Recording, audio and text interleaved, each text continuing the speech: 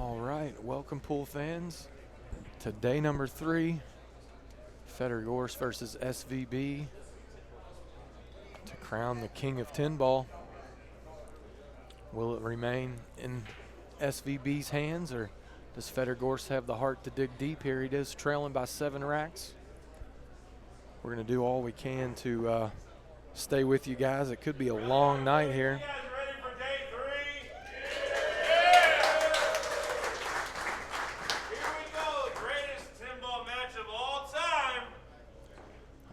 Greatest 10-ball match of all time, they said. This is Jason Sword, joined with Scott the Freezer Frost. Hope everybody's doing all right. We're still waking up.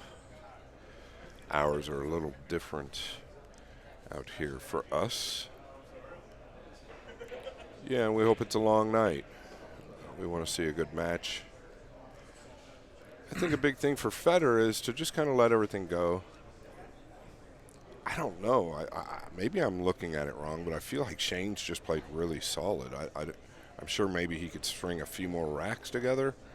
He's probably never thrilled with how he plays, but I feel like he's played real solid. I think there's room for Gorst to get a little stronger, and I think it could really happen. Shane told me right before he came in that he was going to break more from the center. Yeah, he's just messing with you. Well, he did just nudge it over a little bit more, but he just made 5 on the break in practice. And he got a nice hit there. He got a kick on the one on the cue ball, but he's going to come out nice. Well, the one actually finished a little funny, Jason. Oh, I didn't see the last revolution there. Yeah, he's almost straight with it. Yeah, so I think we're going to see him put the cue ball under the 6-7. He might try and swerve it. But I think you're right. Coming down here is higher percentage. Use the 4 and 9 as well. And if you're Fedor, this is all you can ask for to start the day, right? Like absolutely. Nothing offensive for Shane. Obviously staring at a potential 2-rail kick here. Yeah, so he must have a gap between the 6 and 4. He wants to go to the right middle. He wants to put a high ball on this. Maybe a touch of inside to where he can just hold that cue ball there. They call it the kick and stick. High acts as low. He wants the speed on it, Jason, in case it doesn't go in the right middle. Maybe it trickles down here behind the 3 and 8. You get some type of cover maybe behind the pink and the 9 as well. Yeah, I think it's going to be tough to kind of get the stick just because it's so far from the rail and he didn't want to hit it that hard. So he's going to hit a medium speed. Cue ball was always going to be moving a little bit there, Scott. And what a hit. Was very fortunate there. Yeah, I think he caught it a fraction thinner than he wanted, but he still hit it real good. He had a lot of good things that could happen. I would give him credit for that shot personally. Yeah, I don't disagree. And that's one thing that I mentioned. I went on the Dogging It podcast with Molina Mike right before the match, and he asked me what it was going to take for Fedor to mount a comeback, and I said it's going to take a lot of fortune. You know, in order to make up the 7 games here, Fedor's got to have a little luck. I just don't feel like it's a huge gap. No, but you're down 7, so he's basically spotting him 7 games in a race to 47, and he's lost both races to 40 so far. Yeah, you just wipe all that aside, in my opinion. But talk about fortune. Mm-hmm. He mishit this ball by some distance. We're going to see here. And the other thing that I said and I mentioned. That's enough to drive Fedor right back to the mindset he was in late last night. Yeah, but this is what Fedor is. He has to execute with the jump cue. He's been known to do it. He has an offensive opportunity here. It's not what he had hoped for. But if he knocks it down, he's on his way to capturing rack number 1 here in day 3. Well, it was a big factor that I weighed into this match. Now, does he get any luck out of it? He just buries himself, pretty brutal, catches a piece of the pink, 1 rail straight into the back of the 9. That's, cold-blooded. Does he have the ability to get past the 9 here and kick 1 rail? Or is he going to have to use a lot of spin? Tell you what, though, maybe a good sign for him. It all depends on how he handles it, I think. he looks like he's holding it together kind of, well, decently.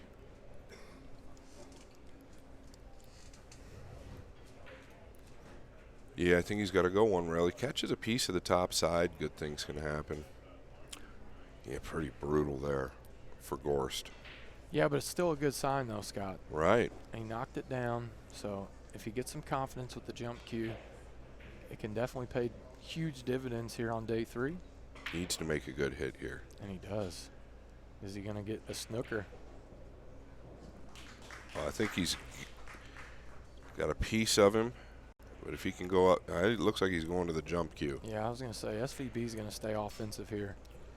He's yeah, been I didn't know if he consistent could, with that. Yeah, I didn't know if he could shoot it in the top right, but if not, he's definitely going to the air. And he's been good with the jump cue. Yeah, and the other great thing here for SVB, if he knocks it down, it carries shape naturally.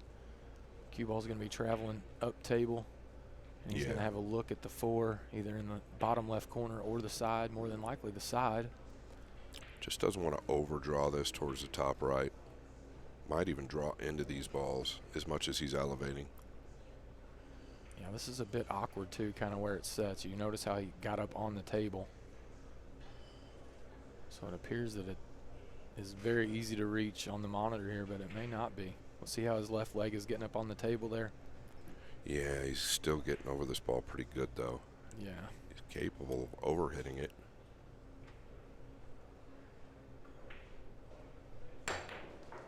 Yeah, he did draw into the balls. In my opinion, very underrated, kind of overlooked, similar to his one-pocket game and a lot of other facets of his game, just a little underrated. Yeah, and I mean, look at this scenario here. You got Fedor. That's made 2 unbelievable shots, really, so far in rack 1. In my opinion. Even starting out with the kick on the 1, he hit it pretty much where he wanted, just a little thin. Yeah, so he's come with 3 good shots, and nothing good has happened for him. It's kind of been the story.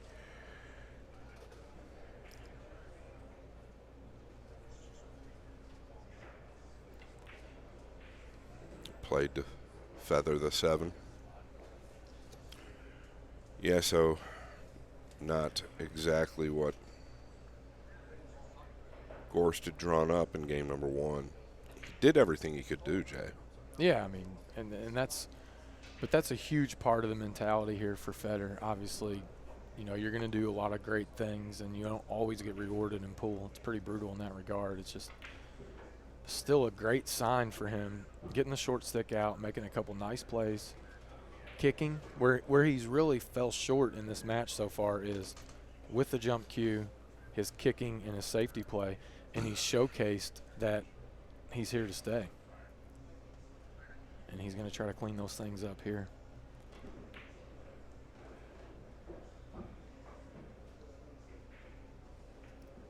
Saw a little bit of a flinch. Saw it on day 1 with Shane after contact. And saw it on the 7 ball with him in this rack just a moment ago. Got to wonder how big the fatigue factor will be for either of these guys. Shane really hasn't shown much of that this match.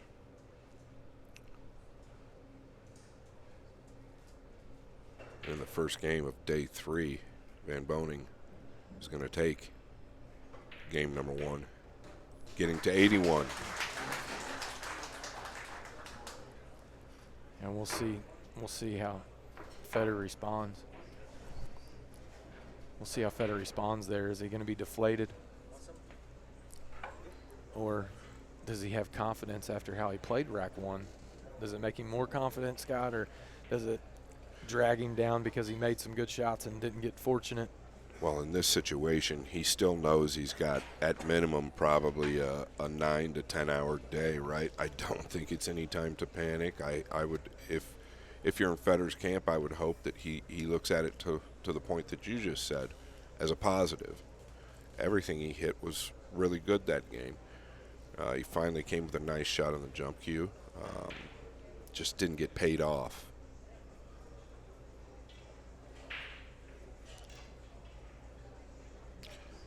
You know, sometimes there's just nothing you can do but wait for things to start to turn around. You can make that happen to an extreme or to an extent, but sometimes the balls just won't allow you to win. Over time, you expect that to change, but you've got to make it happen.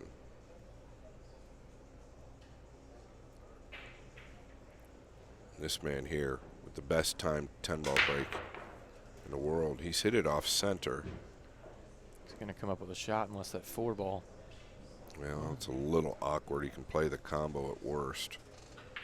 But that's something I talked about, and for the folks at home, if you think about it, it makes a lot of sense. Shane can mishit these balls a lot of different ways and still get shots and not really care about what the cue ball is doing because of the energy at which he hits the rack.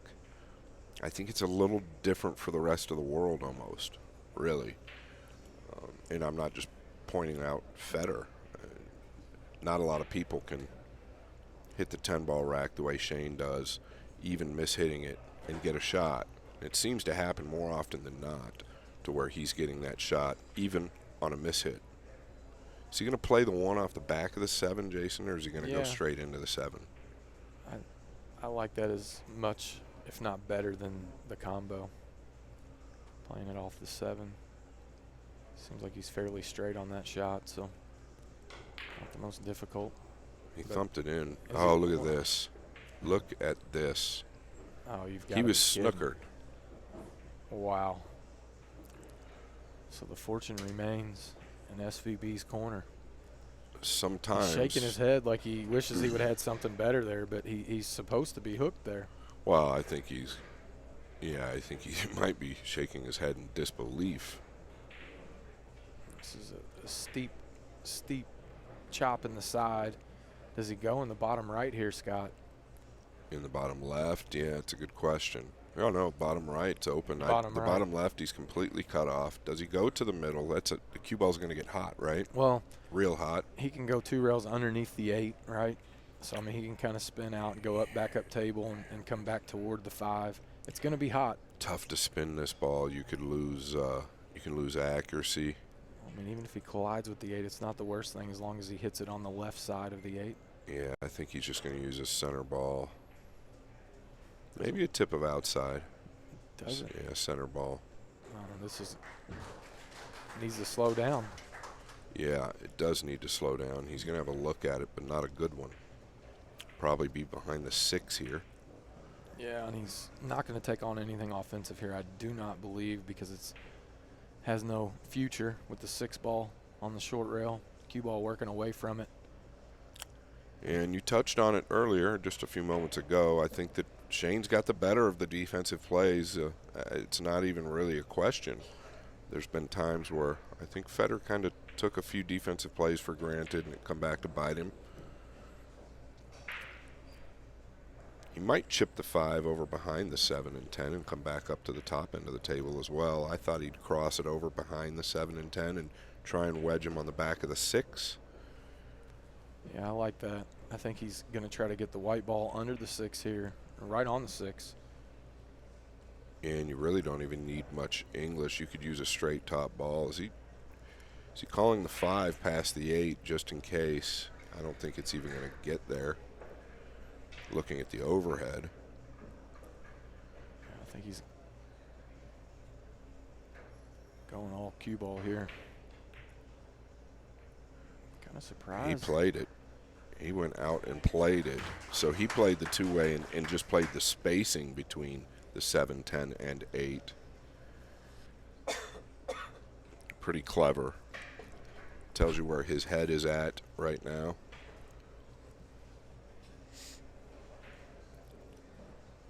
This looks fairly steep here. Does he take on the cut here, Scott, or does he play safe behind the 7? Yeah, he's got options, Jay. I don't know. Depends on how he feels. I think you can go up to the top rail and back down towards the left side of the table. But the safety just lays so natural. Probably going to shoot 1 rail up and back down to the left end of the table here. Yeah, he's got more on it. Caught it a little thicker than he wanted. Now he's coming with the tester.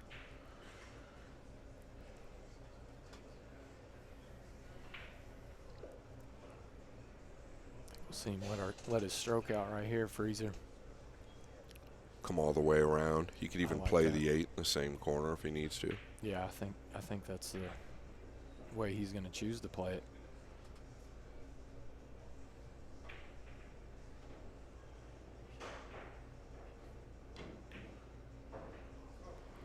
What's going to happen here?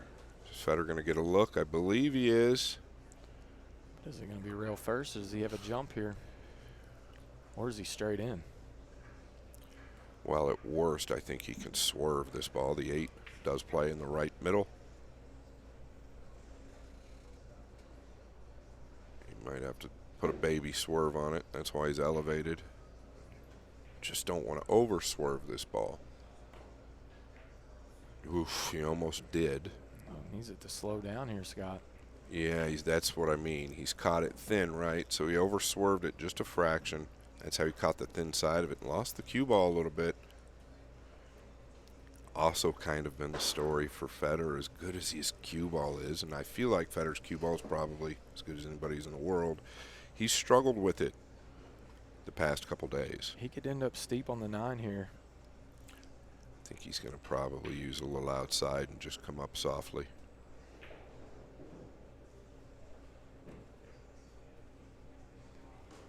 You're exactly right. He was able to kill the cue ball nicely there. Utilize the spin to move the 8 toward the hole.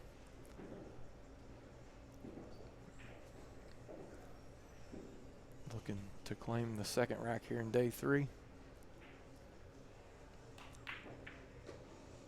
This is a little weak. No, but the hit was clean. That is something we've seen, though. He's either been short or long, oftentimes. Which has gotten him in a lot of trouble. But as we've alluded to throughout the match, this is a standard shot for most rotation players, that ending up above the ball. Very clean there. Gorst takes game number 2. See the random rack generator there at the top of your screen. Brought to you by xpool.live. To prevent pattern racking, we have a random rack generator, and the players must match the template rack with the rack displayed at the top of your screen. Yeah, some software that Kyle Ferguson built, the owner of this pool room. Pretty awesome.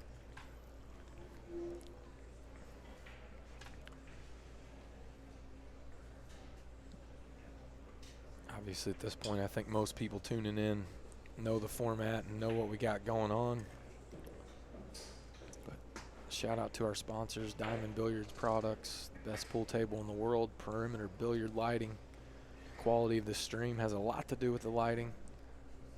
Ultimate Pool USA and Michelle Griffin, a local realtor here. Thank you to our sponsors for stepping up. Fedor Gorst to break in rack 3. Needs a good break here. Well, a real nice pop. The 8 did drop. Got the kiss on the 1. Is the 4 going to hook him? It is. And this is where the frustration gets. It just seems like it's happened to him more often than not. And he can't get anything going. And we are going to be live on Facebook and YouTube for 3 more racks. We're going to let you guys view the first 5 racks for free. You're going to be forced to go out to xpool.live to view the remainder, and you don't want to miss out on the epic match here. Really tough to tell how this one's going to end, Freezer. Well, just thinking about what do you do if you're Gorst. This continues to be a pattern, this result at times. And I know these balls got kicked and kissed, but it's just a pattern that he's had to deal with over and over and over. What do you do? Do you add more pace to the break? Do you move the cue ball a fraction? Do you just change something up because it's not necessarily working for you? And the problem is you're faced with a man that's going to break the balls about double the speed, get a lot more action, even with a mishit, more action, and great results. Gorst going to the jump cue here. This is going to be a telltale sign. If he could get this down, could change a lot. Yeah, and it carries natural shape here. Wow. He drew the ball. He didn't want to get into the bottom of that there, Scott. He wanted to just come over. Wow, well, that's a sign of how accurate he's hitting the jump cue. That's a sign of possibly how accurately he's playing overall today. He's got a shot at the 2. Yeah, I think we're going to see him let his stroke out here. He's going to go 4 rails around. And you saw him touch the bottom and the bottom rail here. Yeah, I like him actually coming 1 rail down. It's just easier to make the ball, I think, if you just put a little check English on a center ball and just really ensure the make. Come down past the 6. And that's the second option he was looking at. Yeah, I think there's a little bit of a risk at the outside ball, Jason, just because of where the 10's at. Yeah, I kind of like – I personally like him shooting this with outside, though. And he does play with outside, so that's his go-to. Not only that, I just feel like the cue ball is going to be cleaner. He's going to be avoiding. And then he hits the point to sell out. Well, this is I'm just saying possibly introducing that outside English as thin a hit as it is. It makes it much more difficult to make the ball. That's why you'll see a lot of players. That's pretty cold right there, though, because if he misses the ball the way that he missed it, if it doesn't hit the point, what's SVB left with? Probably the cue ball under the 10. Yeah, but let's call it like it is. He has overcut it by some margin. Yeah. Could have easily scratched as well.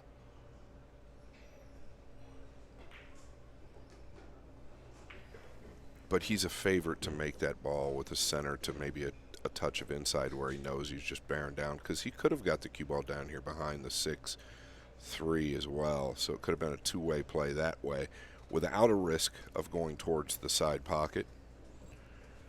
That's just the only risk you take, is if you catch it too thin, you're going towards the middle or you're going to crash into something.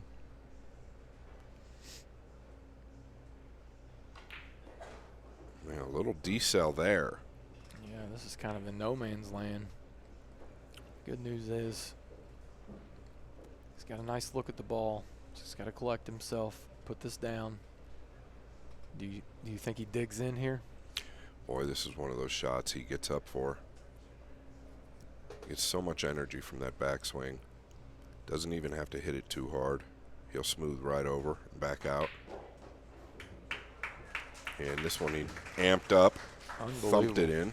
Unbelievable recovery there from SVB. You called it. His specialty.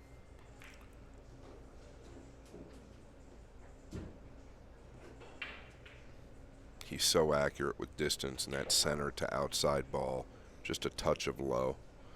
Very, very accurate with it. Gets a lot of power.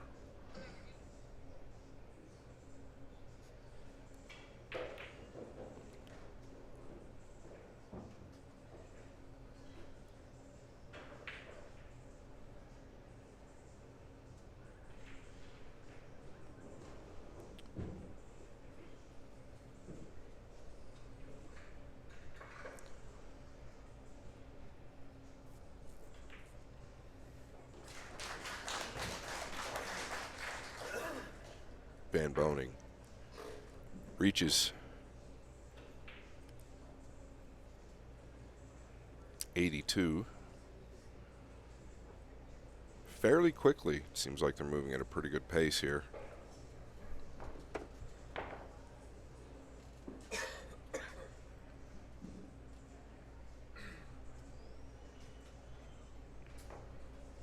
Saturday evening.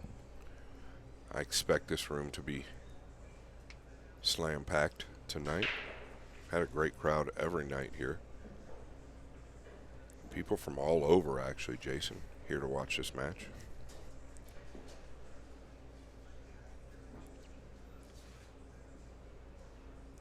See if SVB goes to the middle like he told you he was going to. Well, and he did tell me. I mean, I got no reason to say that, but I think he's changed his mind, because when he practiced the break before we went live, he was making 4 and 5 balls from this spot. So why change it? Has he come up dry? He has come up dry. Still, very tough layout here, Scott. Look at that. Yeah, and that's 4-8's tough. probably due to the miss hit, right? I mean, You're going to get a tough layout when you miss hit the balls a lot of times. does the 2 go? Can he play the 2 off of the 5 in the side if he gets under it here? Or does he try to play above the 2 and play the 2-9 combo? Or does the 2 go straight? I don't know. The line he just made with his cue looked like he wanted to run into the back of the 2. I don't know if the 9's in play there. I think he can get clear of everything. Yeah, he's caught a piece of the 9. He made it a little easier, right? Well, yeah, I think the 2 went. That's the only reason he's a little shrugged off about that, because now the issue is that the 2's going towards the top rail. Everything's kind of going away from one another. The cue ball's going to the left long rail, and the 2 ball's going to the top rail. So if he hits this, he's probably going to have to use some power just to get some separation from that top rail and the 2 ball. Let's see. Yeah, like so. He's handled it well. Very well. Yeah, and the good news about the 4 ball, it is covered up by the 8, but the saving grace there is the 5 is hanging over the side, so he can get pretty steep and just chop the 4 in. Doesn't have to do a ton with the cue ball to gain position after it. Yeah, totally agree. This is all he can do. He's just got to take what the table gives him and do his best to stay involved. And that needs to bounce. So now he's over the 6-7. Awkward with his hand. He's very steep. So you might have to come up and down. Yeah, this is very, very tough now all of a sudden. I'm really surprised he didn't just try to check the cue ball up there with the deuce. Maybe he was a little steeper than what it appeared. He was pretty steep. I felt like he could put a little more into it. Is he going to try to drag this ball? And he did. He's very good at that outside English coming around 2 rails. That's the only reason you really couldn't blame him when he missed the 2 up in the top right corner. He's really, really good with that, and that's what he likes is the outside ball. He tries to avoid the inside ball, like most elite players.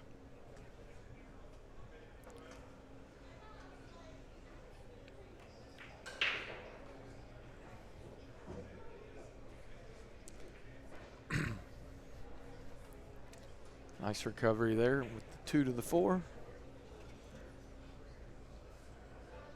Now it's just all about holding the nerves together and doing what you're supposed to do. Just clean these up. Yeah, does he have to do anything here with the cue ball? I mean, yeah, he's got to come around a little. He wanted to get back a couple more rotations. Still something that he doesn't mind handling. It's just, it seems like these little things have added up to him. Now this has landed a little awkward.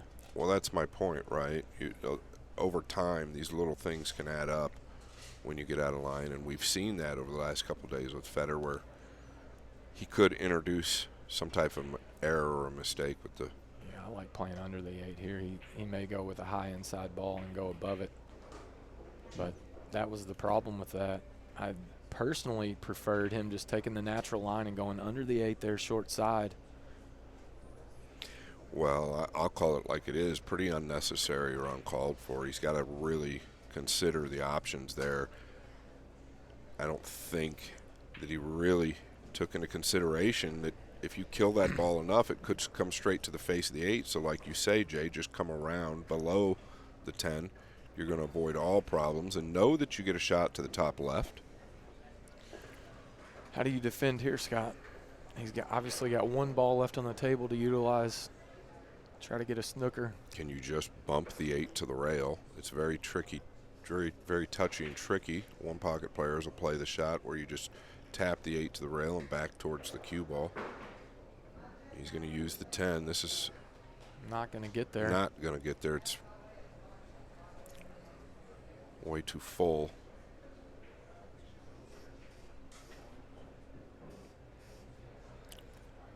I feel like the cue ball's always going to be on the center diamond down here underneath the 10 from here. Unless he chooses to take on something offensive. Is there anything offensive here, Freezer? I think this ball's makeable to the middle. Does he choose to shoot it? Yeah, that's his option. He can get behind the 10 and just chip the 8 towards the center diamond up at the top rail. Or he can attempt to do that anyway. He could also play the 8 a couple rails up to the top rail. I feel like he can make this bank.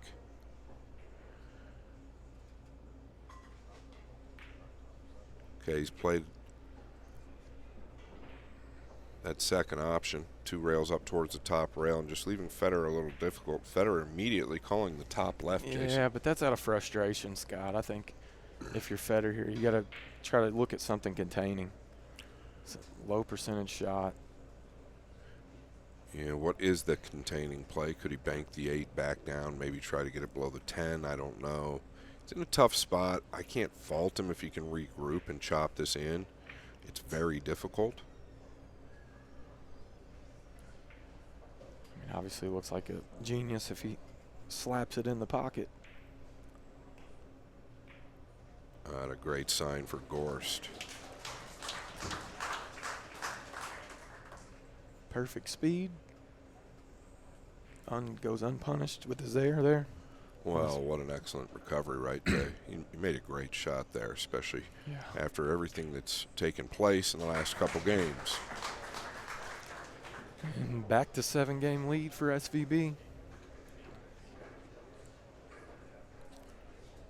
Rack number 4 goes to Fedor, so 2 racks apiece so far. Yeah, it seems like the pace has picked up. Kind of got to figure that. They've got to be more comfortable with the equipment. We're into literally about the 30th hour. Yeah, that was a big moment there. If Shane was able to punish him for his air there and then come back with a couple breaking runs, it could have been night-night. And that's the problem with it hanging around 7 games. I know everybody says, oh, 7 games is nothing, but 7 games is a lot if they just keep trading 2s back and forth. Absolutely. 1-2, 1-2. Yeah, something needs to change. That's kind of why I alluded to the break. I'm wondering if he can experiment a little. I mean, what's it going to hurt? Maybe hit him a little harder, move the cue ball to the inside a little, maybe take a little off, whatever he decides to do. But he's always contesting with the snooker. He's going to get a nice little rub there. And there. And a nice little rub again from the 6 to open the 1 up, make it a little bit easier. Here we see the 4 ball. On the left long rail just below the left middle, this is traditionally where this ball ends every time he breaks. Doesn't make life easy on him. I feel like the layout is much more difficult with that ball resting there all the time. And if you're out there tuning in via YouTube or Facebook Live, this will be the last rack of day 3. Make your way out to xpool.live.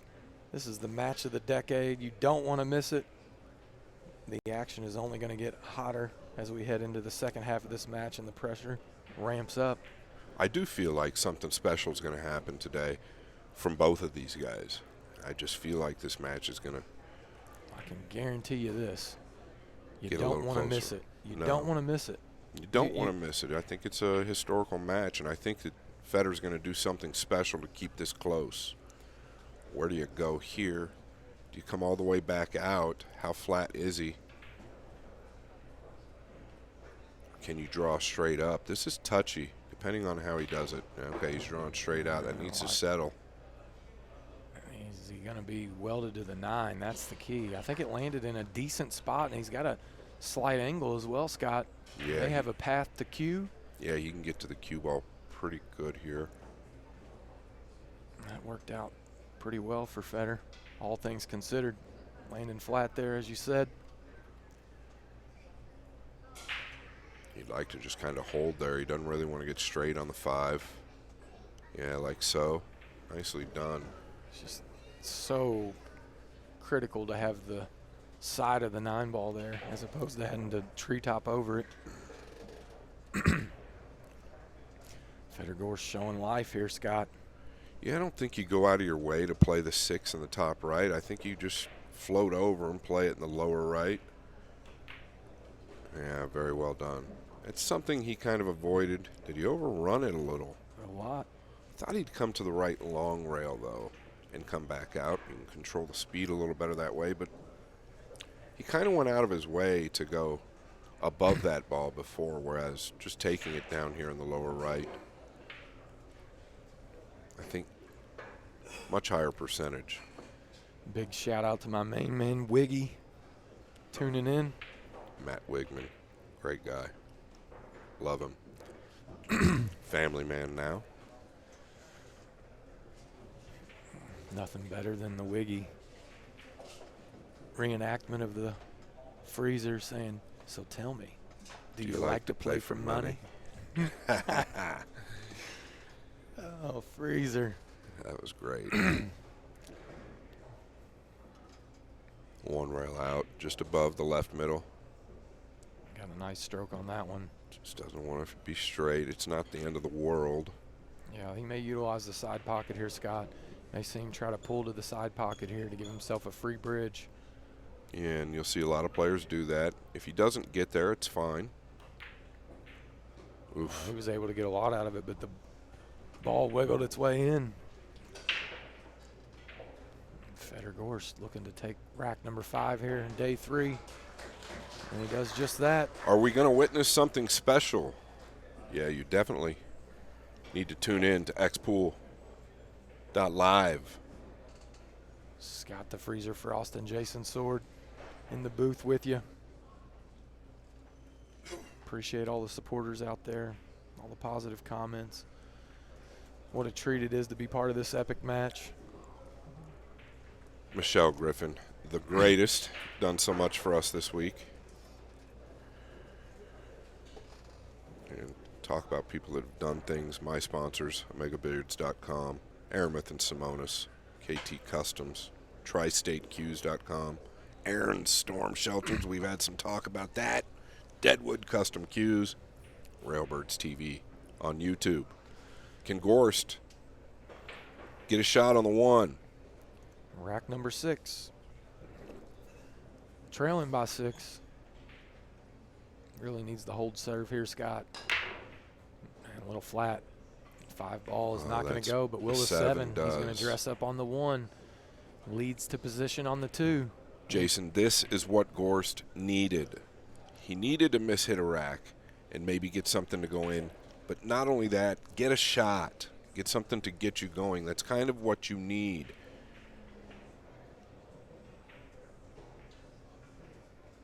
Oh, he doesn't want to get over the 6 here, Scott. Well, this has been the storyline for him. He's been just a a little long with the cue ball at times. I think he was trying to contact the 4 there. Either here nor there, though. He has been a little long with the cue ball at times. He's overrun his mark, and it's gotten him in some predicaments. Should be able to recover here. Yeah, fairly very easily. clean.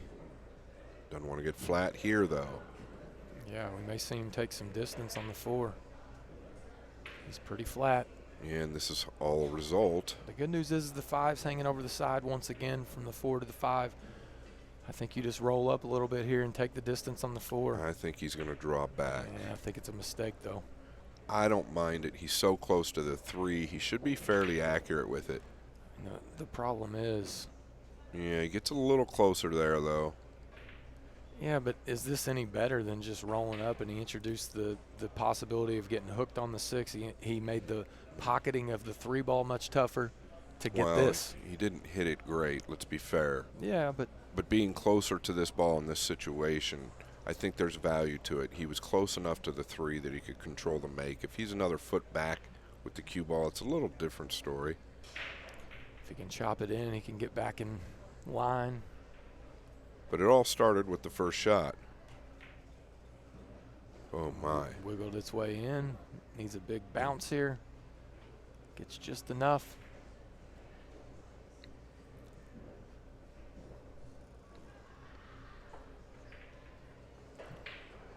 Just all about holding his nerves together here, Scott. Well, that was nice. Didn't look like much, but just to pinch it back a couple rotations is not as easy as it looks.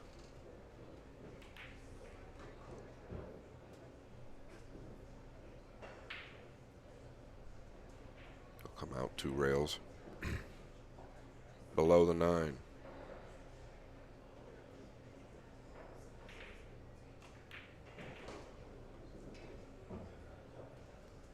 Nice and smooth right there.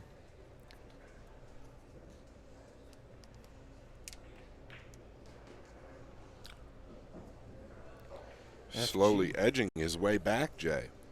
FG looking good here, day 3.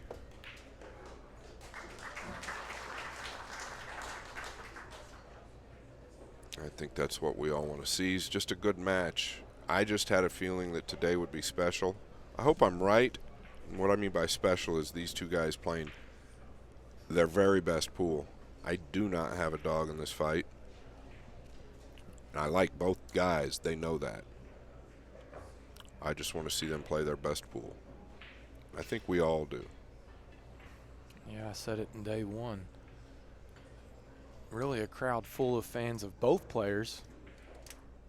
Obviously, somewhat of a hometown for Fedor Gorst, obviously living near Louisville and frequenting the pool hall. Has a lot of fans locally, but I think most people are fans of both.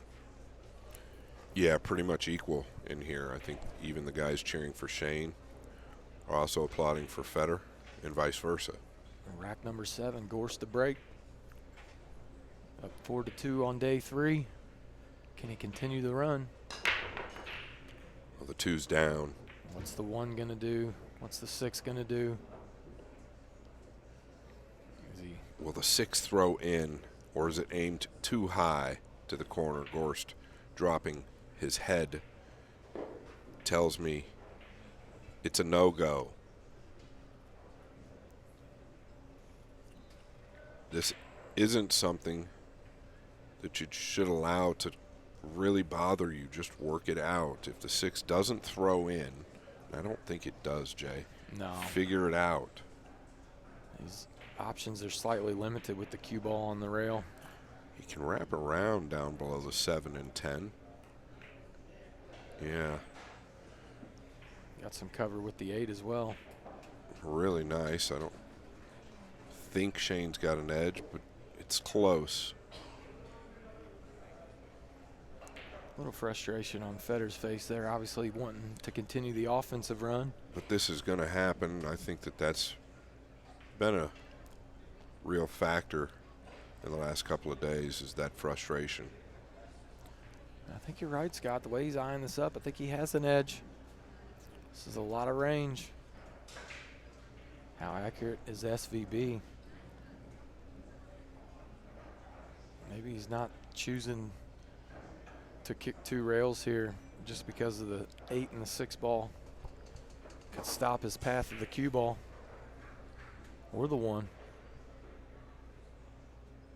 He does have the edge. Yeah, and this could be very devastating if he hits it correctly. And he does. Yeah, look at this shot. Behind the 6, uses the 10 and the 7. Not easy to do. Very good control. Does Fedor have a window between the 7-10 here for the 2-rail kick? Looks like he does. Oftentimes we've seen them just catch the thin side of this one. He just wants to make sure he gets deep enough. Make a real good full contact with this ball. Gain your separation. Yes, he's got to elevate. I'm wondering if he's... Yeah, I don't know how you're going to hold the cue ball with this elevation. And he's caught the thin side of it once again. Did anything good happen for him? Not the end of the world. I was going to say, not the worst outcome. SVB possibly take on the 2-way play to the bank to the lower left. Just send the cue ball upstream in the direction of the 9. Does he have to cross it over above the 10 and 7? Yeah.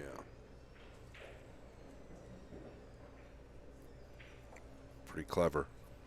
See Fedor go to the jump cue here, I believe. Yeah, but how do you get rid of the 1 going that way, Jay? Yeah, he's going to kick here. He has the bottom half of the 1 available. He's going to spin into a kick. Could make this in the middle if he can catch enough of it. Needs that to run. pretty good. Pretty nice shot there. Let's see SVB go airborne here. Shane. Pretty nice exchange here. Shaking his head, showing a little frustration. That's really the only disadvantage of coming into day 3 with the lead, is if Fedor has the ability to continue cutting it, the pressure all of a sudden shifts dramatically back to SVB. Yeah, and that's how you see those swings. Like to get cover with the 6 and 8 if he can hit this accurate. Yeah, wow. He's been exceptional with the jump cue these last 2 days. Yeah, and I think you're going to see Fedor go all out for the make here with the 4 available. Now into day 3, still exceptional. It's all offensive here, right, Scott? Yeah, if he can knock it down, the pink plays in the left middle.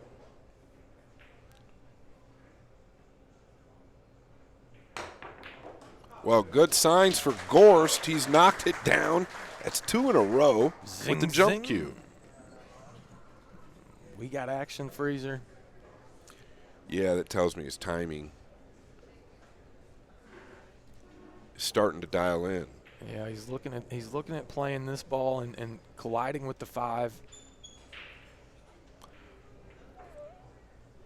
Yeah, the only problem with going into the 5, and I know he's obviously aware of it, is if he catches it a little thick, the 7 and 10 block the lower right, so you just want to catch the thin side or the top side of this 5.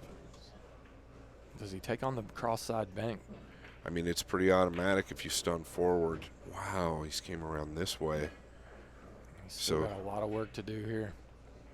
yeah, I'm a little surprised at that. Gonna Take another another look peek. at this jump. Look at this baby. But boy, he's in a pickle now. I think this is real tough. It's extremely thin. I thought he'd take on the bank if he. So the reason he went this route is because he was going into the wrong edge of the 5. But if that's the case, it looked like the bank was straightforward to stun your cue ball forward. Does he Now play he's got to come with a big shot. 2 rails under the 6 here? It's just real thin. Oh, he's hit it sweet. Wow. He has hit it sweet. And you were right, it was very thin. Yeah, he stayed leveled out and still beat the right middle.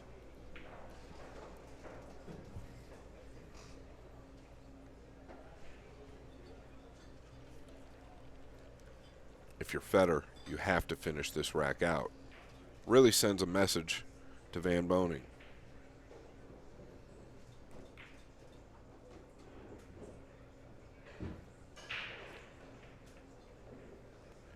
Believe he's going to catch a piece of the 10 here. Is he looking at it like he might not?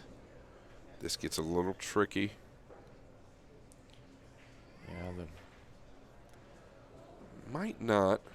he's going to have to play it smooth. Yeah, and pretty exactly. soft to beat the 10. The problem is if he plays it smooth and soft and catches the 10, then he's in real trouble. I think he's going to miss it.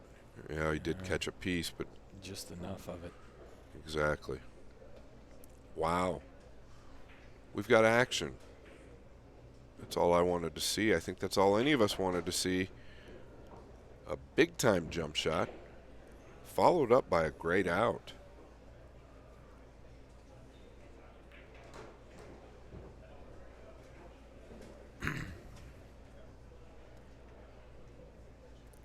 Gorst to 78.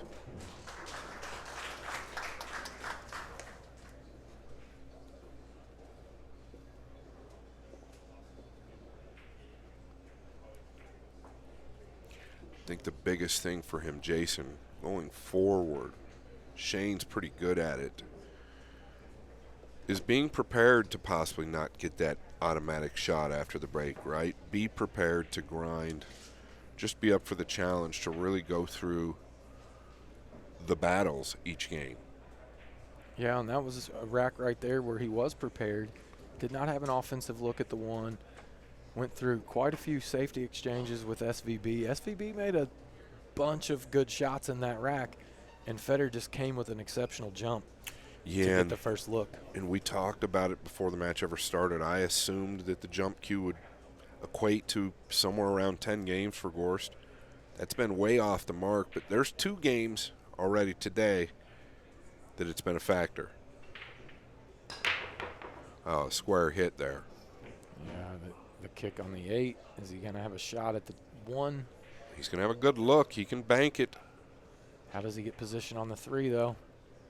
I think the cue ball's going the right direction. It does play in the lower left, so he's got an opportunity here. And it's the first time we've really seen that ball on the left long rail below the middle, kind of out that far. Talking about the 4.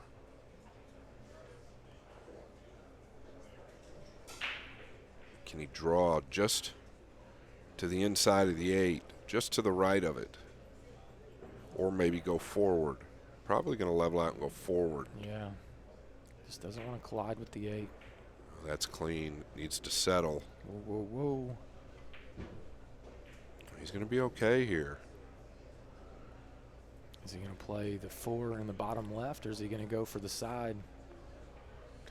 Yeah, I think he's got to play it in the bottom left. I think he can come 2 rails around and just float this 3 in with a left ball. The speed's got to be right, though.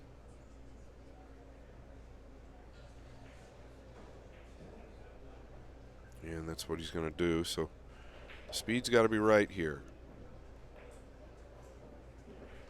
That looks pretty good. Almost perfect. Yeah, I'd say it is. He's got to be tidy on the 5, so he needed it there.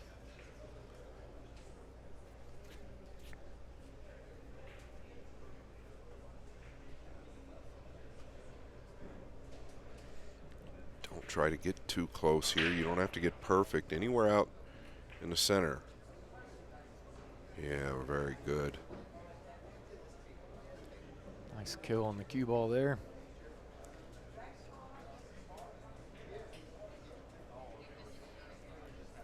Shane Van Boening with his head in his hand. Can you blame him? I've not seen that since the start of this entire match. Well, Shane's done the same thing to Fedor. I don't recommend it. I've not seen that side of Shane since this match has begun.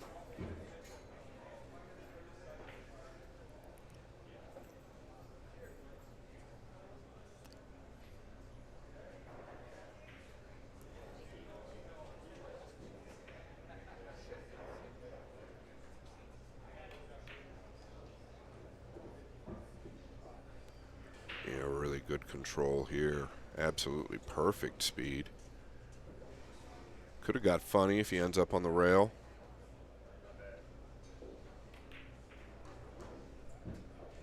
Yeah.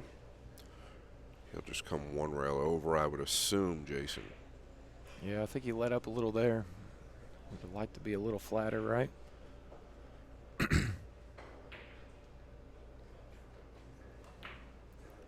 Ball turned on him a little bit. Did you see that? It did turn. That's how he's ended up on the rail here. This is missable. You don't ever expect it. But it did skid. That's how he's ended up on the rail.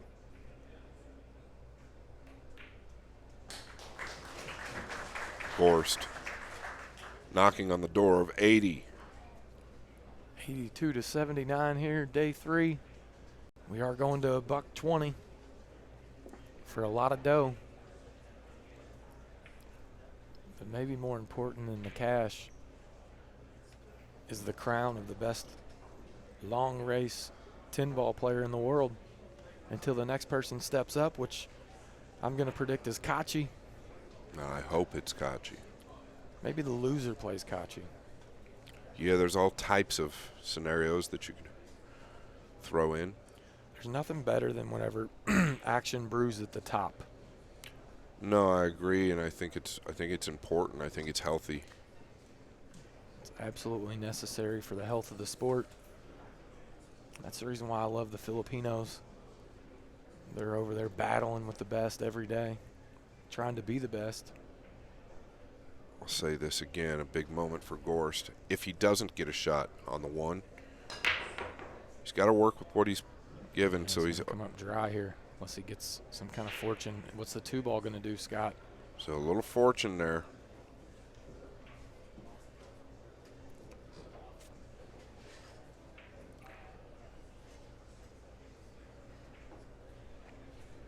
Gorst has earned 4 games back already today. The grind side of his game has seemed better. He's been better with the jump cue, better with the cue ball. Overall, just looks better. Does SVB decide to duck here? Or does he get to the deuce to do it? Yeah, I don't think he's going to duck on the 1. He's going to try to. What kind of position do you see for a safety? Well, if on he the could 2? get back below the 2, he could chip the the top half of it just behind the 5 and go up to the top left corner. If he gets there, he could probably still do that. It's kind of tough to tell, though. We're not exactly at the table, and he might have other things in mind. Yeah, I think he wanted to come back just a little more. Yeah, 2 or 3 more rotations. Maybe more than that. Another 6-8 inches. He's still probably going to be able to do this. Watch how he uses the 5 here. Yeah, use the 5. Like to have got more into the 5, but he's got him completely covered here, and the 9 is a problem. The 3 is also a problem. Fedor might consider just nudging the 5 into the 2. They are playing through foul, but we've yet to see one. And this is one of those situations where you need to be careful. I would consider what you're doing here. Obviously, he is considering it, but yeah. Just trying to spin below that softly. Yeah, I think you buy yourself a little more time if you just chip the 5 into the rail and 2 at the same time. Does Shane take on the 2-5 combination, or does he look for another safety?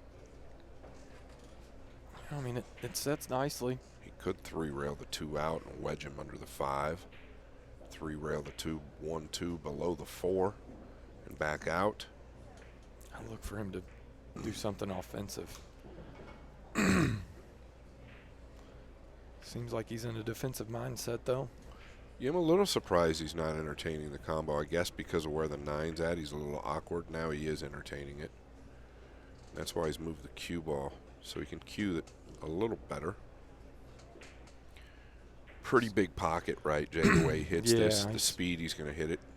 Got to be a big favorite here. It's called the 5 in the top left.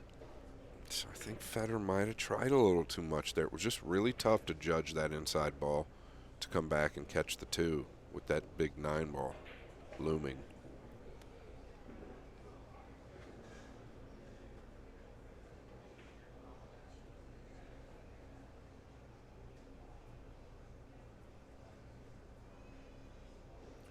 Doesn't seem steady over the ball here, Scott. No, and you've got to hold for the 2, right? Yeah, this is okay. Doesn't have to do anything with the cue ball on this shot. He felt a little uneasy, though. This is a much-needed game. Stop the bleeding for Van Boening.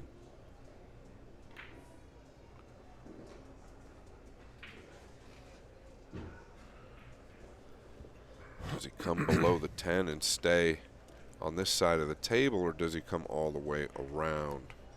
I like taking the cue ball up toward the 9. Letting his stroke out here. Traveling a few rails. Yeah, and I believe you're right. That's what he's going to probably do. Oh, he's coming all the way out. Wow. Pretty slick play.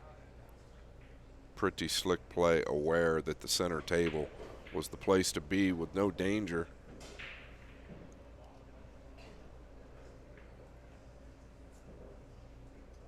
2 rails out towards the top end of the 8.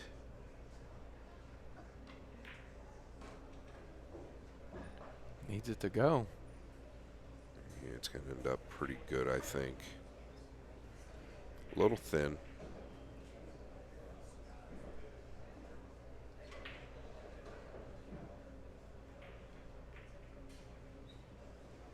Well, I saw some movement in the arm there after the release. He does that from time to time nowadays.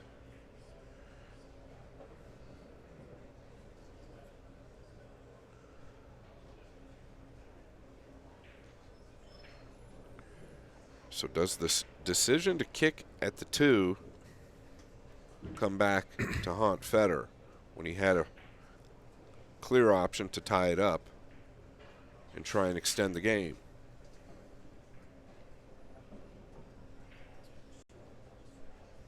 I think a little of that was the frustration from the break.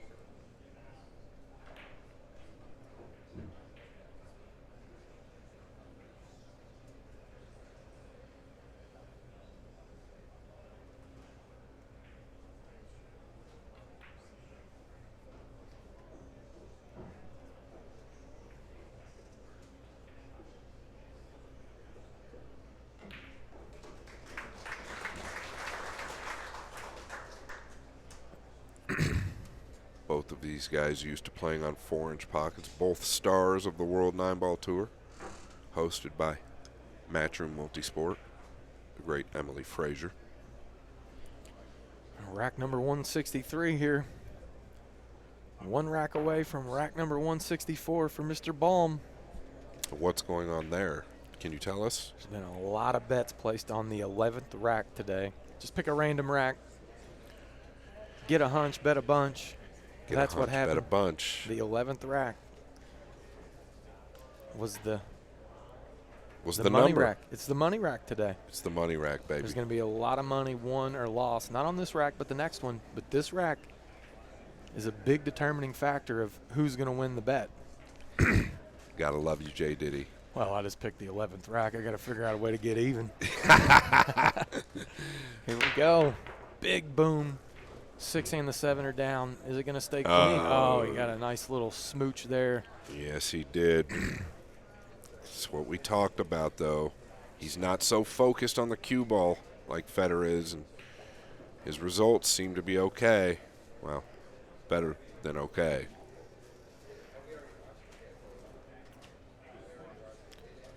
This is where Fedor really needs to hold it together mentally, because Shane's going to do this to you. He's going to hit you with some barrages. He doesn't want to end up over the 5 here. It's not going to make a huge difference, but he's probably going to have to take a little longer shot on the red 3.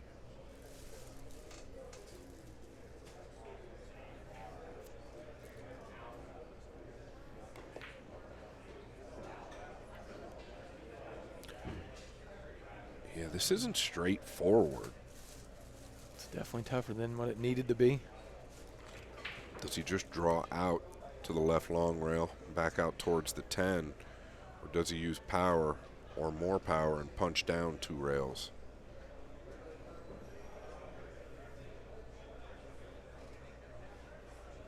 This is his forte, distance with power. He's amping up.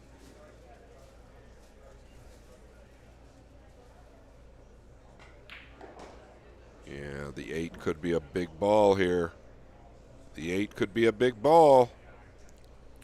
He's going to be going to shorty here, airborne once again for SVB. And you just get the feeling he's going to knock this down. He's been very good with the jump cue pretty much over the last 3 days.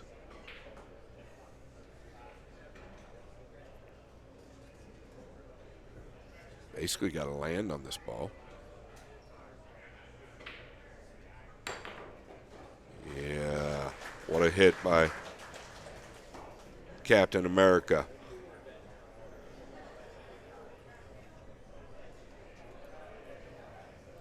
Teasing one Fedor Gorst.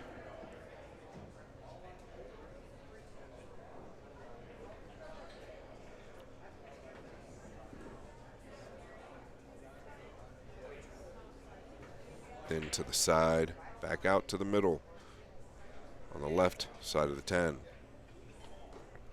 Oh, he's gone straight into the 10. Is he going to do something goofy with the 9? He may have to play for a bank on the 9 now. Well, the 9 does play to the right middle, but a little awkward. I think the cue ball is tracking towards both corners due to the position of the 8. So he might have to juice this up with a low inside ball. I don't know about you, but I think Mr. Baum is out there shaking in his boots. Big shot here.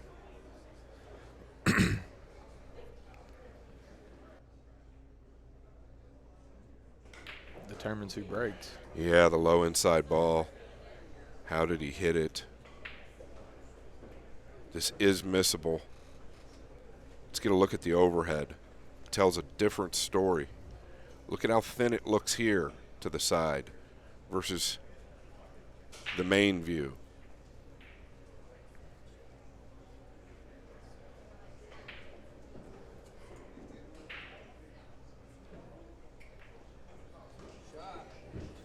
Oh, and he's knocked it down. 2 great shots in a row, Jason. Wow. Big time shot on the 8. Big time recovery there for SVB.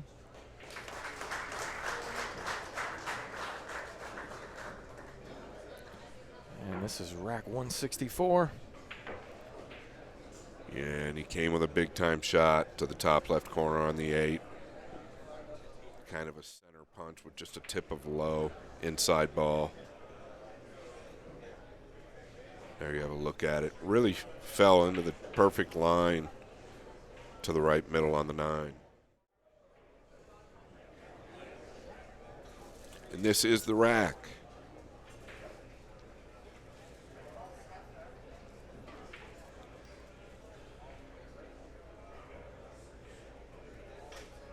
And I have been informed on the amount, and it's not small. 1 game for a big number. SVB to break. Leading by 5. Game number 164. Miss hit. But every time he gets that miss hit, the 8 seems to go, or that ball on the side seems to go. Does the 2 play? The 3 at the top of the table.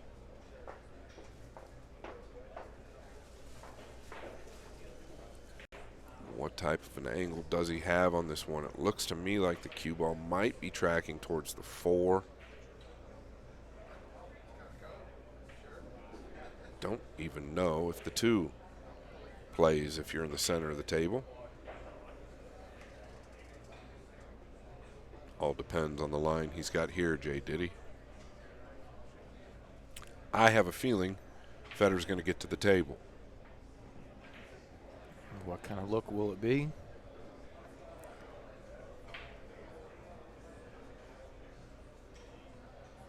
Yeah, it all depends on this angle. If he's got a real good angle, it could be bad news bears for the Gorst camp. Could come down between the 4 and 10 as well and just chip the 2 past the 6 and bury him up under it.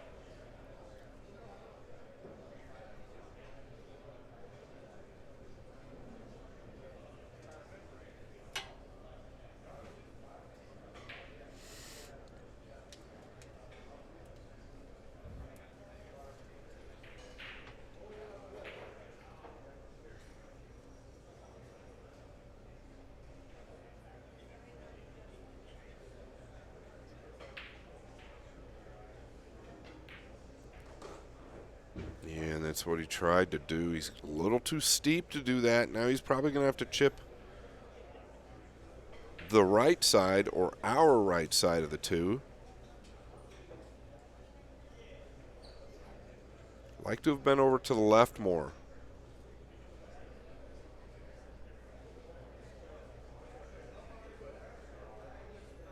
Well, look at this. Could have been a lot worse for Gorst. What do you see here, Scott? I think the biggest key is if he can get the cue ball up into that top right corner, maybe like he's crossing the 2 towards the pink and send the cue ball up 1 in between the 5 and the 3. I don't know if it's available. Might be some type of a kiss there. Is he looking to 2-rail the 2 up towards the top right corner? See what he's got in mind.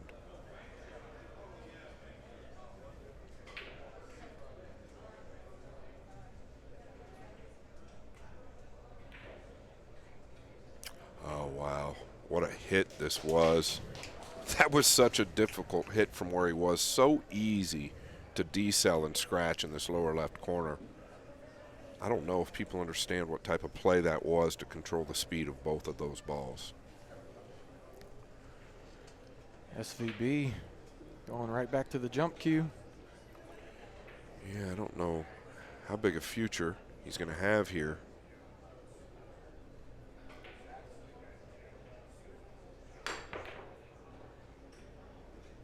The 2 tracking back down. Where's it going to finish? If it hops, Gorst is going to have a look, and it's a thin one. Does he stay offensive, or does he look to play defense here? Yeah, I'll tell you what, it sure seems difficult to play defense against Van Boening at this point. He's so good with the jump cue. I feel like he's actually improved with the jump cue and watching him over the years. Can he wrap around, meaning a low outside ball? Can he get enough into it, or can he just go 1 rail up and hold? Looks like he's going to try and hold. Thin hit here. Oh, he's hit it sweet. Not Oh, sweet looks enough. like it dipped up right at the last second. Oh, my Lord. That ball turned up right at the last second. It was going in. Rack number 11 is not in J. 164. Diddy's favor. SVB not out of the woods yet. This ball laying difficult, but that ball did turn up at the last second.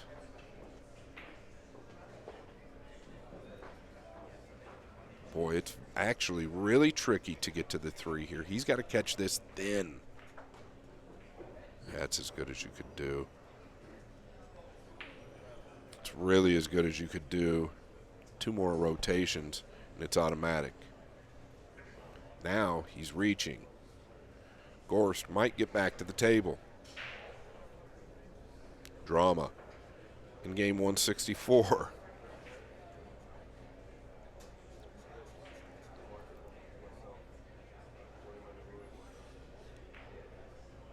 He's trying to really cinch him up under the 5. He's done well. Gonna need a little help from the pool gods here.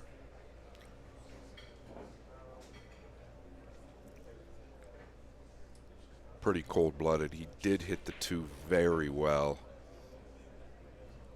Last couple rotations, it took a dive towards the top.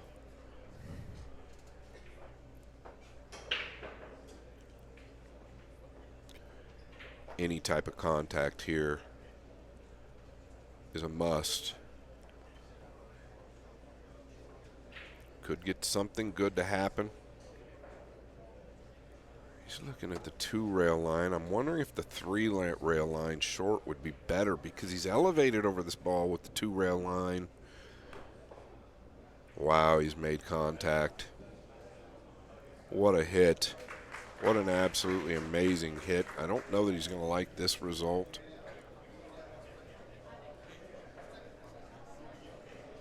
Doing everything he can do to stay alive. SVB probably going to try and get him up behind the pink.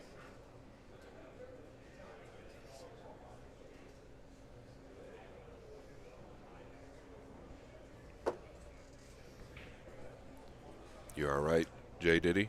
Yeah, I'm just taking it all in. Trying to get a win one time. I'm pulling for you this time, Bubs. All right. I think he can. Another long reach here. Yeah, I think he can get enough of the 3, though, to lay it down behind the 7 and get the cue ball up there behind the pink. That could be devastating. If he can't get enough of it, it's a little different. Then he might have to use the 9 and 10.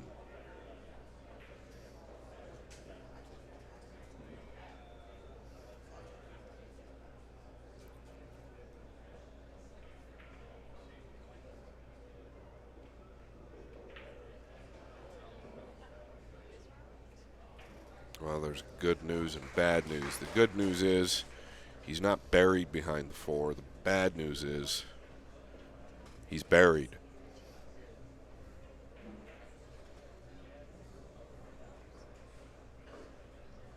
Looking to kick to the bottom rail and catch a piece of the 3, sending it up table. Maybe going to the 7, Jay. I don't feel like it's a bad decision.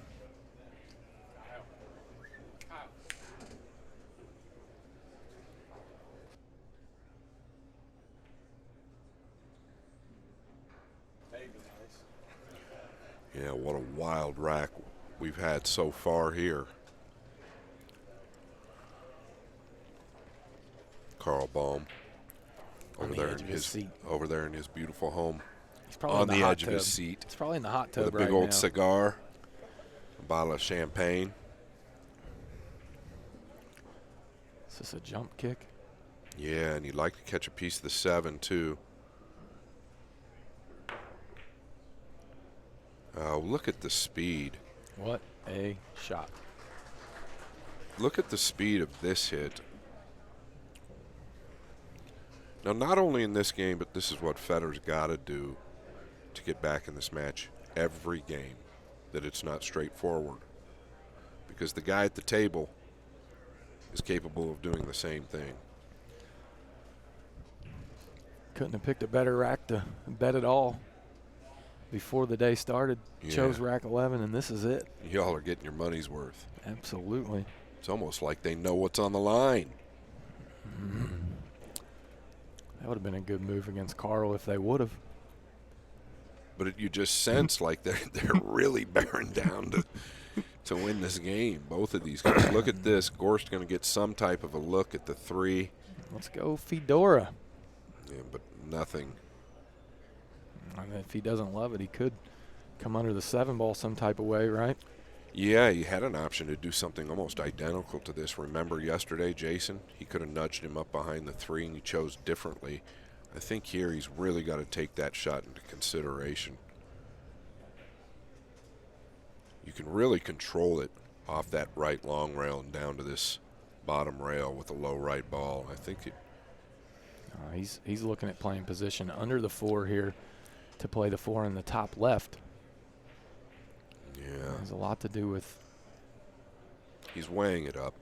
Yeah, I think it has a lot to do with just his ability to pocket the 3 ball. He chooses to use low outside here as opposed to leveling out and smoothing it in. Well, you can't fault him for shooting. Might be his only opportunity. Most likely is.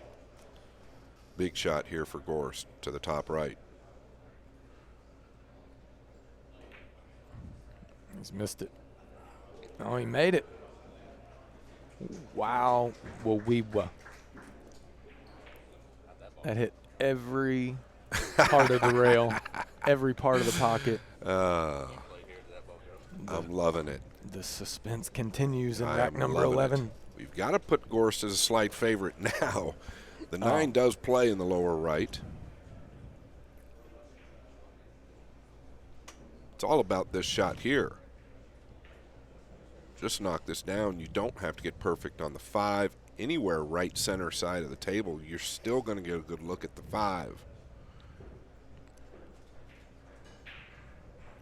Is he going forward?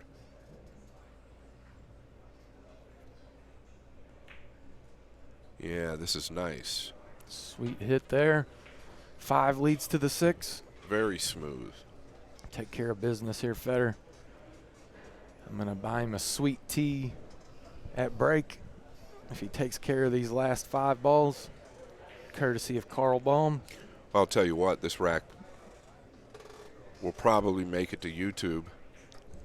They've both come with some spectacular shots.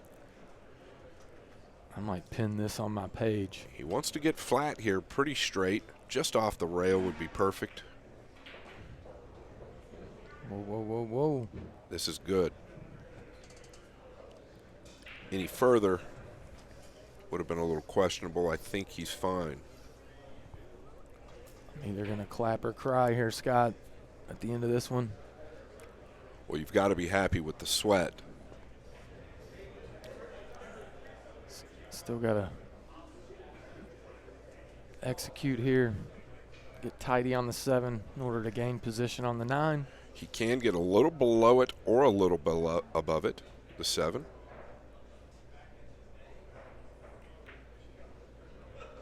Well, he needs this to run. He needs this to run. Oh, yeah, this is no bueno. Yeah, He's that's gonna have to work up and down here. He wanted to be able to just come across the face of the 10 on the top side. He might still be able to hold it. Yeah, he's just going to have to stay below the side pocket here. Take a little bit more distance on the 9 than he had hoped. Yeah, he must not hate the angle because of where he's putting his finger, so I think he's okay. Looked like he was a little too low of the 7, but it looks like he can manage. Oh, this is going to be fine. Oh, no. He's clipped the 10. You've got to be kidding me. You've got to be kidding me. Wow. Oh, Lord have mercy. Freezer.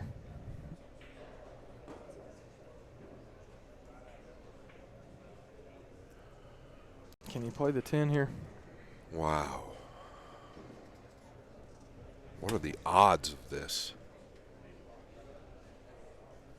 Just feathered the 10 coming across, gluing it to the 9. I don't know if he can even two-rail the 9 out and just stun below the 10. That would be ideal, but if he's glued to the 10, he can't two-rail the 9 out 1, 2, 3 up to the top rail and stun below the 10. That would be ideal. Heartbreaking to catch a piece of that ball.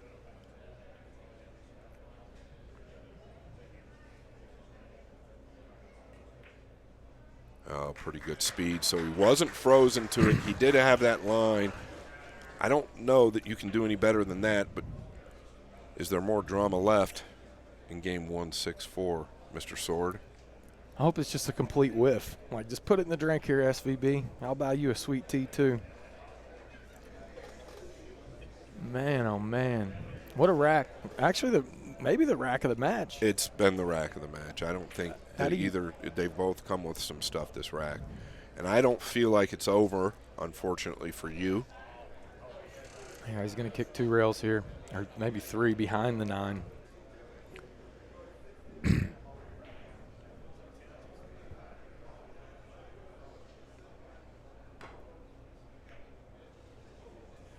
Needs a big Gorst. No excuses now. It's in his hands. Pretty sure Big Al just told Fedor this was the 11th rack. So hopefully he bears down on these last 2 balls for his partner in crime, to me Jay like Diddy. he's been bearing down this game. Yeah, So but I don't think he knew that this was the game until he just went back to his chair.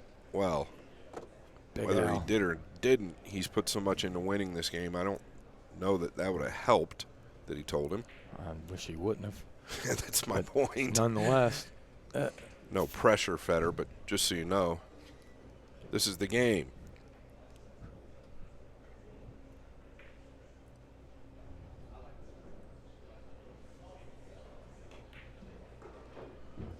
Oh, and he's going to be weak. He's all right. Well, he's all right. He liked another foot or so down. But he's got to look at the dough.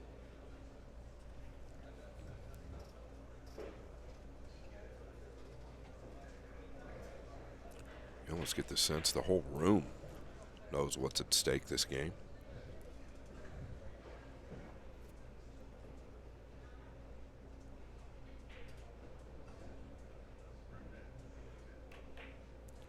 It's Boom. down. Boom.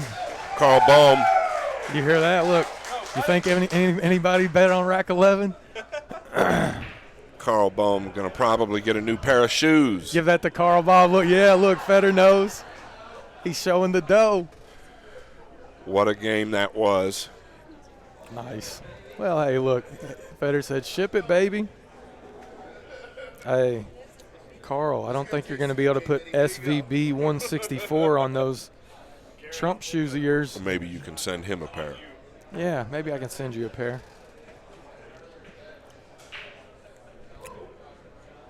Does this change the energy of the room, the energy of Fedor? I'll tell you what, though, credit to both guys, that was a fascinating game. It was really the best rack of the match. Just so happened to be the rack with the biggest bet. That was pretty sweet. Now, but look, the best part is, now I'm getting odds on my money. I'm going to pick another random rack. Oh, gosh. And we're going to double or nothing. Y'all might as just, start flipping coins, go live. Let's do it.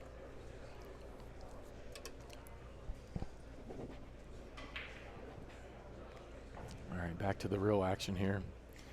Fedor Gorst trailing by 4, flat hit here. Oh, no, the 5 was nice, though. Watch the 8. This has been the problem the entire match. He can't get frustrated at it. He's just got to work with it.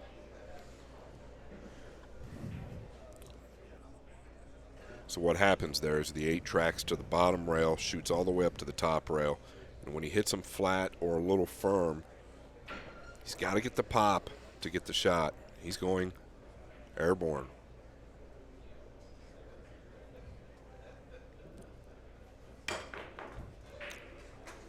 This is the Fedor Gorst we've been waiting for the last 32 hours. Well, you already know. You got to keep your customer, Scott. I just want to see good play. I felt like he was at about 80% over the last 2 days.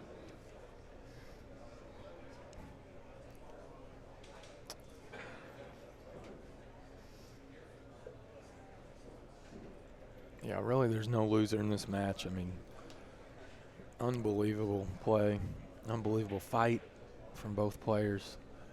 I think we're going to see the best pool for the remainder of the evening. Yeah, I think we have seen. Today's been spectacular. 8 games difference yesterday. 4 games difference yesterday. I felt like Shane played solid almost all day yesterday, but yet Fedor kept it within 7, which was still fascinating to me. Yeah, it felt like it was pure domination by SVB. Yeah, he's just looking to make this ball here. I don't know that he can really get on the 3. Wow. Boy, he sure tried, didn't he? Is the cross side open here? It sure is. He's going to have to hit it thin with an outside ball. Well, that tells you right there that the confidence is flying high. The way that he hit that ball, Scott. Absolutely. He's going to the cross side. Cue ball's going to be hot.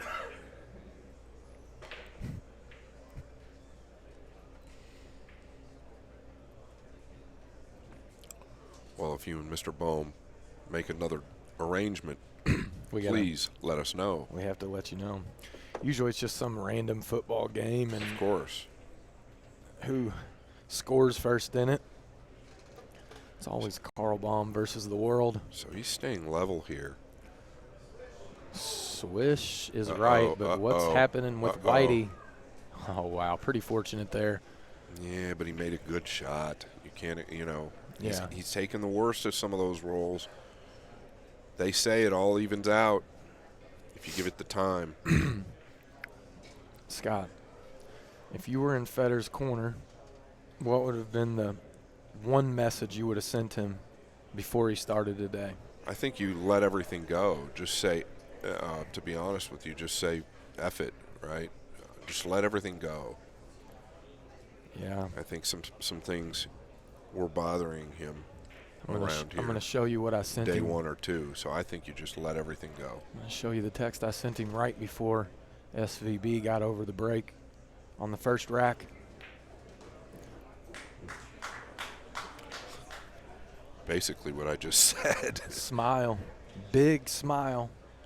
What did you say? I said smile. Let's get it. Let's get it. I thought you said something completely different. I was just reading smile. the other one. Yeah, he's got to let loose. He seemed real uptight the first 2 days, and I feel like playing in your own room is a great thing if you've got the momentum, but it can also work against you because it carries a little bit more pressure at times. If you just let everything go, like you said, Jay Diddy, smile, have a good time, it can really start to get fun. Yeah, and when Fedor's having fun is when he's his best. Yeah, and maybe game 164 had a lot to do with that, right? Kind of shakes the nerves off and just realizes that no matter what happens, it's not the end of the world. And just kind of able to be a showman there, It's the first time we've seen any real positive emotion from Fedor in this match. It's all been kind of toward the negative. That strike spectrum. Right there, the last couple of days, the cue ball's finished on that left long rail. Everything starting to come together for Gorst. Can the crowd pump him up enough here? I think he needs it. Well, you just get the feel, right? Shane's kind of in a negative frame of mind with his body language. You just get that energy switch. It's kind of what it feels like right now. I'll be right back.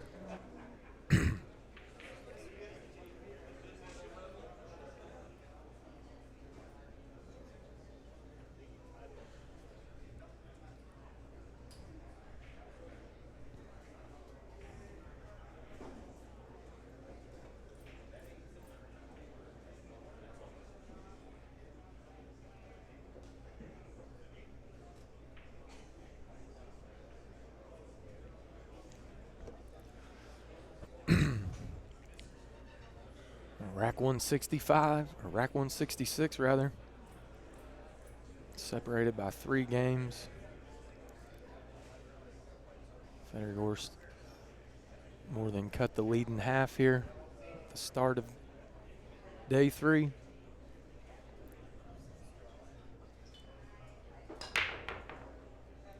Really nice square hit on the cue ball there. Is he going to get a nice bump?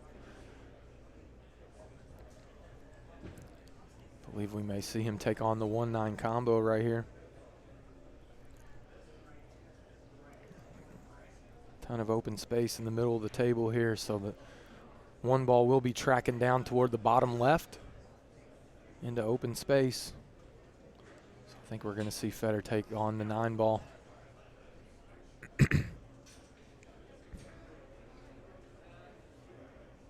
That's what he's looking at right now, is where does the 1 ball travel? What kind of speed does he want to hit it at? It's not the easiest of shots, but he's very close to his work. Expecting to knock it down. Wow, and he decided to take the cue ball in between the 3-10. Pretty nice shot there by Fedor Gorst. Looking to continue this run. Apply some real heat on SVB.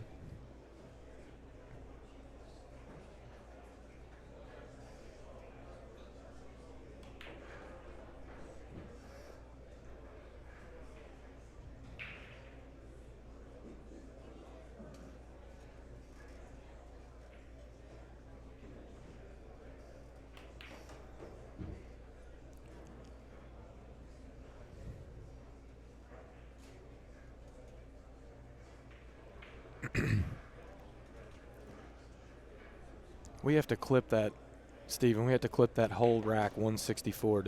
Is there a way for us to do that?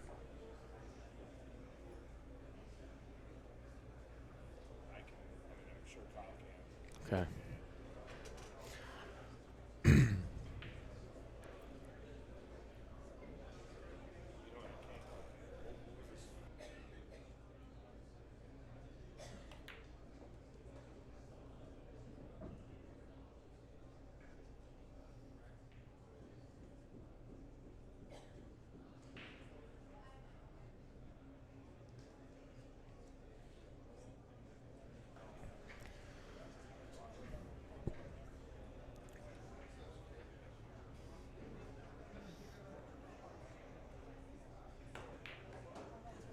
Nice hit there.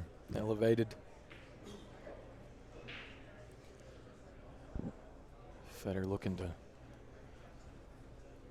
cut the lead to 2.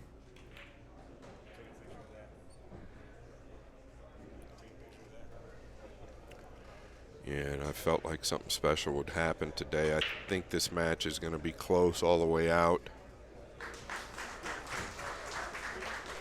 And he is within 2.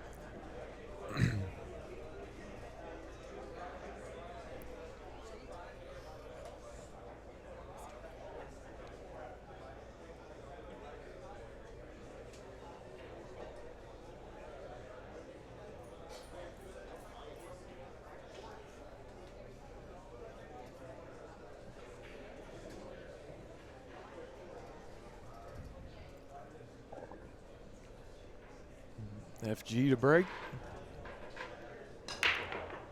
Really hitting the 1 ball square today, Scott. Yeah, that's where I think the fatigue in the 1 held up. I think the fatigue yesterday just compounded to where the mishit got a little bit worse and worse, where the inconsistencies of the layouts got worse and worse, and everything just compiles when that happens, right? Look at this layout. Yeah, and you referenced it. He was amping up. I think he was pressing a little bit. Yesterday, he was really amping up. He's hitting them soft. He's hitting them soft, and he's I getting saw that it baby over pop. and over. Yeah, I watched it over and over yesterday. I paid pretty close attention to the pace at which he was hitting the cue ball when he hit it good. And sometimes when you're in the middle of it, you don't realize it, right? That's the challenge. Once again, the 7 ball on the long rail there. It's been a common theme for Mr. Gorst. Does he play the 5 into the 9 and open that pocket up? Scott, what do you think? Or does he, I mean, you really don't want to take on the 7-9 just because it's going to be pushing toward the short rail. Yeah, it could be a little dangerous going into the 7. I think this is the smart play. He's got options. I hope he's not on the straight line to draw back into the left middle. Well, shooting for his sake. Shooting that 7 ball past the side is not fun. He'd like to be able to obviously draw above the left middle. I think he's going to do just that. He's going into the ball. Very comfortable stroke.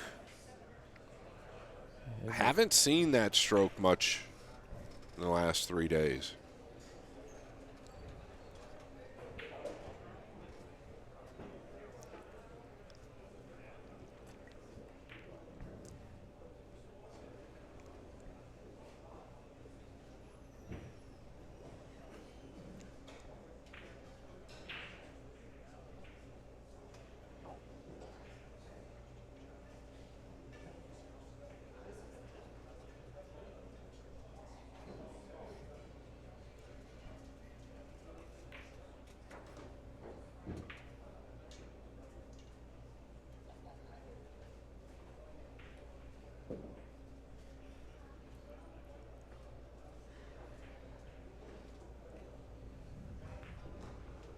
Gorst operating on all cylinders all of a sudden.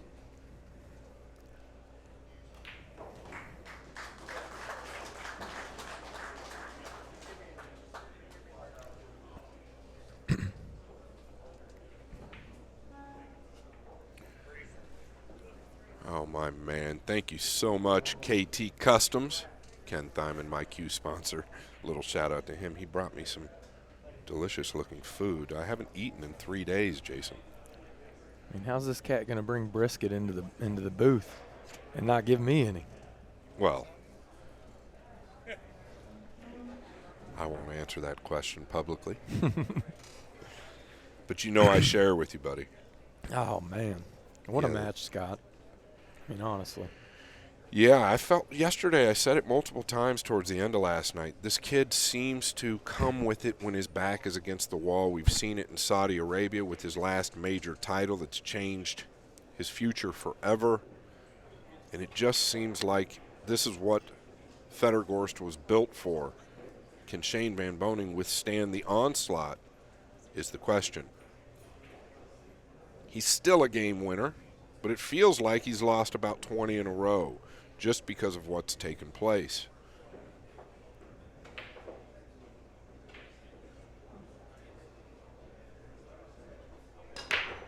And that's that hit. The 4's down, the 2's down. The 3 is not going to be a factor here. And this is a dream layout, Jason Sword. Wow.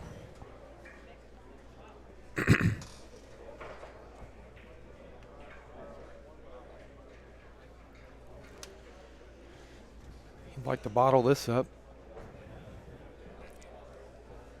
You see any problems here? Let's take a peek at the run. All plays pretty straightforward.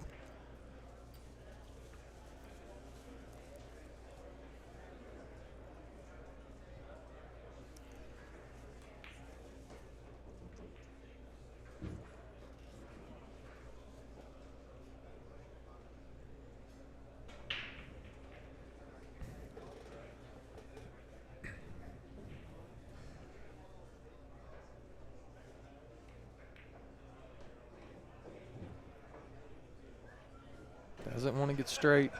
Yeah, but his cue ball just looks so much more confident than I've seen it. He's not finishing near the rail. He's not finishing near any object balls. His timing is really picked up. His pace is very consistent around the table, whereas the last 2 days, sometimes it was quick, sometimes it was slow. You could just see that he was unsure about exactly what was going on. What's going through your brain right now if you're SVB, other than you want to puke? Well, he's such a veteran at this. I don't think. Oh, Lord. I don't think, to answer that question, he's going to be too phased by it. Well, that helps his mindset. And maybe a little quick there for Gorst. Took it for granted. Because that's never supposed to be missable. Well, look at this. Another rotation, and he's in a funny spot. Yeah, so maybe a lack of concentration. Obviously, a lack of concentration for Gorst on the 7. Yeah, and that one might stick out to Fedor, too. That could take him down a dark path. Yeah, that was to tie the match up, obviously. And that not only to tie the match up, but to really put SVB in a torture situation. Well, Shane, Steady, let him out of it. Yeah, and Shane, you would just ask me the question, he's a veteran. I don't know that he would have been too highly affected. It was more about what Fedor was going to do versus what Shane was going to do. And now, a little breathing room for Captain America to take the lead by 2 again. Unbelievable miss there. Thought he was cruising to tie it up. Unforced error with the miss on the 7 ball by Gorst. SVB extending it back out to 2 games.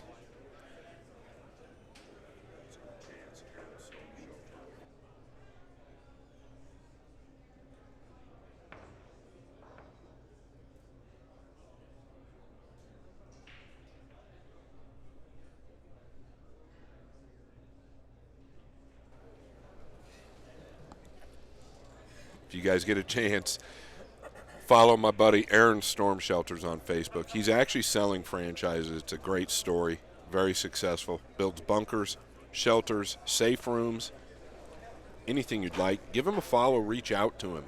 If you want to start your own business, he's willing to help. Aaron's Storm Shelters.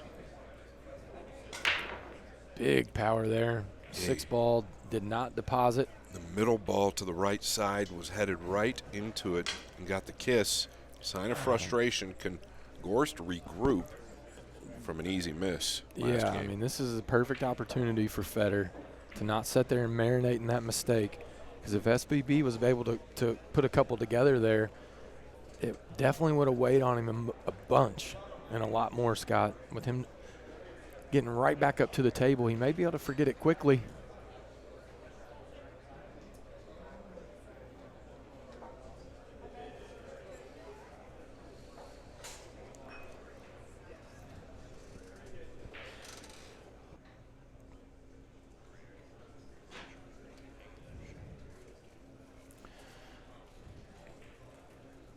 Yeah, and only 23 dry breaks so far. Just got this stat. Only 8 dry breaks from SVB. That's his 8th. That's fascinating. Fedor with 15. Well, if you figure that out, I mean, somebody had to get a pretty huge price on SVB not to put the ball on break.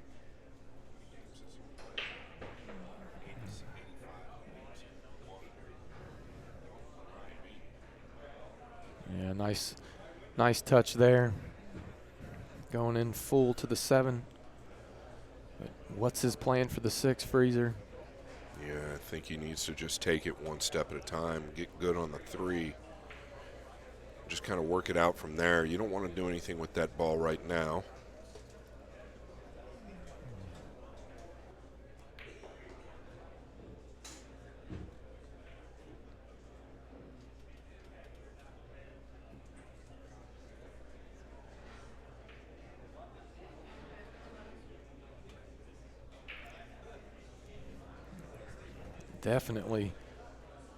Definitely an epic match. Well, look at this. No more potato salad and no more.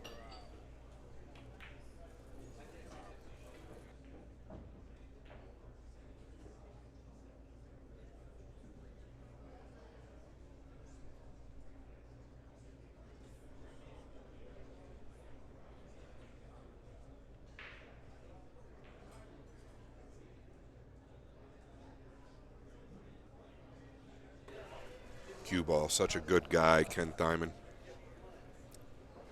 If you don't know him, get to know him. Friends of Jason and Alan's as well. My cue builder. Just a really good guy. He's like family to me.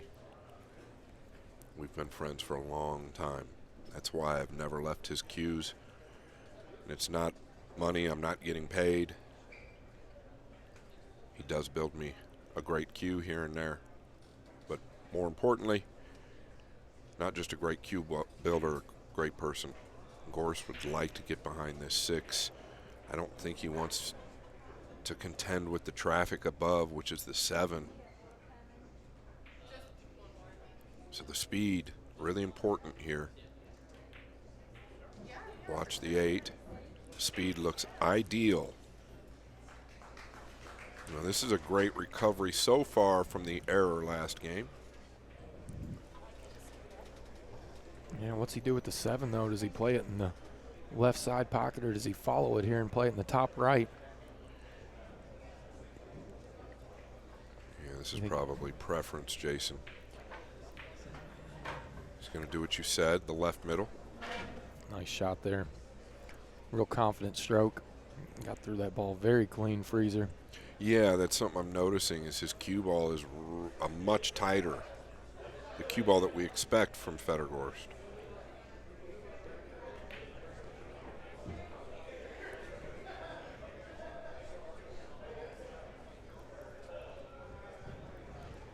And he's looking to exact points where he wants it to finish now, too, which you haven't seen a lot of that in the last 3 days.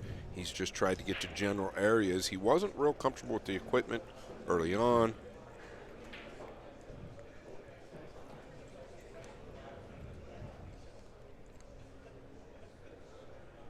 Share the stream. It's going to be a special day for both of these guys, I think. They're going to put on a show.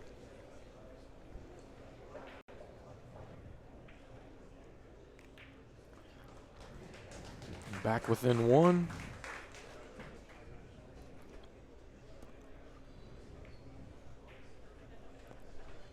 I mean, just tie this puppy up at 85 and back it and jack it. Let's do this for another 3 days. If the U.S. Open wasn't right around the corner, wouldn't be a terrible idea. Wouldn't that be fun? Only make the races the 30 instead of 40 so we can get some sleep. Yeah, that would be all right. Yeah, I was so souped up on coffee this morning that it was real hard to sleep. Yeah, really hard to sleep because I typically don't drink coffee at night. I'll have a cup or two in the morning. I'm So the same. you and I were Pounding them back. Yeah, you and I were a little giddy. We should have switched to beer at 3 a.m. Yeah, unfortunately, I am not a fan of beer.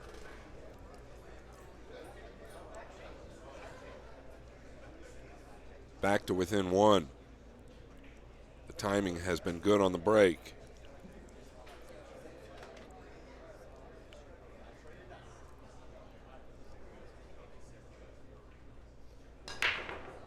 The pink 4 is in. What's the 9 going to do?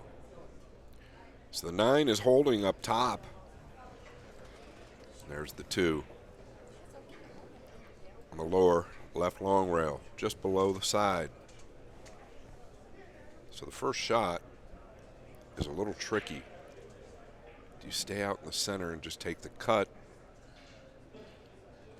That way you don't introduce any contact with the 9. Or do you try to come between the 9 and the 3?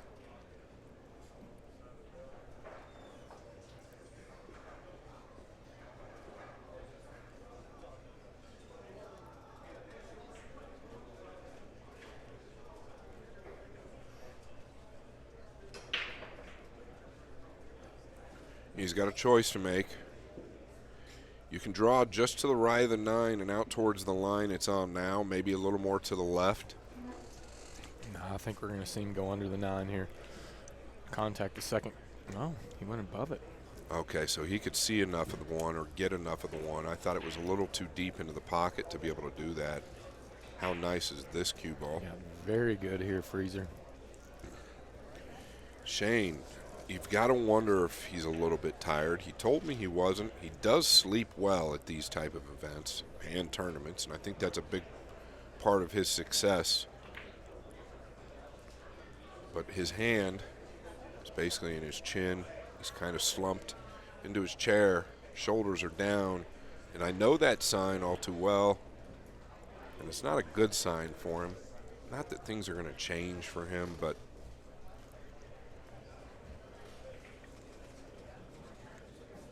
really seems to be in Fedor's hands. It was just really a really inconvenient time to break dry. Only 8 dry breaks for the entire match, and was really looking to punish an unforced error by Fedor. And to come up dry at that time, just such a big moment. Yeah, it's a great point. Can he avoid any contact here? Oof. Nice strike. A little pucker of the lips there. Something else may have puckered up there as well as it wobbled in.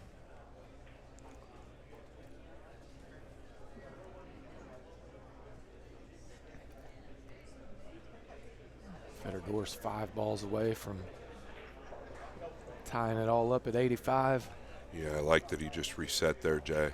Did not do that in a couple scenarios yesterday. Come back to haunt him.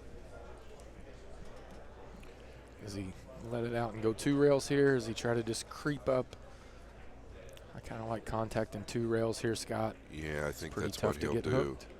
He likes to play the shot you're talking about. Maybe a top, Yeah. a little bit of left. Just avoid the 9. You don't want to flirt with it. Just falling into place there. Getting very close to his work.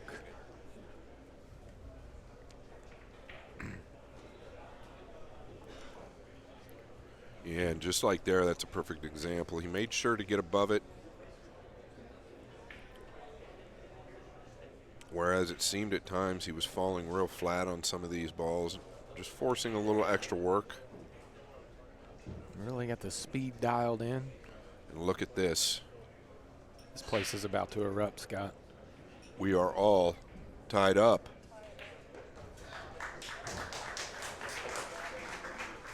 It really didn't. No, it didn't really erupt like we like- expected. And there's a lot of people in here.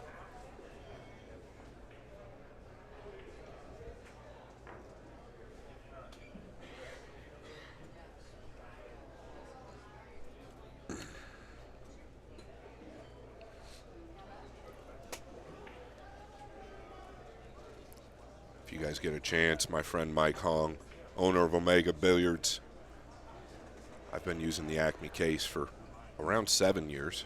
Broke one of them. It was the airline's fault. Last 3.5 years, I've beat my case to oblivion, and it still looks like it's brand new. OmegaBilliards.com. Check out TriStateCues.com. The Henshu. He's got Molinari gloves. He's got Q-Tech brake cues. He's actually got a couple Davinis as well. TriStateCues.com. Gorst. The timing seems real consistent today on the break shot.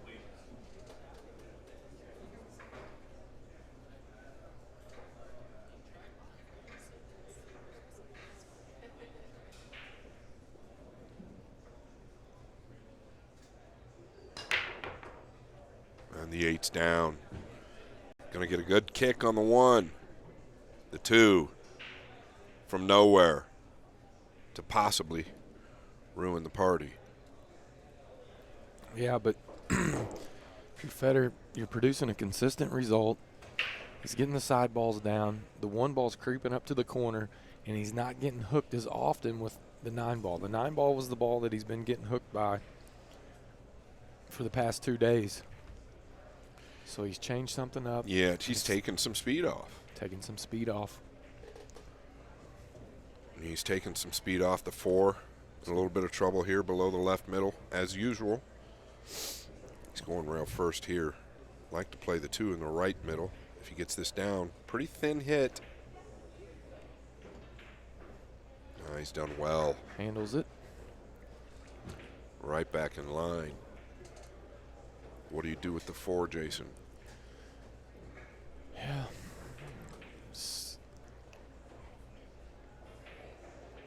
I guess it all depends on where he ends up on the 3. Yeah, he's looking at going into it right here. I don't like it.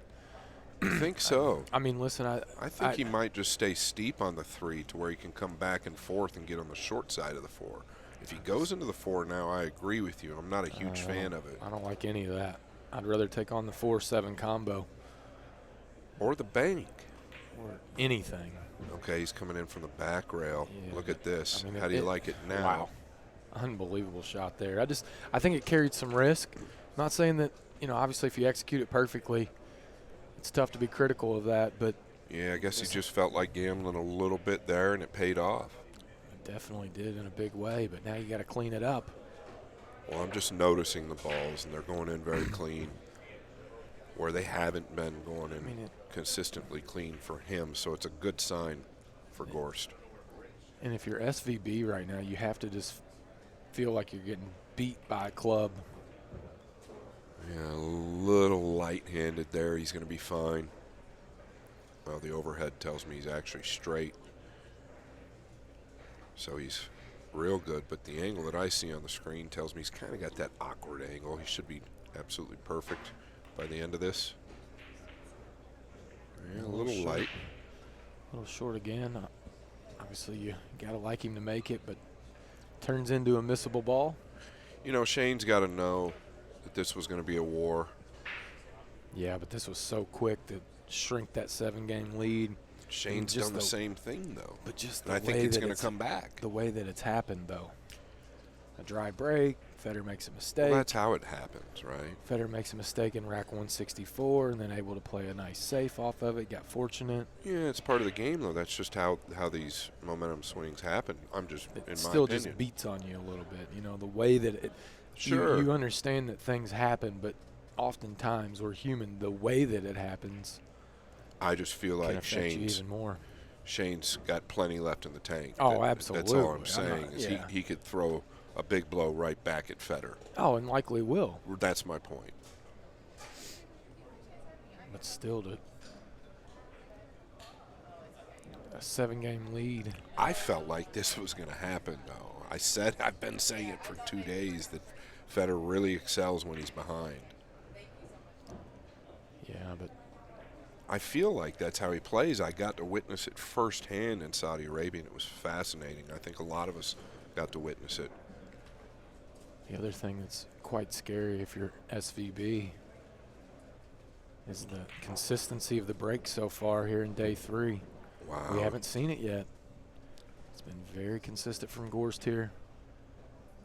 And oftentimes I said that the play follows right behind that break, Scott. It's easy for that arm to get feeling good when you're finding success on the break shot. Yeah, and I mean, as hard as SVB hits the balls, fatigue could be a play there or at play there, right? I mean, maybe that has something to do with it. He doesn't look like he's in a bad mindset. He just looked at me and threw his hands up like, what do you do? Well, listen, Mr. Van Boening, you've been doing that to the man at the table for the last 2 days as well, so just sit there and wait your turn. Easier said than done, right? But I think with his power, it doesn't take much for a guy like him to get back in a match like this, and we're all well aware of that. Well, he's only 1 game down, it seems. To your point, it seems like he's 10 down. It just seems like he's just getting beat into oblivion right now, which he is. I mean, he's down 8 racks on the day, and he's only won 5 himself. But he's only 1 down overall. Right. But that's really what he needs to be looking at. Exactly. But it's easier said than done. Absolutely. There. He's down 13-5 on the day. Some rather crazy racks as well. See if Fedor can continue with the soft pop.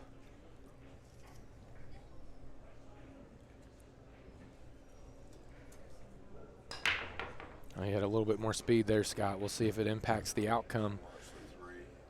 It's going to hold. He's going to be okay. Wow. And see, I didn't expect for him to get these good layouts and make more than rhythm on the ball. I feel like he's been playing for just 1 ball most of the time. These layouts can be really damaging to Van Boening.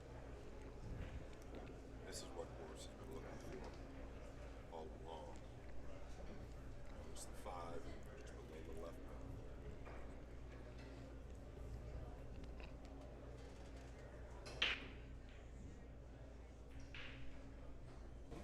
I apologize, guys. Sometimes we hit the mute button. We have some food.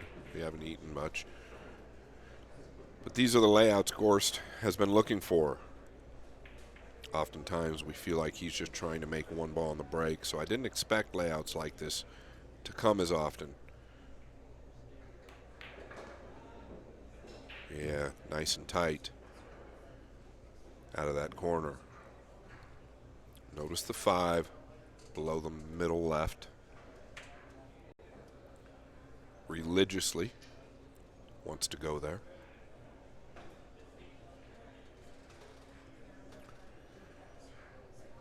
And if you want to replay day 2 and day 1, there's many times where he wouldn't do what he's doing now. Look to see exactly where he wants to be in a position like this. So that's a good sign for him as well. The mind is really starting to work. Doesn't want to overrun this ball.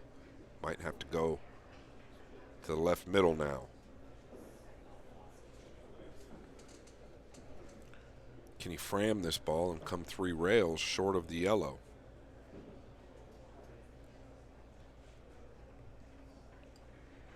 Yeah, he might just use a tip of inside. I think this ball will actually shorten up too. He might come right at the 9.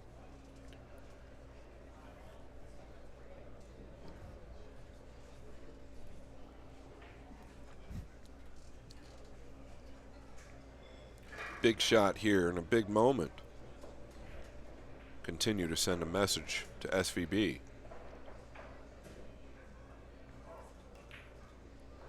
Really nice, but where's it end up? He was headed right towards the 9. Speed is ideal. Good. Pretty good from where he was right there. Nice recovery after he overshot his mark on the 4 ball. And he likes to oftentimes draw above this right side pocket because he likes to introduce that outside spin. Gotta wonder if he's going to do that here. Makes the shot a little touchier with the speed. If he wants to draw above the right middle, he could just come straight across and stay below the right middle. I like taking a little bit more distance on the 7 ball here. But he likes to introduce that outside English, so I wouldn't be surprised if he draws above the right middle. And that's the way he likes to play this shot. If you can hit it sweet like that, nothing wrong with it. It's very easy for that ball to get away from you, Scott. Yeah, if you're not playing good, that ball can quickly get away from you.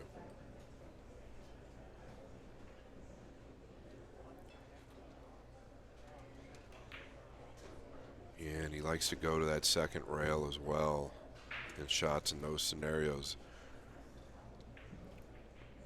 A little bit easier to gauge the speed of that cue ball off the second rail.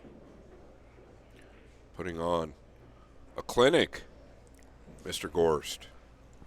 Looking to tie his biggest lead since the early part of day 1. He once led by 2 games yesterday, Scott.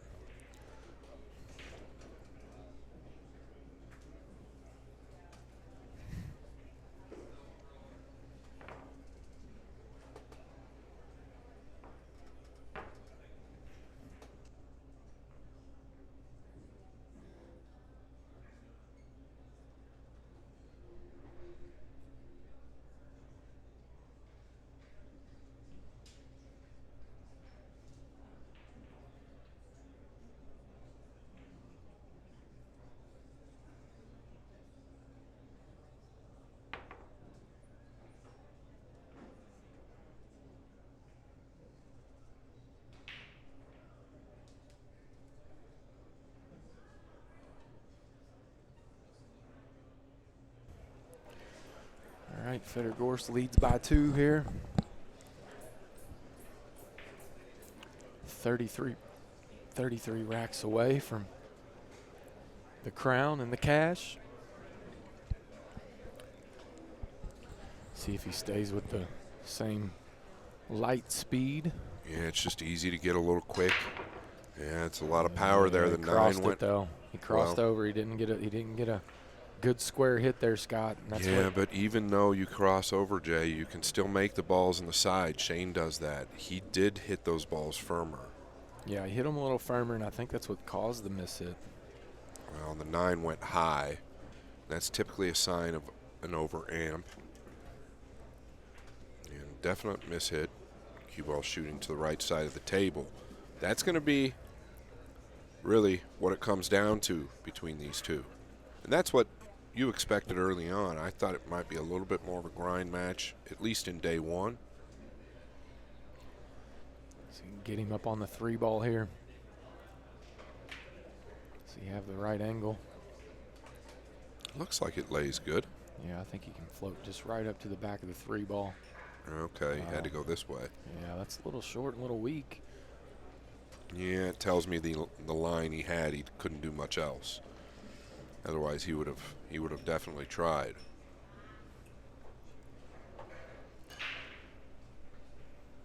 There was definitely another safety or 2 available, though. Just would have required a little bit more distance. Well, that ball could be laying awkward, though. The way it looked to us, you could just lay up behind the 3 real tight, but it could have been laying real awkward to go shoot that 1 into the right long rail. Otherwise, you have to expect him to shoot it. To us, it looks natural, but when you're at the table, it could just be a little bit off, and you really can't play the ball. Neither here nor there. This guy's been 100% with this today, as far as his execution. Expect him to stay offensive here. Digging in to the 1 ball, wants to hold the cue ball in the middle of the table here. Just going to slide over right toward the deuce. Yeah, going to the lower right. Overcut it. He's going to get away with it. I do not believe so. I think he left the window. I think he's gotten away with it. Nice look at the overhead there. Yeah, I don't know if he can make it, Jay. I don't think he can even see much of it. Yeah, I think he has the short cue in his hand. He definitely can jump a half of a ball there with the 5. Is the 6 in play at all? I don't think so. Yeah, and you're right. Just half a ball here. He can catch all the 1. Looks like this 6 might be a little close, though, if he goes to play the 1 in the lower right. Nonetheless, you definitely want to stay offensive here, I believe.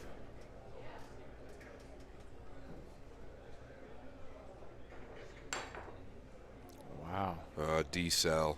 Really a D-cell and a miss hit on the cue ball. Yeah, and it's,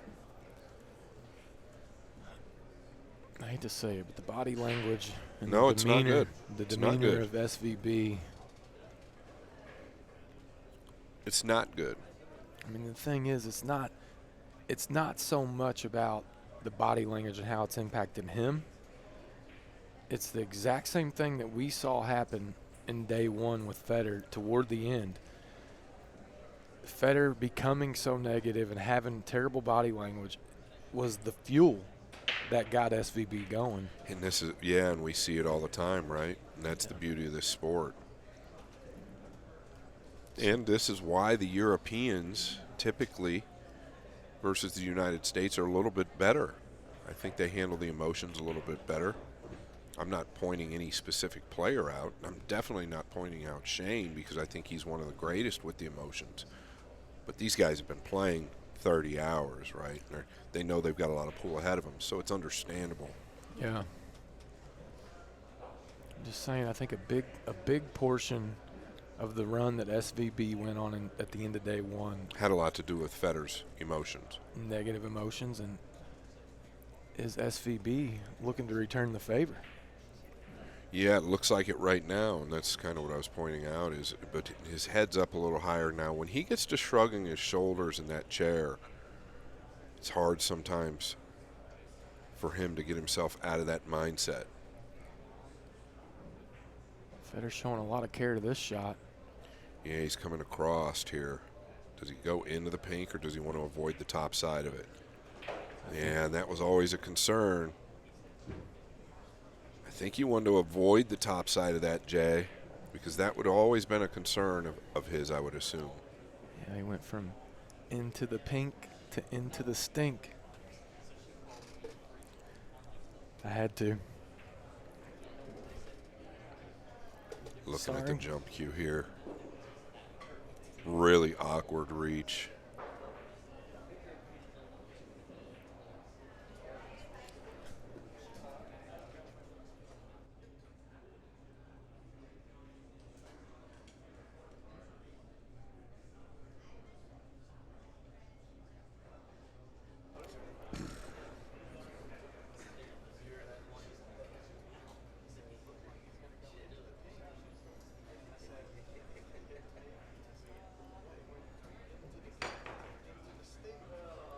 Pretty fascinating. Did he catch a piece of the 8 the way he's acting?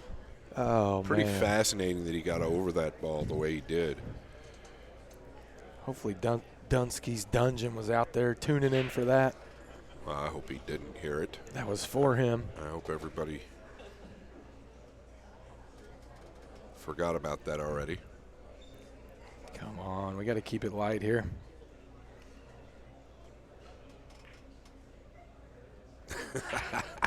Look at this, buttered him up right behind the 8.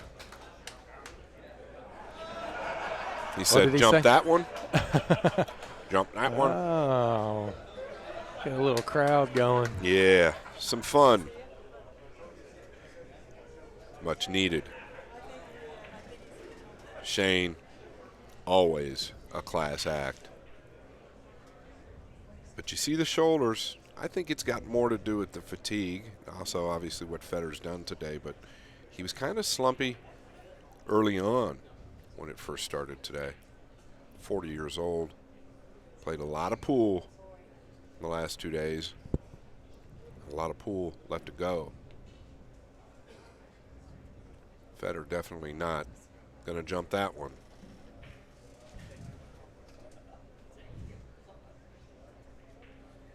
Does he want to just catch the top side of the 4 here, Jason? Yeah, he said, I'm about to hook you, buddy. That's what Fedor told him. Fedor said, laugh now, I'm going to hook you, buddy. He's definitely looking for Watch the outside. side. He might get fortunate here. Oh, he's got the window, I believe. He does got the window. Boy, what a great hit by Gorst from where he was. It's close. Shane really eyeing this down. A wonderful kick shot there. Yeah, to catch that top side of that ball like that from where he was is pretty amazing. SVB gearing up like he can get through there. Does he have to swerve it just a hair? Tough to tell. I don't even know if he knows at this point. It looks like he's got the perfect gap.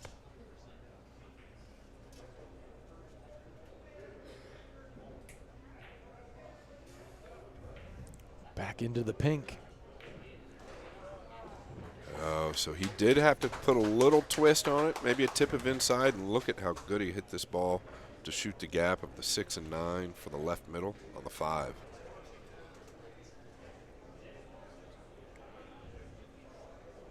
Yeah, it's going to take a lot to really phase this guy.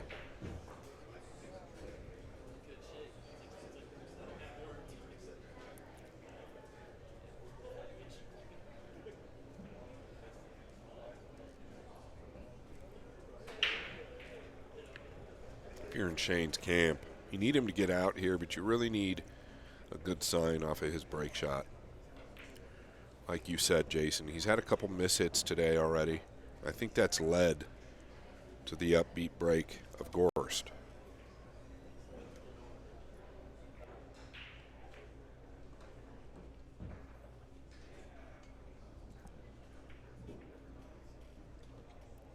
Oh, man. SVB clawing back here. Really nice shot on the 4 ball. A little swerve. Being rewarded off of that safety play.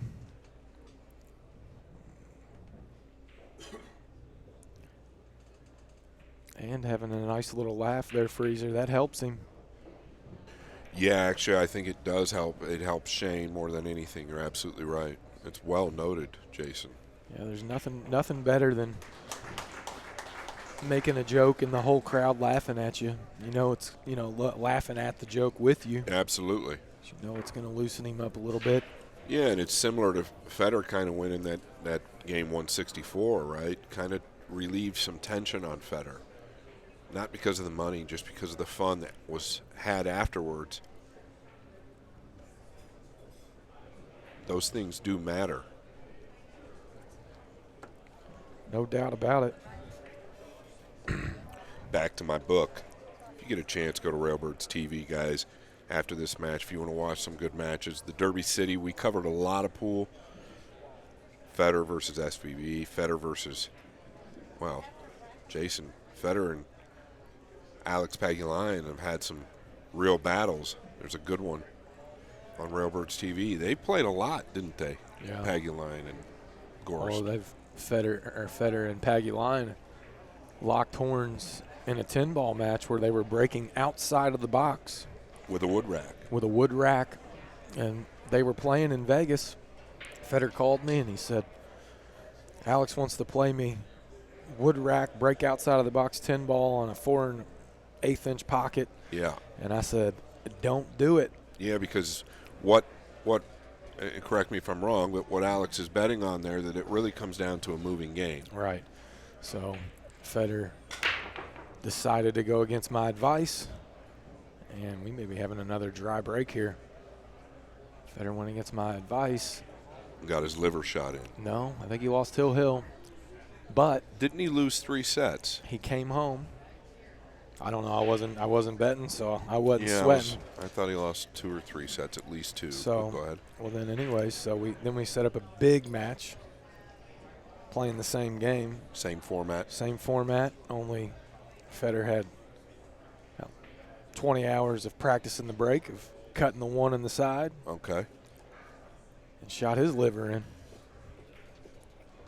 Yeah, I would think it's still going to be tough for Paguline to outrun Fedor, especially in the last year or so, as much as he's really continuing to improve, and I still think that Fedor's continuing to improve. He's still a young man. The maturity level is only going to rise. I promise you, I don't know what he's going to say when this match is over, but win or lose, the knowledge Fedor gains just from this match alone is invaluable. Yeah, and I think if there's one thing that Fedor will take away from this match, win or lose, Scott, win or lose, it does not matter. I think it's going to be in the mentality approaching the match the day before and the day of. Something was off this time around. That's No doubt. Normally not off. Yeah. And I mentioned it on Molina Mike's podcast today. I think that Fedor kind of stepped outside of what he's known for, and he talked a little smack on social media about Shane, and he's kind of been calling him out. He's been chasing him right. Added kind of like, a little pressure on himself. Not a little bit. I think it added a bunch of pressure. You could see it and feel it. It's just one of those. But, the main thing is it also – there was a ton of pressure created because that's how bad he wants it too. Well, I don't we know if he's touched on ever that. wanted one like this. Yeah, we touched on that. I mean, I could feel it at dinner the night before the match started. Yeah. I could really feel it at dinner. I mean, I'll say it again. I'm terribly surprised that Fedor went to dinner with his opponent. Well, they both – Shane said, sit here, and I went to get up to go to the bathroom, and it was kind of like directed towards, me being in between them. I thought it was – I don't know. But, yeah, I could sense the tension, Jason. I think you're fully accurate on everything you just said. I didn't want to say publicly. It's not up to me to say that Fedor put a little added pressure on himself. No, but I can say it. But you can. And, I believe it, and I've told him that. Well, it was noticeable, I think, to a lot of smart people out there. Yeah. It was. It creates the drama, and it's kind of the – I hate to say it's kind of the new era of pool, right? Like where the WNT, they like the drama. They're tightening the pockets up. They want to create drama. Emily's looking for the drama. So he's in that mindset of wanting to create some drama. Well, it's good for business. Yeah, I mean, you look at the UFC. They're talking. They Absolutely. set him up on stage and they talk smack into a mic. And Adesanya started crying the other day. It's good for business. It is. You've got to have some flavor. And I'm not saying that you're wrong, but if you're going to do it, you got to know how to not let it impact.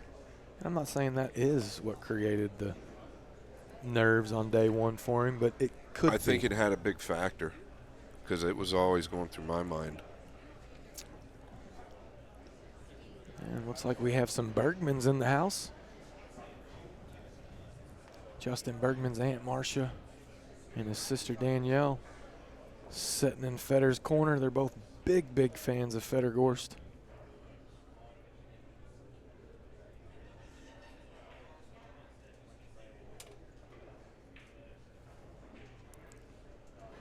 Fedor Gorst to break, leading 88-86. Can he continue to produce success off of the break? A little bit more speed there. I'm really surprised to see him amping up. He was having so much success hitting it light. Is a 7-ball going to cooperate? I do not believe so. But he will have an opportunity to jump here. He may just have a pocket as well. I think he's going to have to go to the jump cue. The good news for Fedor is the deuce is available in the middle pocket.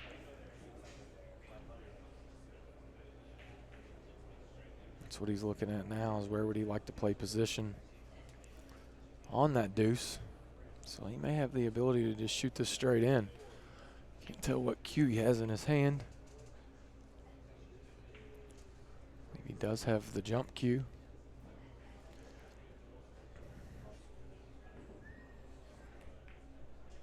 No, he does not. That was very deceiving on the overhead and the normal view.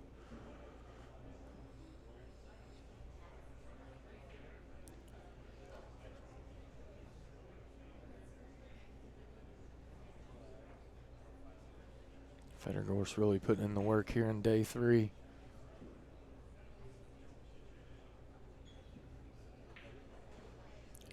Really showcasing all of his skills today. He's done in every which way. Produce consistent results off of the break. Unbelievable shot making. Making the appropriate decisions. Safety play's been good. Kicking's been excellent. And also, it's been very lethal with the jump cue.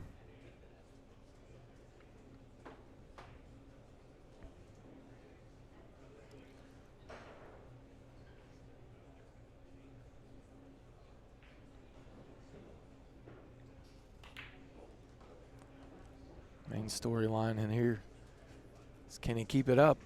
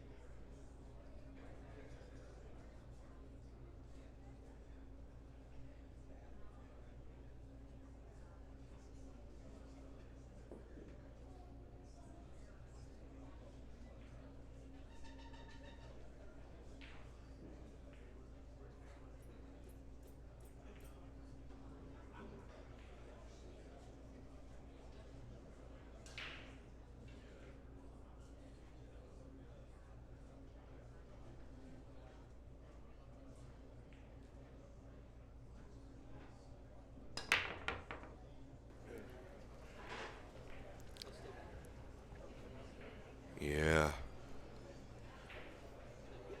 Nothing down. Dry as a bone.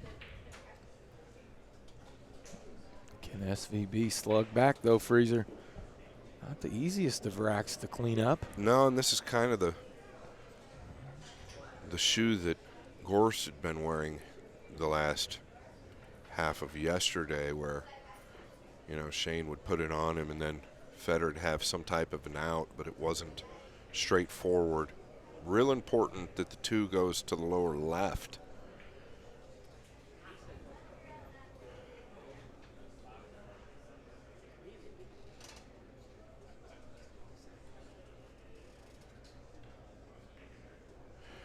I feel like he's picked up the speed a little bit on the break. I said that all day yesterday, but whatever. I don't know. When he tries not to overamp him, Gorst, seems like he gets those balls headed straight to both side pockets. Shane coming full into the 10, going to use the 4, 5, and 3.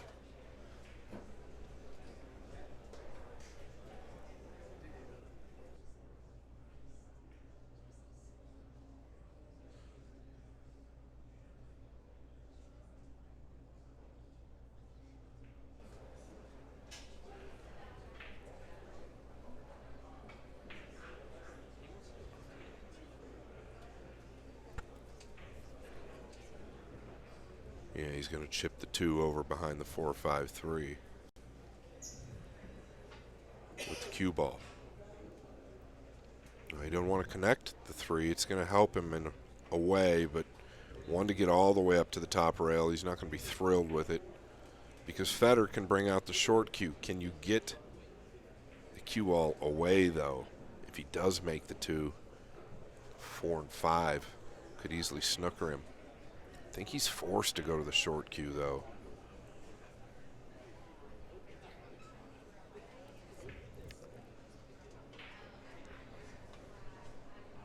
Can he put any zip on this, or is he going to go rail first? Yeah, I mean, not sure the zip helps, right? Could go crashing into the 4 and make things worse. Wow. Put some zip on it.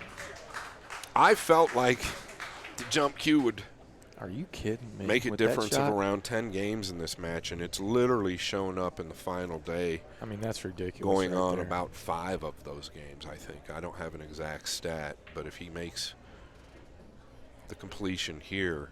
I mean, it was so easy to collide into the 4 and be hooked right there at that angle, Scott. Yeah, very impressive. And it all started, if you remember, Jason, when he speared the 1 in the lower right corner length of the table with the jump cue early. When he did that, it kind of gave him a boost of confidence, I believe. This is kind of what we expected from Gorst. Yeah, this is a bit awkward, though, Scott. Is he going to play for the carom on the 5? He wants to miss these balls here. Yeah. He may have to duck now. It might go. Does it? It might. He could. Could he play the combo? It's pretty tough at this angle. I don't know. If the ball goes. If it goes, he sure tricked me because it didn't appear that it did based on the way that he approached the shot, but the end result there. Yeah, I don't think he meant to land where he did, that's for sure. I think he was planning on it not going, and then he landed dead perfect. Right.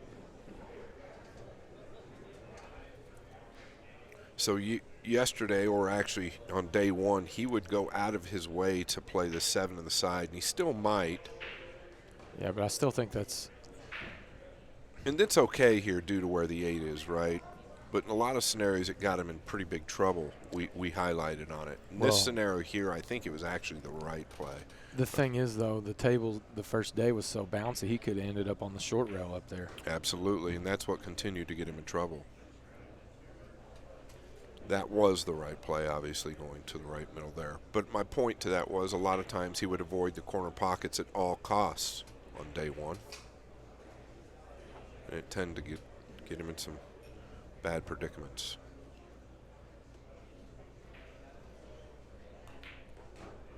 Nice.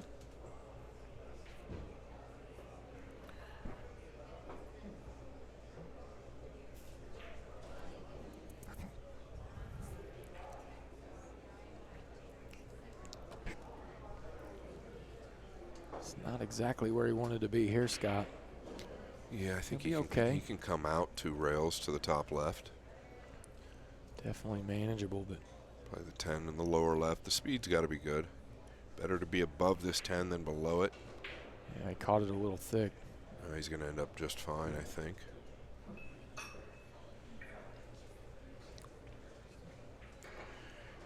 Looking to get the 90 first. 1 ball away. Yeah, and multiple times SVB with a 4-game lead. Now the shoe about to be on the other foot. How will he respond?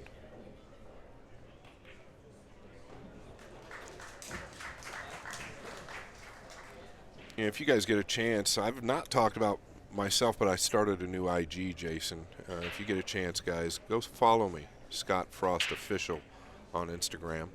Scott Frost Official. And then thoughts to my mom. Just got a recent update, no changes. She's in hospice, so hopefully she makes it through. Look at you growing your social media presence, Freezer. Yeah. Getting all techie. Mr. IG. Post selfies on that bad boy? No, I don't do no selfies, Jay. Oh, come on. I know you and Gizmo are on there and you're smiling, taking selfies. Is that an underscore? That is an underscore. Yeah, so it's Scott _Frost _official. Go like the page or follow the page. Man, I'm not very techie. I'm old school. You need to buy the real Scott Frost Official. Yeah, that's the quarterback of Nebraska. You've got to be more famous than him. I would hope not. I'm literally just a fisherman. Once again, long with the 4. I feel like he's overhit this ball. Short with one and long with the other. But he's been playing really the 4 because he's come to the left side of the tape, breaking from our left. Which one went high there? The 4 went high again. This is like 3 in a row. It's reminiscent of what started happening yesterday.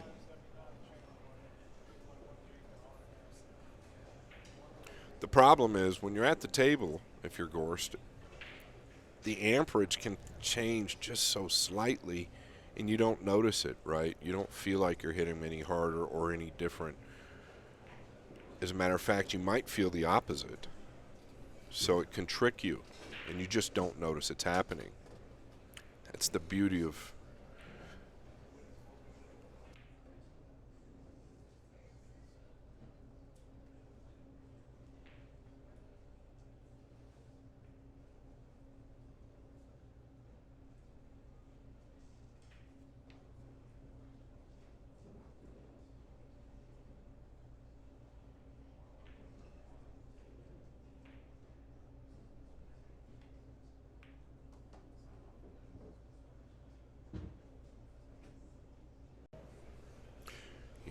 this is falling in good line here.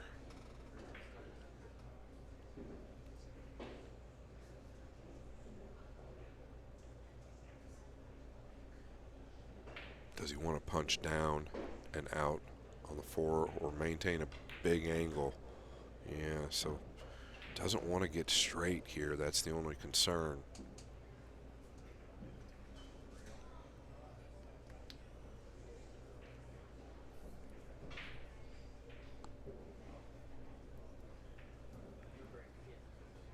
Yeah, just really considering what he can do. He'd like to get into the 9 here, maybe playing the 5 in the left middle. I don't know, though. It's pretty steep. Falling this flat, he's got a little work to do.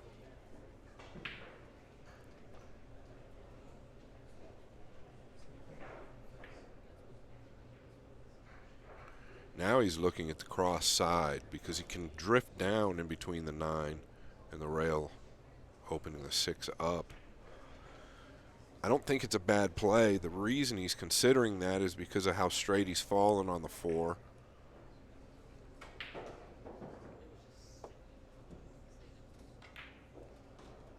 Yeah, I don't think it's a bad play at all. Pretty heady play, actually. Whether he makes the bank or not, that's up to him. But I like the decision. Just don't want to make the 6 here.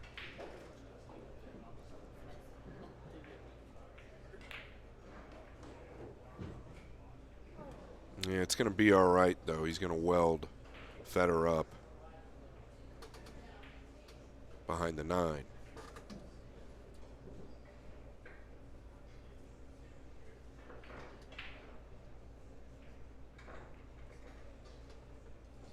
Yeah, you'd like to have tightened that up a little bit more. Fedor going to have a good look at a one-railer.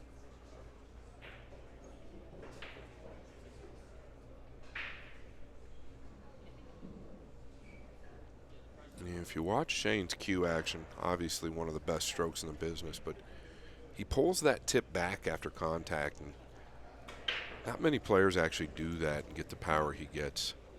Gorst always going through the cue ball as good as anybody. What do you see here, Scott? He's looking to go to the long rail, and I guess what he's got in mind is possible cover with the 10, right, or with the 9. Real good things can happen if he makes any type of contact here. Do you really pick a side? I don't know with this distance that you want to flirt with picking a side of the 6. I think a lot of good things can happen, Jason, with any contact. Hard enough to make a good hit. It's all about the speed.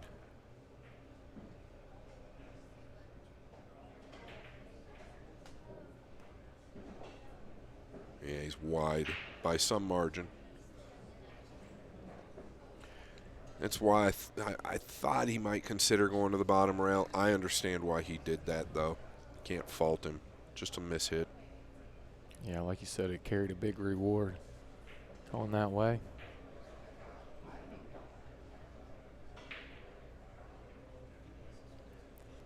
The reward goes to SVB. Oh, did he just miss ball in hand? Well, there was the flinch. I didn't notice the 6 didn't go, but I was going to highlight the flinch in the backhand after contact that I've seen many times throughout this match that he never used to have.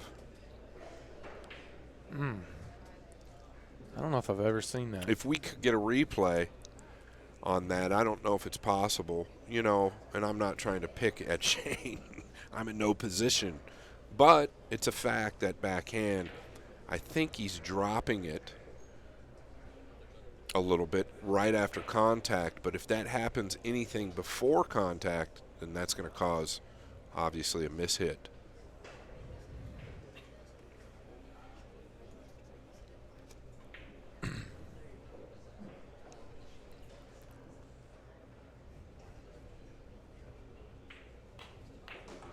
Yeah, really making sure he gets all the way around. It's a real good sign for Gorst to get through the ball the way he did there. Did he land dead straight? That's what I was going to say. If he did, he should be able to manage. I think he's good.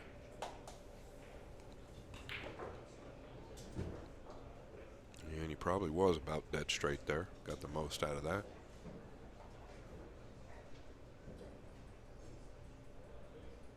Yeah, so a shocking miss with ball in hand from Van Boening on the 6.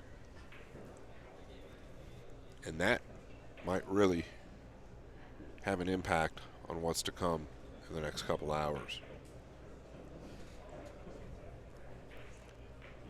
Yeah, and a big sign of fatigue, I would think. Obviously, there's a ton of frustration blowing a 7-game lead, trailing by 4. You know he's frustrated. Hasn't really had any success off of the break shot today. But I feel like it's more fatigue, Scott. Yeah, he's human. Well, I mean, it's just a ton of pull. I mean, listen, Absolutely. me and you, well, number one, I'm younger than him. And I have fatigue from just sitting here on my big ass talking about what they're doing, and they're up doing it. And like you said, he exerts a ton of energy into the break shot with all the power, and extreme focus for 25 hours so far. Yeah, and sitting back here isn't exactly easy because the world gets to pick us apart, right? Yeah. You say anything or I say anything completely out of line, I'm sure we'll have the haters, and they can hate all they want, but to my point is that you've got to stay focused as you're back here as well. Right. So that has a lot to do with our fatigue. Yeah, but Can't imagine their fatigue. Well, I can't imagine. I've actually been there. Yeah, I mean it's so tough, and Yeah, it gets very, very painful sometimes. You feel like you're literally sitting in an electric chair, just waiting to be fried. well, you actually are, you know. Yeah. But it's the main thing is the focus. To be able to keep that kind of focus and the amount of energy that you have to put forth to play at a high level like they have been, just to be that focused for that long, it is absolutely draining. It's not not even considering the physical abuse, you know, up and down, bending over on your feet. Yes. I mean, there's the physical side of it, but the mental aspect of it is the biggest, I think. And then you get a lot of people that complain that the stream isn't free. Listen, I could really argue that. I'm not going to go into it very deep, but these guys are the best of the best. They've risked everything in their lives to be where they're at. They deserve to get paid, and paid well, right? They deserve to get paid well. So I don't blame them for doing what they're doing. Big break shot here for Gorst. He took a little speed off there, but boy, those balls acted different. Is the table changing? Yeah, it's wet. Both of those balls went low, right? Very low. Very low, but he didn't get a pop. It was pretty flat. I didn't see any pop, actually. It was pretty flat, but they went very low. So you've got to wonder there. And the only reason we're talking about it like that is because he's so consistent with the hit. You can kind of tell what's going on with the table, with how the balls react. Shane going at the chop here or the bank. I think he's chopping it, splitting the window of the 2 and 8.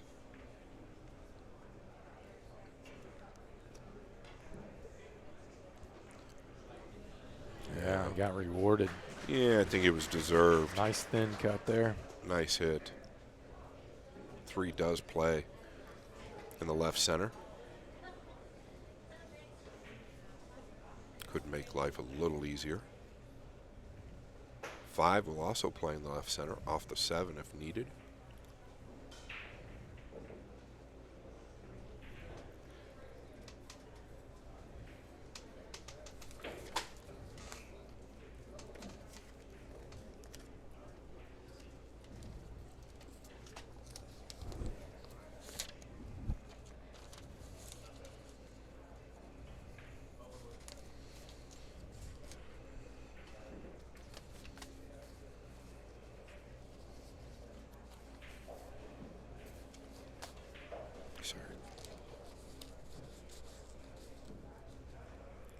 You're really thinking about what he wants to do here.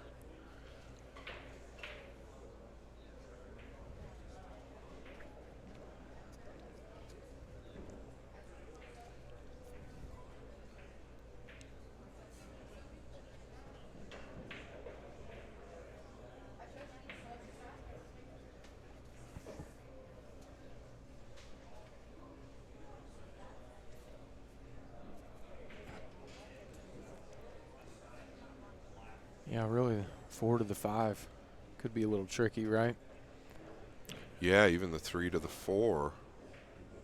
Does he play the? I think he's fallen perfect. He wanted to get as flat or as straight as he could so he could draw over to this. Unless he wants to go forward between the 5 and 9, that might be even better. Thought he might want to draw over below the 10, but going forward looks even better because now you can come up towards the 5.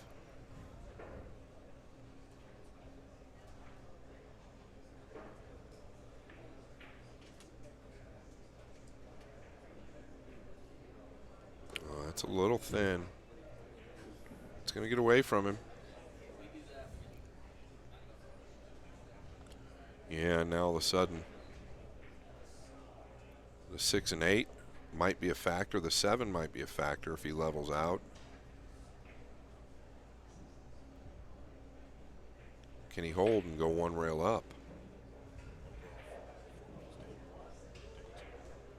Okay, he's just missed the 10. Wow. What a classy hit that was. I mean, what a classy hit that was with running English. So easy to get behind the 7 there if the speed is a tick off. Yeah, heck of a shot. You said it, Freezer.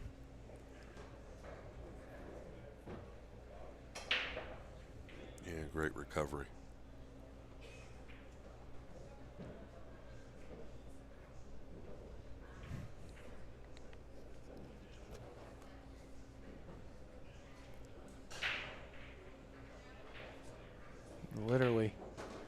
Literally has a guy sitting at the table here, Scott. Look at this. The guy dead center there is literally sucking on a chicken bone, getting every piece of meat off of it. Look at this. Can't make it up. Well, he most likely I mean, he's gnawing. grew up in the country, man. He's gnawing on that bone. You know, leaving most a city piece on boys ain't there. never going to do that. No. Good for him. I leave too much meat on the bone. Yeah, you do.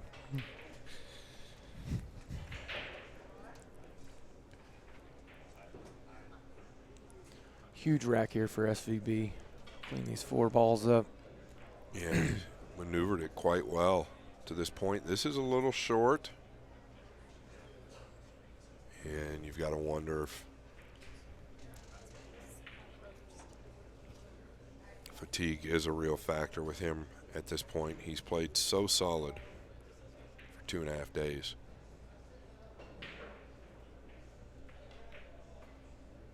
That was a clean hit, back and forth. He's got a lot of heart. Very nice shot there. Nice recovery. Still not out of the woods. He has some distance here. Seems like everything's tough right now for both players. Yeah, you've got to wonder if the equipment's changed just a little. There's no wondering to it. It has. There is a big air duct directly above the table. It does blow air down.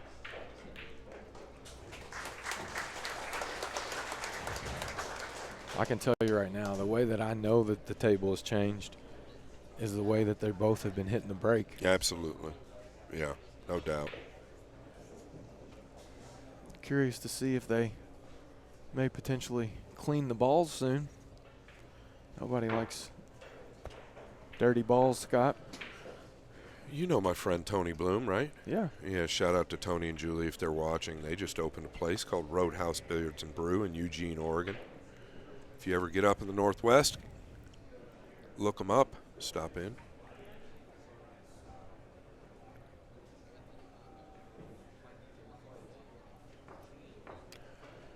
The owner of Deadwood Custom Cues is here.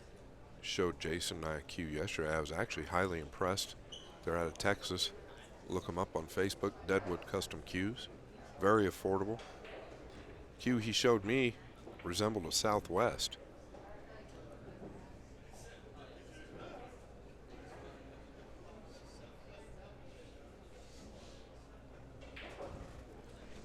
All right, SVB, I think he is going to hammer the rack here, Scott.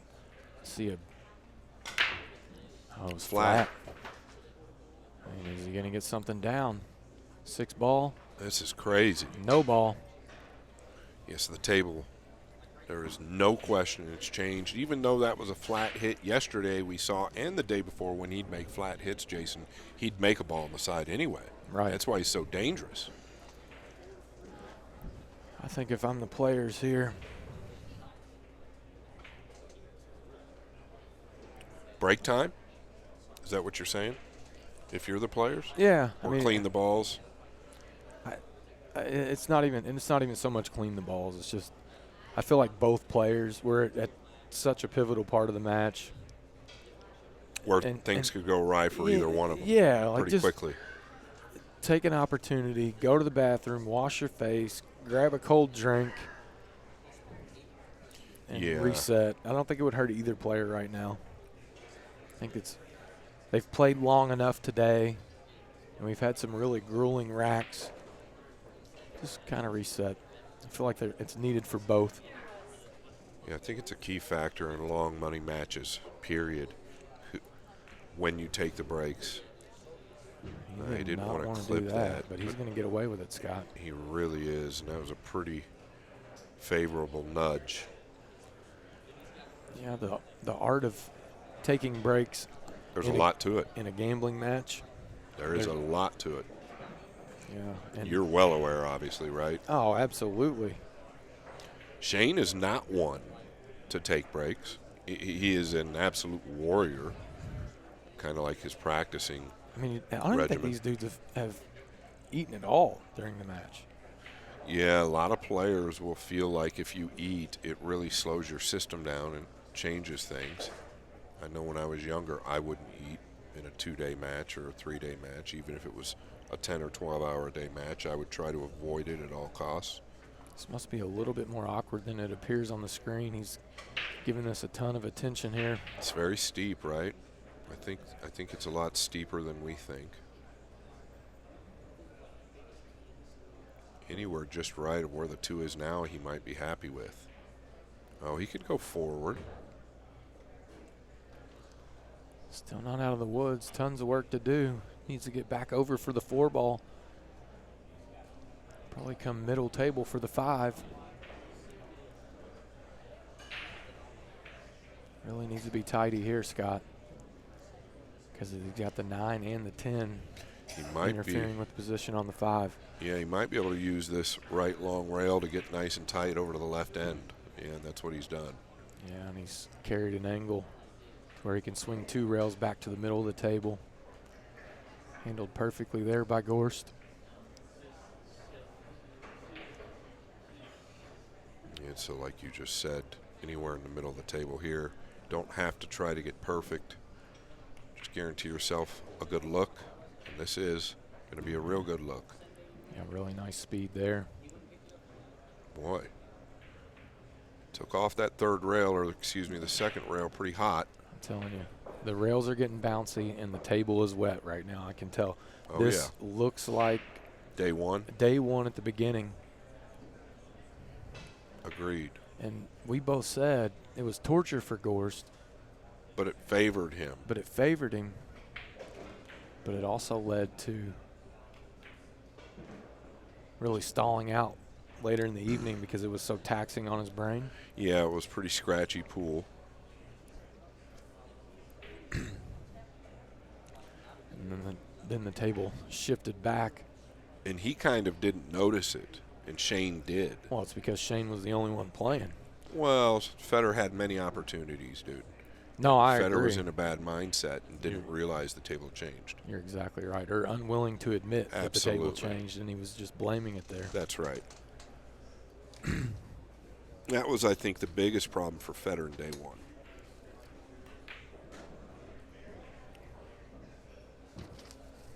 Yeah, a little short there. He would have liked to have come past the straight end line, not having to utilize as many cushions, especially with the table changing here. He's going to have to do some travel with the white ball.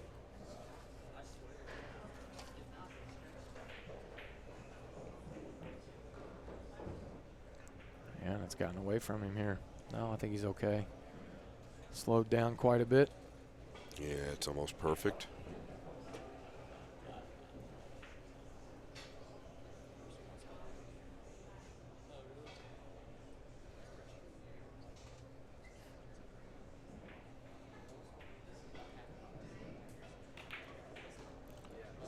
Coming all the way over, utilizing that rail. Smart play. Instead of trying to hold and end up on top of the 10, I think that's a real smart play. Just letting it out, utilizing that rail, you know it's going to spring.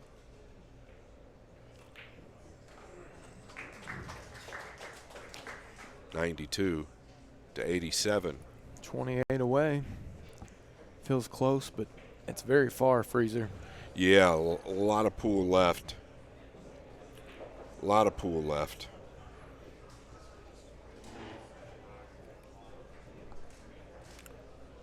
And shout out to Diamond Pool Tables and Perimeter Billiard Lights. These guys are the main sponsors of this event. X-Pool Live, Ultimate Pool USA, storming through America. And then Michelle Griffin, a local realtor who's done so much for pool, not just locally, but I hear all over, really, in different parts of the country. She's a sweetheart. Took us to an amazing dinner the other night. And Fedor really needing to find the break. Has had not very much success in his last 3 strikes. You know, that goes for both of them.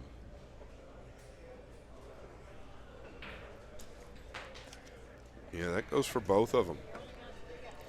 Just want to make sure that you get one of the side balls down. He's looking for the 5 or the 6 to go in the side pocket. The 9 and the 2 will be traveling around the table 4 rails. The 7 and 8 will be tracking 1 rail up. But the balls that he's really focusing on are the 5 and the 6, trying to control a shot on the 1. Well, the 5 was going. It got kissed by the 2. The 2 rifles into the top right, and here comes the 8. Did it get him, Jay? Maybe can we get a look at the overhead? That 8 tracks from the bottom rail to the top rail and back up. That's been his nemesis when things go wrong. The angle here, it appears that he does have enough. But our main view, if we get back to it, it does not look as favorable for Fedor.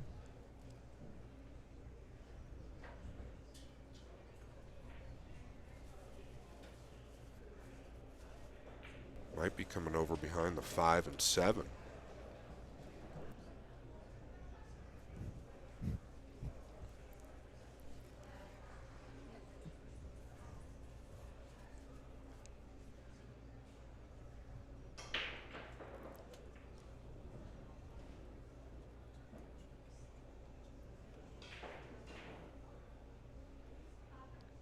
Yeah, if he can't make this, he might be trying to get behind the 5 and 7. Well, he used the 3 and 10 as well, so pretty good from there.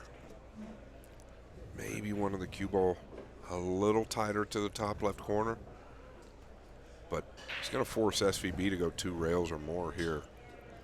SVB quick to get down. Not really sizing up much here, Freezer. Yeah, he needs a thick hit, good contact. Most of the time they're hitting it thin. Well, he caught good contact, but Fedor's going to have a good look. And the 3 is available in both bottom corners. I would assume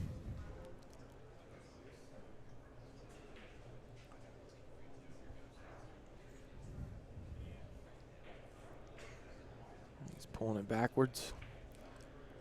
Does he want to play this in the bottom left? No. A little steep here. He has not been very effective with that inside English Scott, and I think he's going to have to use it right here.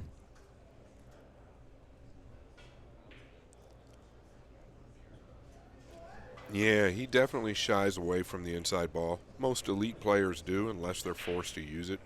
He's close enough here on the 3 where he can be real accurate and really dig into the cue ball.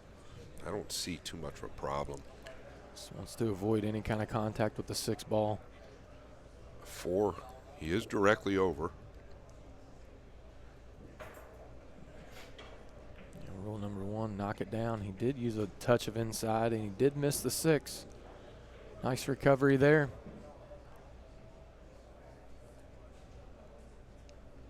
Yeah, and he's in good position here. He just wants to hold, really kind of hold the line he's on now with the 4.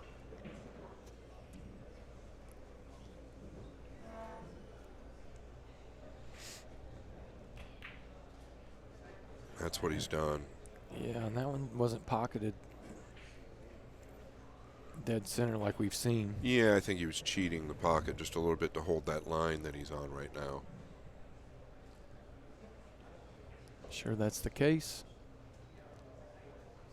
Like you said, kind of staying under this ball gives him the ability to work for the 6 in the middle left.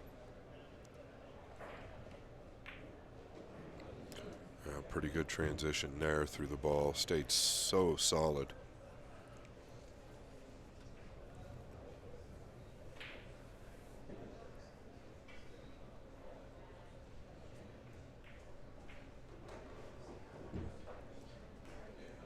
Yeah, it's starting to get away from Shane here a little bit. I think the tougher this table plays, clearly going to be harder to get back within striking distance. And maybe more so the tougher it breaks. That's, well, yeah, that's kind of what I meant. I guess I didn't say it correctly, but yeah, absolutely the tougher that it breaks, because that's really all that Shane is relying on is his break, where Fedor, typically we expect him to be able to grind a little bit more, but Shane's done an excellent job the last 2 days on that end of the spectrum as well. Matter of fact, up till today, I think Shane's been all around the better player in that aspect. Hasn't been very close today, though. Fedor Gorst came in trailing by 7, now leads by 6. Winning by 13 racks so far here in day 3 is FG.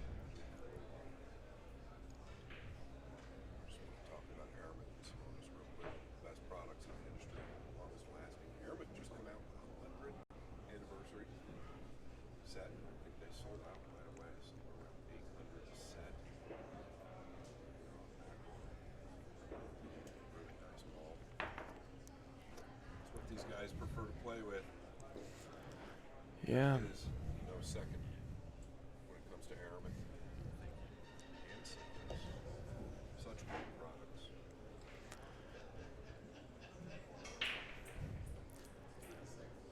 I'm kind of interested to see if Fedor might change the position of the cue ball. Does he try to go a little bit more center here? Yeah, Try something a little different. He's been well off the mark. Well, the side ball was going last time, but it caught a strange kiss from the 2. A little more power there, 8 straight in the heart. 3 went as well. Is he going to get a nice look at the 1? He is. Yeah, the table is just opened wide up except for the 4. That's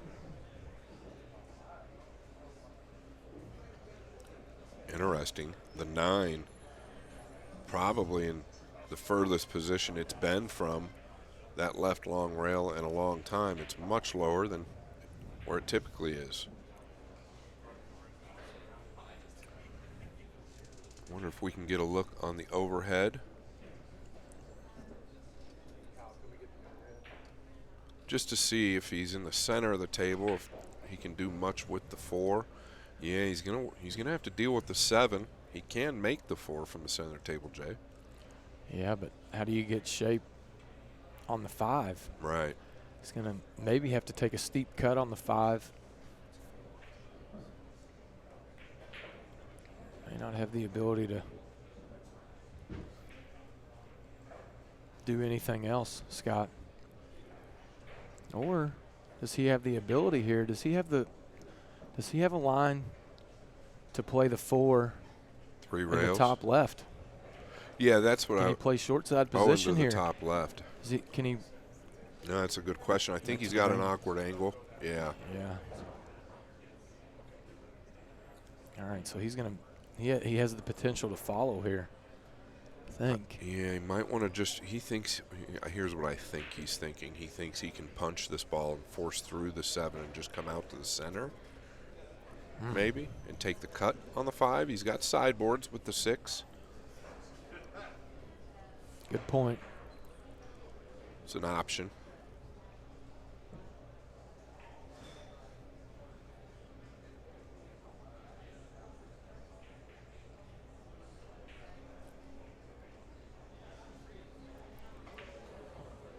Kyle Ferguson put this stream together and all these graphics. Pretty awesome. I love the rack generator. Jason, he might be going forward, but I think he's going to punch. Wow, he could miss the 7 altogether. Overcook it a hair? No, he's going to end up nice. What a hit that was. I mean, really, really clean. I thought that he had to contact the 7 there. What's he do here? He's got options just because of where the 6 lays.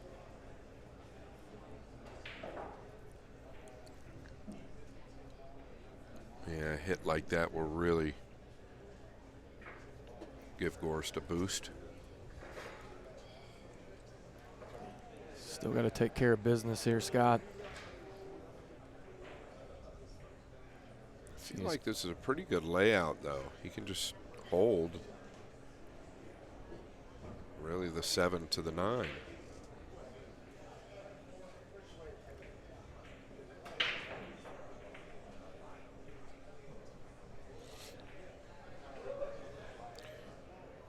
Yeah, looking at Shane, he's kind of had that look of fatigue.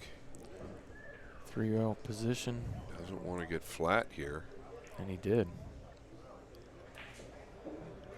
Boy, how flat is he? Can he come to the right long rail? He doesn't really want to have to try and draw back. Can he come 2 rails out of that top right corner? Yeah, I think we're going to see him follow this ball. 2 rails up. Nice smooth hit there. Well executed. Nice recovery.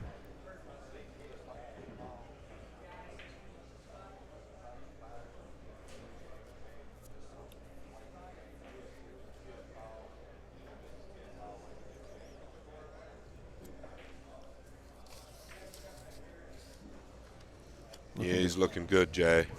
Completely flipped the script here. Started the day trailing by 7, now leads by 7, Freezer. Yeah, and I got to thank Kyle and you for having me, bud. I appreciate it. It's been fun. We've had a little bit of fun together. Yeah, it's been a little bit of fun watching this. Yeah, it's been a lot of fun. Yeah, what a match. Thanks to my guys for getting me here, Omega Billiards, Aramith, and Simonis, KT Customs, TriStateCues.com. Check them out. Aaron Storm Shelters, of course. Give them a follow on Facebook. Deadwood Custom Cues. Last but not least, Railbirds TV on YouTube. Just support them. Give them a follow. Give them a couple views.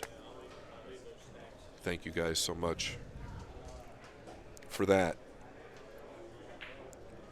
Oh, man.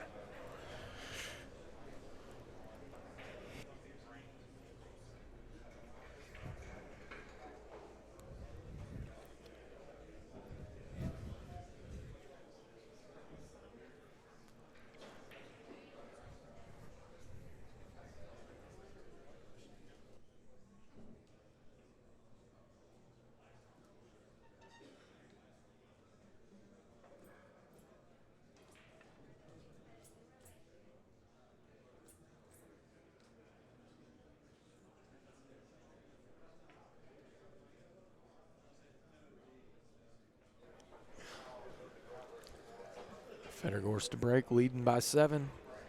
26 games away from the finish line. Nice big square hit there. Both balls went high. Yeah, they went long. Oh, and the 3 was actually going. I think it had the pace, and it just flicked the 8. Gets draining. Fedor in the lead. But even when you don't make a ball, it just makes things feel like they're so much more difficult. Shane coming to the table with absolutely nothing.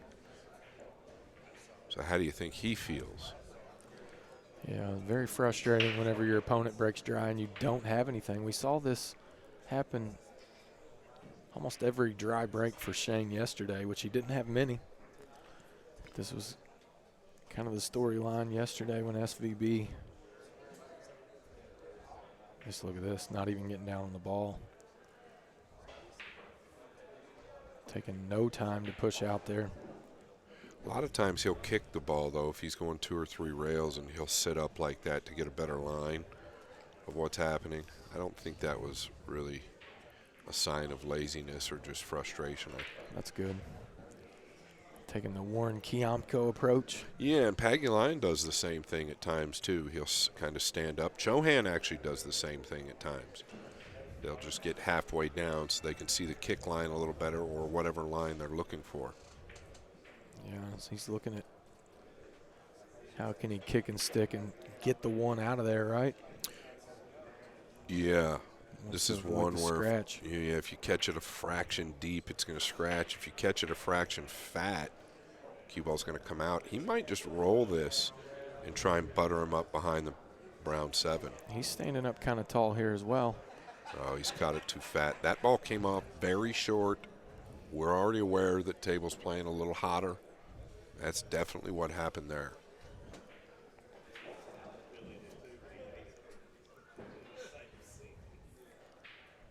See him amp up here a little bit. I think he's going to be colliding with the 7 ball on the way out here, Scott.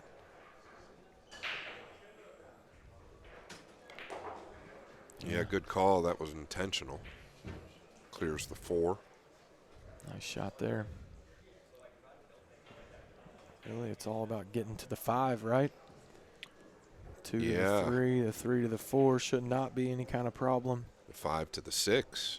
Yeah, the 4 to the 5, then the 5 to the 6. Some work left for sure.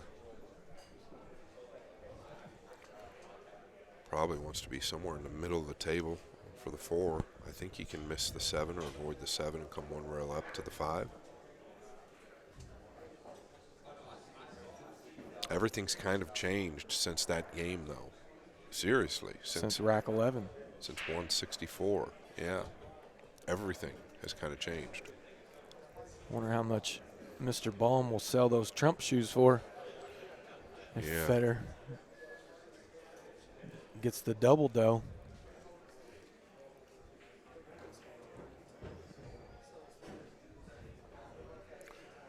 Ton of options here. Probably just go thin. Yeah, I think he'll come up towards the center because he could run a line. He didn't want to go too far.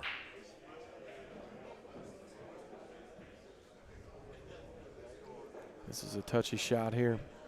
Does he try to go into the 6? Yeah, that's what I was saying. I thought that he could miss the 7 from more towards the center and just come towards the 6. Still might be able to. He's going to have to get into it. Oh, he's avoided that. Watch out here. Out, jacked up over the 8. Oh, yeah, that ball really sprung on him. He did hit it firm. He's either going to have to power up here or he's going to have to take some distance on the 6. This is extremely difficult. Extremely difficult. Oh, he can bridge. He's lucky to not be tree-topped over the 10, though. Such a difficult shot here to come back and forth. It's manageable, though. If he was jacked up, not so much. Nice hit there. Unbelievable. Still yeah, he was elevated over the 10. That's how he lost the cue ball forward. He couldn't get real center on the cue ball. And this is one of those angles here. He's going to have to draw the ball. This 6 ball could stand up. This table's been tough, and that bottom left pocket has been probably seen the most misses so far. Well, he's definitely got the power. Definitely has the power. Does he have the precision? He does. Needs a rub. Got the rub. Well deserved. Very good strike. Very nice shot right there. Made it look easy, but that wasn't. No, and that's a shot he also likes to practice, gets up for. It's where that long bridge comes into play. Very little energy, gets so much motion. Doesn't want to contend with the 10, does he, Jay? No. I think he'll be okay here.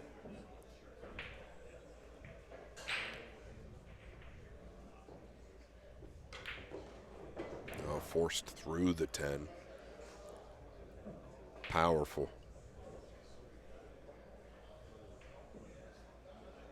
Very nice clearance here by SVB. Yeah, much needed as well. He's got to make something happen on the break. It's a nice way to restart his confidence as he gets to the 88th rack.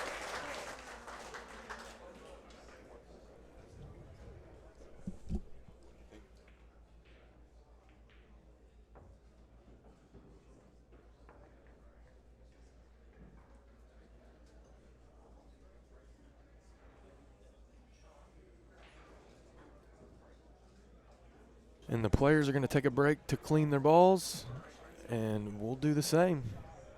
Be right back with you, probably 5 to 10, folks. Ultimate Pool USA presents the Ultimate Pool USA League Grand Finals. You and your team climb the leaderboards for a shot of winning the $100,000 first prize. Survive the heart-pounding formats of match and shot clocks. Deliver for your teammates when it matters most. Track your progress with Ultimate Pool Score. All roads lead to the Grand Finals in October 2025, and your chance to claim a $100,000 first prize. And because our motto is for the players, all prizes are cash payouts. Begin your journey money now and sign up to your local Ultimate Pool USA League. Ultimate Pool USA, for the players.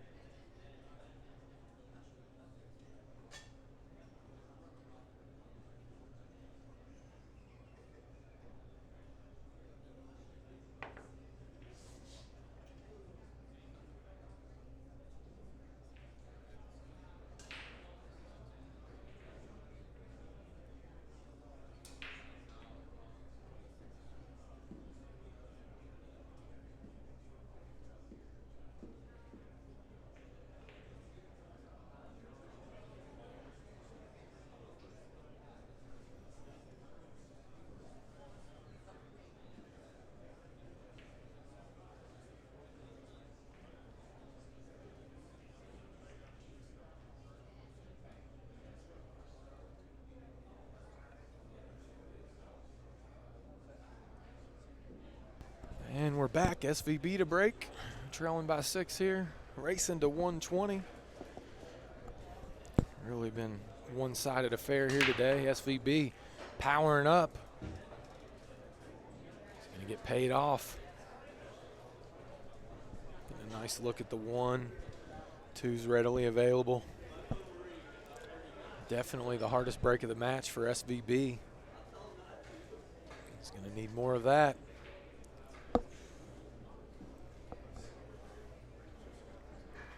No real problems here.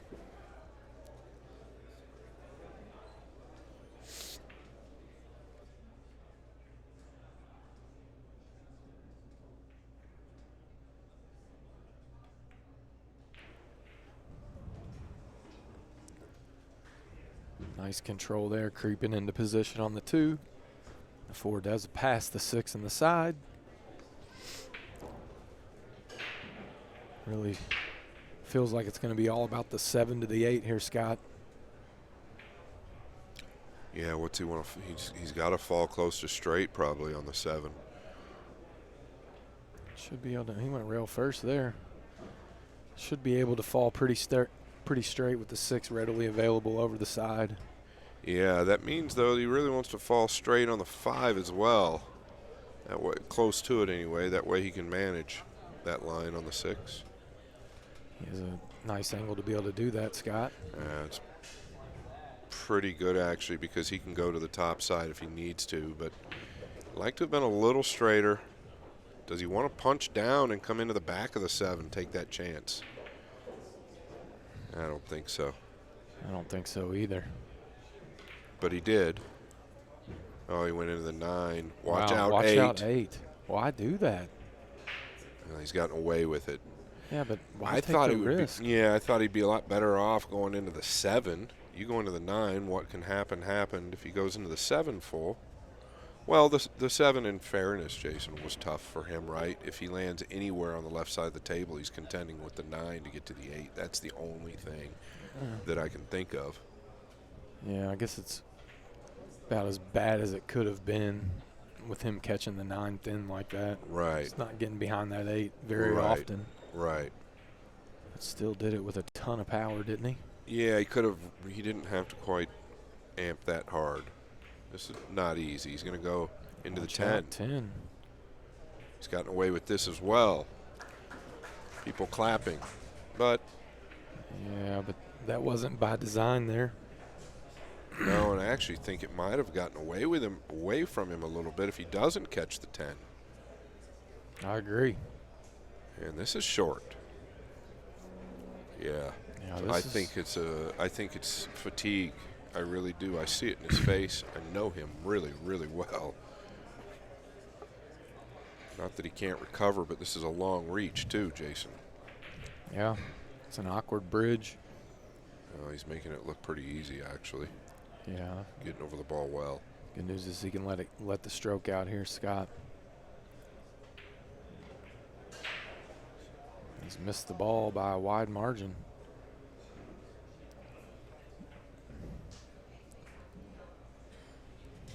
Yeah, somebody said it's okay, shake it off. That's not helping him any. I can promise you that. No, because it's not okay. It's not not to okay. him. No, not at all. It's not okay, period. Especially to him, but he's got to be able to finish there. This man at the table will eat you alive. If the shoe's on the other foot, Shane will do the same. Doesn't want to keep coming here. I mean, these guys are human. I mean, we keep touching on it. They've played so much pool. It's. I mean, I'm absolutely drained, and I'm not doing anything compared to what they're doing.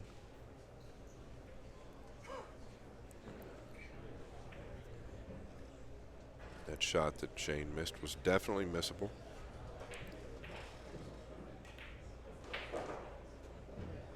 Nice control there from Gorst. Getting near straight on the 10 in the side. Climbing to 95.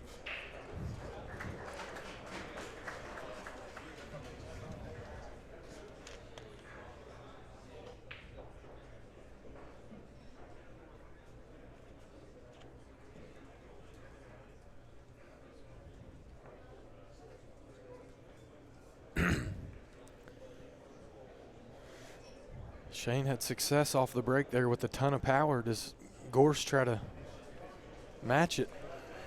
Yeah, I mean, what a big swing today. Gorst 14 games ahead today. I think that's the biggest game lead he's actually had overall. I think day number 1 he was up 13 at one point, but for the day. Oh, for the day. For the day, he's 14 up. Yeah. And I think that's as big as it's been on either end.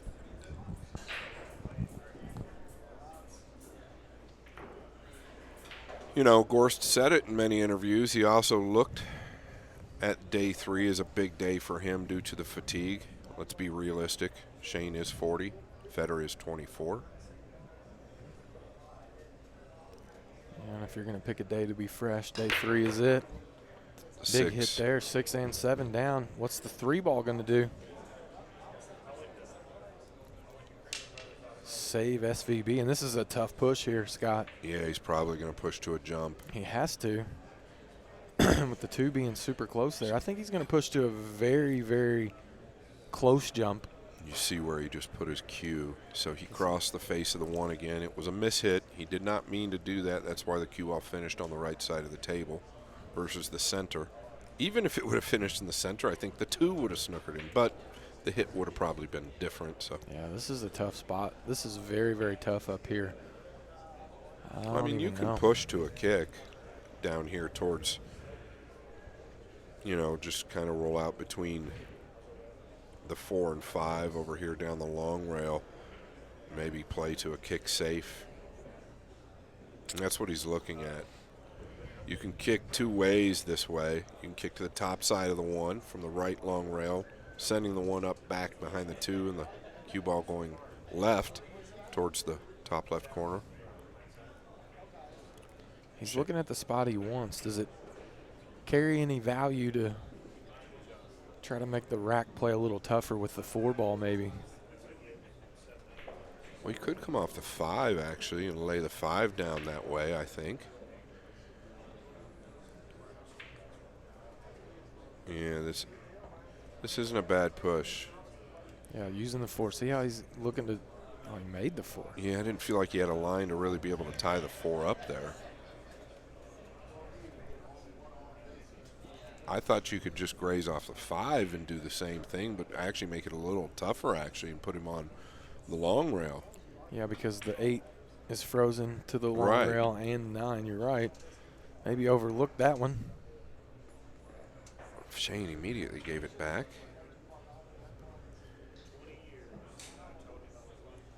Fedor's got the jump cue out. What?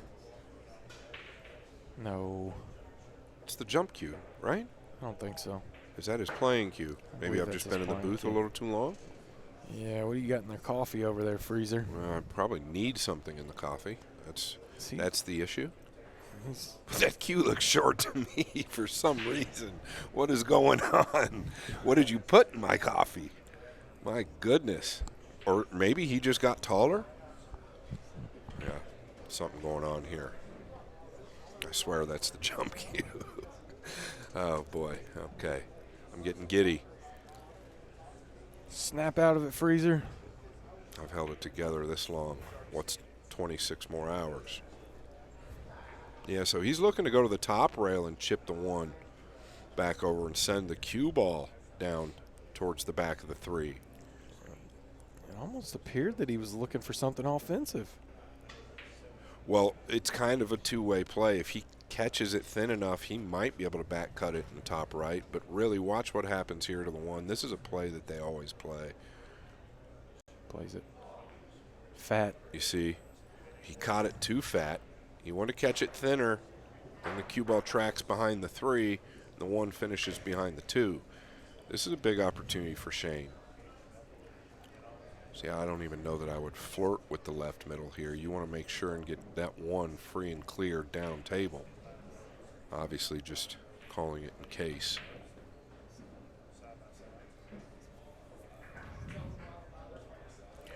Yeah, that's kind of what I was talking about, but he made it. You really wanted to just assure that the 1 gets down table. Yeah, you called it. He's definitely exhausted. I can see it. What do you see here? Do you chip the 2 under the 3? Some type of way? Yeah, he might have to.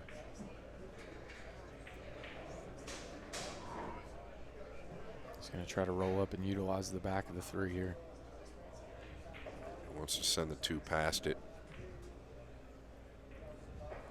Now watch out here. Gorst will go airborne. Yeah, he was a little closer to the ball. He's made every one of these today.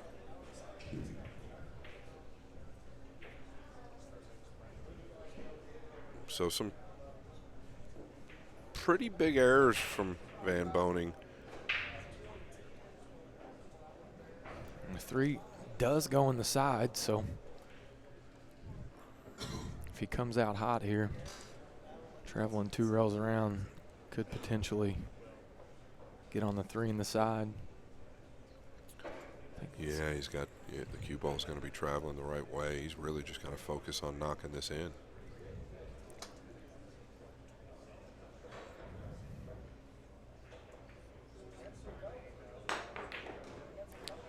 And wow. he does. He got into it more than I think he tried to get into it, I can't imagine him trying to draw that ball above the 9.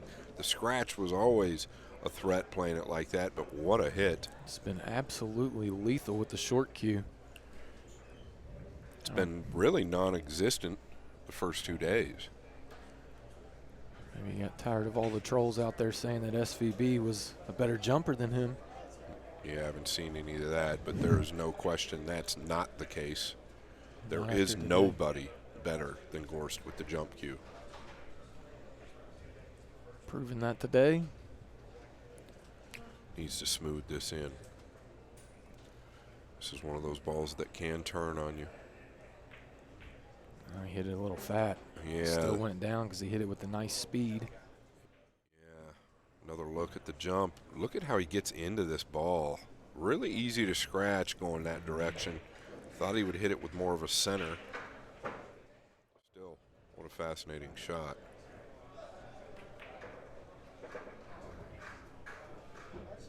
Fedor Gorst has a 6 a.m. flight to Atlantic City for the U.S. Open. Yeah, I don't know what time I leave. He has a 6 a.m. flight. 6 a.m. His bags are packed. I guess I Maybe. better look at the flight I've got. Nice smooth hit there, Scott. Really about all he could ask for from there. Yeah, the 8 wasn't frozen. Made it a little easier. I like him to just let his stroke out here. Don't try to hold this. Yeah, that's what he's typically been doing, is going up and down. Go up and down. Make sure you get a good clean hit on the 9.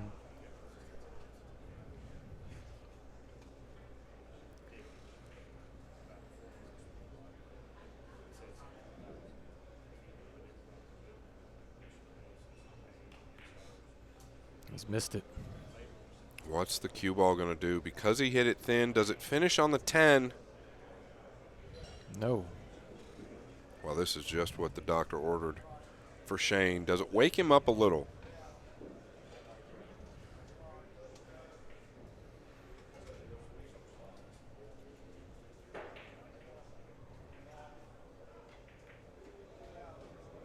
Well, watch out. It's going to finish nice. Nice speed there. Thought he might finish on top of it.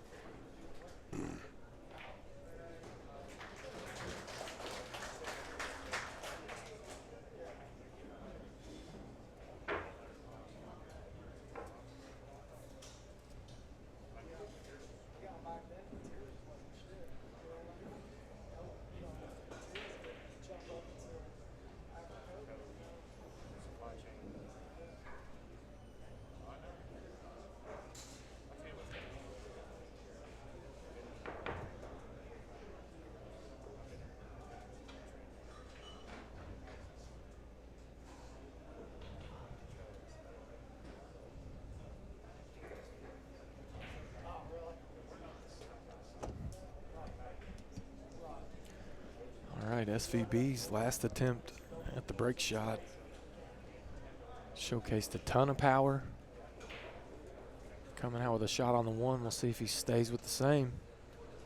Yeah, during the break, we were both walking to the bathroom at the same time. He said he was going to hit the brake harder. I think it's actually should be the opposite. Did I not give Shane a rack there? I don't think I did. No, I think he needs to be at 89. We definitely put more into that.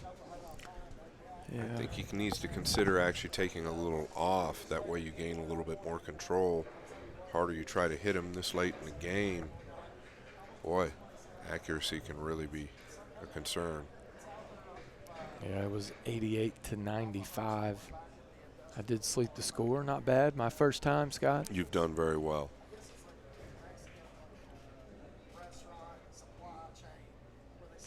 Looking to cut this ball. Very tough.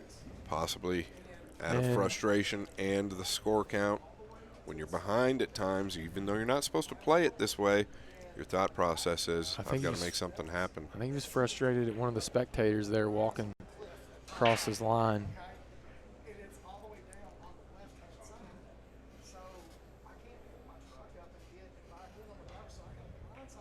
What a hit. What a recovery. He needs to run into the 10 here. Well, he's going to be fine. It's just going to be a little more work. Can he avoid the pink here? What a shot that was, though. Yeah, but getting to the 3 is the problem. Needed it to slow down a little. Can he still come short of the pink? I don't know. He's pretty steep here. Or excuse me, short of the 3.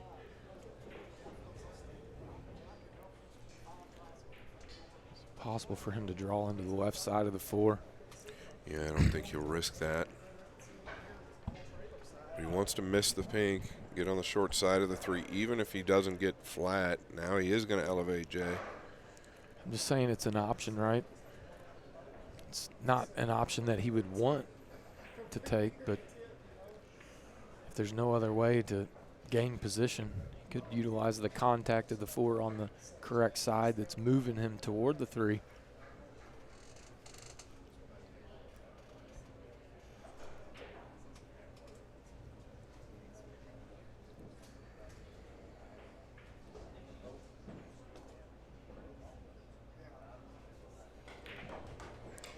Yeah, that's what I didn't like going off the 4. You just don't know exactly what's going to happen there. If he's going to do that, maybe use a high ball and try and clip off the top side of it versus going into it on the left side of it. Hindsight, always 20/20, but You called it right away that was the problem. Does he take the time to collect himself? yeah, he really needs to catch the thin side of this ball. Wants to get up behind the 8 here, I think. He's caught it fat. Much fatter than he wanted. Gorst going to have a shot if he wants to take it on. He's also got a real good safe, Jay. Yeah, and I like the safe here. But he is feeling good. You're feeling good. Sometimes you should shoot.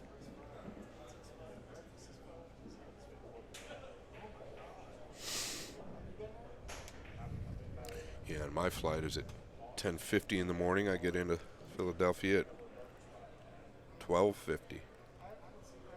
So It's a real tester here. He's taking on the safety. I think it was a smart play, Mature play. not forcing the issue, right? Really would have liked to get him snuggled up on the 5 there. Could have taken away a lot of the options. Still pretty good.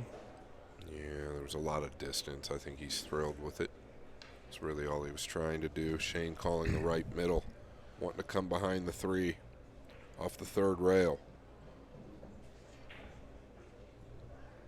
If he catches the bottom half of the 3 here, could get some real good separation, but he's got to put some motion on this cue ball.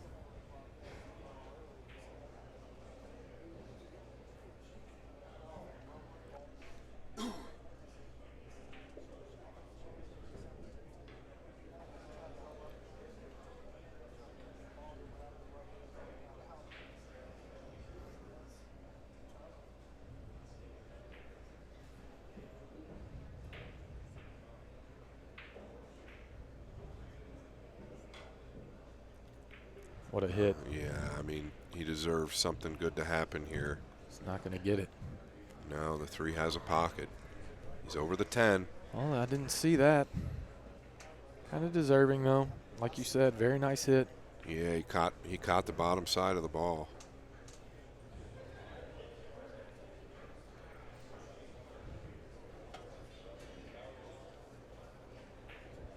Just doesn't want to hit this real hard.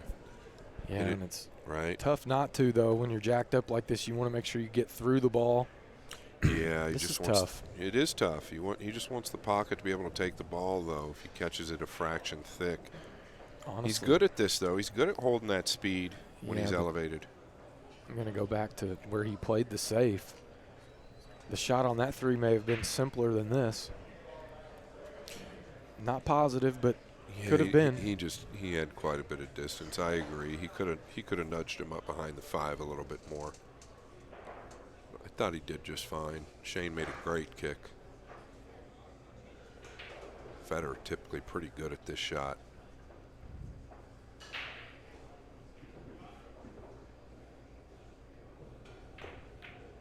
Yeah. Wow. Nice shot.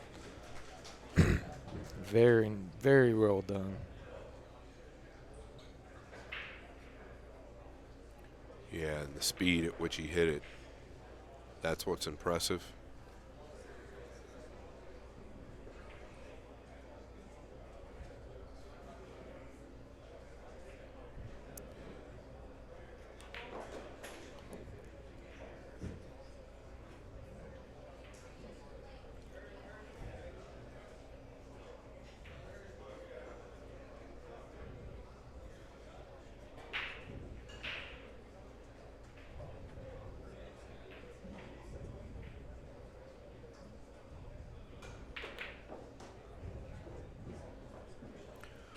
When his back is against the wall, he's proven time and time again why he's the #1 ranked player in the world.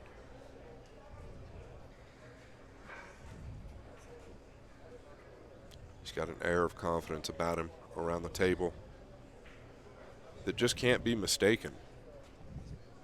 Well, looking to get back his 7-game lead. He's able to deposit the 8 ball this rack. It's the ball that held him up in his last run.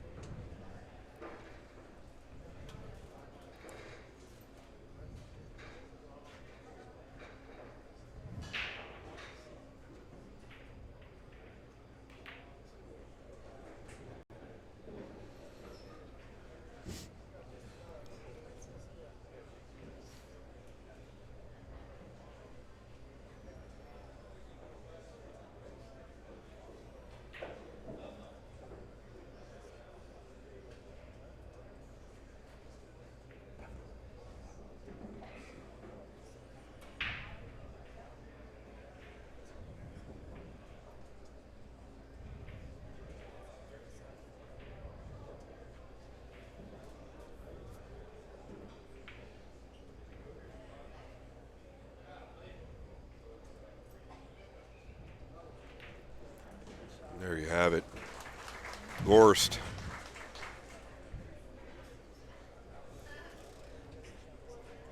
Leading by 7. Bluegrass Billiards is going to be hosting a WNT rankings event September 13th through the 15th in Pennsylvania. It's called the Pennsylvania Open. Frank Maletti adding 10,000 to it. Once again, that's at Bluegrass Billiards, the Pennsylvania Open. I will be at that event, assuming a lot of great players will be there. September 13th through the 15th. WNT ranking event. From here, all the action will be on Matchroom's YouTube pages till the semifinals and finals, I believe. The U.S. Open in Atlantic City at Harrah's. Shane Van Boening been playing a lot of pool. Had a good finish at the European Open. Could he finish the year off with #6? I know Jason probably doesn't think so. He thinks the quality of play has gone way up. And I do think it's going to be much tougher Nice hit there. for Shane to get #6 now, but I definitely don't think it's out of the question. No, I mean, listen, these two guys right here playing each other like this, locking horns with two of the best players. They're both going to go into the U.S. Open in their best form, guaranteed. guaranteed. Yeah, they just need a little rest. Yeah, but one of the two is going to make a deep run in the U.S. Open this year. I mean, Fedor coming runner-up last year. An unbelievable performance from Baby Co. Yeah, no kidding. What a performance. I was able to call that. It was insane. I mean, honestly, outside of Johan Chu at the World Cup pool, maybe the performance of the year. Well, yeah, Baby Co. didn't miss a ball. I mean, he made against 99 balls against Yap. Against Yap, played he a made perfect set. every ball on 4-inch pockets. On 4-inch pockets, like unbelievable. on the biggest stage. I think that's probably one of the best performances you'll see. But to your point, one of these two are going to have a great finish. Yeah, maybe both. Yeah, right? I mean, I wouldn't be surprised, and I've seen it. One year before the Derby, Dennis was staying with me, and Billy came in, and they locked horns playing Banks forever. That was the year that Billy went on to win the one pocket, which obviously it gets you into shape playing against elite players like this for an extended period of time. Yeah, when you're in the grease, in the mix. Yeah, Jason, you're absolutely right. You can't duplicate the pressure and somebody shooting back at you. You can do a lot of drills, do a lot of practicing, but it does not match what this brings to your pool game. Yeah, I do think they need a good day or so rest. It's not like they're traveling real far, so I don't think that's going to be an issue. No, the loser will definitely need a day's rest. The winner maybe flying high. Yeah, but that tournament's spread out. Physicalities are real, though. That tournament's spread out a lot, and there's enough cupcakes in it to where you might get 3 or 4 days without a real test, right? Possible. I'm not Still need some rest. with you. Not disagreeing with you. Some rest would be needed. And Shane, pretty interesting situation here. Passes this up. Yeah, Fedor didn't look very enthused by the outcome, maybe because the 4 didn't tie up the way that he had liked. This got away from him. Very touchy there, though. Smart to give that back was SVB, forcing an error.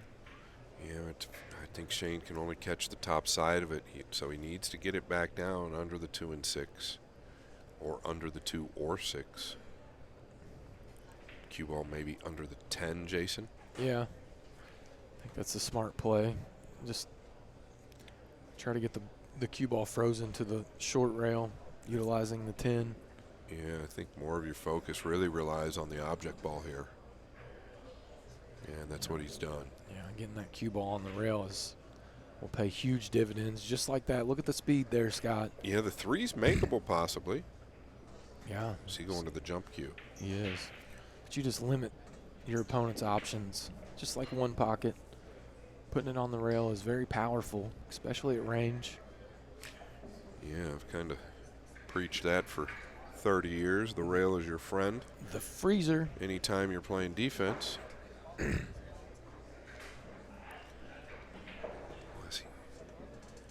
I'm not sure. He's trying to play the 1 to the lower right, so he's looking across the face of this, I assume. Wow. I thought he might kick to the right long rail because I think the 3 is actually a big ball if you use a high ball. I don't really like this, and I'll tell you why, Scott. The 1 ball is going into open space. Well, he's got to hit it thin. Oh wow. My gosh. I was going to look at the cue ball, too. Wow.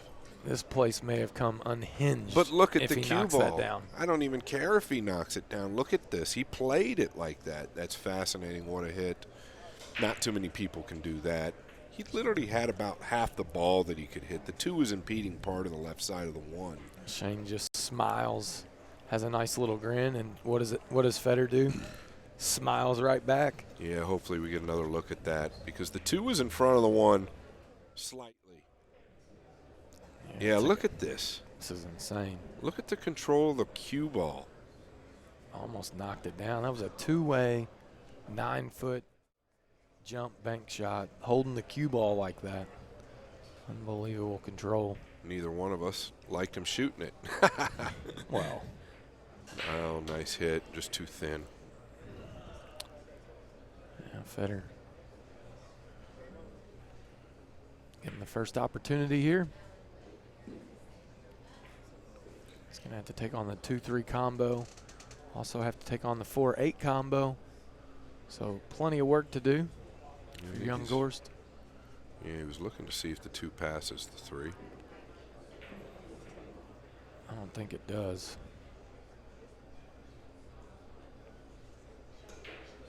What do I know? No, he was looking to see. I mean, nobody knows really but Fedor. There's nothing wrong with swinging all the way around, too, and getting underneath it. Just because of where the 3 lays, it's a little awkward. It's a long stretch here, so I doubt he's going to want to travel much. Yeah, this is just a little awkward. Yeah, more than a little awkward. Tells me it might go. 'Cause I don't think he'd be wanting to shoot the combo from here. Do you? No, I never really did, but if he has to, he just wants to. Yeah, he's calling the 3. Yeah, this is. If he has to, he's probably just. I don't know. I don't know if he's going to run into the 6J or if he wants to roll forward. He's probably going to hit it with a little speed. Yeah, I was going to say this is a very missable combo because he's going to hit this. He's going to punch this ball with some speed. Well, if he could miss the 6, I think it's something you might want to roll because the 2 might stay somewhere around there. But if he can't miss the 6, I think he's got to hit it with speed. Yeah, he's rolling it. Because he could miss the 6 going in. He just missed the combo. But, I mean, that's what I was saying. That was a tough angle from where he was at to make the combo.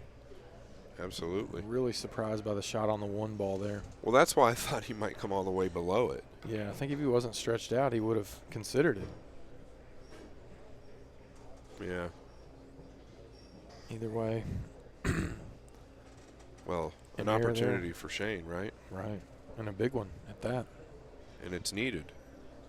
Yeah, and see, he's just belaboring every point right now. I feel like he's tired. He's tired. Yeah, you can Exactly see it right. in his face. He's definitely tired. I've got kind of a big heart in a lot of ways, and I just know how it feels. And it's not fun. There's nothing worse, I'm sure of it. No, it's just not fun. I don't want to see it on anyone. But I don't feel bad for them. Don't get me wrong. But maybe I do feel a little bad for them because that is painful. Very painful. Never supposed to miss this ball, but a lack of focus. And the 8 holds up.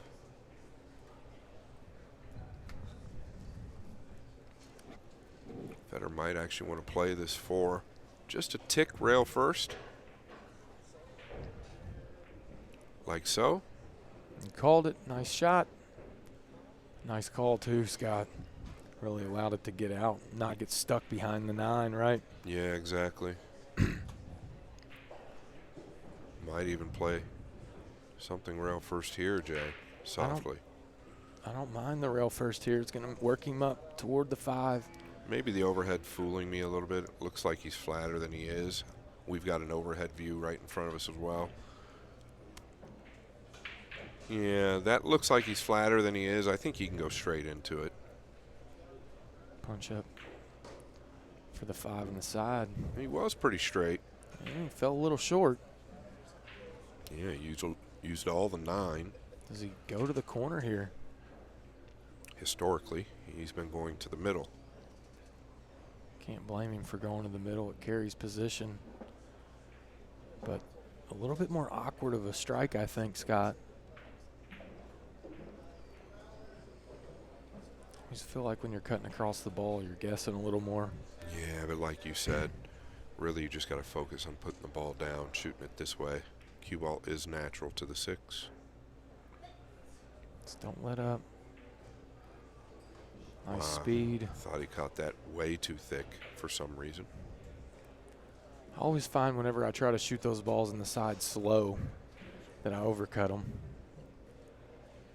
Or undercut them, rather. Hit him fat. Hit them fat. Yeah, that's the tendency. Not getting through them as clean. So I was a little surprised that he didn't shoot it with a little bit more pace just to kind of get through the ball clean. Well, I think just the thick hitting itself allowed the cue ball to slow down. Still. Even here, right? That's kind of why he slammed the chalk down. Typically when you're finding the rails, your speed's a little touchy and doesn't want to be there. Yeah, he's going to make it. He's a little elevated on his back arm here. Not a problem. With the bridge. Not a problem if you knock it down. 97-89 is the score. Big missed opportunity for SVB off of the missed combo from Fedor Gorst. Yeah, he's tired. Maybe Shane took the last big blow from Gorst. I feel like he's got one more in him. There's a lot of pool left to be played. Gorst still needs 23 games, if you can imagine. The one I'm worried about is me. I don't know if I'm going to make it, Jay. Oh, you'll be fine. We'll pump some coffee in your veins. Yeah, then I'll really be in good condition for tell you what, the U.S. Open. Just get back into your gear here with your sponsors. Yeah, It'll help you out. That'll get you. Let's do that next game. That'll get you pep back up. Yeah. You start talking about those I storm haven't shelters, mentioned man. much. But I'm telling you, after all the heat that I took from you. Hey, when you start talking about those storm shelters, you get in gear, man. You call every shot after that. You might catch a lawsuit from Aaron Storm Shelters for all that. I tell you what, Aaron, after all the positive publicity Aaron's got, he better come to my house and to yours and install one. He gave me a raise. He's happy. Aaron, I need a storm shelter. I'll tell you what. Can I get? I don't know how many people want to really joke about that. In all reality, if I lived in the Midwest, I would have no problem, if I could afford it, having a storm shelter or a bunker room. I think they're awesome. Steve Wyatt would like one. Yeah, and if you see some of them that he's built, it's fascinating. QBZ, take one now that we're looking at you.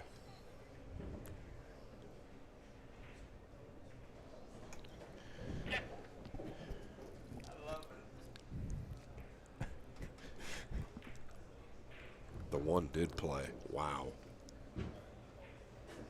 So to add insult to injury, Gorst looks to be well on his way to running this rack. Talking to himself a little bit, so he's probably a little flattered and he wanted to be here. I think he could just bounce out and take a little more distance on the three. And Scott, the U.S. Open draw is out, and Fedor Gorst has drawn a bye. Go figure. Who do I play? That's a joke. I didn't bring my cue this trip, bud. I did play last year. With yourself? I had a good chance, actually. I saw you over there.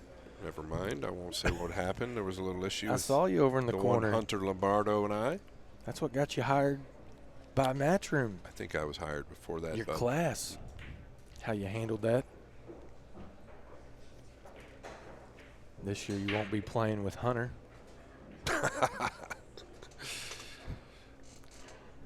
Just the freezer. At 61 years old, I don't need to be playing, period. Man. I look good for my age, don't I? You do. Thank you. Gorst. Back and forth here. This two-rail position shot that he likes. He wants to avoid the 8 here, Scott. Look at how he aims high on the cue ball, though. Really needs to get into the ball. Nice path there. Doesn't want a big bounce. Best follow through in the business, Jay. Yeah, he wanted to maintain a little bit more angle here, though, I think. Oh, he's absolutely perfect. The overhead makes it appear like he's a little straighter than. No, Let's take a he'll look just at come that. 2 rails forward if he has to, but I think he's got enough to just punch down.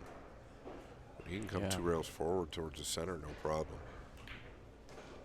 Nice shot there. Yeah, he was never in any danger. Never.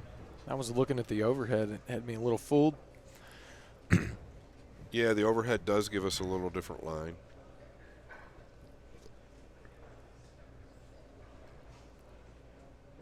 Fedor Gorst here. 4 balls away from getting to 98. Yeah, and I think he's really starting to feel it. Smelling a little weakness from SVB. Will give you more energy, especially at 24 years old, coming off the biggest win in 9-ball history, $250,000 up top in Saudi Arabia for the World 9-Ball Championships.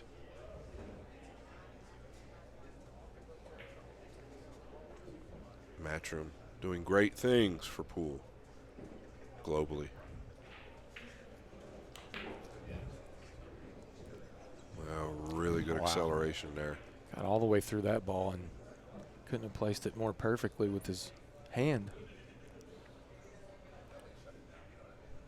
Such a great cue ball this young man has. Extending his lead to 9 games, 22 away from the finish line. I expected to see something special today. I did not really expect it to get away like this. This is insane. Yeah. Yeah, I've got a soft spot for Shane, and I'm you know, you've got to give him credit, and I think we need to talk about that a little bit more as he's starting to face the tough end of this match. You've got to give him credit for coming in here, making the decision to play Fedor. I think it shows to the warrior in him and the champion and who he is. Takes a lot of heart to come to somebody's room. Yeah, it absolutely does. Takes a lot of heart to do what FG's doing here as well. You know, most people counted him out. I mean, Molina Mike asked me in the interview, and I said, statistically speaking, obviously I'm rooting for my guy, but 2.5, 3-1 underdog. I promise you, I didn't count him out. I didn't count him out, but you know, he's came in probably a 3-1 underdog in today. Sure, on paper. I just feel like he's the type when he's got his back against the wall, especially since the USO or the World 9-Ball. It's just really kind of challenging himself in a lot of ways, putting himself in positions where it gets exciting to him. The point that I was making, though, is if we saw the same SVB that we saw flashes of over the first 2 days, it almost didn't matter what Fedor would do.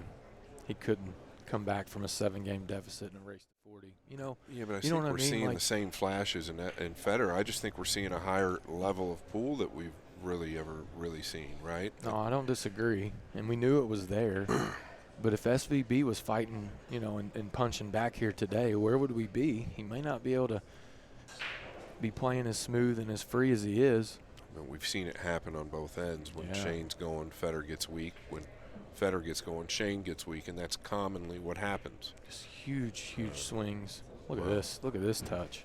Well, a double rub off the 5, then the 2, everything rosy. But yeah, don't count SVB out. Tons of pool left here. Definitely Yeah. snap out of this. Just looking a little bit more grim for him as this goes. He needs a second wind. And soon. Otherwise, he's going to need to start winning 2 games to 1. Actually, he's going to need to start winning 2 games to 1 as it stands in order to win this match. If he finds a gear, he needs to do it soon. Running out of time.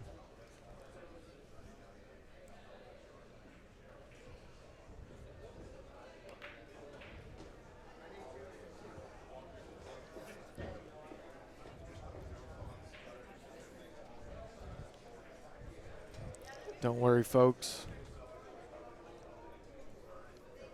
I'm going to call out the freezer sponsors after this rack. I'm going to do my best version of Scott Frost.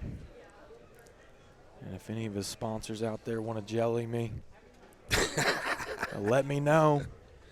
I actually think it was a pretty good idea to alleviate costs. A lot of people like the idea. It's not a terrible idea. Well, of course, since I came up with it, nobody wants to give the freezer any credit, but I gotta give you the I'm I gotta used give to you it. the credit.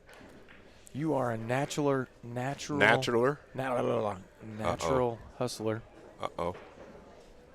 Uh-oh. Yeah. Lost it a little bit there, didn't he?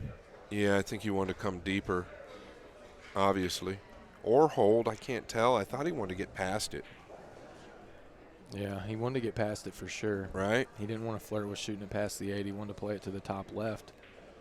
Or the right middle even if he, I don't know. It's hard to tell. Surprised John Mars is exiting the building right now. No, his dad's still over there. No, I'm saying running out when an opportunity his player get a shot here.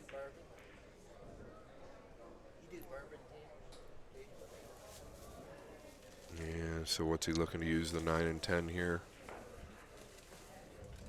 Oh, I like the way he did it. Nice touch there. Santa Claus said, give this to the commentators.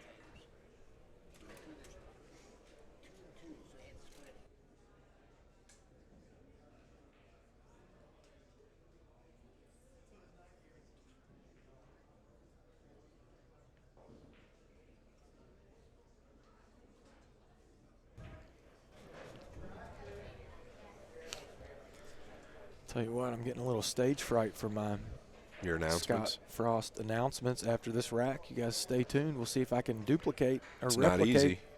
It's not easy being the freezy. We're starting to lose it a little bit. Sorry, guys. We'll keep on track. Shane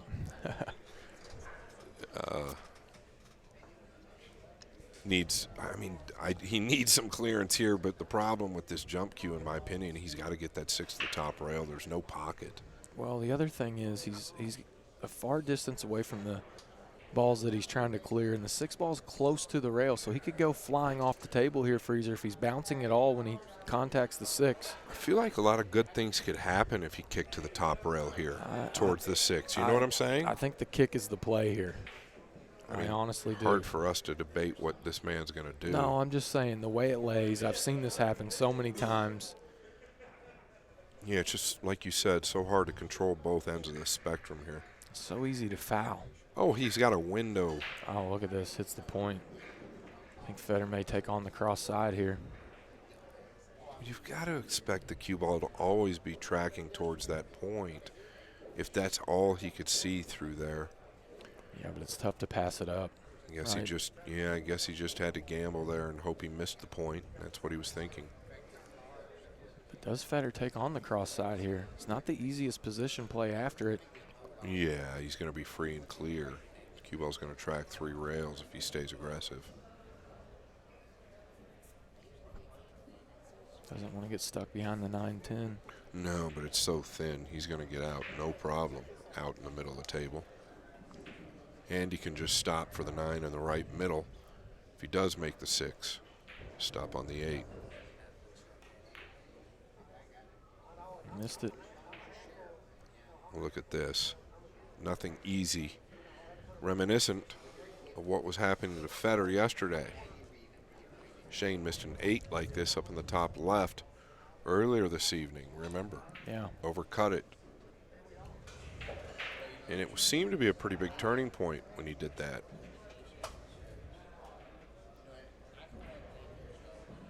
Might want to use some outside this time. And I think that's what he's doing.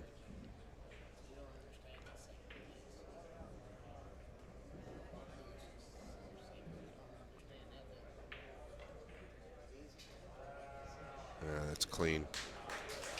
Well struck. Doesn't want to be on the rail. No, and this is missable. If he catches the rail, in between the rail and the 8, it's missable. It's just to, the 8's just to that position where it's not exactly a big ball. Yeah. If he rolls it, he's okay. He's got to hit this with speed if he rolls it, doesn't he? Yeah. I was going to say rail first. That's how it's missable. I'm kind of surprised he didn't just elevate and thump that ball in and play for the 9 on the side. Well, it was missable both ways, especially rail first if you hit it with speed. Fatigue. Yeah, once again, unable to capitalize on the Fedor mistake. Yeah, fatigue a real factor. This has nothing to do with anything more than that, at least in that scenario.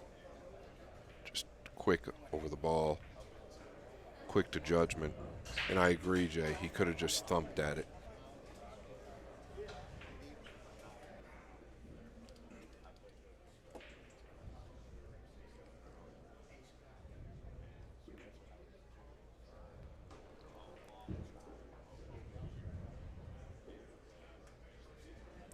Can't believe the freezer's walking away.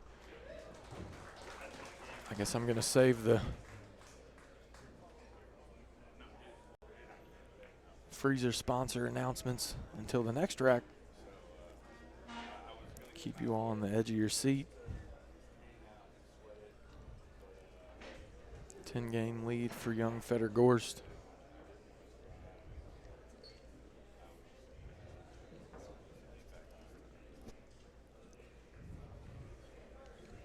One game shy of 100. We are racing to 120 here.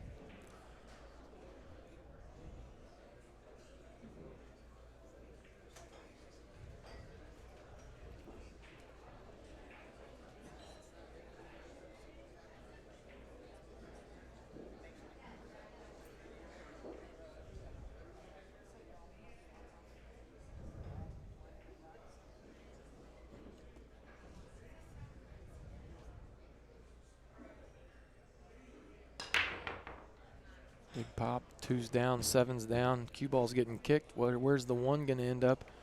He does have a look at it. Leads him right to the 3 ball. Doesn't have to do a ton of work to get position on his next shot. This is no bargain though, long and straight.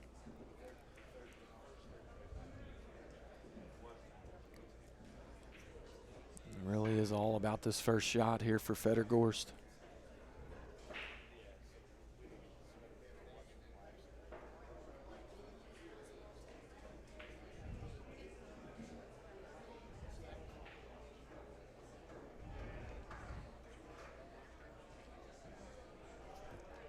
Slightly elevated with his back arm. See if he can get through this one smooth. Thump the back of the pocket. Continuing the masterclass is Fedor Gorst. Heading back to his chair to chalk his chin. If you ever notice the white on his chin, he does that because of the friction between his cue and his chin. Trying to keep it from getting raw.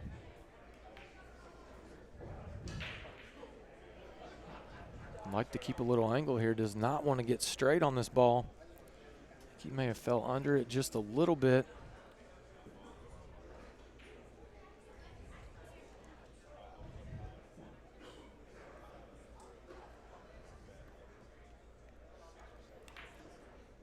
Yeah, he was able to draw out of that. Pretty fortunate to not have to take a unnecessary tough shot on the 5.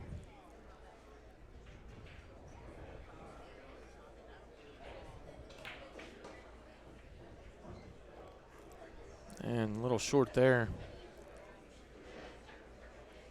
He was really like to be on the other side of the 6. Now he's going to have to work the cue ball around the world here.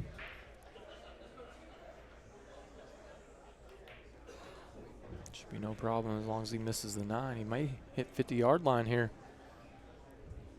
Yeah.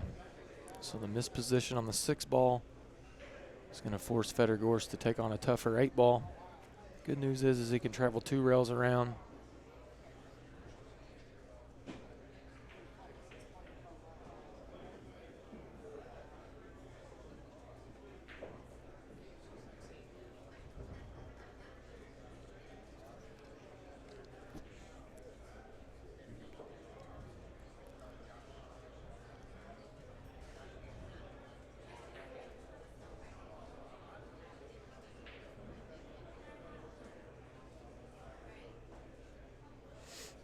He's looking at playing this to the bottom left. Going to the short side of the 9.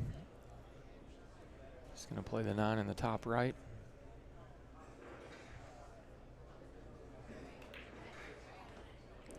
Went around 3 rails, 4 rails. Nice shot there, nice recovery.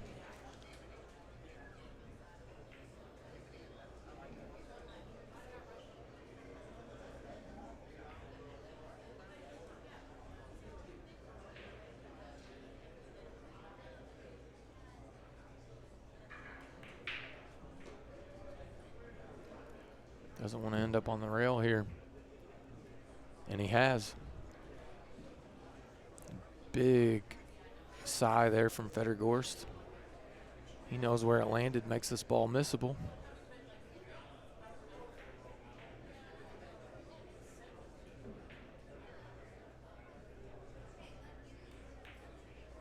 Puts it home. Gets to 100.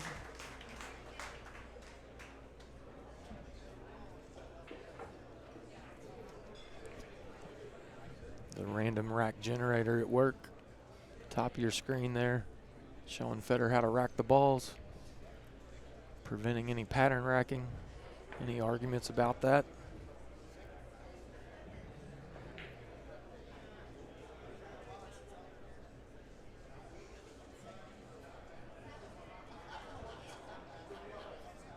I believe he's tied his biggest lead for the match. Fedor did lead by 11 games in the first day. Ended trailing by 4 after a huge run by SVB to close it out.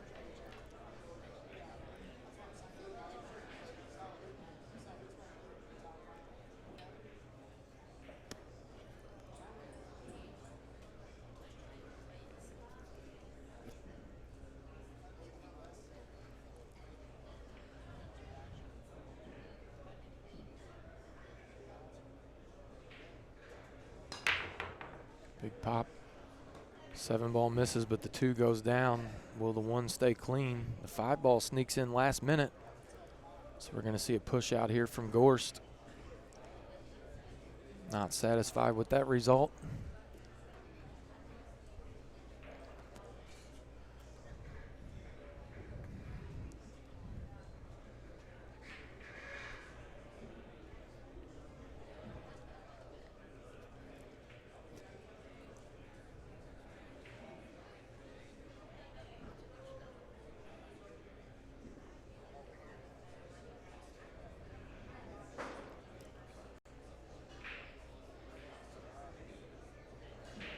Looking to push out below the 1, below the 1-4, just dropping down close to the center diamond. That's what he was looking at. Utilizing the 3 to do it.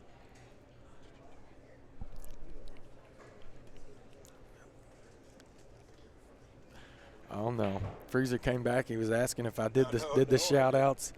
No, you just told me you didn't do it. I didn't do it. I was waiting for you. I wanted you to witness it. Me to mock me? I wanted to do it in front of you. I'm gonna do.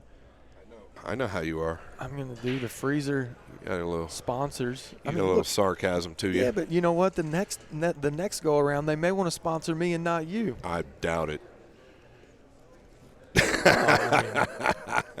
I'll guarantee you this: if they had cameras on us in the booth, Oh, they definitely go to you. they would definitely come to me. Yeah, very, very good-looking young man you are. Uh-oh, the 4. So it would be an option, right? If the 1 was covered, Shane, would he have an option to give it back? Yeah, Shane has the option to give this back If it was covered. if it was covered. Are you sure? Are we sure about that? Yeah, Okay. standard 10-ball Yeah. rules. I didn't know if you just – yeah, just that hasn't come up No, it has not. in 3 days. Big power shot here. SVB looking to get into this ball. Oh, boy, Watch he's outside let up. pocket. Yeah, he's let up there. And that's a tendency to happen when you get tired, right? You're going to let up on the ball a little bit or second guess yourself. He didn't want to come too far because I don't know that the 3 played in the right middle. So where was he really going?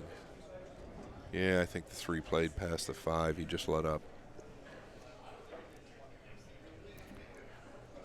Yeah, I don't know, Jason, but I do feel a little bit for Shane right now. He's going to the middle here. Nice shot there. He needs a couple good shots to get under his belt and really just kind of zone him back in. That was one of them. Yeah, definitely.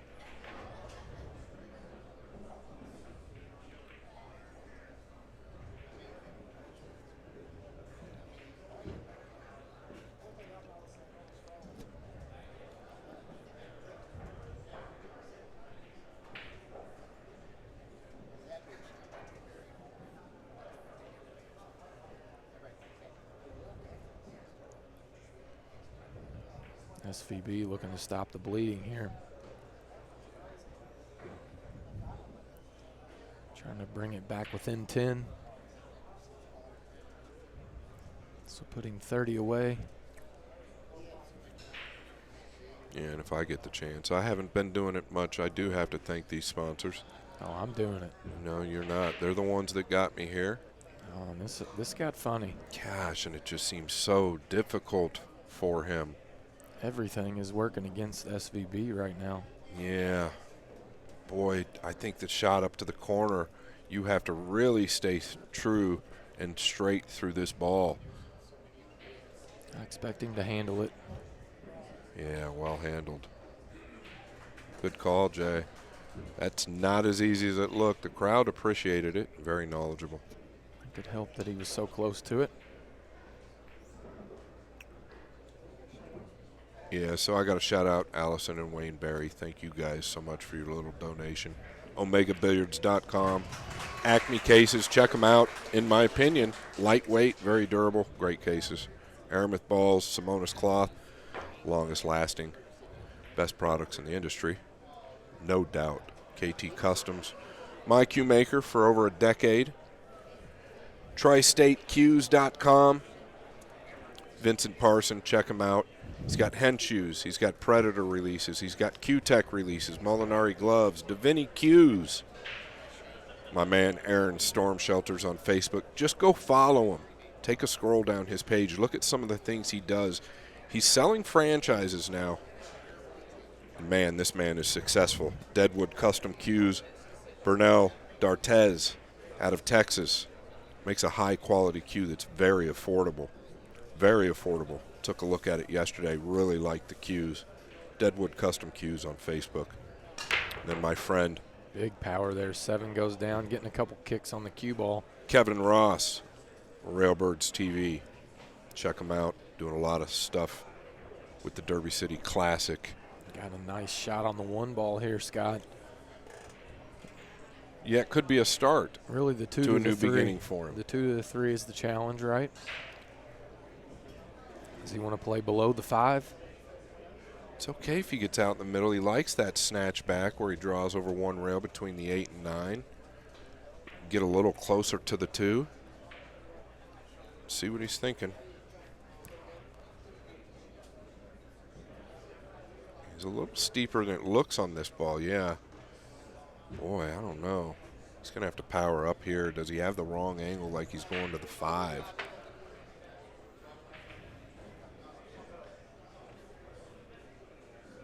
Yeah, if he's pretty straight, he can manage, but he's got a tight line, Jay, that he's got to stop on coming back. He's going forward.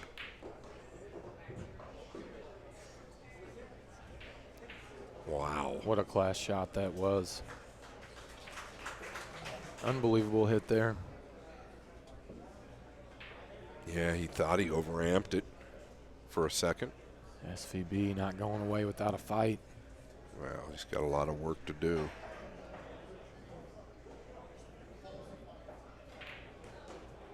Wouldn't expect anything less. 40 years old.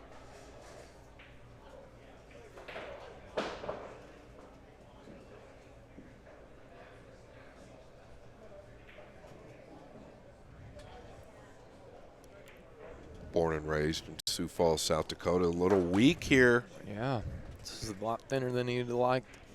Spends a lot of time in the Black Hills. Trophy lake trout fishing. Is he going to come over shallow of the 8 or come to the long side of the 6? He doesn't want to contact the 6, and he has. Things just not easy for him right now, Jason. Yeah, and what do you see here? Does he just pull this back and play for the top right? Just kind of stop the ball there, pull it back a few inches. I like that. Really wants to try and just cinch this ball. I think the cue ball will be okay if he just stuns back a little, like you say. Yeah, that's about as good as you could do. Nice smooth stroke there.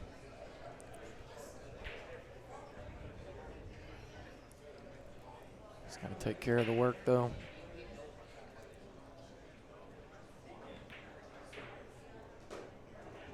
Dead center. And he's going to have to go up and down here. Looking to get it into single digits once more. It's going to be 2 in a row for SVB. Watch out. Wow, I'm surprised he Is he gonna didn't get 50 just yard draw line here? straight to the top rail there. This is no bargain. He's reaching. But like I said, I'm surprised he didn't draw to the top rail there with a tip of outside and just come back for the lower right corner. He should be fine. This is missable.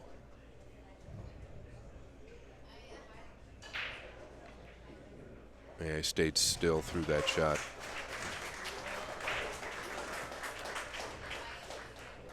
Got to shout out Steve Wyatt. Sitting over here for the last 3 days, putting in work. Right? Seriously, man, thank you. Thank you. You've been busting your tail quietly with the thankless job. Diamond Pool, Perimeter, Billiard Lights, xpoollive.com, Ultimate Pool USA. I don't know a lot about it, but I do know it's taking on throughout the country. Last but not least, our friend Michelle Griffin, the savvy businesswoman, which she is, by the way, for all of you out there. She's a realtor, but she's more so a great person doing a lot for pool all over the country.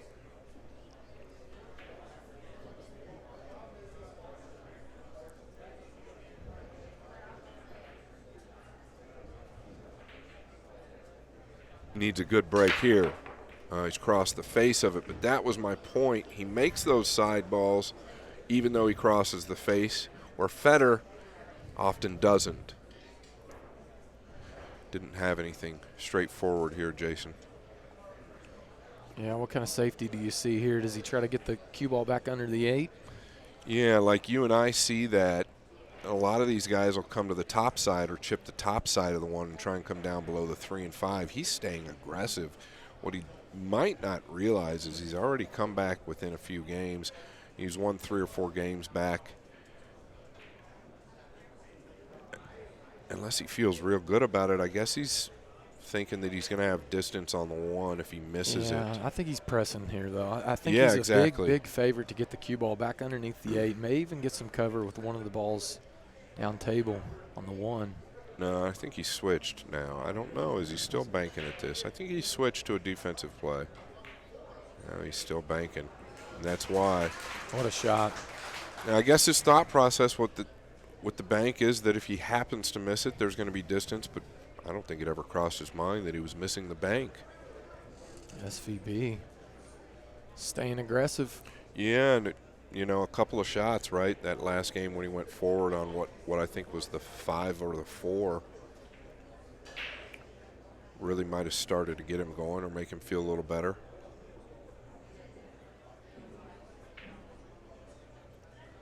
Is he rolling forward here? Oh, that's a test of your nerve. Nothing but net. The back arm looking real steady. Another peek at the bank here for the opener. Like it had eyes. Stunned down with a low left ball there. Wants he just float this in, or does he go up top? Floats it in. Looking good. SVB is alive and well, Scott. He's got a little left in the tank. How will Fedor respond? Still quite a bit of cushion here for the young Fedor Gorst. Yeah, but we've seen that cushion shrink for both players throughout these 3 days. Yeah, it's fascinating, right? They're playing a race to 120. In all reality, though, the blows back and forth, nothing really ever getting too crazy out of hand. Shane came into today 7 ahead, and Fedor getting 11 or 12 ahead. Yeah, I think 11 was the highest he reached. SVB looking to cut it to 8, and he's done so. He's a veteran of this format. He knows when he's got to turn it on.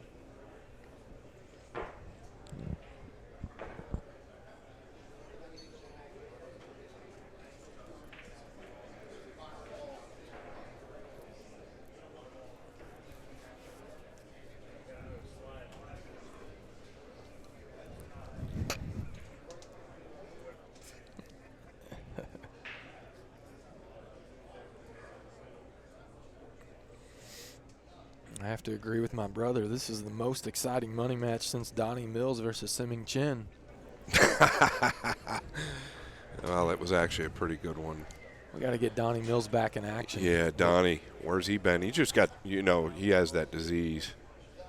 He's got too much money. Only match up with the red circle cue ball. Yeah, 72.5 degrees in the room. Well, look at this. Wow. Sprung a leak. Folks, it may be a long night. All of a sudden, that 8-game lead doesn't look like much if he can find that again. Even though the 2 is placed where it is. Well, okay, the 1's out enough. I think he can get just no problem smooth above it.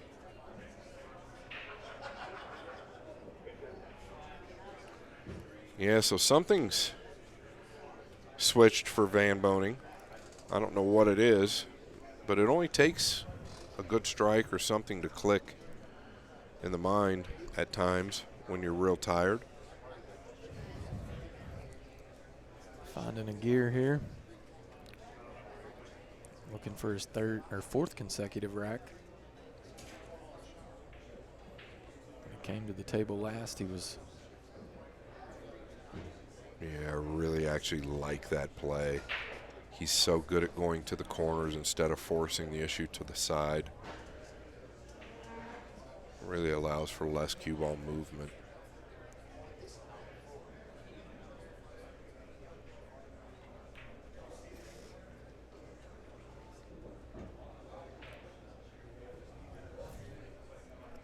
What's he do, Jay? Does he just split the gap of the 7 and 8, or does he come around? He's going to take a look at it.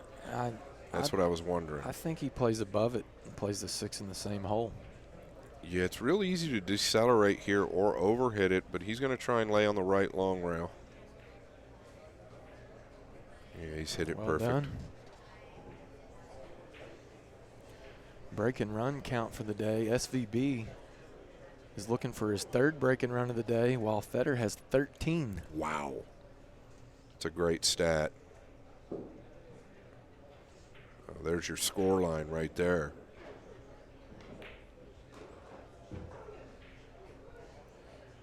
Yeah, should be okay.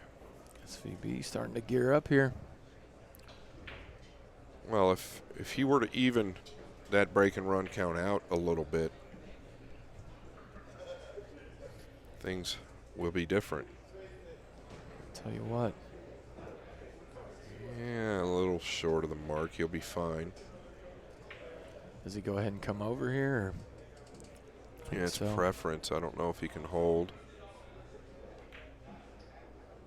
Yeah, everything's going in clean again, though, and that's typically, for any player, how you gauge their play.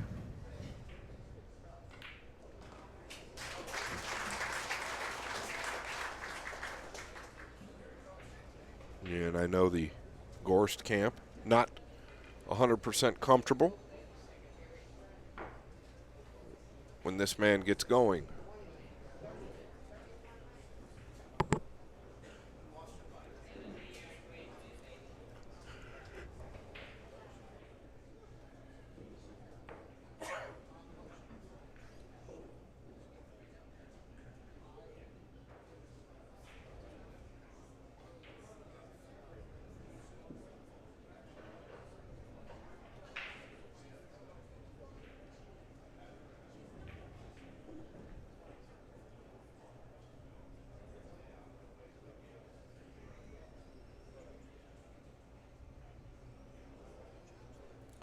SVB to break.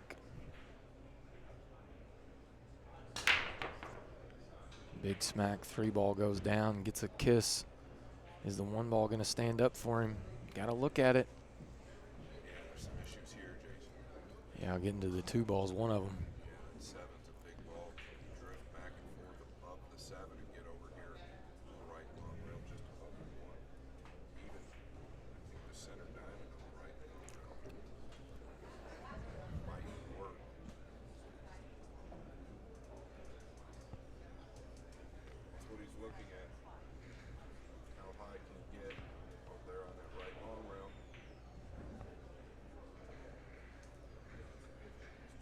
avoid the brown.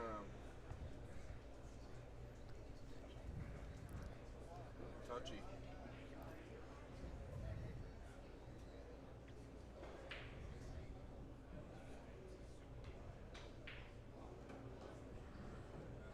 That's going to work, I believe.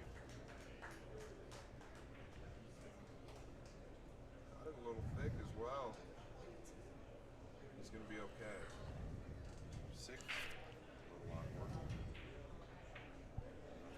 Major. Does play in the middle. Little body movement there. Spears. Perfect. And it really looks like he's actually found that gear.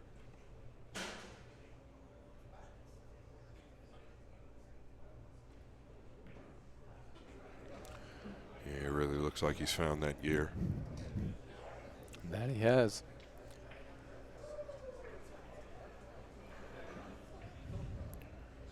Thanks to my buddy.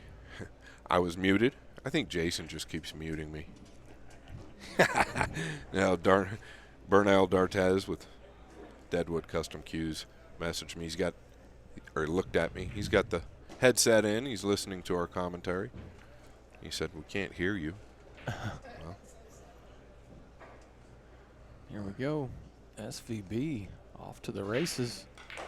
Gonna get it within 6. yeah, he's really starting to let it loose. Wants to get comfortable. 5 in a row here, Freezer. 5 for the show. And I don't even know how he got handed the table. Was it an error? Can't remember. It's been so long. Yeah, is this, how many breaking runs is this? 2. So Fedor was at the table 3 games ago. 94 to 100 is our score. I Yeah, think it's his 3rd breaking run. Yeah, I think that's his 3rd breaking run. He's working on a 4-pack here. See if he can get it done. Things starting to tighten up again. I'd like to know how many times the score's been tied over the last 3 days. That'd be a good stat. A lot. The beginning of day 2, it was almost every 2 racks. I wonder if Steven, this is a 4-pack. How many times, could you find out how many times this match has been tied since day 1? Is there a way to find that out? He's going to get that for us. Cue ball actually looks a little more towards the center. Probably not. Big power. Oh, 5 down, gosh. 4 down. Cue ball getting kicked. Is the one going to go? Is he going to get a look at the deuce? And even something just as that is really disheartening when you hit him that good. He's expecting a good look, but you can't be disappointed. It's not going to last forever. Just play on. Does he have safety in mind here? Does he try to take the cue ball under the 8? Yeah, it's not a bad call, Jay. I think he could chip the top side of the 2 and just try to get down here behind the 8, 3-10.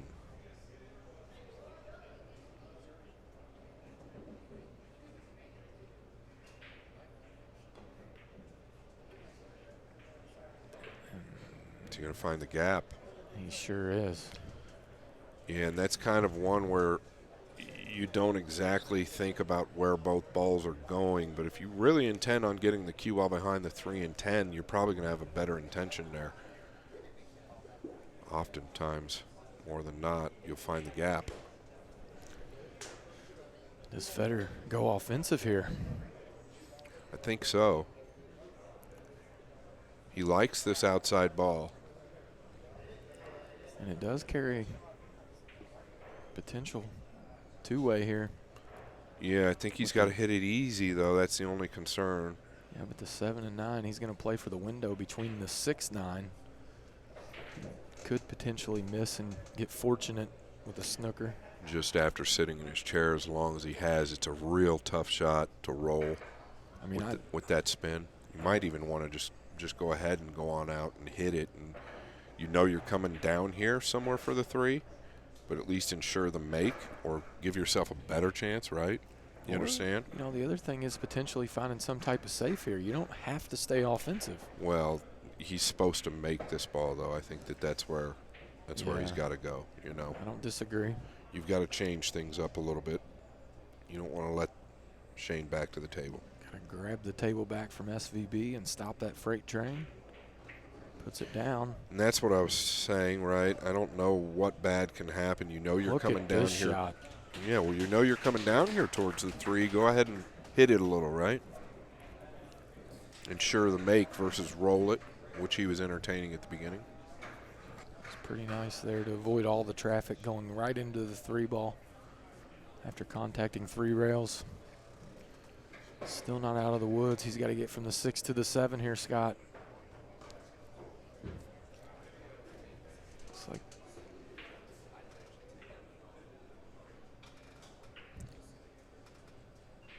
Yeah, I think he can come below the 9 or to the left of the 9 with a lot of spin if he's straight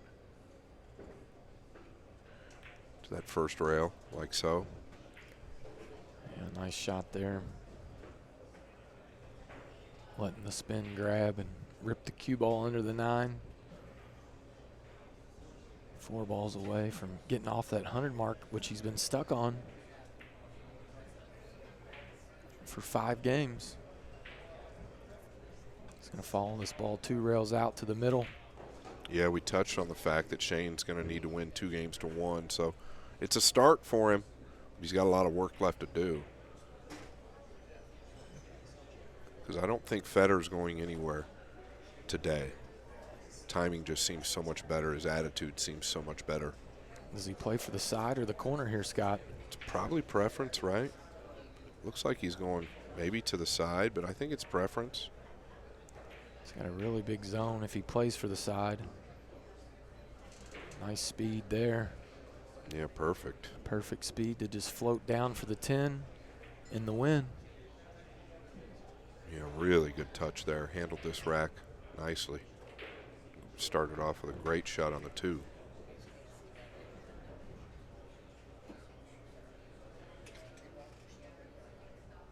Taking a second look here. Not leaving anything to chance.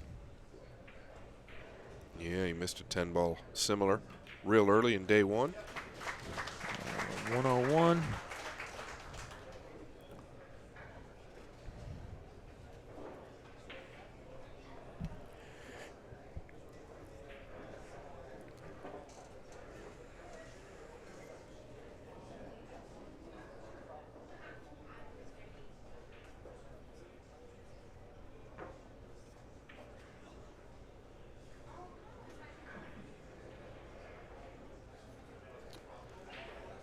Who are the top 6 players? Match has been tied. Thank you, Stephen Wyatt. Match has been tied 16 times. To me, it seems like more than that, but maybe it's just because you and I are. Yeah, that's the pool stat guy. Thank you guys so much for the information. Yeah, that's another great site on Facebook. Pool stat guy. Who are your top 6 players My top to 6 win the players? U.S. Open this year? Well, I think it has to include these 2. Okay. Obviously, Joshua Filler, Clint Kachi. Yeah, and then in my opinion, you have to. It's just crazy. And before I started really working for Matchroom, I didn't think this was a fact, but I heard it a lot. The Coe brothers. The Coe brothers. I mean, it's almost impossible to keep them out of any top order. Yeah, I mean, It's crazy.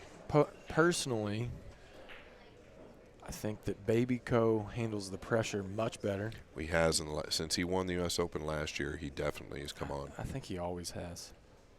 You know, that was really debatable before then. Cue ball, thank you very much. Ken Thyman, KT Customs, thanks for coming out. Thanks for the sponsorships. Thin cut Have there. a safe trip home, bud. Got a big bounce, though. It's going to produce an awkward bridge here. But, yeah, so these 2, Kachi, Filler, Baby Coe. Baby Coe, and FSR would be the 6 that I would choose. FSR. I know he struggled with the transition to the new cue. At least I think that's been the issue. Yeah, one player I think that's we're going to see come on really strong is Zielinski sooner or later. Yeah, you know, the thing is, and I've I know said he's this, got a mind issue. I know him well. Yeah, I mean, I've said it multiple times on the podcast with Fedor. I mean, for me. But he'll get through it. One good win, I think, and he can get through that, or a little more growing up, right? Well, I mean, it's going to take a big win, but Yeah. more than that, it's going to take an effort on his part to clean up the mental side of the game. Unbelievable talent. Is talented, if not more talented than any human being on the earth, is Victor Zielinski. Yeah, I'd say he and Fedor are close. Yeah, you got to put those two up as far as just natural ability and talent as being 1 and 2 in no specific order. I mean, Victor's I just look for him to break through. I really think it'll happen.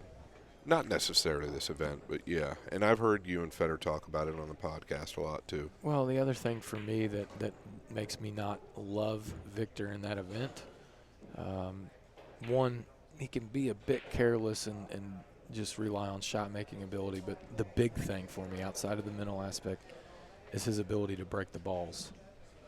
I don't think he possesses the ability to adjust and adapt like a lot of the guys. Mm-hmm. So that's why I would not put him in the top 6. I think that there's a dark horse. He's one of them. Yeah, I don't But disagree. there's so many, the Filipinos as well, right? Yeah, I mean, you could throw in Carlo Beato. Chua's playing unbelievable right Yes, now. he is. And, I mean, you can't take anything away from Mickey Krause's win with the break that he had. I mean, he's soft breaking a little bit. I don't want to say soft breaking. I'm not taking anything away from him, but he's producing great results with less power, which is going to lead to more consistency. Sure. So, and his confidence is high. He would be the dark horse pick, I think. Really? I mean, the break is just so much in the format. Yeah, I get it. But at that field, a lot of distance here. He a little surprised that he left this for himself. settled for it. Must have felt good over it. Cleaned it up. Yeah, and sending another message right back to the South Dakota kid saying, you're going to have to do more than that. Tell you who I'd really like to see get a big win under their belt right before the Moscone Cup is my good buddy Sky Woodward. Me too. I'd love to see it. I He think breaks we the all balls. would. He breaks the balls as well as anybody. Playing 9-ball, honestly, all formats, I think he may be the best breaker in the world. Yeah, I mean, Sky and I talk quite a bit too. I don't publicize who I'm talking to, but I agree, and I think he's one of those guys, and I know you're going to agree, he's one of those guys that we've got to be a little bit surprised hasn't won a bigger event. Yeah. Right? I keep feeling like he's really there to break through, but now he's got 2 babies. He is a family man. Such an easygoing, fun-loving guy, but when he wants to win, he seems to want it. I mean, he seems to do it. Just got word that no Kachi at the U.S. Open. That's surprising to me. What does that have to do with, I wonder? I don't know. I wonder if that's got something to do with the outside governing bodies. Always makes you wonder in today's age. But I thought I saw a post that he was standing together. Well, he crossed 2 the ball face, down, but he made 6 them ball both. down. Got a nice bump there. Is he going to have a shot? I don't know if it was a good bump. Yeah, it wasn't. No Kachi.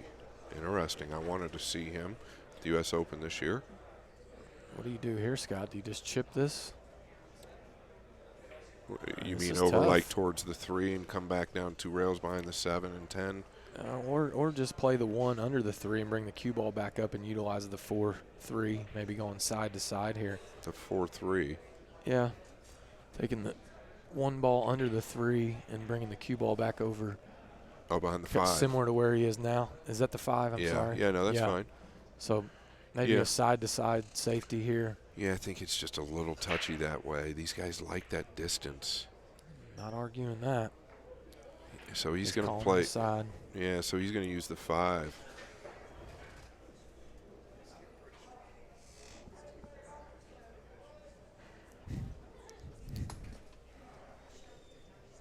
Don't show him and not.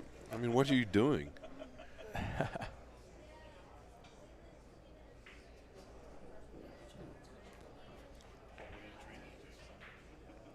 Jill Watson. Did he get there?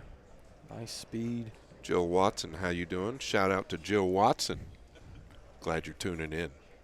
Thank you for the support. Oh, such a pleasure. Nice Scott the hit there. Freezer Frost. Hey, I tell you what, man. It is tough to sit in the booth for 10, 12 hours. Yeah, And it's I don't not think easy. I would. If they asked me the one person in the world that I would do it with, it would be without a doubt you. My man. My Thank man. you, Jay. You too, buddy. You're great at it.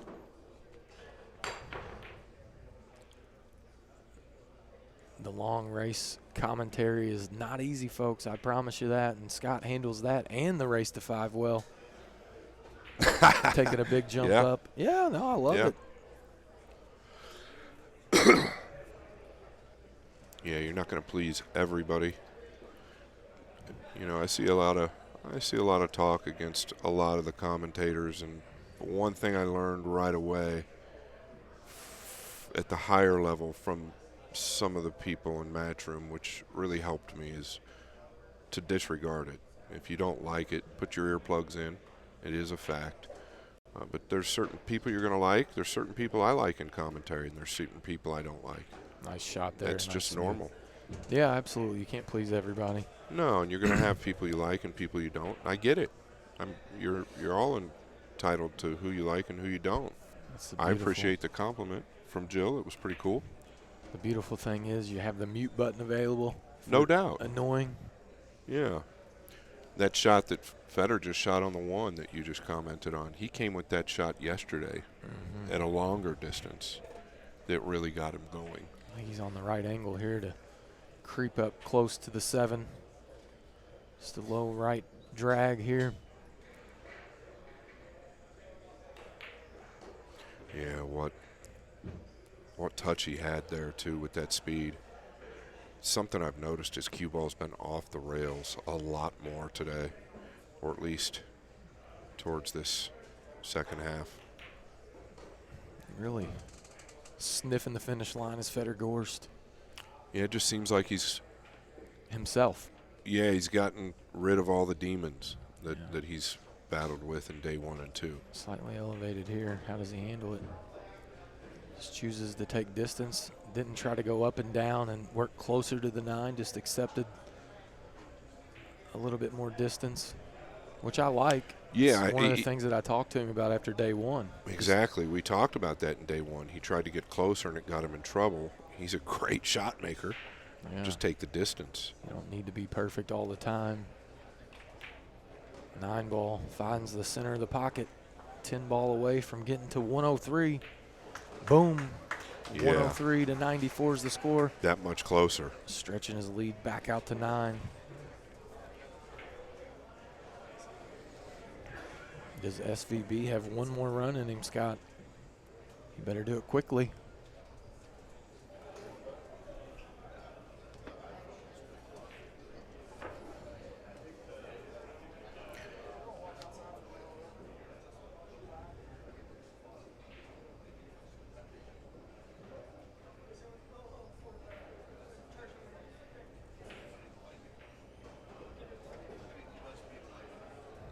But yeah, it is such a different style and what you have to do in a long race in the commentary booth. Sometimes we can get a little Yeah, I think we've stayed on track quite nutty. well. Yeah, a little nutty. You Is can get a it little well? nutty. We got to have a little fun while we're sitting here, 13, 14 hours the first night straight. right? Right.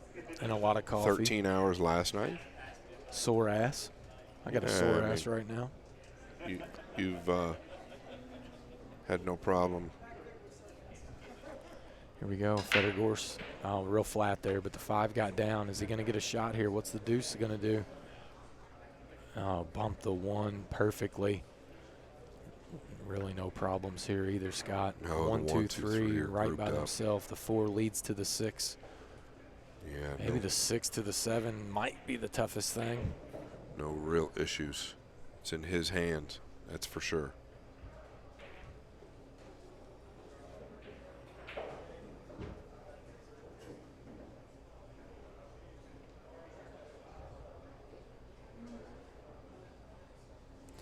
You know what I'm really interested in, Scott, and we kind of talked and touched on it a little bit yesterday. I think it's a good discussion. What's next? Yeah, it's a good question. He doesn't want to get on the rail. It's all right.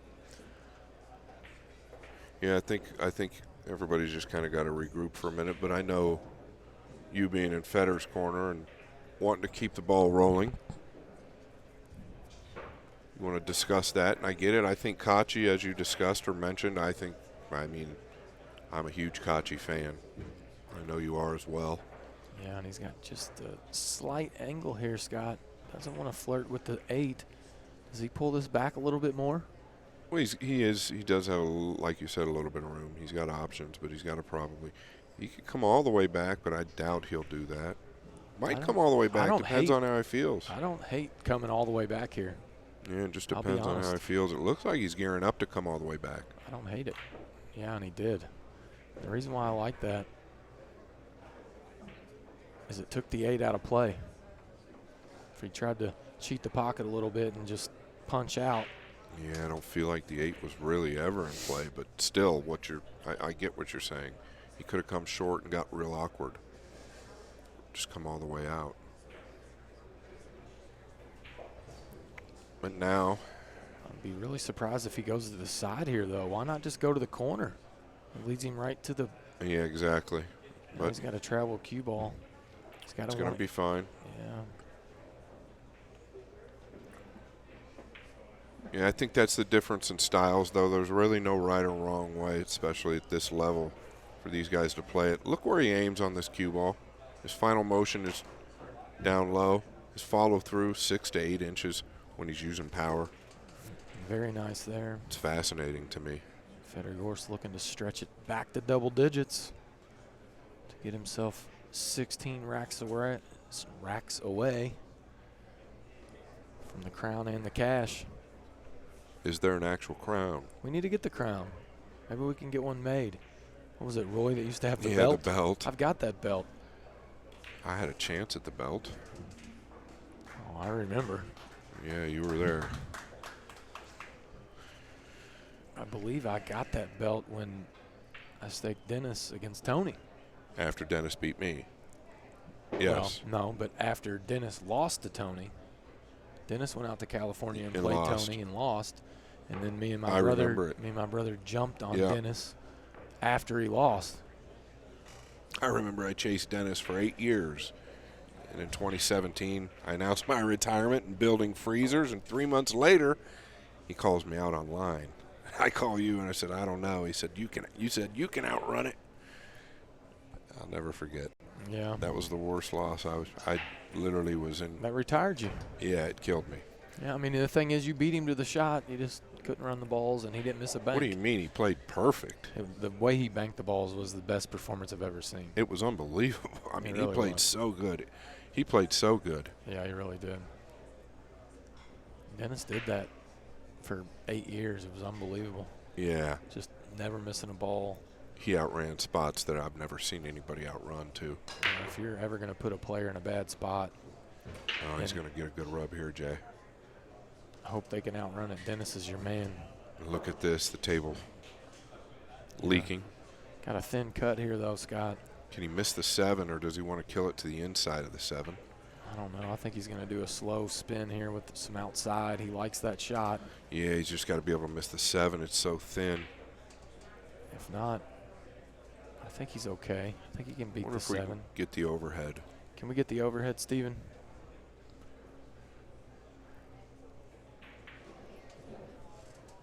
He's looking at. Yeah, it's close. If he catches a piece of the 7, he could end up behind the 9. He could end up behind the 8. I think he's got no choice, though. Yeah, I think you're right. He's going to go with and some he's outside. Stretched. Yeah, he's stretched out as well. Even if he goes with an inside ball here, he's colliding with the 7. So I think he's going to have to use some low left. I think he can miss the 7 if you chop it real thin with the inside. 50% of Fedor's racks today have been breaking runs. It's a pretty good stat.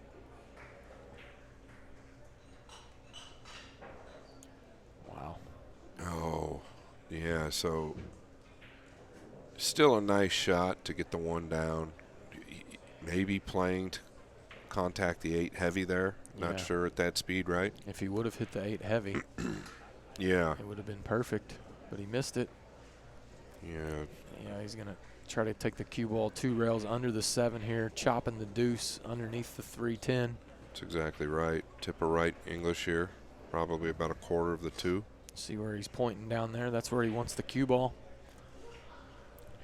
Really, your focus is probably a little bit more on the 2 here than it is the cue ball. You want to get the 2 for certain below the 3 and 10. We need to get back to the other view to see where the cue ball's going. Well, he's taking care of the cue ball, and it's a great shot at that. Just cut Shane off from the left side, too. Excellent control there. Keeping the heat on SVB.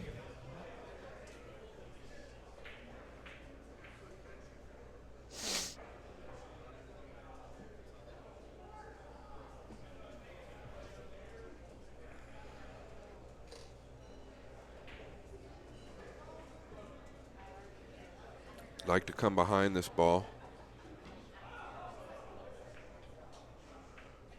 He might get a little lucky here. And he did. Pays Nice to hit him, they say, Jason. It does pay to hit him. It's a nice shot there from SVB, deserving of a reward. Pretty fortunate. Pretty fortunate, but a hell of a hit. Absolutely.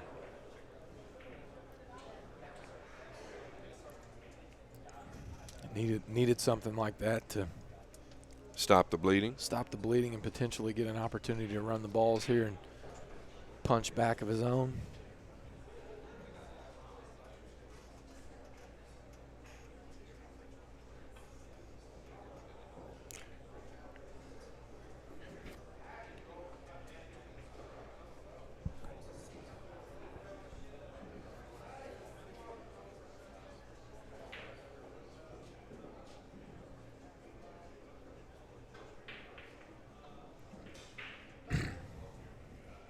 He's looking at the 2 rail. 2 rail shot here. He's called the middle pocket. Really like the cue ball to get back down underneath the 3 here. Freezer. Yeah, he wants it to lengthen out there off the second rail. It's not going to get it, Sell I the don't farm. think. Yeah, he hit that ball full, and he really wanted to come off the top of it, didn't he? Exactly.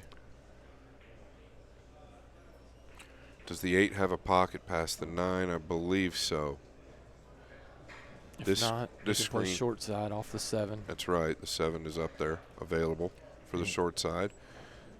He's got the proper angle to work up toward the 7 here. It's probably a better idea to stay short side Doesn't want to get on the rail, though. or straight. And I think he did both. And he seems to be awfully quick right now. We touched on it day 1.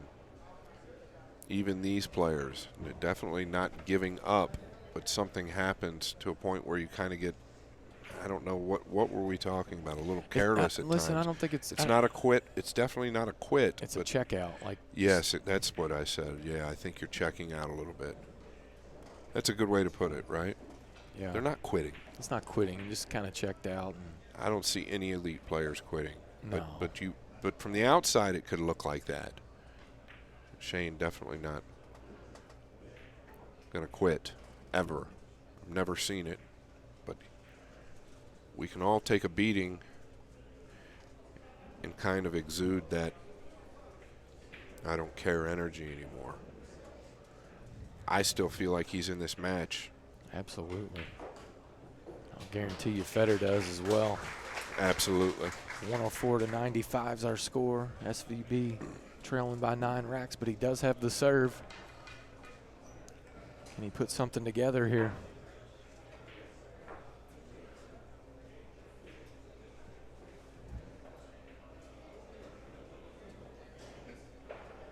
No.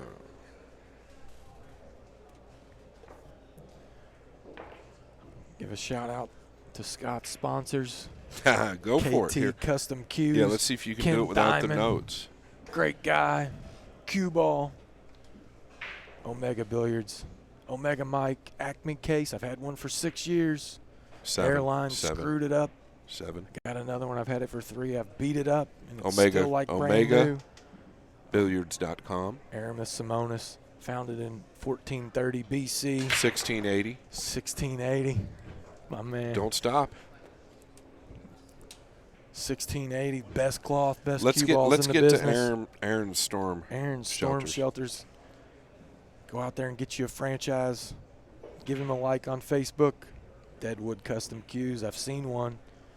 Great custom cues at an affordable price. Railbirds TV. Go out there and check out Fedor versus Paguline, where I'm doing commentary, baby. Doing big things at the Derby City Classic. You are working at the Derby City Classic, aren't you? I am working at the Derby City Classic. You this are year. doing big things. Big things. Let's do it, Freezer. I'm your competition in the next race to 120. We're going to be going after the same sponsors, man. We're going after the same dudes, me and Deadwood. Definitely getting the Storm Shelter guy, Aaron. Uh-oh. That needs to settle. And it did. Stop. He's okay. Nice touch there. The Storm Shelter guy. Boy, you're a real beauty. Is that what it is, right? The Storm Shelter guy? Aaron. That's who it is. Yeah, his name is Aaron. Aaron. Go get Aaron him a Scotty like. Glenn. Aaron Scotty Glenn. Did he come up short here? Yeah. Oh, no. You can go to the left middle. No issue there. Just got to twist it real good. Just thin, right? Yeah, he's going to have to dig with a low right ball. He got down on it real quick.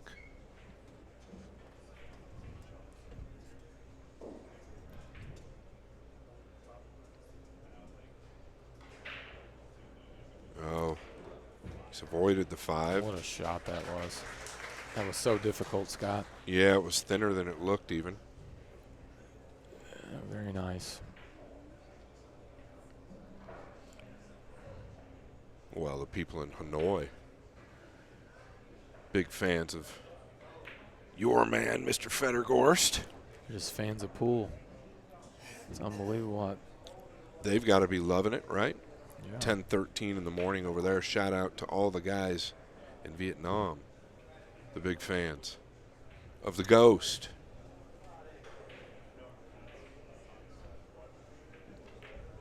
Bet a lot of them stayed up all night to sweat the action, or all morning.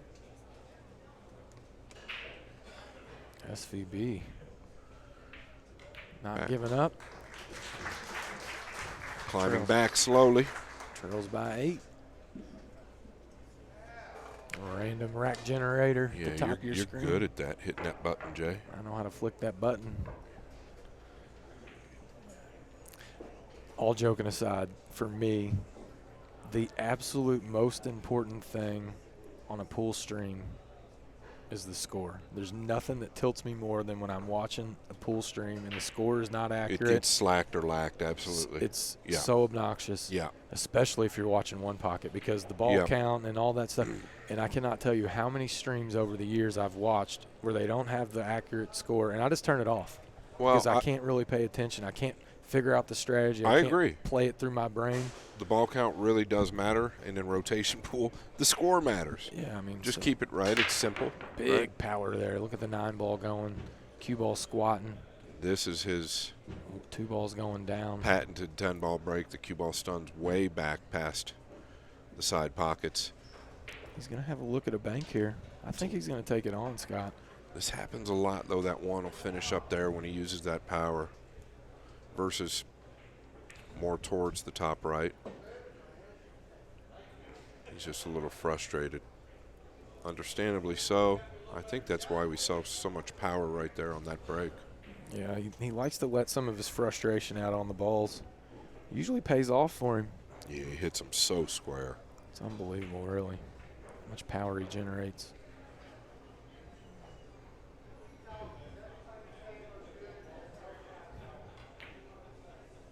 Oh, nice hit. Not the best rub. He's going to be able to go to the top right. Kind of a blind ball here. Really just cinch this ball. He's been very accurate with this hit right here. over the last 3 days. Yeah, he smooths it very well. The speed at which he hits it. He Oh, went it plays to the top left. We were fooled. Or at least I was fooled. Yeah, it didn't look like it passed the 4 to me. Nonetheless, SVB 4 balls away to cutting it to 7.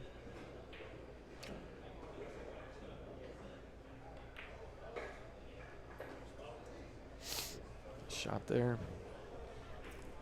Quick rack.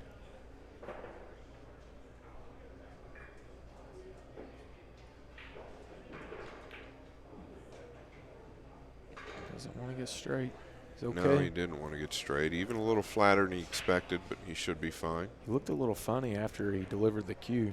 Yeah, he stayed down a bit longer than he typically does. Fedor kind of likes to freeze for a split second after the follow through. Shane, not so often.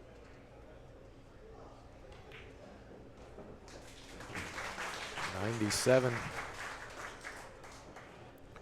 Such a talented player, Shane Van Boening. My goodness, his stroke, man. Yeah, really doesn't play like anybody else, right? No, he doesn't. The way that he delivers the cue, and I remember whenever Johan was coaching Team USA and he had them doing the drills at Big Dogs, I was up there, and you know, he's looking for the sweet stroke and trying to teach the fundamentals basically to create a player like Fedor, and watching SVB do them. Yeah, they're completely different. Yeah, like he just plays position play different than anybody. Yeah. Has unbelievable power in a different way. And almost the analogy that I use, he's like the Vladimir Guerrero of baseball. Look at this. What a kick he just got on the watch cue out ball. the cue ball. Is he going to get a look at the one? He is, but he got a real brutal kick there from the center. Yeah, you definitely don't want to try to replicate the swing of SVB. No, many have tried. It really hasn't happened. You don't see too many players that have his, or anybody that really has his swing. It just hasn't happened. You've seen a lot of players be able to at least look like Fedor Gorst over the ball. Like absolutely. I think that's credit to Johan, and I think it's more of an analytical style, more of a robotic style, more of a sound fundamental. I really do. I think he's got the best fundamentals in the game, and I think that's one of the reasons he's going to be so great for pool, is people can at least try to imitate it. I don't know that they'll ever duplicate it, but they can. And I think that gives you a great foundation to build on your game, right? Oh, absolutely. What better guy to imitate than Fedor Gorst on and off the table? The pure class act. SVB does the 3 play in the lower left. That really dictates what he does here on the 1. A lot of power my into this goodness. shot. Contacts the 5. Did not want to do that.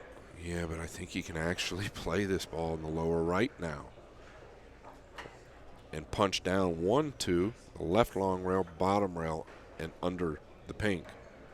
Watch this shot. He really gets up for this.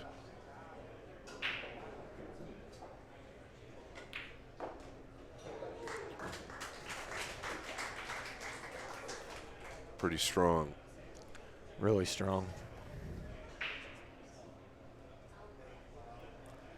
Out of 201 breaks, Scott, there's only been 6 scratches on the break.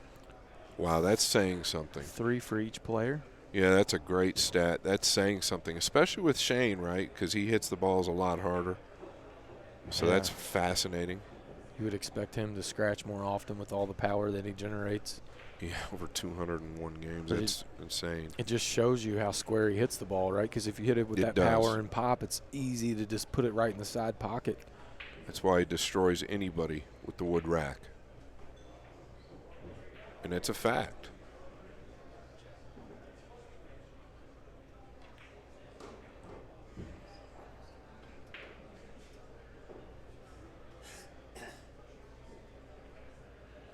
savant of the game, Shane Van Boening.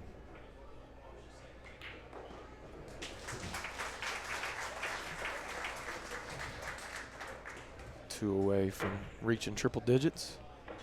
Is SVB? He's continued to put himself in a position to really tighten this up, and a couple funny things will happen, but those are just your natural momentum swings of matches like these. He's definitely not going anywhere.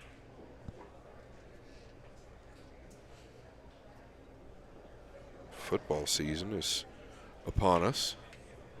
Who's your team, Jason? Well, I'll be honest with you. I probably root most for the Bengals now. I used to be a huge Colts fan, and then when Peyton Manning left, it's tough for me to root for him. Wow. He's crossed the face a little. He's going to get the cue ball. kiss. He's going to get wedged in between it. Yeah, when he crosses the face of that, though, he tends to get that kiss on the cue ball.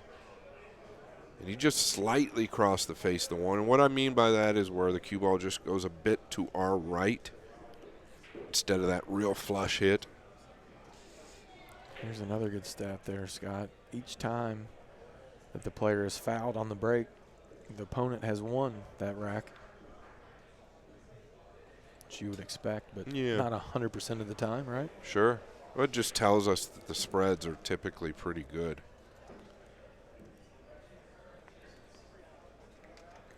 Fortunate to not scratch there with that nasty kick that he received.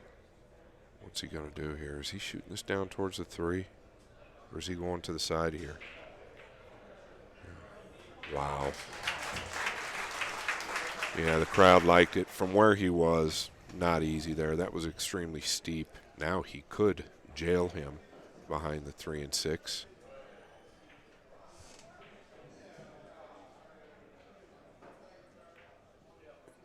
Yeah, that's what he's going to do. Going to be hard to jump onto the 2, but he might be able to jump to the left long rail. But did he push the 3 in a way that's not playable? That's the question. No, and that's actually a very good point, Jason. The 3 could be in a funny spot. Might have to play the 2 in the side if he gains ball in hand. Come down some way into the 6. I don't know. Fedor. That's what I was wondering. Can he jump? He almost has to. He's calling the 3. So maybe he can catch a piece of the bottom of it, the 2, or is he going to the long rail on the left? Going to find out here in a minute. I think he's going to try to jump into the bottom of the 2 and bring the cue ball back toward the 6. The overhead just looks like he has so little room. This is going to be fun to watch. Maybe. It's very difficult. Yeah. Yeah, I can't fault him, though, as good as he jumps. I don't know that he really had a good line to kick at the 2, any 2-rail line or anything any better. Now, to your point, the 3, a little tricky, right? Yeah, and the 10 poses some problems as well. So he is going to try and play the 2 in the side, and I wonder if he just draws down to the bottom rail and tries to run into the 6. I like that. Just flick the 6 up to the long rail. Or is that asking too much? I don't think so. Okay. Is he going to try to 3 fouling? I don't think so. I think he's going for the run out. He's probably coming into the right long rail and coming into the back of the 6. Yeah, I like that. I missed the ball. It's easy to take your focus off the object ball because you're looking at where you're going into the back of the 6 there. Splitting your focus makes the shot that much more difficult. Tell you what, it's a good thing. Plays with carbon fiber. Likes to beat the table up with the shaft. What do you see here, Scott? Does he try to chop this in the left side? Oof. Not easy. No, I don't know about it. But what else does he have? Well, can he stick on the 7? The other thing is if he overcuts this, well, it's hard to overcut it from here. So if he overcut it, he could get a rub on the 4 and still make the ball. I wonder if that's what he's weighing out. But boy, on the main screen, the overhead, it looks a little more doable than the I think he's the gonna main screen. I would stick him to the 7 here. Put him on the 7 and put the 2 under the 10. But That's I think what he was looking at. his biggest fear is crashing into the 5. He's got to avoid the 5 with the 2. I think it lays pretty good. But he's looking to go forward, so maybe he's trying to get behind the 5. Got to be really careful, though. No, this is well controlled. Very well controlled. Doesn't want it to bounce, though. Yeah, still very well controlled. No jump available, I don't believe. Got the double jumper available. Fedor actually tried that shot yesterday, I believe. I think it was day 1. Was it day 1? That was I'm not silly. sure. Yeah. Well, I mean, yeah, it was a little silly, but he really didn't have anything else. He almost executed it. You got a little excited. Well, it was just the moment that You went a could little create a "Ooh." viral moment. Right? Viral moment for his YouTube page. Yeah, IG. Scott_Frost underscore official. Whatever What are your you talking about, whatever dude? your old school IG handle is. Yeah, he needs some rest. I don't need any rest. Get him some chocolate. All right, SVB. What's he drawing up here, Freezer? It's a good question. It's a tricky position, man. I mean, he'd like to be able to come 2 rails behind the 2 Yeah, and he's from calling this it side. fine. This is a tricky little spot, though, to kick You'd have 2 to, rails. It's so easy to sell out. he's going What's to he call call? a 6, so he's going to cross the face of the 2. He might even have to go to the top of the side pocket here. Shows you how effective the safety play was there. Yeah, it was real effective due to where the 4 is. Yeah, so he's using his measuring stick. He goes after that a ton. He utilizes that very often. Mm-hmm. And he is going to the – boy, it seems like this ball might shorten up. I think there's a lot of speed there. Wow, look at this. He's going to finish good. He's going to – wow. Okay, what a hit. Made great contact.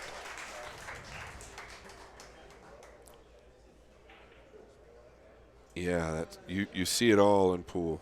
And, I mean, he made great contact, but he was expecting to maybe catch the top side of the 2 and go towards the 6. Yeah, you're never hitting a kick at that pace and sticking the ball like that. Well, The cue ball he didn't just even did. move. The cue ball didn't move. Yeah, That might happen 1 out of 1,000 right. times. He's trying if to that. cross the face. Yeah, absolutely. Nonetheless, if you're Fedor, you collect yourself and get to work.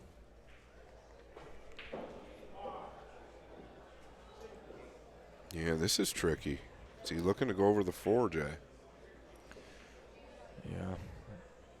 Not sure I'm in love with that. The 2-rail kick isn't bad, is it? To the left long rail before the side pocket? Looks like you could control that pretty good, but he's so good with the jump cue, and he's been so good with it today, you can't argue with him. Has he called the 2? The 2 or the 3, one of them.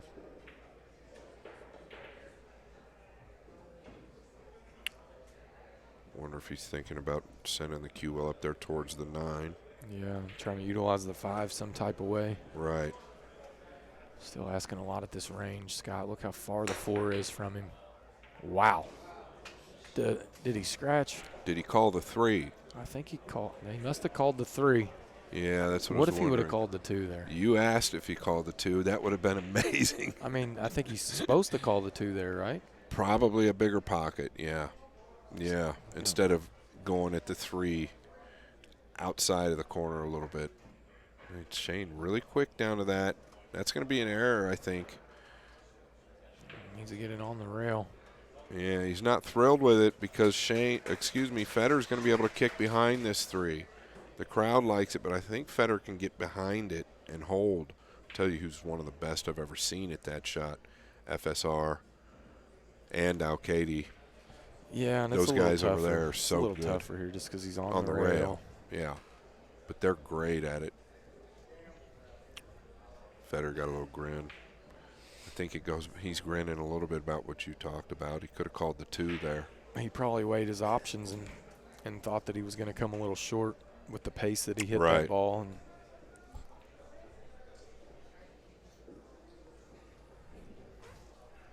yeah, I feel like you can still get behind the 3 pretty good here. Yeah, he's elevated, so he's going to go to the second rail. It's a lot tougher than it looks. yeah, Like you said, Jason, being on that top rail makes everything that much more difficult.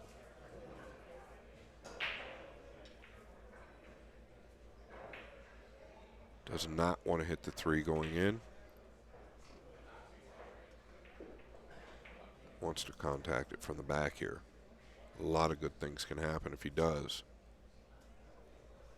Reminiscent of the shot at the Mosconi Cup, right? yeah, from Filler. From Joshua Filler. One of the best shots I've ever seen under the circumstances. As far as a kick.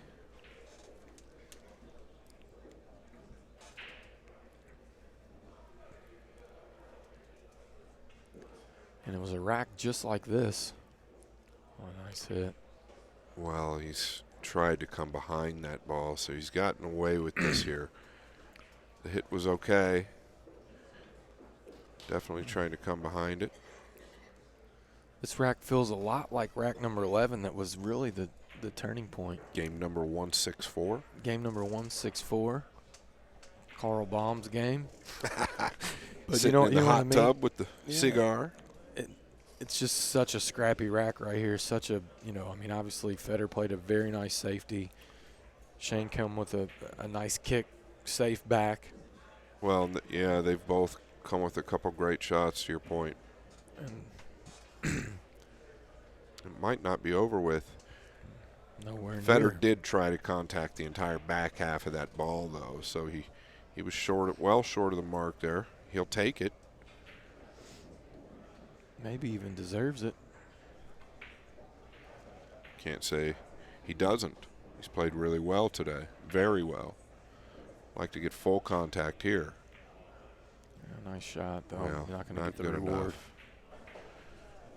And this Fedor keep his nerves together here and take care of business. What's the plan for the 5-ball, Freezer?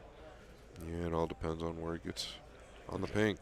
Does it pass in the top right It does. so he can get the proper angle to go short side of the 5 here from the 4? Yeah, so he wanted to get a little more straight, which he did. He's looking at just playing the combo. It looks like on the overhead that he can just go forward. Yeah, that's what I'm a little confused by. If the 5 passes the 10, why not just roll up there, right? Yeah, it definitely passes the 10. He just overlooked it, Scott. Well, he's got a good line here. Nothing really wrong with it, right? The cue ball's going to the right. The 5's going to go towards the right. It's all about the speed. I think he's fine. Just get the 9 down. Position handles itself.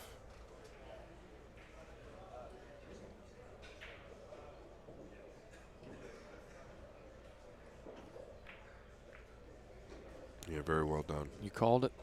It's a nice angle to where you can work up toward the 6.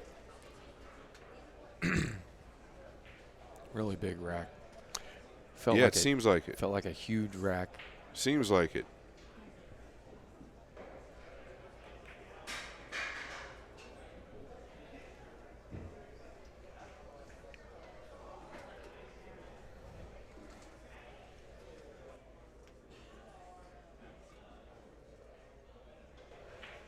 I don't know if he wants to try to do too much with the cue ball here. Guess he's got a little angle. Yeah, just get off the rail.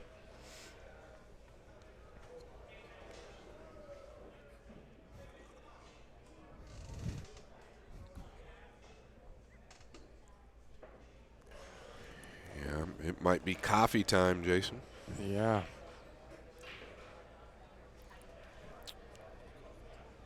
Excellent navigating there in the safety battle.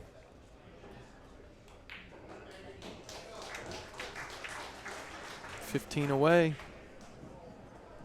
A little auto generate on the X-Pool random rack generator. Shout out to my friends in Arizona, Metro Sports Bar and Grill, David Lee. Beautiful room out there. He recovers the tables, nice new diamond tables. He recovers them every couple months. I don't know too many rooms that recover the tables every couple months. Look at Oh this. my We got a goodness dozen gracious. of donuts here. Krispy Kremes. Michelle Griffin just brought in 612 dozen Krispy Kreme. Just leave those over here. I think they're all for you, Jay. Should we just Thank you so much. move our tablet? Look at Stephen Wise. He's That's the first time he's got out of the chair the Are you whole all day. right? You okay? Okay. You want to smell it? Steven says he's on a diet. He can't eat it. We'll let him smell our Krispy Kreme. Oh, my goodness. I can't believe this is happening. I needed something. Gorst to break. What are we doing here? Let's mute it.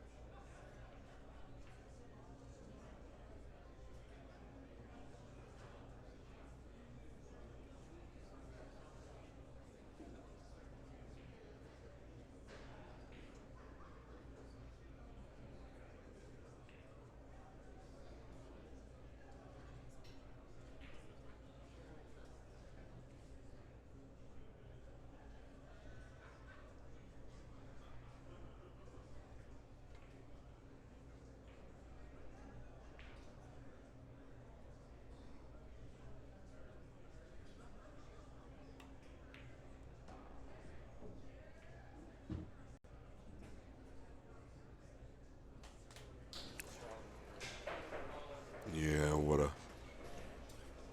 stroke he put on that ball.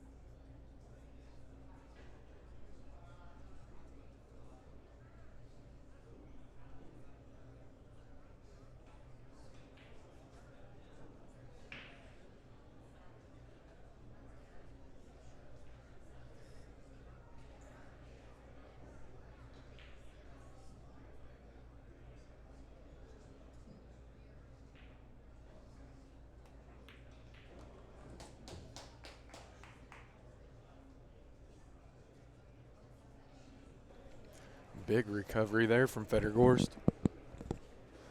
Overshooting his mark on the draw stroke.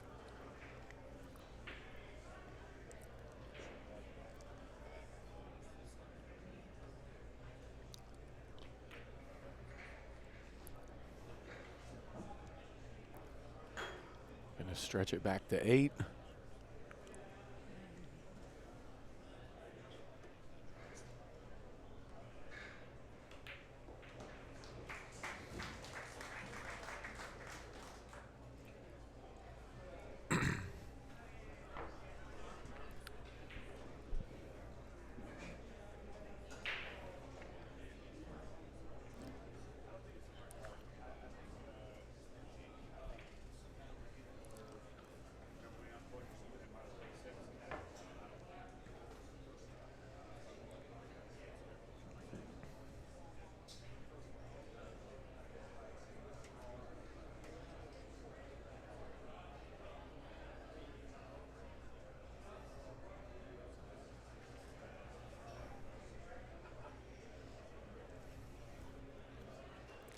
This is the traditional way to rack the 10 ball.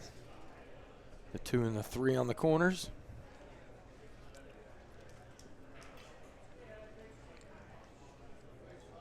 Fedor Gorst to break.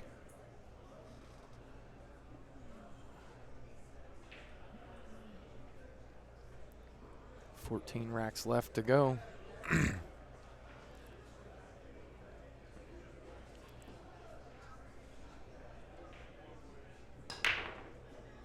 Nice hit. 9 ball down. He's going to get a look at the 1 and a nice one. That's that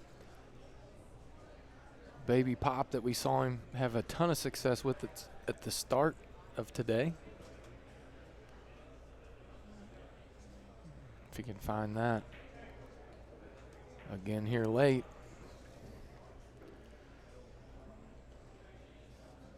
It's trouble.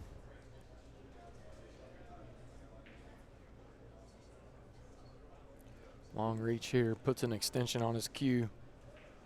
Fedor travels with multiple size extensions. Carries a couple in his pockets while he plays. Puts them on and off, depending upon the reach and the stroke that he wants to produce. Very long and able to reach a ton. Doesn't want to hit the 2 here. Very nice. Secures an angle. Would really like to pull the cue ball back right to where he's at now.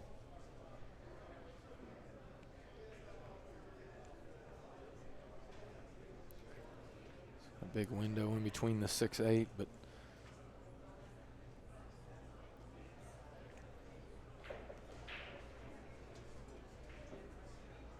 really would like to fall on a line here on the 3 ball where he can go 3 rails around for the 4.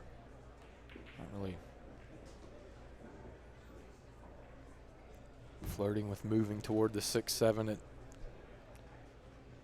in any type of way, but I think he's got perfect here where he can just slide right back in between. Really just come right back to where he is. A little short. Would have liked to got a little more out of the cue ball, but he's okay.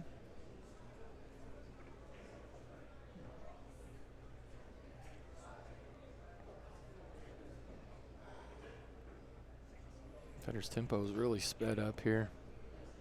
Oftentimes you see that when the player does find the break.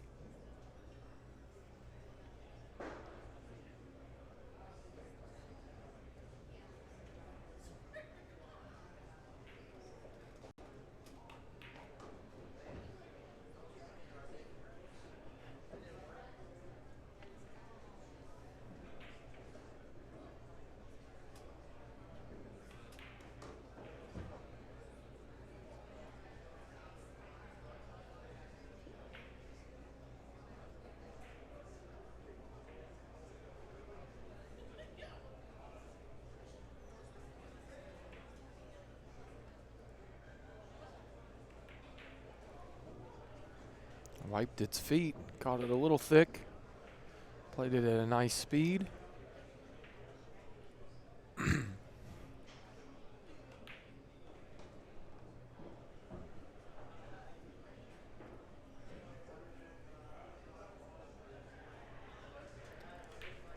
claiming his 107th rack.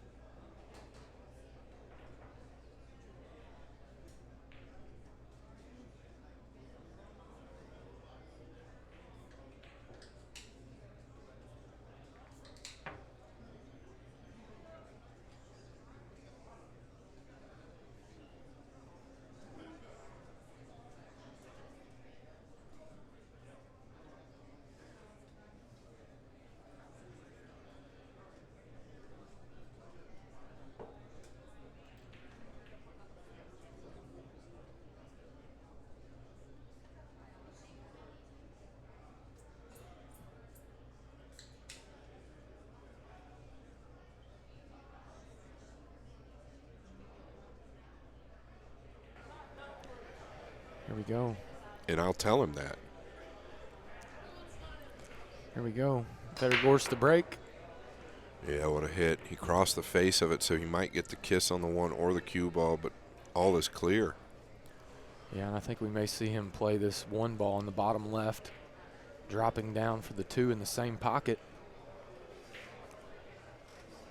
Yeah, it's a good call. He could go the other way, but I think that's probably the most natural play. The 8's a big ball to play to the lower right. And I think it's a tougher pocket, right? Like, I think shooting the 1 ball in the bottom left, he's going to be more accurate. Yeah, he's got a better look at it as well. It's all preference, how he feels. But that's what he's looking at, Jay. I think most players would prefer shooting in the bottom left. As far as just making the ball. Absolutely. And it He's got a carries wide position. open pocket. I'm just stating he could play it to the lower right.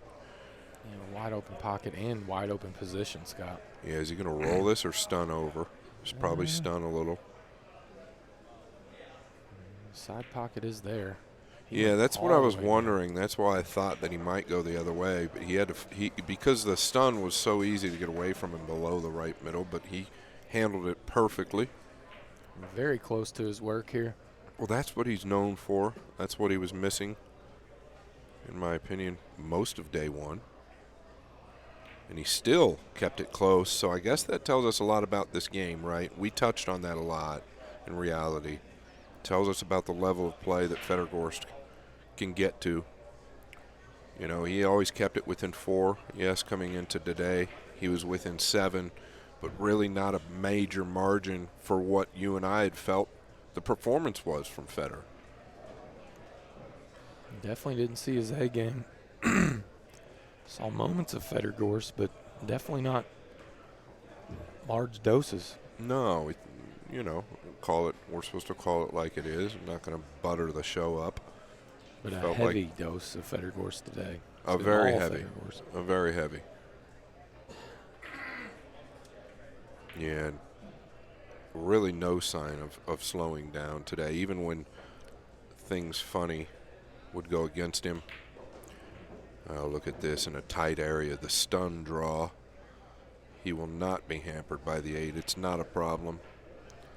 That is a sign of real confidence there. Stun draw into a tight area. Look at the way he's walking around the table. Yes. Sends a message to SVB. I can hear cue ball on the other side of the pool room with that laugh.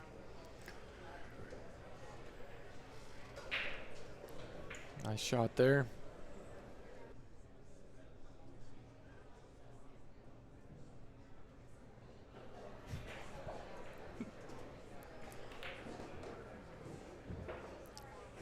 Looking to stretch the lead back to 10.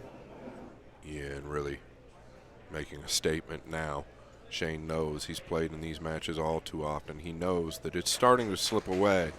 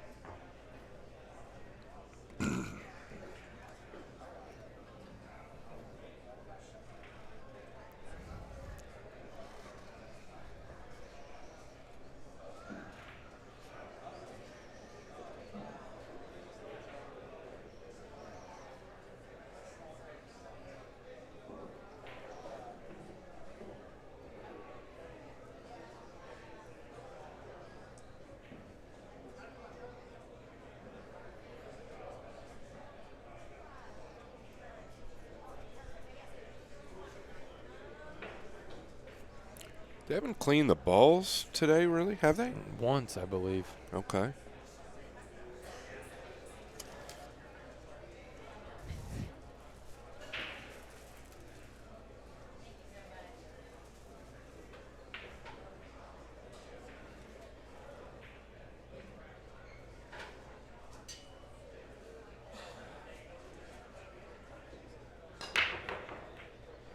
Across the face. If it got that kiss that I was talking about, when he times it incorrectly and does cross the face, that one.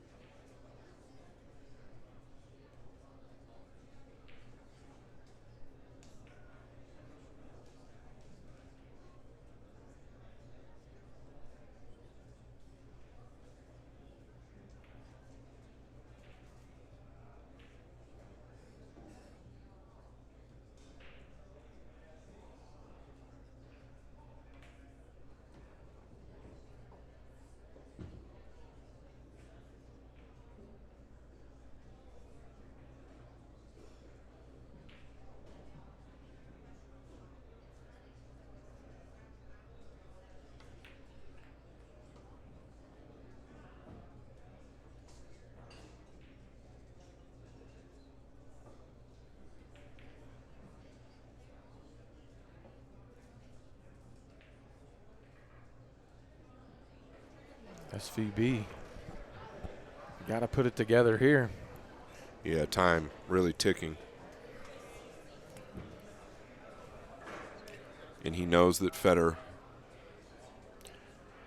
isn't going to waver today. Not going to be many gifts.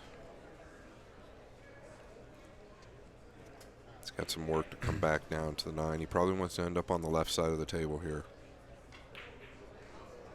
It's like so. You can wrap around 2 rails tight to the 3rd rail here on the lower left side, somewhere in the middle.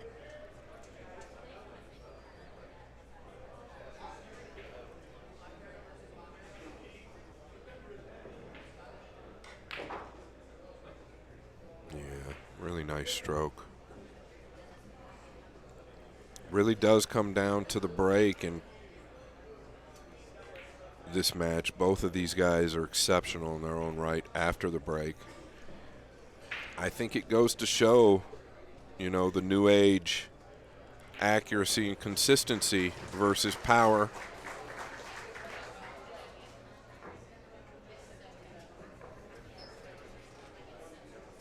I thought that that would be a really interesting dynamic throughout these 3 days. Completely different styles as far as the break shot. Fedor not breaking soft, he's just popping them real good, and he's always played the 1 in the same spot.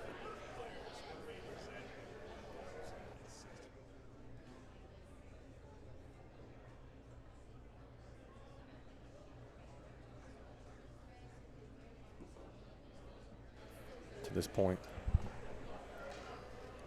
Sorry, we were muted. Both players have pocketed 1,065 balls apiece, identically at the moment. That's a crazy stat. Both players have pocketed 1,065 balls. Well, add 2 more to that for SVB. But that is pretty insane after this many games, how tight that race is.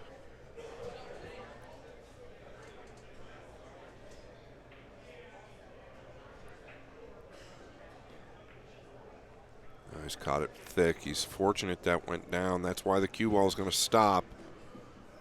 Caught it too fat. If he catches it any thinner, he's going to get out, but not a happy customer at the moment, Van Boening. Yeah, he just knows if he catches that thin, he's going to get back out. Caught it real fat. Fortunate the 1 went. Needs to come with this.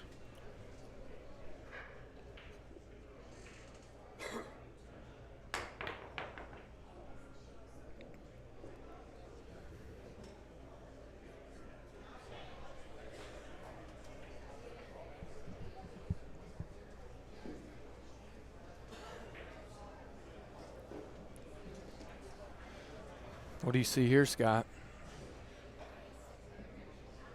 Yeah, it's a good question. He does have a gap between the 6 and 10. Can he jump, kick, stick to the right long rail? Yeah, and that's what he's looking at. I mean, he might be looking to make it, but I think he's playing the kick and stick, and if he hits it bad, the make is a bonus, so you might as well call it. But boy, the way he's lining this up, he's looking to literally make this ball rail first with the jump. Gosh, it's a tall ask. Yeah, on the scratch under the 8s there. You got to feel like he's going to try and kick and stick this. Wow, I'm surprised he went at that ball that way. How's it going to turn out? Not good. A lot of good things could happen if he would have just gone deep into the 2, right? Yeah, Stuck it there. I agree with you. Maybe the score line or other factors at play there, which shouldn't be, I don't think, but they tend to play a role. Well, you know, the other thing is they tend to get a gut initial reaction to what they see, and Fedor is usually very committed to that. I'm not saying that he doesn't check out his options in tough situations, but you know, when all else fails, your initial reaction to what you should do usually will hold true. Yeah, absolutely. So it's easy to get tunnel vision. Oof. He was a flick away from getting a little funny there if he would have touched the 7 on the way out. All the while, really nice stroke, though. Getting past it. I think if he would have rubbed the 7, it played in the lower right. Could have been funny, like you say. He is moving quick. Yes, he is.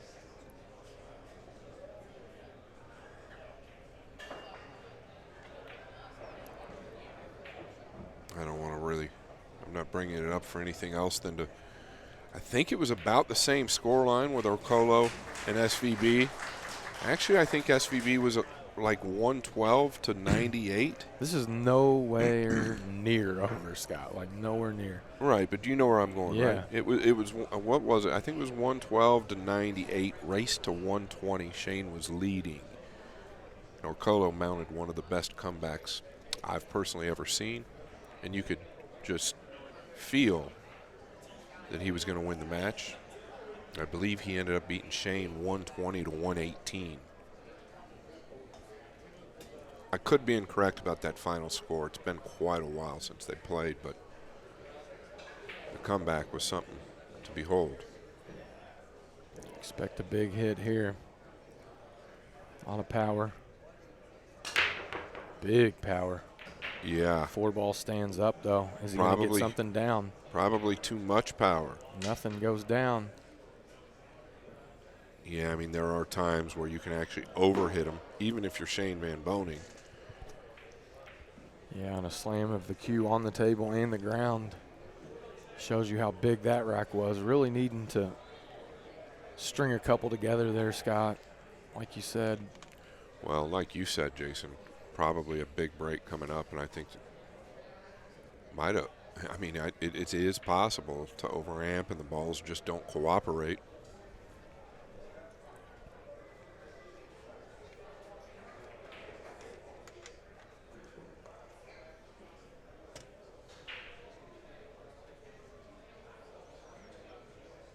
I'll look to chip this ball. Possibly to the top, or excuse me, lower left. I think it goes. Okay, he's playing a passive shot. I don't blame him. Pretty sure he's got him cut completely off. And he does. The 7, a really big problem for Shane, so he can't come behind on the left. He's calling the 1 in the left middle. 2 rails. Wants to catch the 1 full.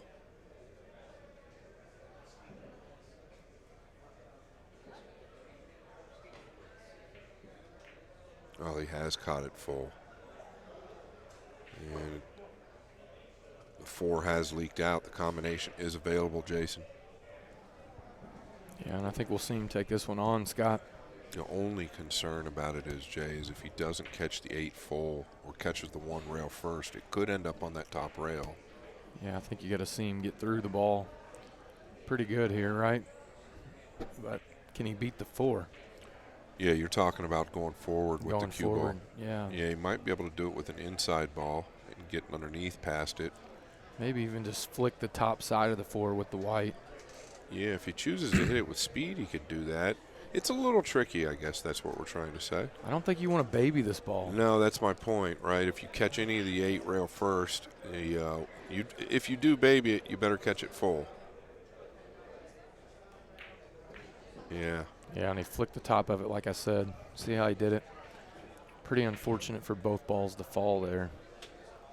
But nonetheless, he's still at the table, and he has an offensive shot here.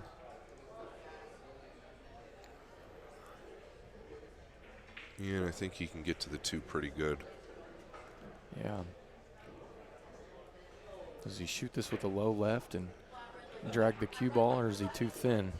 Might be able to just shoot it with a center extreme left. He's going a high ball. He's Yeah. going up and down, huh? Inside the 7.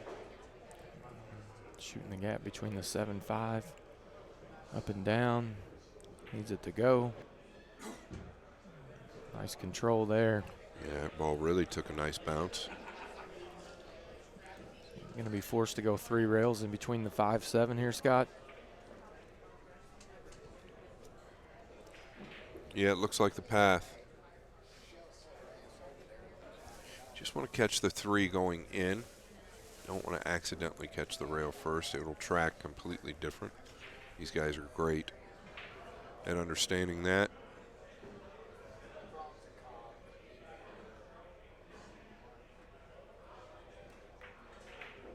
Almost missed it. Yeah, he caught it wide. Ended up really perfect or ideal.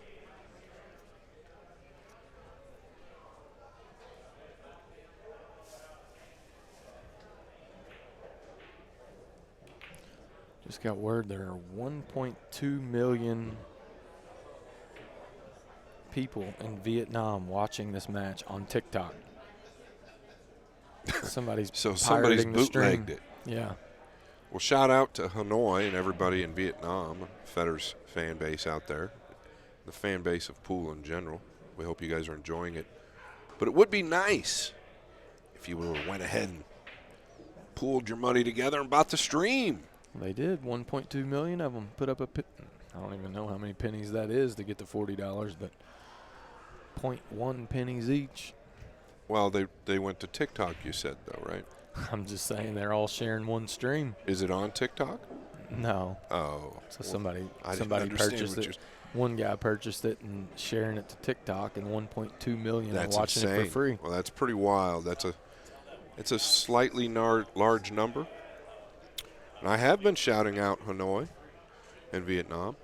I love the pool community out there. I think it's awesome what they've done out there for pool is fabulous. Oh, wants it to stop, Scott. Yeah, he's going to be He's just perfect. fine. Came in a little hot, though. It looked like it was super bouncy off that short rail.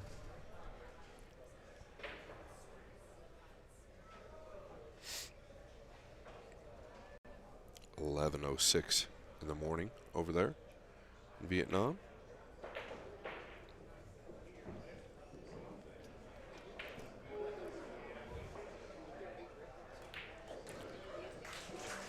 .109.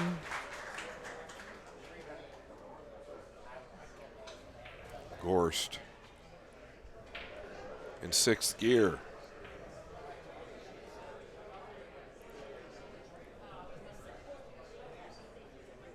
To me, it still feels like a close match. It is a close match. I mean, we've seen multiple times in this match where players, obviously not break and run 9 racks, but have strung together 3s and 4s. 3s and 4s, but won 9 consecutive racks. Fedor did it today. Well, Shane did it on Shane day did one. it on day one. And I think Fedor had a big run on day 2. That was followed by SVB with an even bigger one. Yeah, and I touched on this as well. I think that, over time, Fedor's break is going to show up a little bit more because he's not unloading on it like Shane.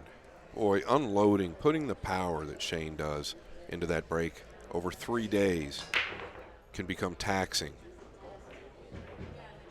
Oh, and a little flick, the 1 going to rest up on the top rail. He's not going to be in love with it. Can he come over behind the 2, Jason? Yeah, and it's always a little touchy here just because the 1's so close to the rail, Scott. Yeah, you don't want to catch a double kiss. It's not the easiest to get under the 2. He's looking at that line now. See what he's got in mind.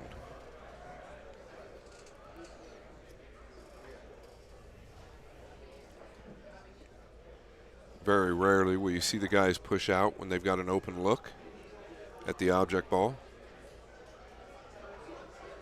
Taking the extension off.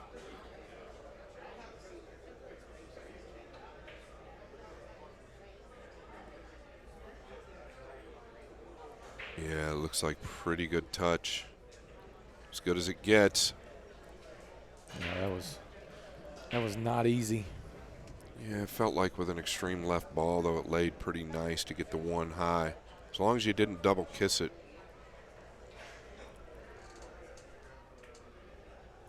Shane going to be looking for separation here. We'll see him go to the top side. I don't know what he did there. I think that was translation for 6 ball on the top left, just in case. Cue ball under the 10. Well, he's done great with this as perfect. well. What a shot this is. And notice it laid on the, froze on the rail. Excellent hit there from SVB. Still an incredible level of play at 209 games already played. It's pretty fascinating. Credit to both of these guys. It's unfortunate that there'll be a loser. We say that in a lot of these matches. Does he try to contact the 6 here? He's going for the top left with the 1. The cue ball's going to be going hot. Well, if he makes it, he can't contact the 6, I don't believe. Oh, wow. What's going to happen now? Scratching. That's what's happening. Well, he did contact the 6, just not how he intended. Big opportunity here for SVB. Clean these up, cut it to 8, put together a few racks. Really needs to punch back with a 4 or 5 here, Scott. Doesn't have to be 4 or 5 breaking runs, just 4 or 5 in a row. Give himself an opportunity.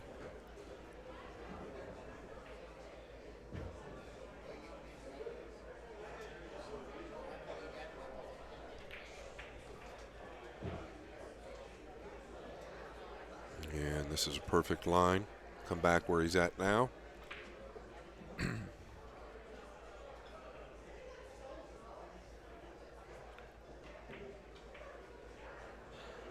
Very clean hit. 7 to the 8.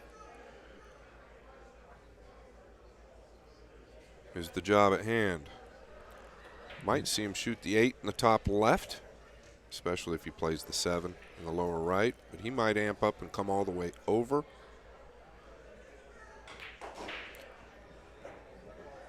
That's what he did. Doesn't want to get flat here.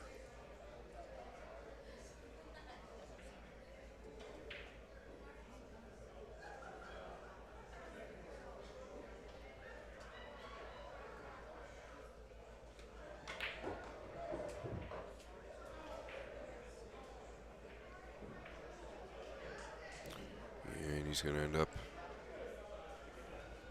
close to the rail here. Does he do what you talk about, Jason, and use the side pocket? I don't think so. He's just trying to punch out.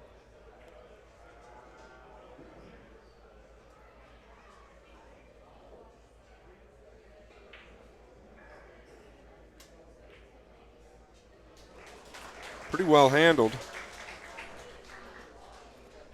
Quick shout out to my guys. Probably one of the last ones I'll be able to do. OmegaBilliards.com. Check them out. Aramuth and Simonis. We all know them. KT Customs. Tri-State Qs.com. Aaron's Storm Shelters. Check them out on Facebook. Deadwood Custom Qs out of Texas. Railbirds TV on YouTube. Thank you guys for having me here. It's now or never for the man at the table. At least you get that feeling. 210 racks. 30.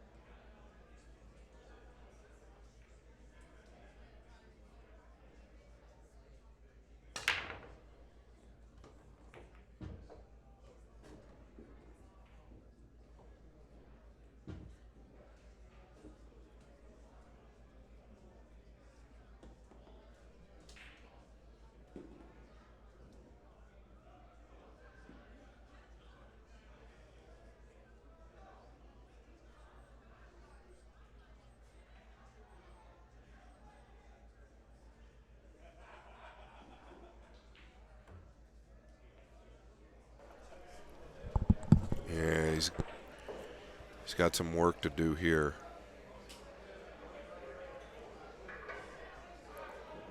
Yeah, can he get below the 7 here, on top of the 3, touch 2 cushions for the deuce? Yeah, I like the call. He's got to put something pretty good on it to do that. He's got it fat, easy to do. And missed the ball. Was he intending to go into the 7, or was it just because of the thick hit? But I think the 2 was makeable looking at the overhead from there, so maybe he was intending to go into the 7 heavy. It's hard to tell. This isn't a bargain here. And it seems like every time it gets around that 6, 7, 8 game mark, SVB relinquishes control. See him just with a low right ball here, pull it back ever so slightly, guaranteeing himself a shot. Yeah, pretty well done. Yeah, and this is the tougher one, right? Yeah, the overhead I continue to look at looks so much different than the screen we're all looking at. He's looking to see if it's frozen now. Yeah, because like I touched on prior, you don't want to catch a piece of the rail first. You really need to catch ball first for that cue ball to take the accurate line to the 2nd and 3rd rail, or at least to the 2nd rail. You want to carry that line. It should come out nicely. He's going to come backwards 1-2, right? If it's not frozen, he can. Missed the ball. Yeah, so if it was close to froze or frozen, it really makes a difference in how difficult that shot is, Jason. With left-hand English frozen, yes, it was very tough. Very, very difficult. That's why I thought he might just entertain catching a piece of the ball going in. But a big reprieve for Van Boening. And he just seems really quick at the table. There was that flinch in the back arm that I've seen a few times the last 3 days.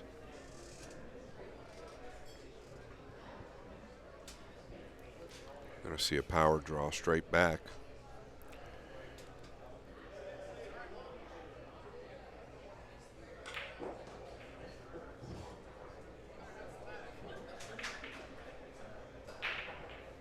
The fans like it, but boy, you introduce room for error if you have to do that every time.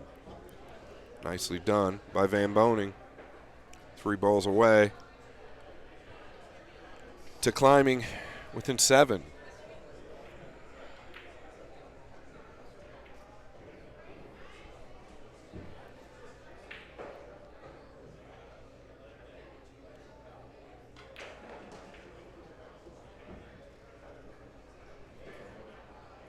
He has been in this position so many times before.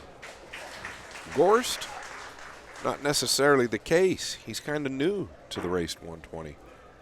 Isn't he, Jason? Yeah, I mean, he's played some long races. Has he played a race for 120? He played DeLuna, I believe, to 100. Yeah, I think they went to 100. It's probably the first 120, right? Yeah, I mean, he played a long race with Carlo. I think he's designed for the 120 race. Yeah.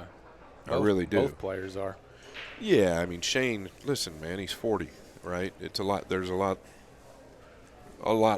more of a gap there than when he was 35 and 30, where he was really, really into the longer races. But they are both designed for it. They're both so efficient at the table with. And Shane's still in really good condition.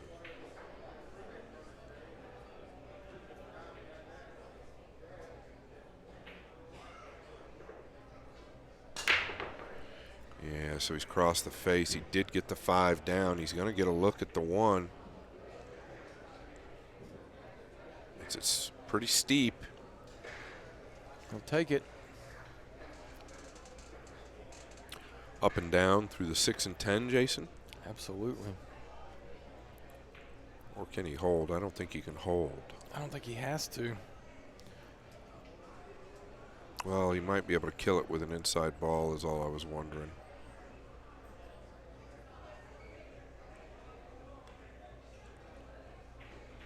Needs this to travel. He's going to get the bounce it needs, I think. Oh, it's close. Real close. He doesn't like it. Yeah, he needed another rotation. Yeah, this is a great view here.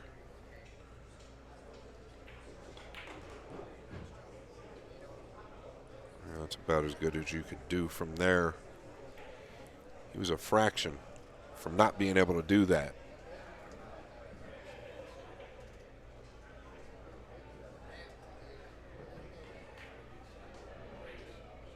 Yeah, that's a little weak.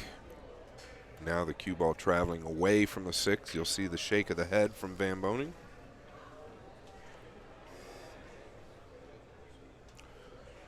Awful long bridge here, too. Yeah. He's floating out towards the 7. He's coming all the way around.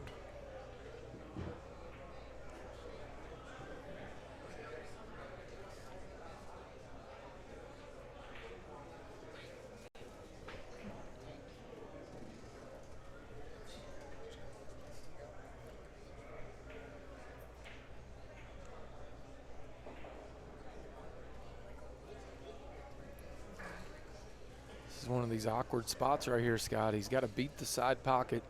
He's going to come backwards. He's got to beat the side pocket, but if he goes too low, then he could end up 50-yard line.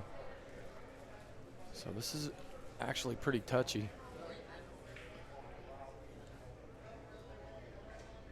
Yeah, does he come all the way back for the 7 in the right middle?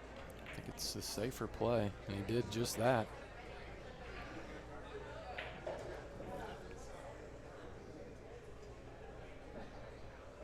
I'd like to be a little below the 7 here.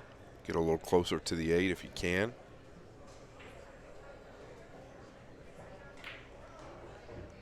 Got the most out of it. He will be coming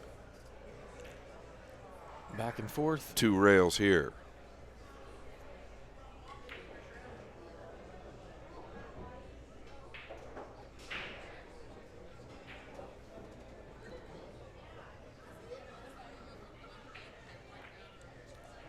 Can SVB put together one last flurry here, Freezer? Yeah, and you've just got to wonder if he can get 2 or 3 more games under his belt. Does it have any effect on Fedor and vice versa?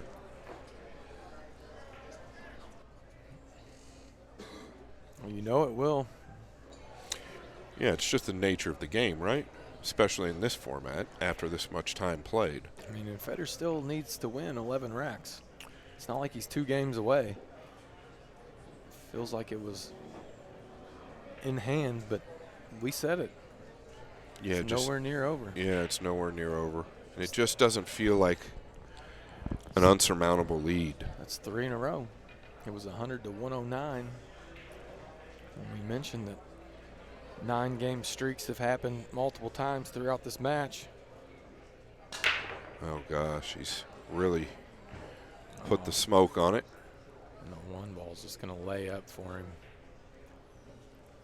That's the danger of Van Boening. That's the dynamic and the difference between him and the rest of the group.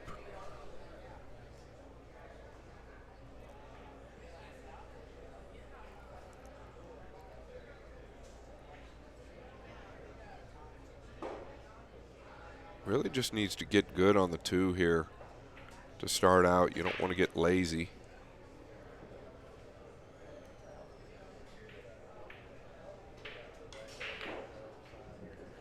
And what's going to happen? Yeah, he's got the perfect rub with the perfect line. It's one of those situations where you can kind of get lazy and think, well, I'm going to get a shot regardless, and end up stuck to the ball or in a funny position. Turned out good this time.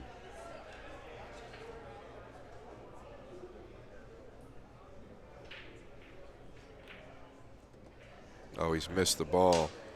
He made an adjustment as he was down on the ball, did not get all the way off. Does Fedor have an offensive look here? Yeah, he can see the 2, I believe. Can he get in to the bottom of the 4? Yeah, he can collect that.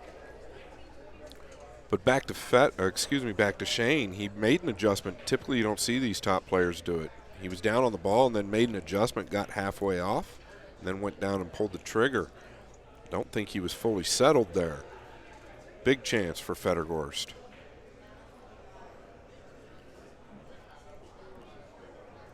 And what are the odds of missing the 2 and it coming up through there? I'm not 100% from this line, Jason, that he can make it. But it looked from the other line that he could. Can't see it. Yeah, can't see it. Maybe the overhead will give us a better idea. It's tight. I think he can, but it's tight.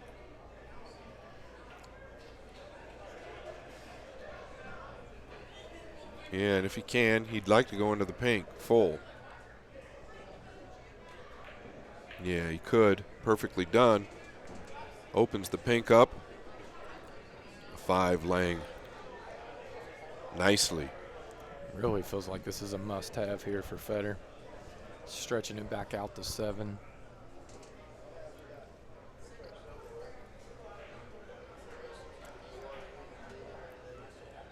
Shooting to half a pocket here. No, I think he's got a whole pocket, Jay. That line definitely looks different, though, doesn't it? Yeah. We're looking at a different screen. I like his pace. He is quick. Yeah, no reason to overthink anything here. You've touched on the fact that you think he plays a little better when he gets a little faster. Not speedy, but a little quicker pace. You know, a quicker pace, and then pay attention to the 1 or 2 key shots in the rack and slow down at those balls, and then right back at it. No real reason to overanalyze and exert a ton of energy into routine layouts. Obviously, you don't want to take any unnecessary risks or be careless. I'm not saying that. I'm just saying in general. This may be one of those situations where I think he could have slowed down a little bit just to ensure that he had a better line. Yeah, so he was coming downwards, I guess, so he was above the 5 a little bit there. He would have liked him a little more angle. Obviously, he's going to punch out to the 8. Wants that to settle. This will work.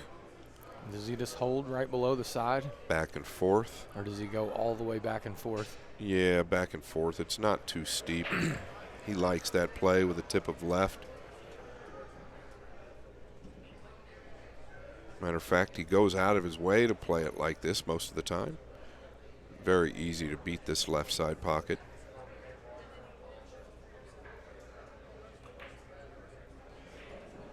Nicely struck. See him touch 2 rails here to gain a little extra control. Shoot this with a high inside ball. Gonna creep it up the long rail.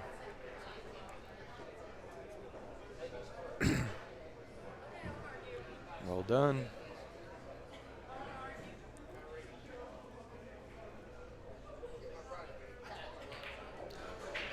10 more to win. Back to 7 we go.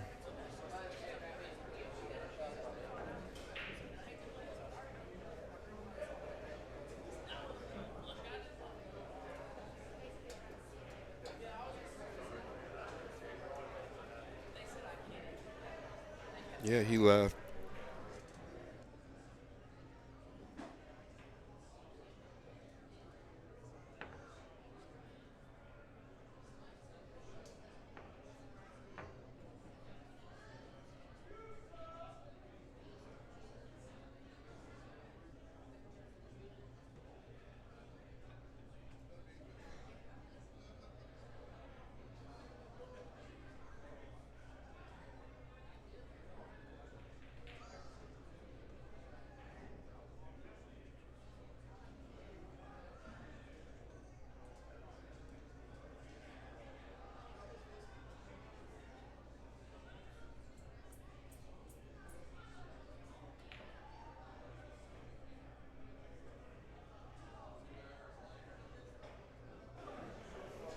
A big pop here. Yeah, he just typically doesn't want to cross the face. Oh, that's the square hit that he's looking for. Nothing down. Oh, good. The 7 colliding with the 8. Wow, I felt like he hit those really good. Me too. Maybe I'll say this. When you see the balls react that way off a good hit, that tells me that the balls may need cleaned.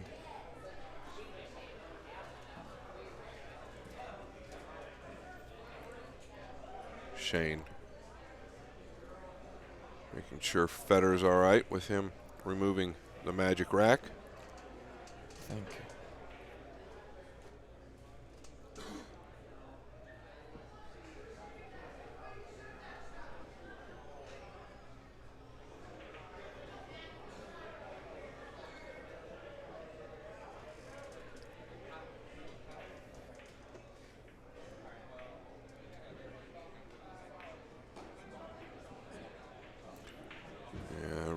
Controlled there. He's not happy with it. I don't know why. I feel like he can cheat the pocket if he needs to get back just a little bit. If not, then he can punch out.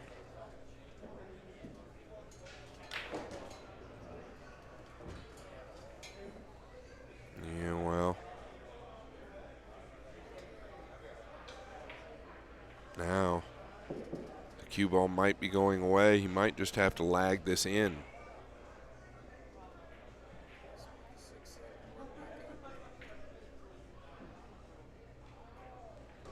Yeah, good call, Jason. That was much thinner than I expected him to play it.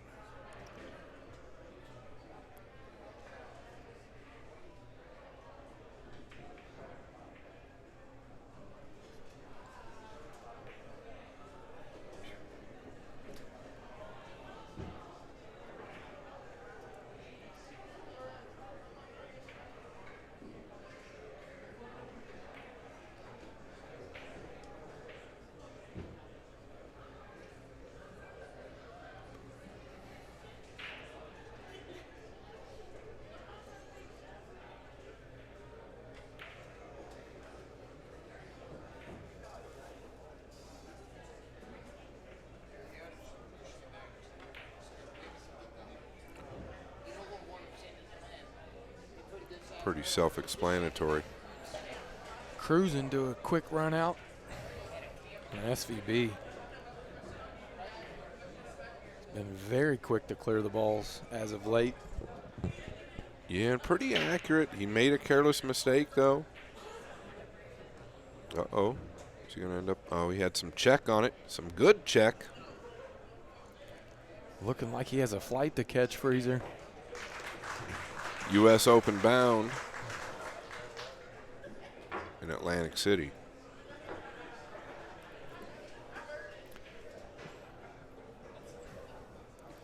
What are your thoughts on the Moscone Cup moving out of Vegas? I don't know. The resort looks beautiful. I mean, it really does look like a nice resort. Yeah. I'll be there. Sure, I'll be there as well.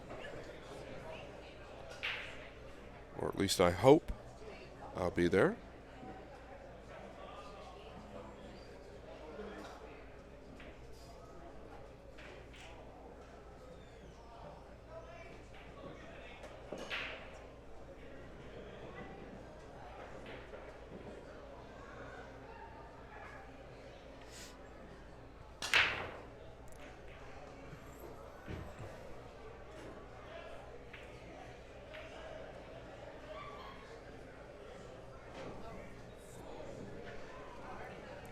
And that U.S. Open will start Monday. So these guys will have, well, basically, yeah, I guess you could say a full night to rest. Starts the 19th, goes through the 24th.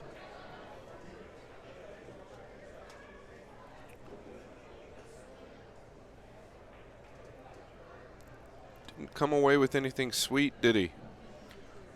No, but he's at the table.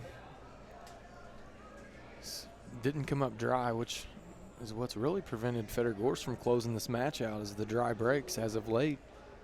Yeah, with the 3 right there. The problem is he could take on the cross side, but can't get shape on the deuce. Well, I was wondering if he could go forward somehow. It's going to be a little short here, Scott. Yeah, I don't think it's too bad. He would have liked to get behind the 8. He's just a few revolutions away from being very good. I'm trying to think about what Fedor's got up his sleeve here.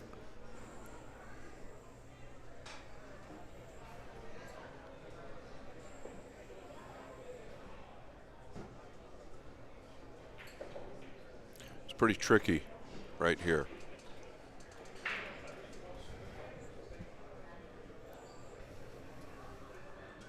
Trying to think of a way he could create some type of distance. Can he kick this with some speed and try to back the cue ball up? From the left long rail, you're saying? Yeah. Yeah, I mean, that's... Try to creep the cue ball up on the 9 some maybe, type of way. Maybe and push elevate, right? Yeah. You're saying draw it off the 1? Yeah, and push the 1. Forward? Maybe through the underneath 7? 10. Yeah. Yeah. It's actually not a terrible idea. He's got the bottom of the cue ball. He's not frozen to the end rail. It's not a terrible idea, actually. He's going to catch the 7 pretty full with the 1, so it's going to slow the 1 down. There is a lot of traffic down here low. The 1 could get below, the 2, the 10, the 6. He might be able to snatch the cue ball behind the 4 and 9. I don't know that he's thinking that, but it's not a bad idea. I think he may be looking at a soft kick, trying to get the 1. I don't like it. He's trying to kick the back side of the 1 and take the cue ball under the 2. That's what he's looking at now. You see it? He's kicking. Yeah, I don't know how you can carry that line. He thinks it's going to ticky. I don't know how it's going to come that sharp off the rail. He's going to go into the rail first, right? Yeah, he has and then into the 1. I don't know how it's going to catch the rail that sharp to get behind the 2. The problem is, Let's see what he's the 1's going to be laying over the side. See what he's got up his sleeve.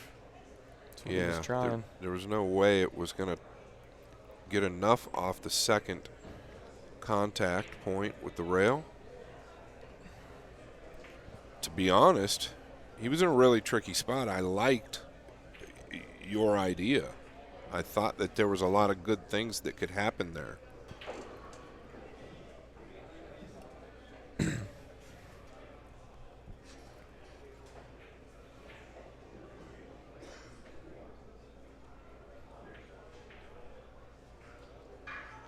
Yeah, does he want to contact the 4 in any way? I don't know. He did. Nice control there. Now can he hold and get on the right long rail below the 3 to play the 3 in the right center? Might be able to do the same thing from the center of the table, but that's what he's looking at now because it would carry him easily over to the pink Whether he plays the pink in the lower left or the top left is up to him. He's going to have to dig into this if he wants to hold onto the right long rail.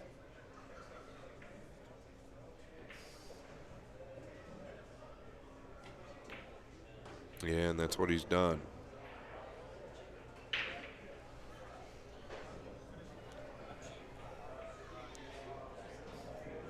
This is the cut at the 5. We're getting close.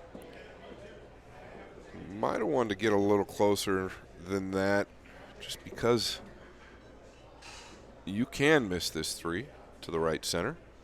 That's why you see the shake of his head.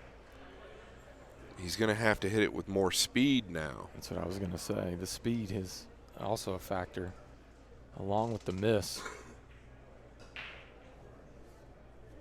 We may see him take the guaranteed shot up in the corner here, Scott. Maybe take on a bank.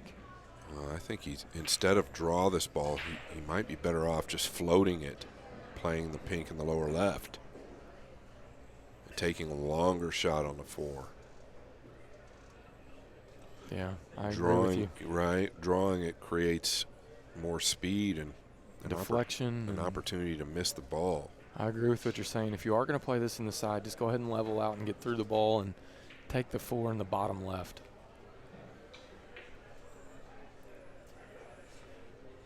Yeah, I think that's the play the more you look at it. The only concern is that he might be concerned at going in the drink in the top left, but it's all about the speed. You've just got to float it in. He's going to try and punch over. Big moment here. He's aware. Everything's telling him not to roll it. I mean, is there anything wrong with shooting it up in the corner and playing the cross side? Well, due to where the 6 is, he'd like to just get below the 4, because I mean it's not the worst thing. I think he's pretty high percentage to make the 3 if he just floats this. You just introduce the miss with speed. Just has to be tougher than it appears for him to spend so much time on it. Well, that's what he did. He floated it in, so he chose the path that you spoke of. Well, the cue ball was tracking to the top left corner, and that's what his concern was, right? He was afraid to lose it. That's why he came up a little short here. So he's still got work to do. Yeah, we'll see him double over twice here, I think. Just back to the middle. Yeah, this is very missable. Yeah, he hit it pretty smooth, but a little short. Caught it thick. Once again, why that cue ball didn't travel quite as much. You touched on it too. Maybe these balls do need a little cleaning.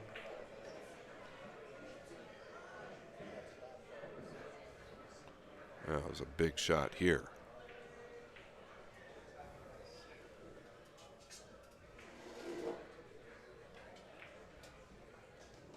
Wow, coming to the short side. Does it have the pace?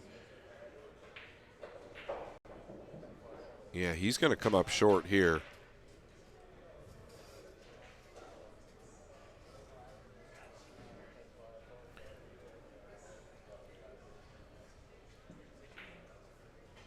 All a result of getting short on the 3. Yeah, not getting tight enough to the 3 where he could really hit it accurately. And then catching the 4 thick. I think you've got to be disciplined here and consider at least the defensive play. Maybe banking the 8 down here to the lower left end, kind of crossing the face of it with an inside ball and trying to use the 9 or the 10, whatever he sees.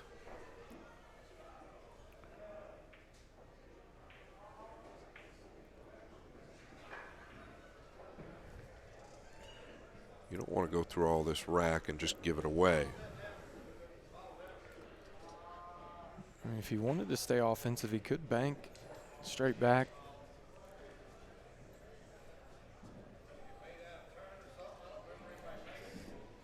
Where? To the lower left?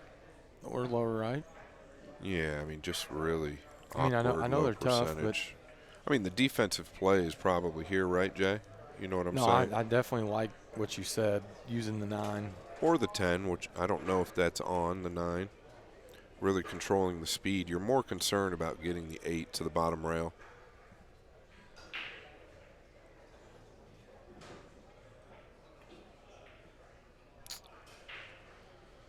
Might even want to use the 10 actually as cover and just really focus on getting the 8 down here. You can really hear a pin drop in this place. It feels like this really is one of the biggest moments we've had as of late. I don't know that that's the move. He's rough on the equipment.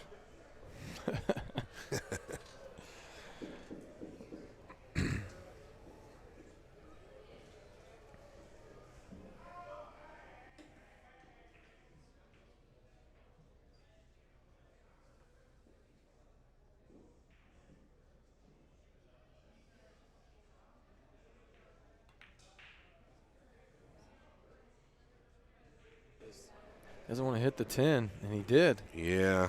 So he's left an offensive look for Fedor. Not the easiest of shots, but No, but it could have been a lot worse for Gorst. Many different ways. That was probably worst case scenario, catching a piece of the 10. Big opportunity for Fedor to send a dagger down the center of SVB.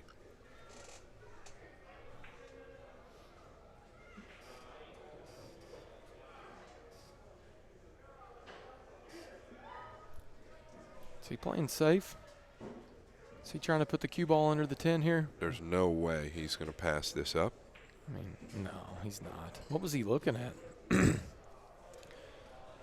Was he looking at contacting the 10 on the way out? It's possible. Really just all your focus in knocking this down.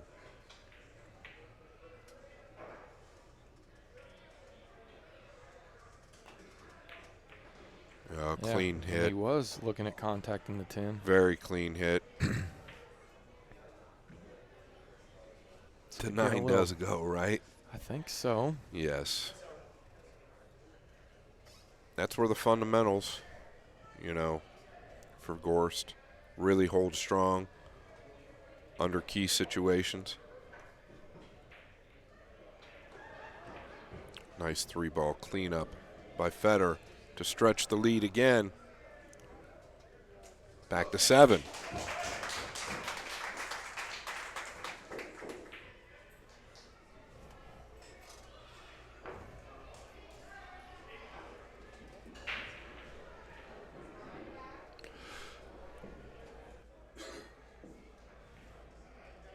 Fedor is going to take a quick break. Thank you guys to Diamond Billiards, Perimeter Billiard Lights, X-Pool Live, the stream, and everybody that tuned in. Ultimate Pool USA. Michelle Griffin, thank you so much. Thanks to Kyle Ferguson and Railyard Billiards and all the fans here. Thanks to everybody once again who paid for the stream and tuned in. We're all part of something special this last 3 days, in my opinion. OmegaBilliards.com, Aramith and Simonis.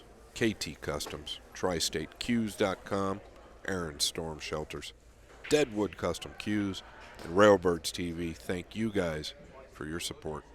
We'll be back.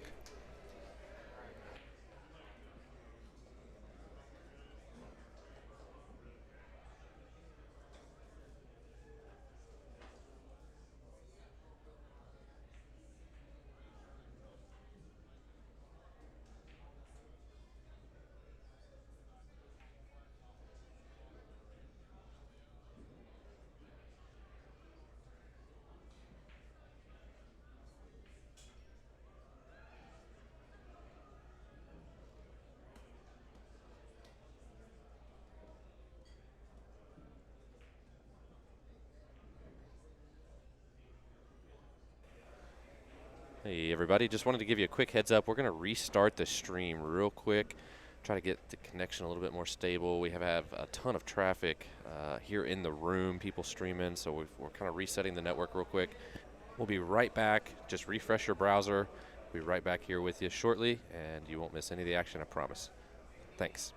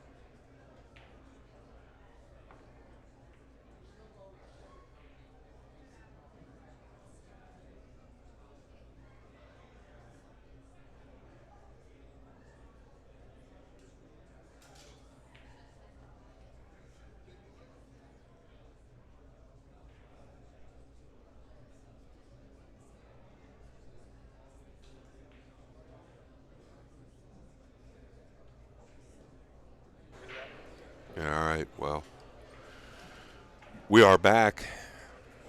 I've got to wonder. Obviously, the lead is stretched. Does it help Shane a little bit that the balls are cleaned, or does it help Fedor? I don't think at this point it makes much of a difference. It's an equalizer for both. Well, I mean, I think it helps Fedor. It helps both of them on the break because they can predict a little bit better. But with Fedor, he's not hitting it with as much power. So the ball's being clean, coming out of the rack the proper way. Yeah, that makes sense. So if you notice, he's broke dry a couple times and the balls have gone low, which I told you earlier, that's due to the balls being sticky and dirty. Yeah, I just noticed, or you touched on the fact on day one when it was kind of going back and forth. Actually, Fedor said that he thought he was a favorite in that situation when the balls were getting. Yeah. Maybe running the balls and pocketing the balls, he feels like that. But He really is dialed in the break. It's important. See, look at that square hit. See Yeah, how both the balls 2 drop. and the 8 go right Where's the 9 going to go? in That the way. is absolutely brutal. It got a flick somewhere in the center off of something. Yeah, but if you're Fedor here, don't get fixated on it. Get fixated on the solution. Absolutely right. No matter what way you draw or any type of whining or crying, you're still going to look at the 9 ball in your way. So concentrate on. Looking at the jump from here. I don't mind it. Took a deep breath.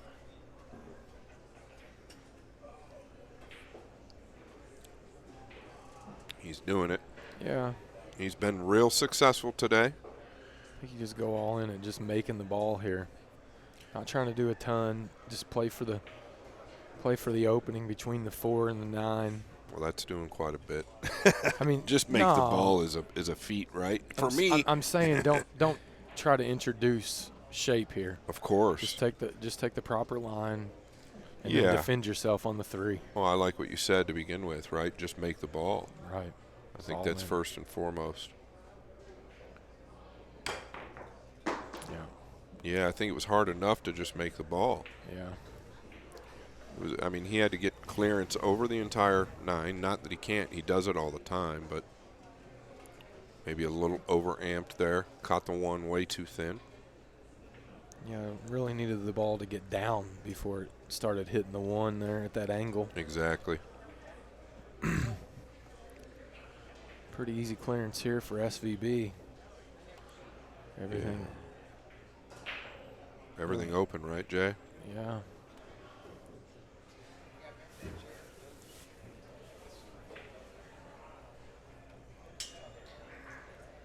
Really the only position that carries any kind of risk is from the 5 to the 6.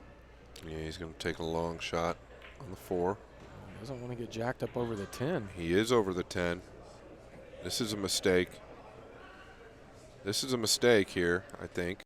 Unless he can get to the left side of the cue ball comfortably. He can. Still, more difficult than it was. Very clean. Nice smooth hit there. Yeah. Now he's got to navigate Yeah. the 9 and 7. Does he come 2 rails between and above, or Yeah, I mean, find it's either something that else? Well, the other option is he can dig into the ball here. It's not easy. He's going to have to elevate quite a bit. Or the other option is he just goes 1 rail to the center of the table and takes the cut on the 6. I like that, if I'm being honest. Yeah, because he's pretty steep on the 5. He's going to stay high, I believe. Yeah, and that's what he's doing. Yeah, he's just going to go. Well, he didn't even have to go to the middle. Right there. Guaranteeing himself a look. Just got to avoid contact with the 7 here. He'll let us Or the stroke 9. out with some inside English here. Yeah, I don't know that he'll use inside. He's just going to float above it. Yeah. Yeah, you just Watch want to out, avoid. 9. That's what I'm saying. You want to avoid the 9 or the 7. Wow. Pretty Living. good. Living on the edge. Turned out beautiful.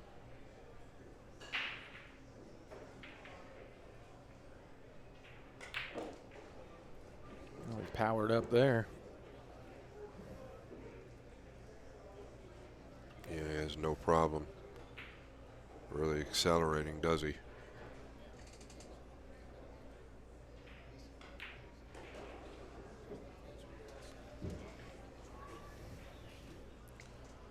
That'll leave a bruise there for for Fedor.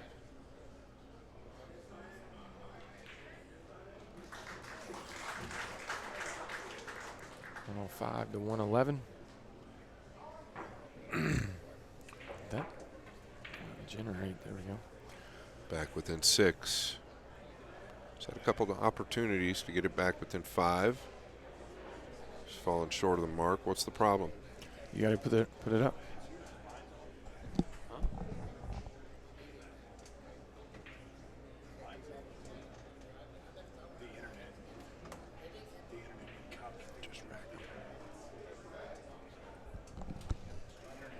Just go ahead.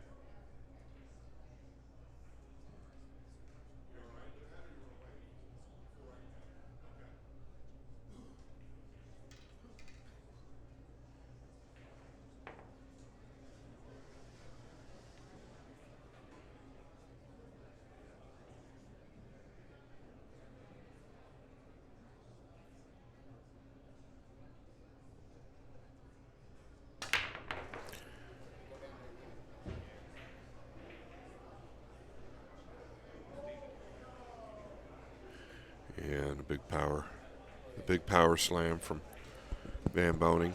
Can he chop this in? Oh, yeah. I think that's very doable. The two's laying right up in front of the left middle, so it affords him plenty of room up table. Back and forth, center ball.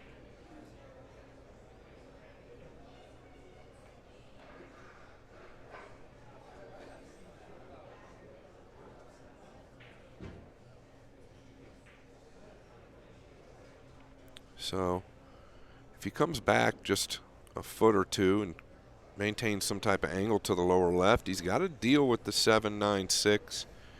Might see him come back a little further, unless he thinks he can split the gap between the 9 and 6, coming out 2 rails. So you got to be conscious of what's happening here with position on the pink 4.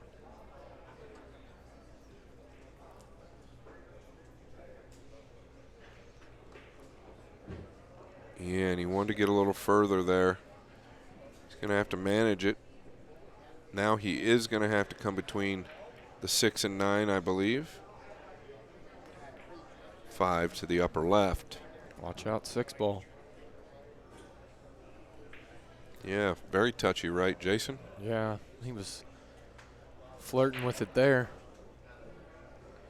Yeah, he seemed hesitant in the backswing. Power punch. Right back in line he is. Nice recovery there. Perfect angle here. Both of these guys get a ton out of that center ball punch.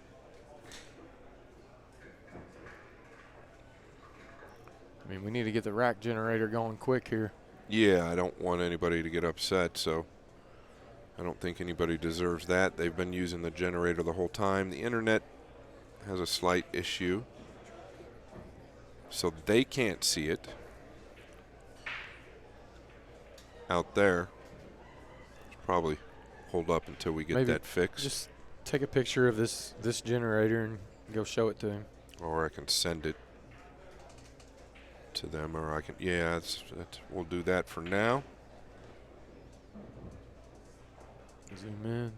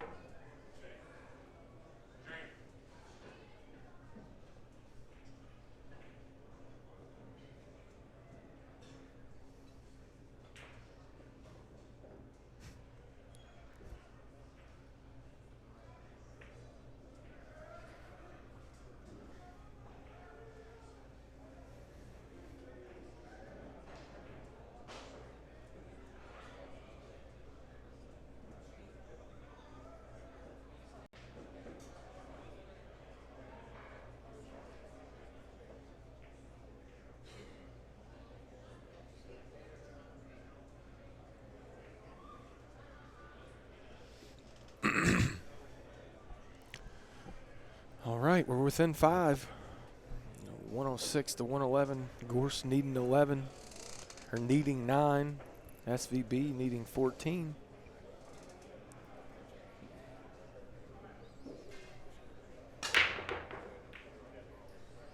And he missed both side balls, but got one to go down anyways. It sounded flat too, Jason. A really nice look at the one.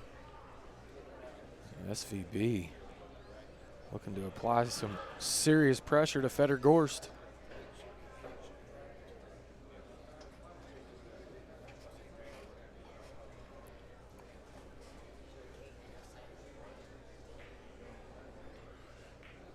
Wants to get down here below the 2 due to where the 3 is, and that's not going to do it. This is going to be a problem. Unless he can miss the 6 and somehow get around, but this is going to cause a lot more work for Van Boening. I think he can manage it. I think he can split the 6-10, get back up there. But you're right, not ideal. Yeah, it looks fairly thin. He might be able to split that gap, Jason. He might do that with an inside ball. And that's what he did. Watch out. 8 ball. Yeah, Nice shot there. it's about as good as you could do. Use the inside ball to avoid any traffic coming back out.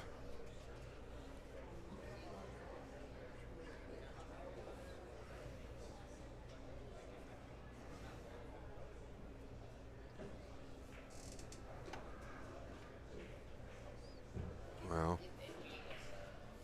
what's he got here, Jason? It looks like he's a little on the wrong side. Hard to tell. Yeah, I think he'll be all right. Can he draw? I think he can draw it.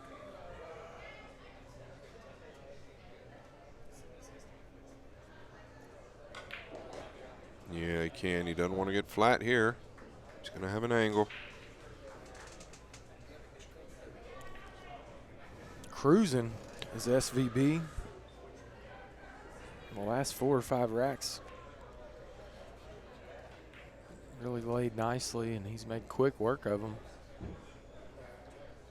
Yeah, all because of the break. Fedor had a great break, and the 9 got flicked and come over in front of the cue ball.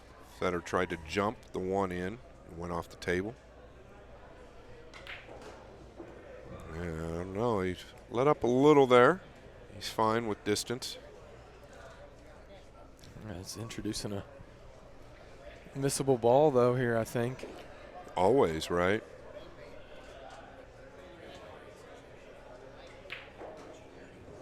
Boy. Center cut.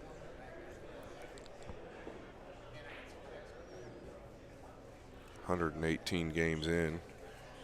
We Still splitting the pocket. Or excuse me, 218 games in, still splitting the pocket.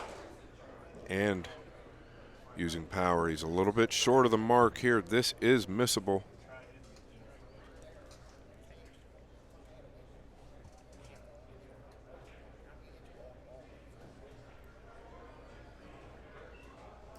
Big moment here. He's got to get this down.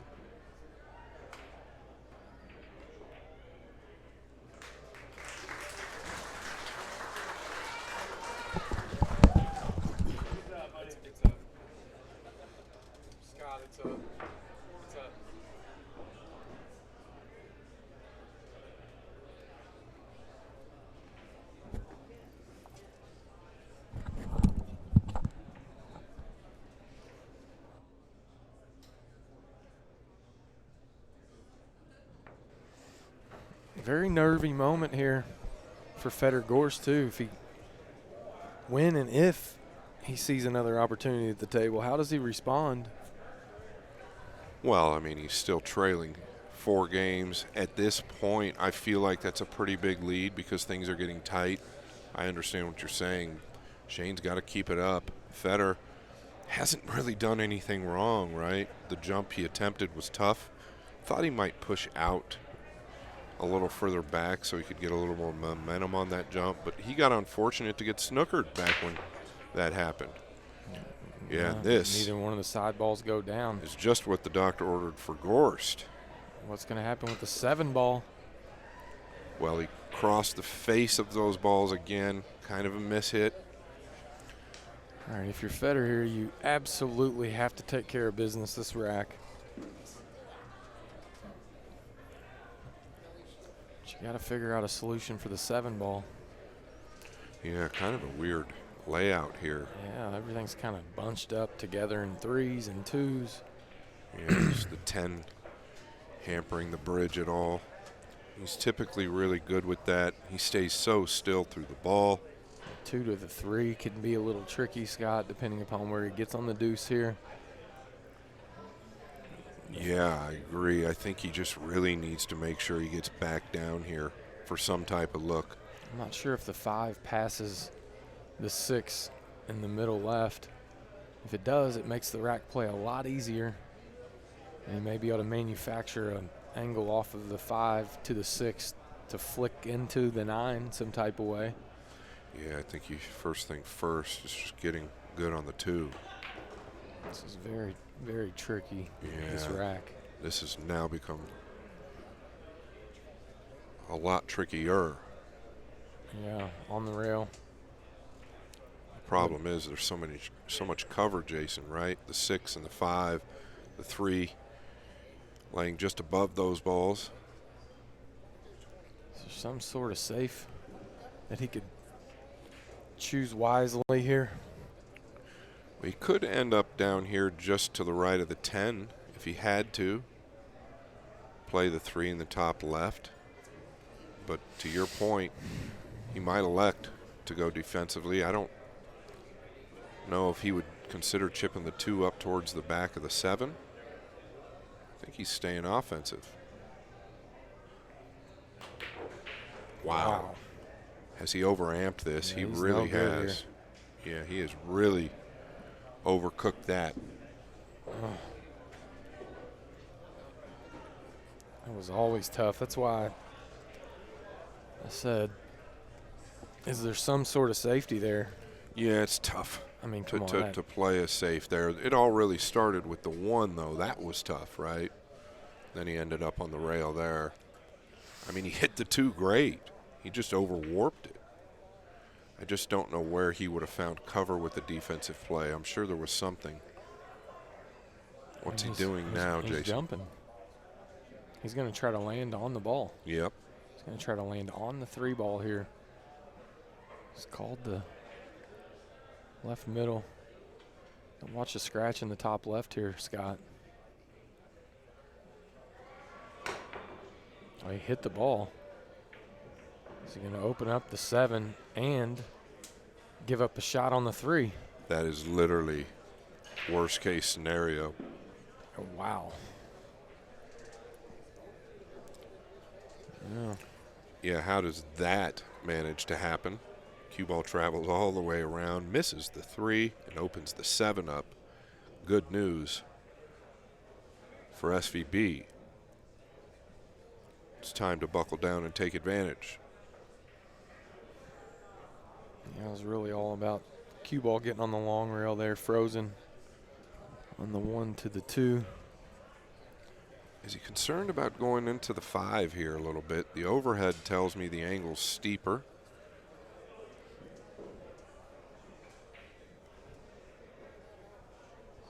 Yeah, now he's shooting down on the ball, so he might go in between the 5 and 6. Yeah, pretty heady play there. In case he were to catch a piece of the 5, he could have gotten trouble.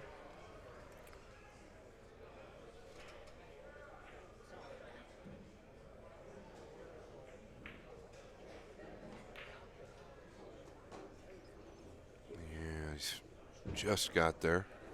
Definitely didn't want to land on the 50.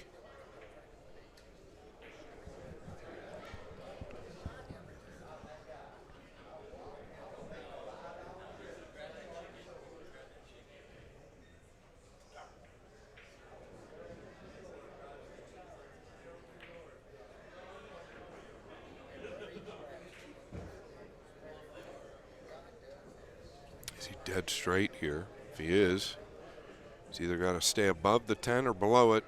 Probably better off to stay above it due to where the 8's at. But let's see what he's got in mind.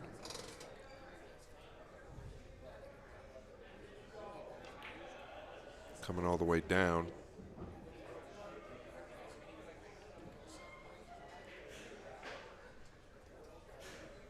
Yeah, so little work left to do with that play. I think he's got to stay below the 8 now, Jason. Or does he have enough angle to get above it? He'd like to get above it if he can. Oh, plenty of room. Plenty of room. Got way more out of it than I expected.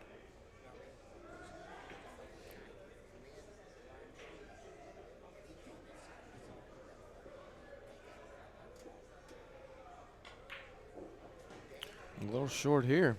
Yeah, but the strike was awfully clean. This is a ball that can turn on you. Got to put a clean stroke on this.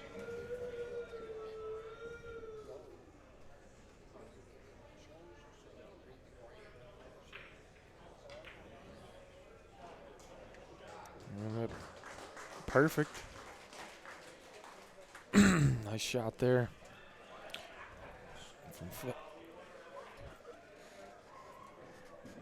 Narrowing the gap. Big time.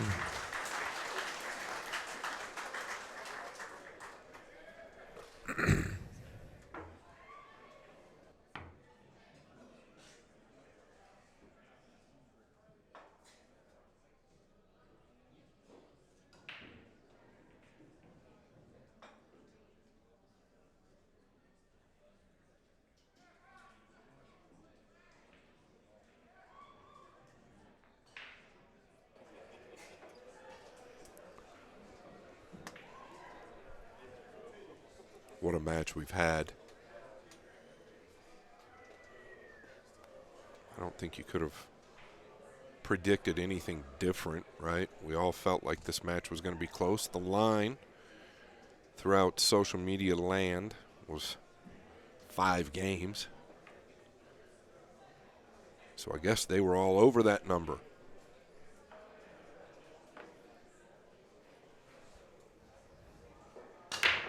Wow. Both balls missed high. Once again, I feel when he... Look at the 5-6 or the 5-7 here, though. Yeah, the 5 is out in the open. When he goes. misses the break, I feel like it's a real over-amp issue. He did cross the face as well. These guys continue to do that. The 1 is also tricky.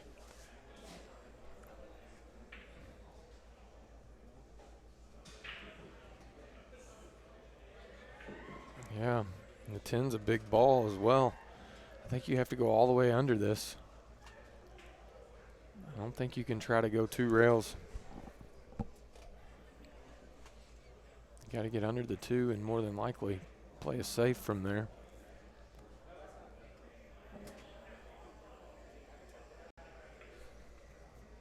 Yeah, the 2 does not pass in the top right. It has no pocket on the top end of the table. Like Jason said, if you get under the 2, most likely then I have to go with the safety. I think he might be trying to get on the 2 to the lower left, though. Yeah, that's possible. It's as good as any, really. You called it, and he did. Wow, what a great shot by Gorst under the gun. Look at the speed control there, Scott. Such a small window. Yeah, I think he was really trying to just get in a general area, right? But to your point, still, you couldn't do much better. And the ball switching directions off the 3rd rail. Yeah, using that outside ball that checks up off the 3rd rail. Does he just come right up between? He's going to elevate just a little, I believe. Yeah. Going to come out 2 rails in between the 4-9. Yep. Just got to make sure that he knocks it down. Yeah, now we can talk about the 5, Jason. Does it play in the top right? The way he looked, it does. If not, it plays much tougher. It does play in the bottom left for certain. Yeah, his body language says it goes to the top right, and his position play says it goes to the top right. Is he a little shallow here? I think he can hold without any problems. Yeah. Don't be afraid to play the 6 in the lower left, though. That's for sure. Just take what you get here on the 5.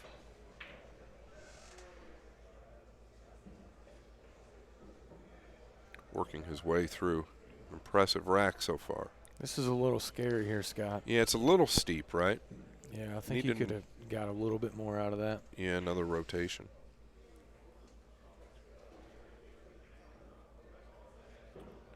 Just stay through the ball here. Don't let up. He did pretty well. Yeah, I was going to say, just make sure you get to the long rail there. Don't try to just float and drift over. Make sure you get through the ball. He's on the proper angle now to do exactly what you suggested, which is shooting the 6 ball in the bottom left. It's It's really all about this shot right here, just putting it home.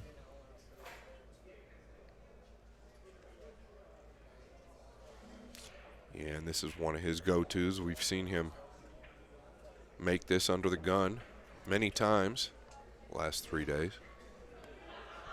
I don't expect anything less. I like the time he's taking.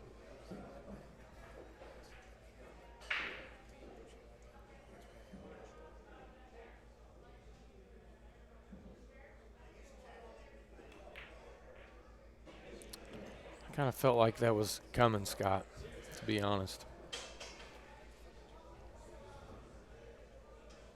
Did he take too much time?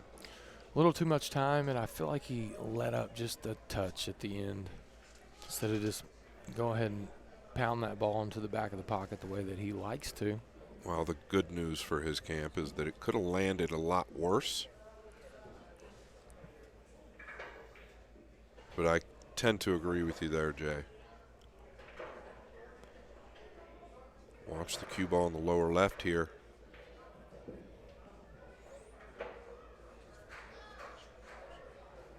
Wow. He's worried about Fedor jumping it, but what more can you do? He is going to jump this. Yeah, but what more can you do if you're in Shane's shoes? I think that's all you can do. I wouldn't be surprised if the young man knocks this in, especially after missing it to the top right. He'd like to get a little redemption.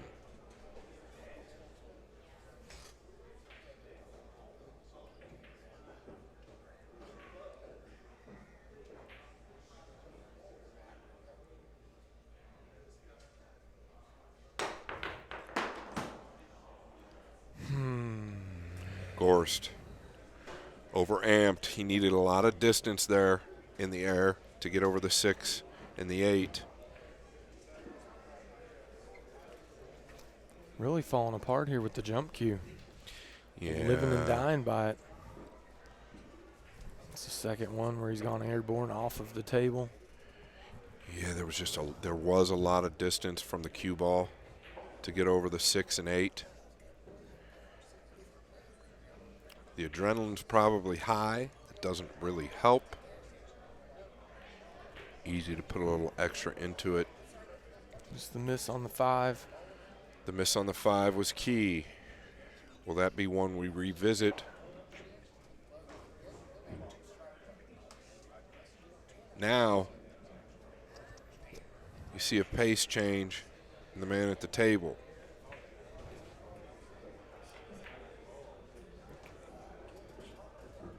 You guys wanted action. You got it.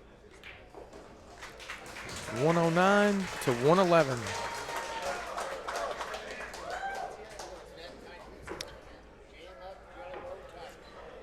Can you believe there are people out there complaining about the stream being $39? Where can you get cheaper entertainment? Well, to our friend Dominic Dunn, he said it best. The value isn't even debatable.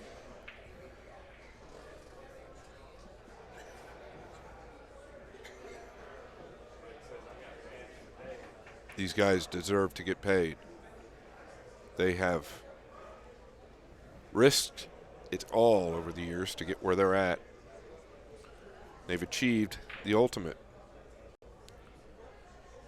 Will he take just a tick off of this break? Yeah, very flat. The 3 went. I've talked about it often. When it's flat, he seems to make that ball in the side and somehow, some way, come up with a shot. Shake of the head. Definitely not happy about it.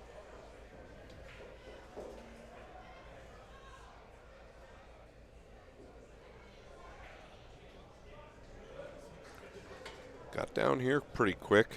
I feel like it's a little required for some attention.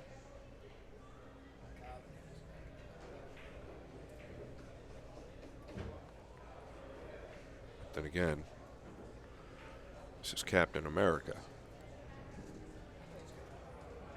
Odd formation with the 6, 7, and 8.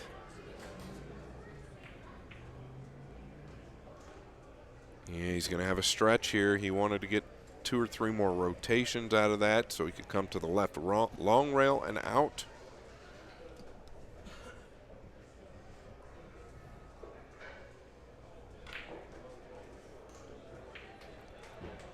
He needs a big bounce, and he's received it.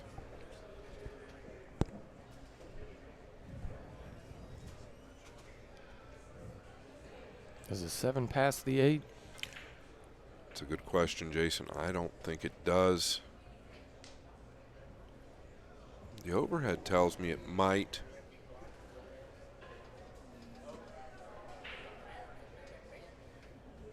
Matter of fact, the more I look at it, it might.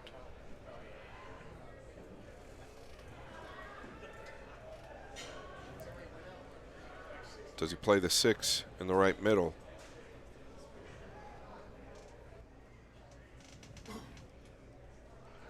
I mean, it's almost guaranteed he's playing the 6 in the right middle, right? Or is he looking at the bottom left? Well, if he's looking at the bottom left, that tells us the 7 plays in the lower right. What's his concern? His concern is probably coming a little too short of the 6 to the right middle. So he needs to get through this and make sure you get a look. Yeah, pretty clever. It's got a lot to do with his experience there with that decision.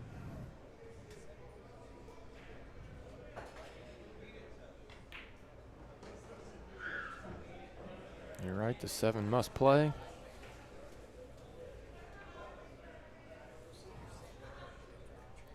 Barring anything crazy,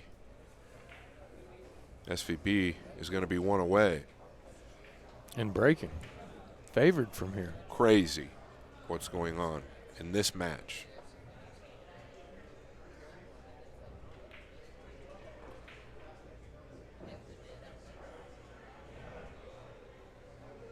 Trailed by as many as 11 today.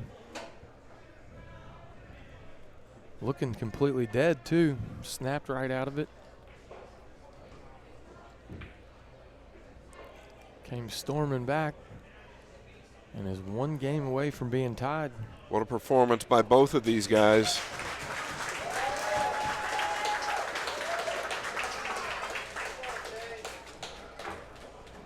The crowd really big towards SVB right now. I think they just want to see a tie ball game. For all the keyboard warriors out there saying that it's not worth $39, you know they're feeling like super nits right now, out reading threads for their score updates while they save $39. Yeah, I mean, what a show, what a treat, just to be part of it. Yeah, in this final race to 9 and 10, it's worth $40. It's worth $400 to many.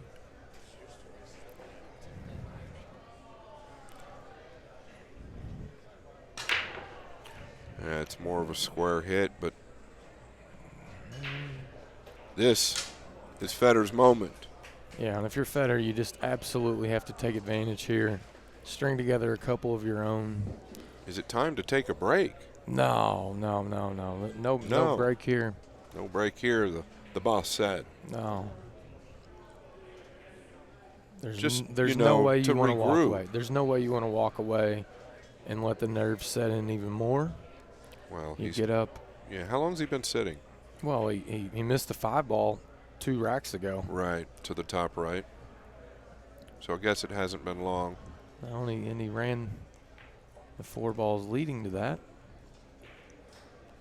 I don't see any problems here, Jason. No, I mean, if it was a really tricky layout, I don't disagree. Yeah, you just want to stop the momentum that Shane's got. The best way to do that is to make a quick, easy clearance here. It's one thing I think you need to be careful of is the word quick now, right? I think Shane's even slowed down a little bit. Just want to make sure that your T's are crossed and your I's are dotted. But Really? he is getting on with it, and it makes sense. You don't want to overthink. It really feels like a lot of this is where you land on the 6 ball, right?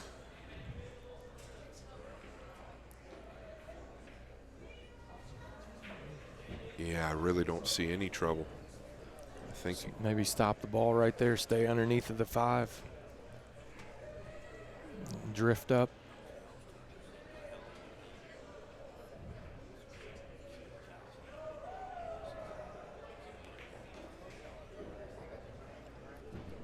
He has the option of going forward or just kind of sliding here. I think the forward is probably the easier play, but that's preference as well. You can control it, and you're kind of coming into the line the right way. You might be able to go too far if you stun it, or not far enough. And he's landed pretty good here. He just wants to avoid having contact with the 10, I think. Yeah, really close to his work there.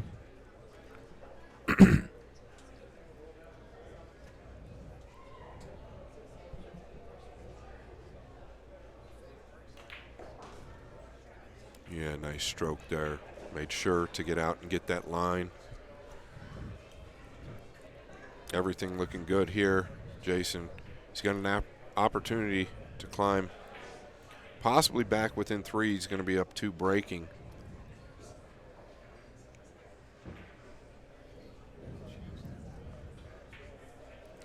You got to be nervous for both of these players. Well, you can feel the tension in here. I know that. Can you imagine what it feels like being over the ball right now? They've played so much, though, in the last couple days. Maybe they're just both really dialed in. They're putting on a heck of a performance. Gorst to stop the bleeding.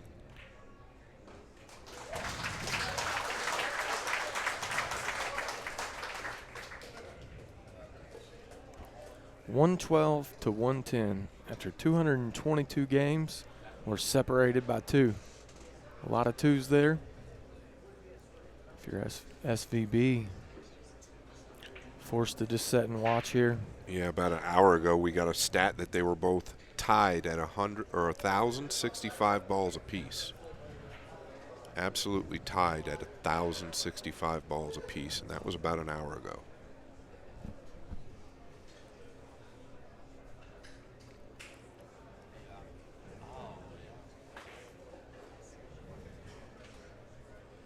If there was ever a time for a clean hit for the young Gorst, it's right now. Yeah, and I think it's coming.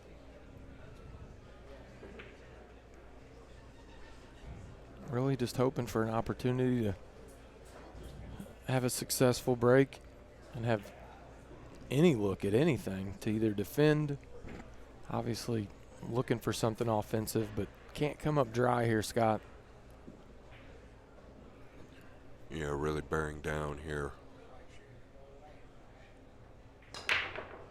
Big pop, cue ball going to the side. Got saved by the 7. 8. 8 ball falls. 1 ball's there.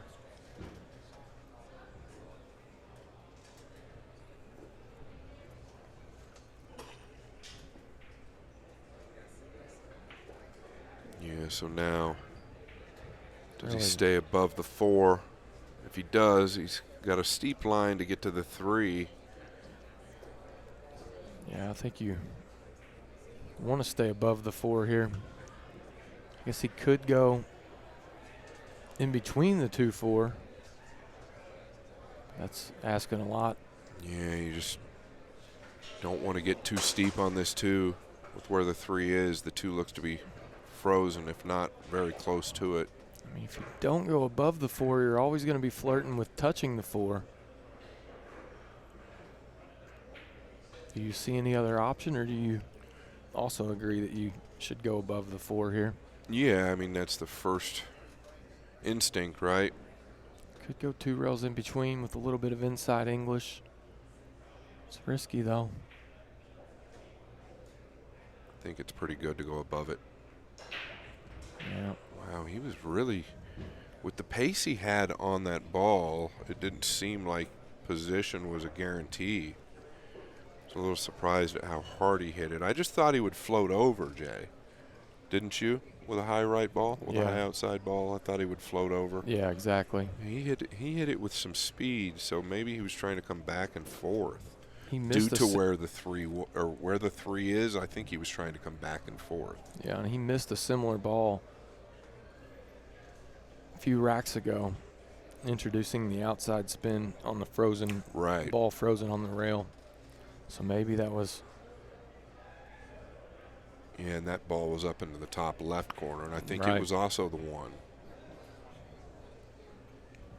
No, it might have been the 2 or 3, neither here nor there. It was the 2. Just asking Shane to watch the hit.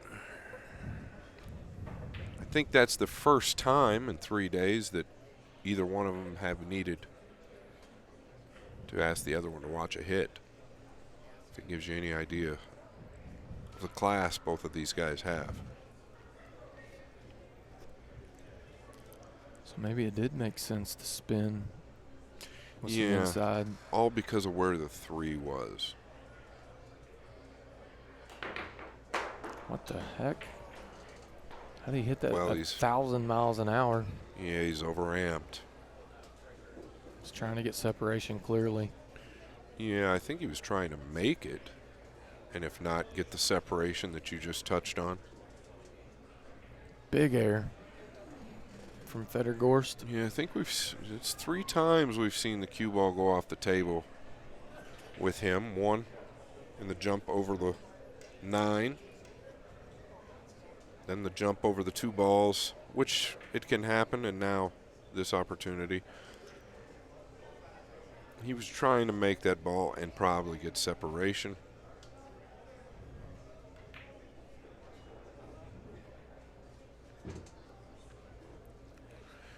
Does he try to come 2 rails to the top rail so that he can get down here for the 5?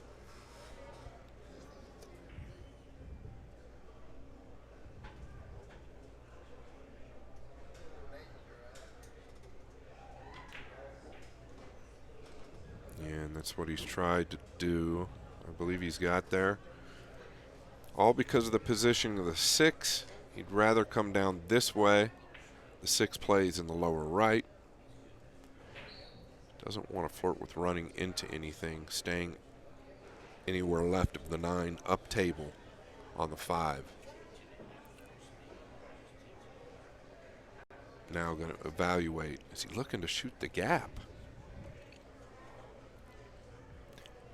Boy. He's got a great cue ball. Yeah, that's asking a lot here. He's got a bigger space than we probably think. Look at where he left the chalk. It's exactly where he wants to be. Yeah, and he's going to be fine here.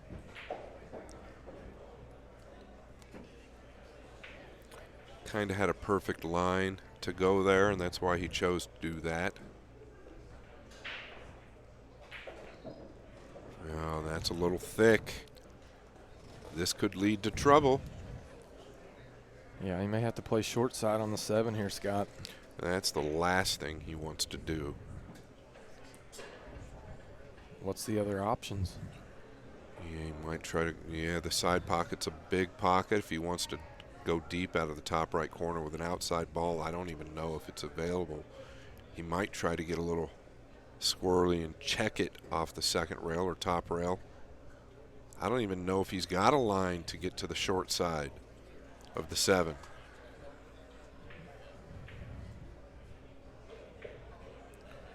Yeah, he had a lot of room to carry that cue ball up.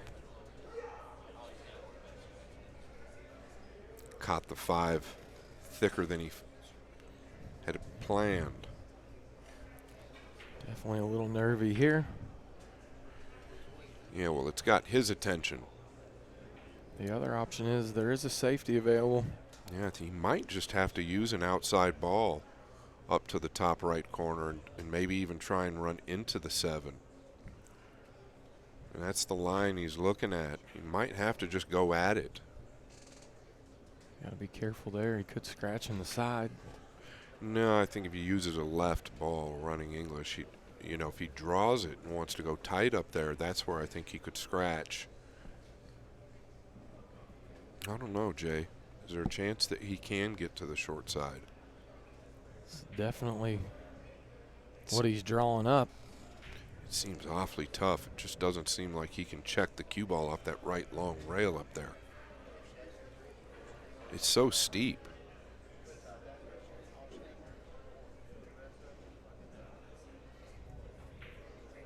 That's what he's looking to do.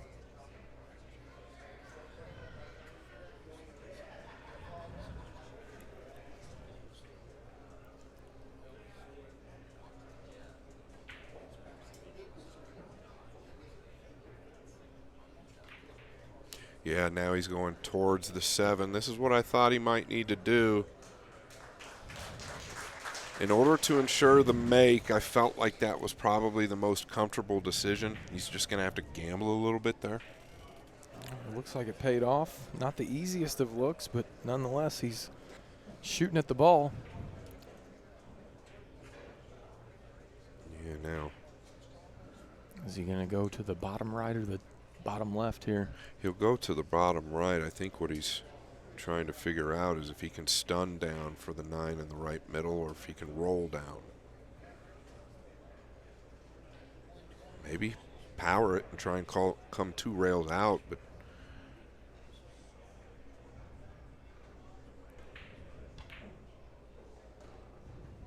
and that's what he's done. Boy, I felt like that was asking a lot. Now, pretty steep here. Can he avoid the contact with the 10, or does he just crash into it? No, I think he can avoid it, but can he get above it, Jay? That's the question. He's steep, though. Does he intentionally go into the 10? Yeah. That's what I was kind of thinking he may do here. He avoids rolling the ball at all costs, typically. So he's going to dig into it.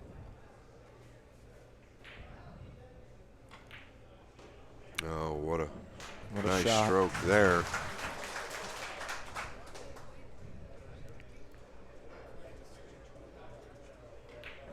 Back within 1.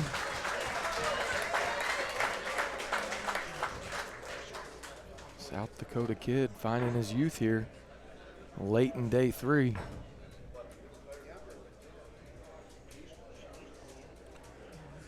Yes, that all stemmed right from Fedor with the decision when he cut the 1. We thought he could just float over to the left side of the table, and I think at the last minute he wanted to ensure the make, like Jason said. Decided to come across 2 rails, and he caught the 4 coming across.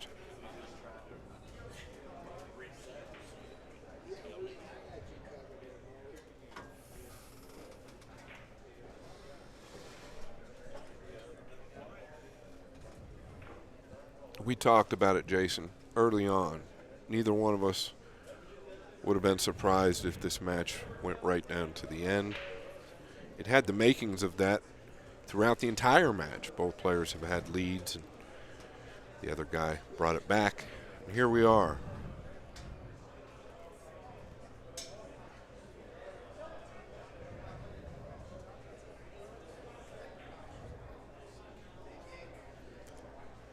SVB. Does he unleash here? I think that's been his downfall as of the last 45 minutes or so, that maybe he's just lost a little accuracy with too much power. There was a clean hit, but dry again. Like you said, a little too much power. Yeah, I think more than the last 2 days at times. And if the table's changing at all. What do you see here, Scott? Can he get the cue ball in behind the 6 and 8 as they're aligned to miss the 2?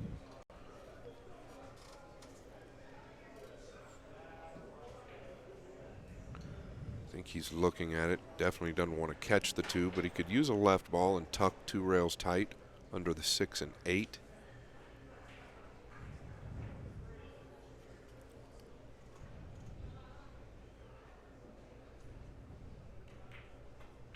Oh, and he's caught the 2.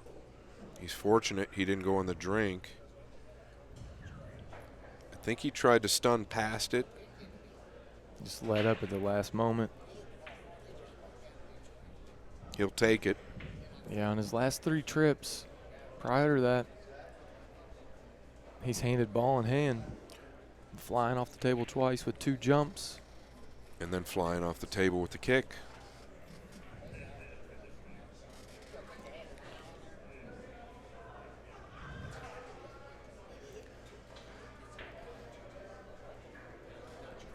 There goes Shane with his measuring system again.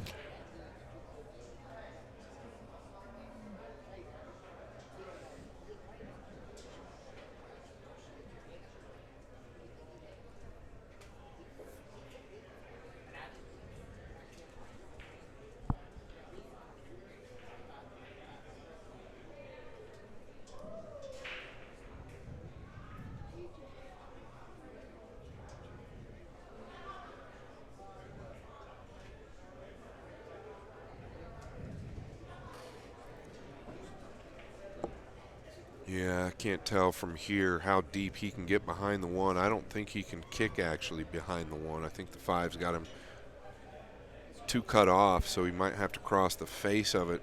I'm wondering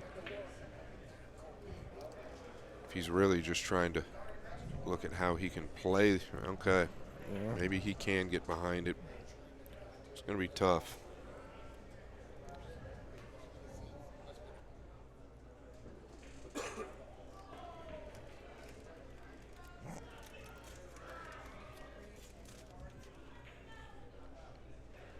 And I don't know.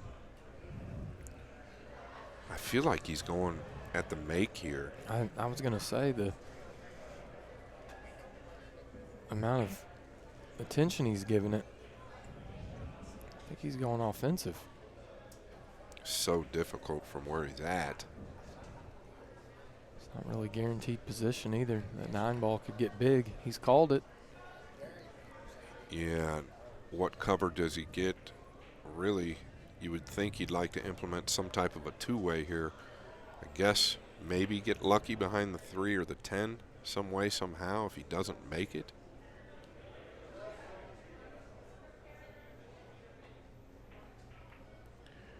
Yeah, Well, I mean, he's that's going to not- sell out.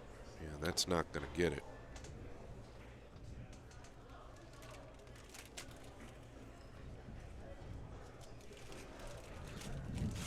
What about the 4 ball? Does it go clean? Does the 4 ball go past the 7 here, Scott? Yeah, I don't think he's got too many concerns, right? He can carom the 7 in from just about anywhere if need be. They're so close. Looks like it does go. It just makes it play a lot easier if it does. Go on the side.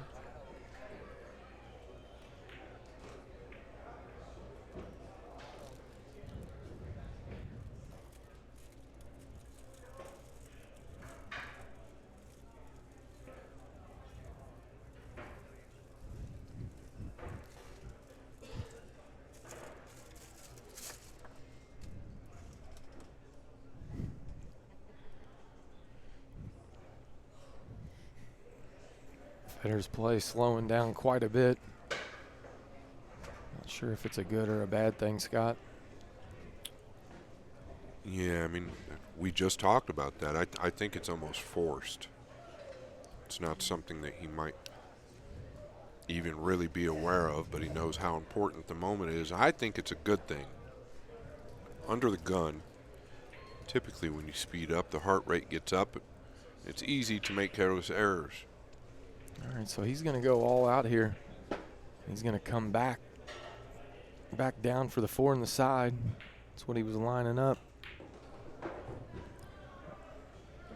Stayed down over the ball, got all the way through it. Speed was nice. That it was. We'd like to have gone a little further, though. Yeah, he'll be just fine here. He can play the 5. He can pinch back or even almost stop for the 5 in the lower right. Yeah, I like that. Got to be careful though, right, Jay? You don't want these balls to both hang up here. Well, you don't want to contact the 7 and have it interrupt the 5 in any way. Or push the 7 in a bad spot. You really just don't want it to Touch beat it the at all. 5 or anything. That's what I was talking about. It would have gotten in the way. That would have been unlucky.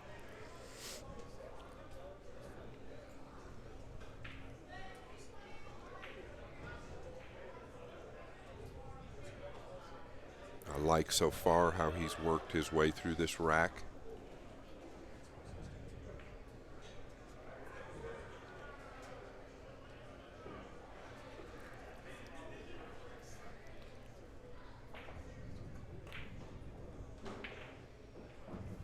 Right in the heart. It's all about keeping your nerves under check here. Took care of all the work. Now can he keep it together?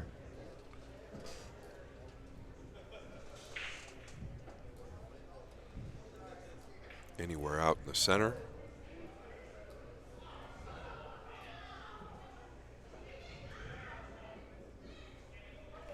Like to stay more to the right than anything. That way he can stay on the pro side of the 8, and he's done so.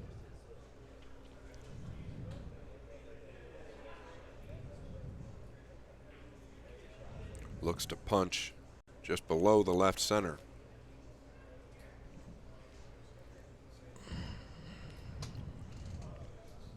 He's very good at this, gets a lot out of it. He'll have a touch of a right ball.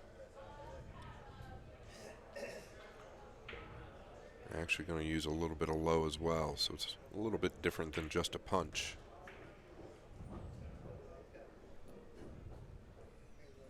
Yeah. A little funny here. Yeah, he got a bigger bounce than I think he wanted. It's going to be okay.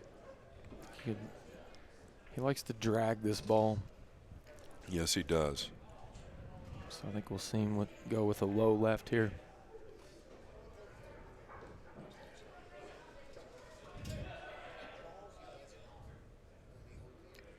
Might be checking this. Yeah, he's using a little inside.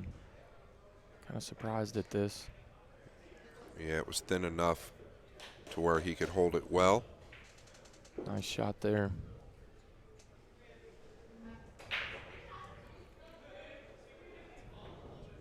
On his way to being back up 2.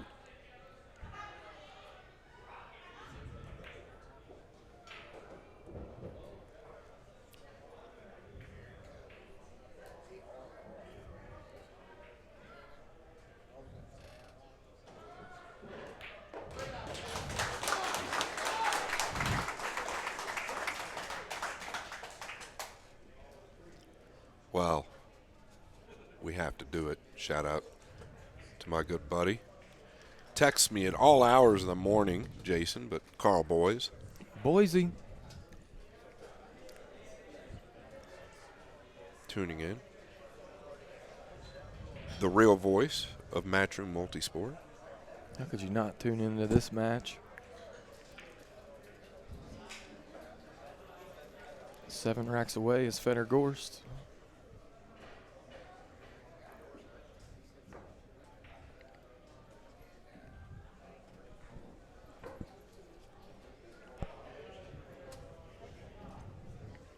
I'm very interested to see how he decides to hit this break.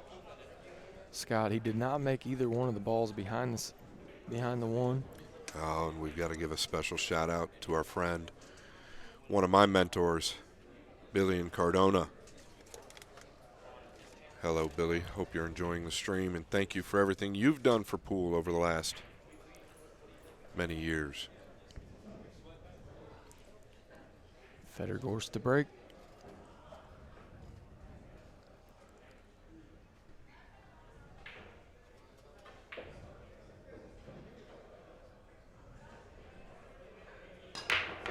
Oh, square hit. Yeah, both balls deposited Is the 5 going to stay out of the way? Yeah, and this is just what the doctor ordered for Gorst. Yeah, and got a nice little flick there with the 4-10 as well. Yeah, and look at this layout here. Yeah, this is going to be one of those where they're going to mark a few balls to get the template out of there. Just looking at the layout, the 1 to the 2 leads to the 3, and notice the 4 that Jason's talking about now. Wow. He's got to like it. The dream. It is the Layout. dream.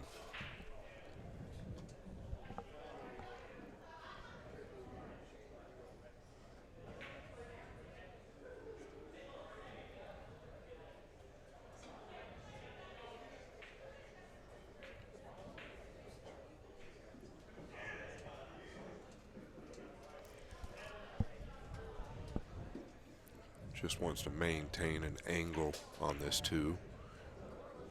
Right, Jason? Yeah, I still think he will go to the left of the 5 here. Yeah, without a doubt, but you just don't want to fall straight, right, to where you have to contest with extra work getting on the pink 4. Yeah, and you'd like to stay under the 4 a little bit so you can just drift up to the 5.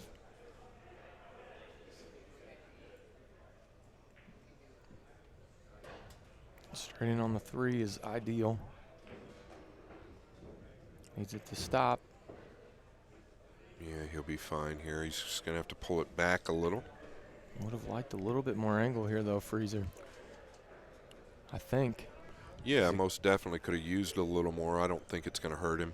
No, but you may see him punch here. Making that pocket Yeah, I think tighten he's up a little. probably going to have to.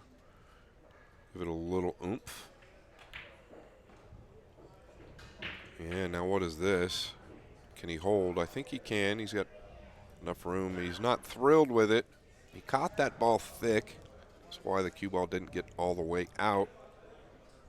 Yeah, and like we said, that was the problem with getting a little flat on the deuce. Really ideal would have been straight on the 3. Still think he can manage. Yeah, and these guys aren't fans of rolling the ball. You can roll this 3 with a tip of left. It'll help the 3 travel downward.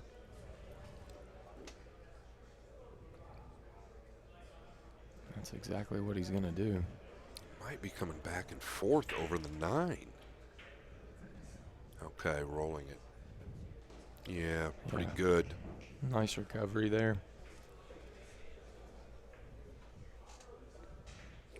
Absolutely perfect.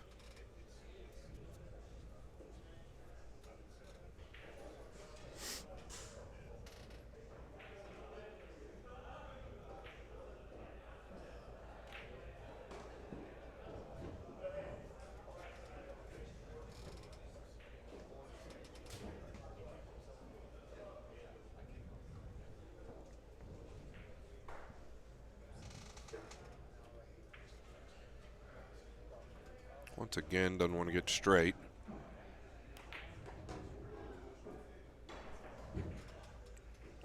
Another shout out real quick we've got to Larry Schwartz. He's listening. Great commentator. Thank you for the compliment. We appreciate it. Now he's going to have to power this a little bit, right, Jay? Still got a good line. Yeah, I don't think you're going to see a ton of power. If there was. Yeah, he's a little flatter than he wanted to be. Back in line. Seems like a massive game, this game right here, to win. Oh, every game from Well, here they've on been out. going back and forth with the 1-2s. Shane's had opportunities to tie this up. To stretch it with 3, wow. It's very big. Yeah, and it has a lot to do with the dry breaks of SVB as of late. Overamping them, coming with a ton of power, not getting any cooperation from the balls going down. Yeah, that's exactly right. And that's what I see anyway. I think the balls react a little different when you use that much power. It can happen when you get tired. I'll be right back.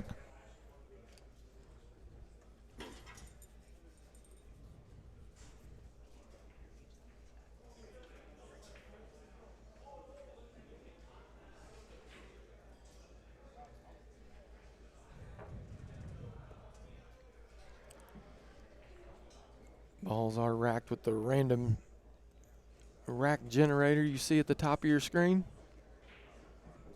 preventing any pattern racking here. Prime time right now. I got to give a shout out to Diamond Billiard Products, one of our sponsors here. Perimeter Billiard Lights, Ultimate Pool USA, and Michelle Griffin, local realtor in the Louisville area. Fedor Gorst to break. 6 racks away from the crown and the cash.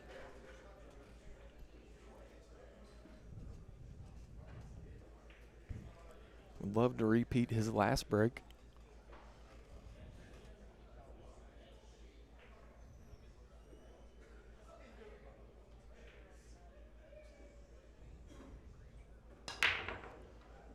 He didn't hit it square. Both balls went a little high. Is the 2 going to fall? It is not. What about the 5-7? 8's in a tough spot.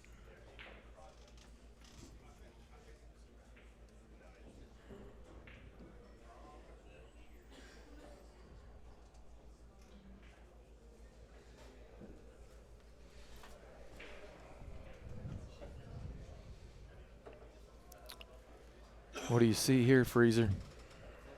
Yeah, I see A mess?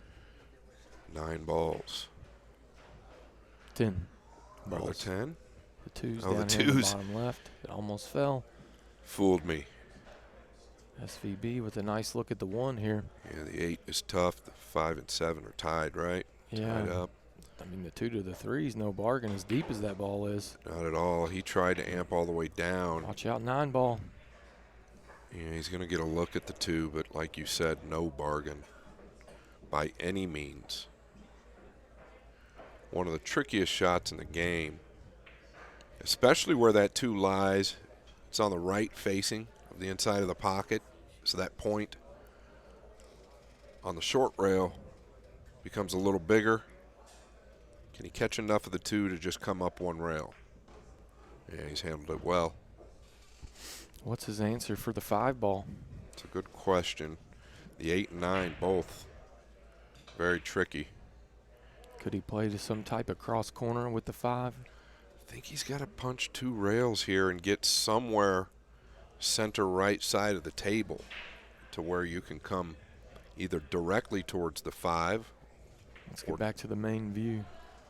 Either directly towards, yeah, somewhere right center of the table to where you can come directly towards the 5 or 2 rails down into the back of the 7 or the 5. And that's what he's trying to do, but he's going to go too far here. Way too far. Plan B. And I don't know what that is. Yeah, that's the problem with all the balls being on the rails here. Not a lot of cover. Yeah, you wouldn't mind a line, Jason, where he could almost, a line where he is now with the 5, where he could almost 3-rail the 5 out and just nudge him up under the 7. I know these guys don't like doing that either, but I don't believe the 5 goes in the lower right. I think it's pretty much, that's what he's looking at, but it's eclipsed by the 7. So you better think of it now before you trap yourself.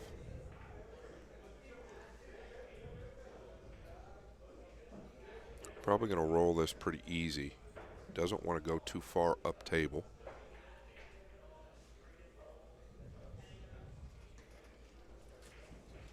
He doesn't have an opportunity, Jay. He could get out towards the center and cross the 5 to the lower left, but really just play it short.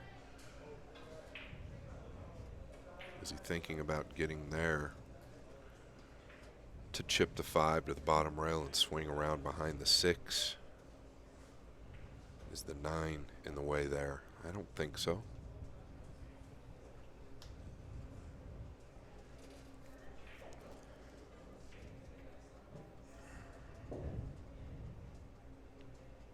Like you said, you could hear a pin drop in here. Tension high. Huge moment in this rack, in this match.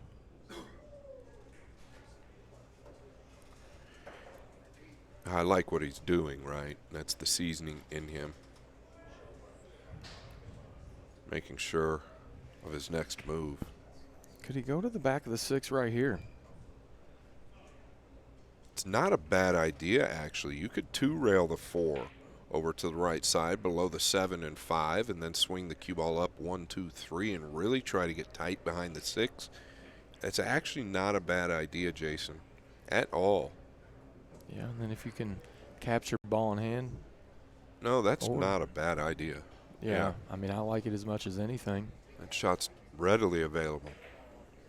Actually, he might be thinking about it. That's the shot that I like. Yeah, you've got a lot of room for error there because you know you're going to have to play something defensive on the 5 anyway. Why force the 4 now? Yeah, and you're He's forcing your opponent to kick and maybe open it up. No, that's a great call, and he's looking at it now. A lot of room for error here, actually. Yeah, and that's the shot Watch he played. the corner. He's going to be good. No, he's not. Well, Fedor's going to see a piece of it. Well, he's not going to be kicking, and he's not going to be breaking up the 5. But still, I think it's the correct shot, right? Yeah. That makes a big difference. Fedor's definitely not getting out here. He found the shot. That's yeah, the key. he found the shot. Yeah, which says a lot in the moment, in my opinion.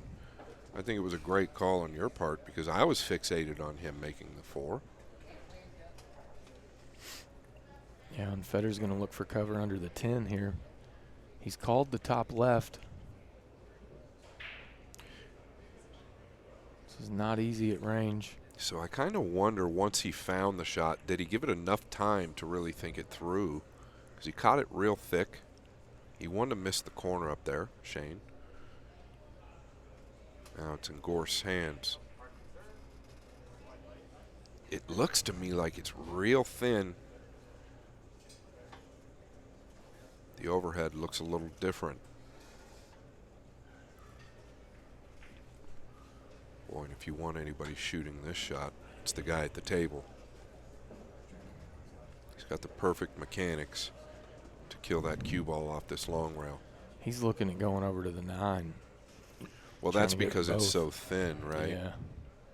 He's trying to take both the white ball and the object ball to the long rail behind the 9-8.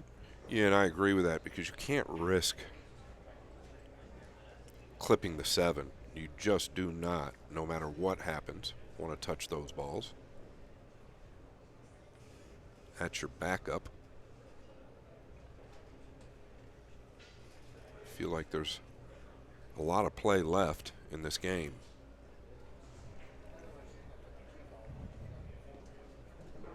Not easy, right? The pink could go into the back of the 10. He's got to avoid that.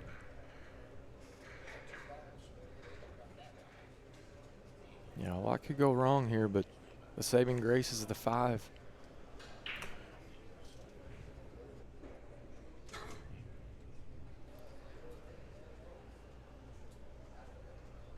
Yeah, he's leveled out now.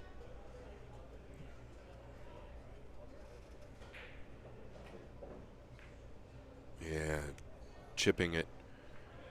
Oh, nice full contact. But does he have a piece or enough of the 4? If he does, the line is perfect to go up into the 5 and 7. Based on the body language of Fedor, I believe it is on. Well, that would be very hard luck, in my opinion. Not only that, he's moved the 8. That's exactly what I was going to say. The 8 that was in a tough spot. That was in a real tough spot. Wow, that's pretty hard luck to give a man this line. And he's going to try to go into the 7 ball here if he can.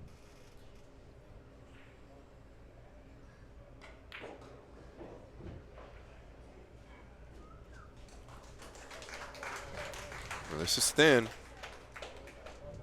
If he goes to the middle, it's thin. He's not one to shy away from the corners.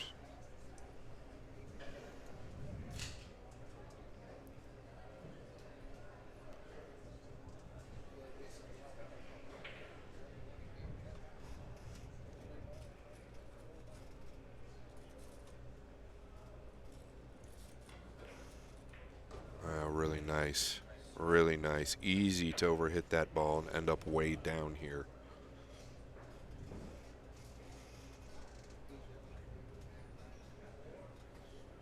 Needs to maintain this same angle on the 7.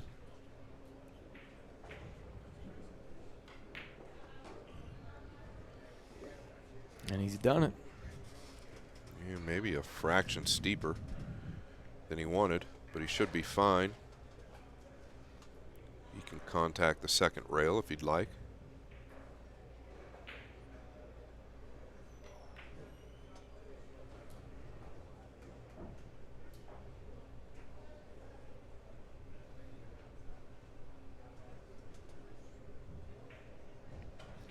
Literally not a soul saying a word in the pool hall right now. No, and it's a Saturday night, right? Turn some music on or something.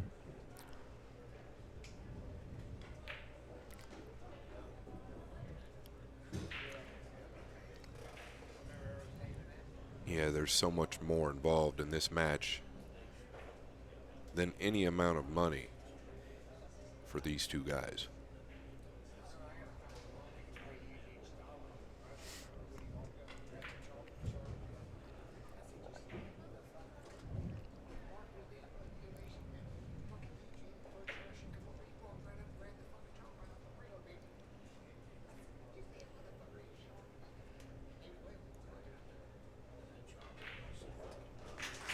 Back to 2.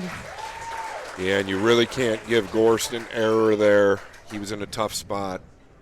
Just so happened to finish almost perfect for SVB to go into the 5 and 7.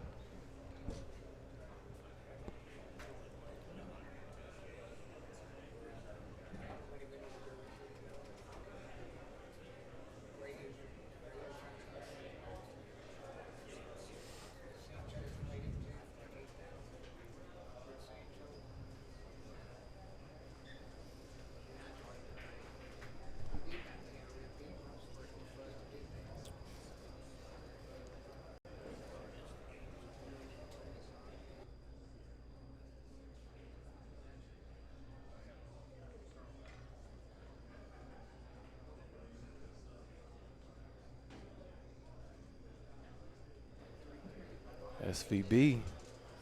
Here comes the power. A lot of power. Wow. Both walls down. What's the 1 do? He's going to bank. He's going to have a bank. Carries position 2, Scott. Such a different dynamic with both of these guys in breaking the balls. The spreads are completely different. Nothing the same. If he gets this bank down, he's going to be looking good. I don't know if the 8 passes in the lower left. It looks like it does. That makes a difference as well.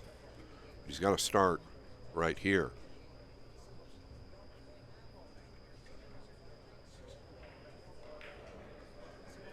He's overamped this or overcooked it by a long ways. Yeah, and that was because he had to roll it, right? He couldn't draw it because the 7 had the 2 covered up in the side, so he had to roll that bank, and it lengthened up on him. Yeah, he was almost in between the roll, Jason, like you say, and the draw, because he did try to draw it or stun it up one rail out to the center. So that's exactly what happened.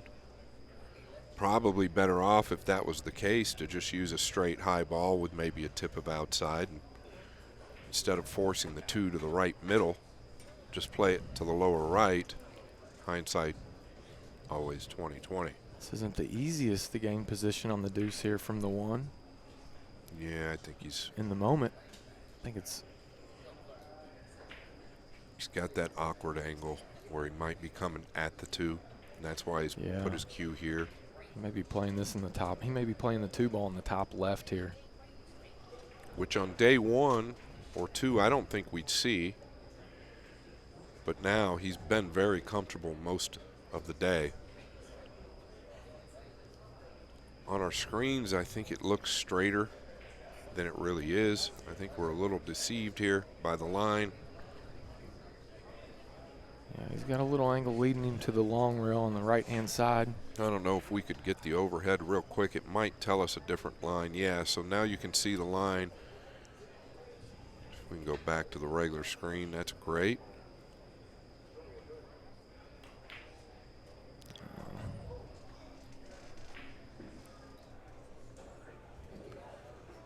Was he a little quick in the final swing? Yeah. I couldn't tell. It looked like he might have been a little quick in the final swing. He was never really comfortable with it. He was trying to force an angle there, which is not fun.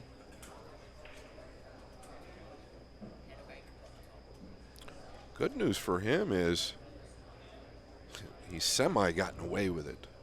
Well, he's got to protect the one ball here because the cue ball's going into open space no matter what here.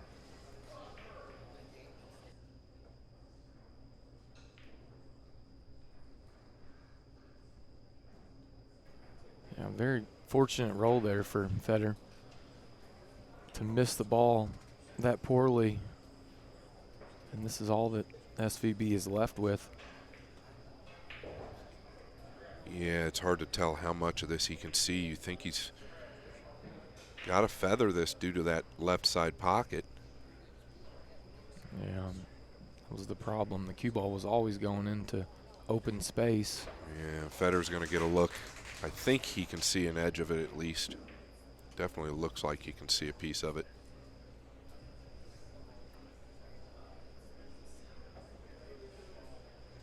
Might be closer than I think.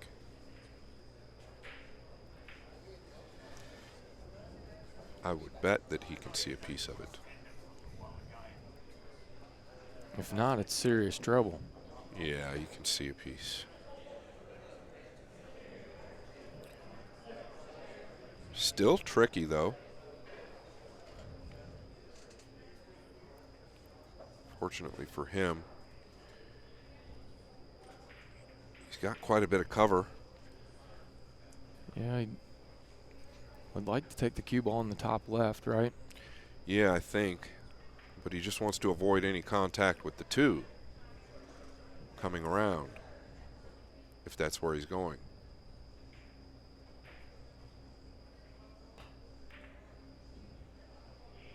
And Well, he didn't. He got away with it again, Jason, because he collided the second time with the 10. That could have been bad news. Yeah, but not really getting away with it. He's going to be buried up underneath the 6-2 here. Well, yeah, But the one could have been laid up. He didn't give anything offensive, but you called it. It was a big 2 ball in the way. Yeah, it kind of makes you wonder if he could have played it a little differently. Well, I think he made contact with the 10. It's hard to predict.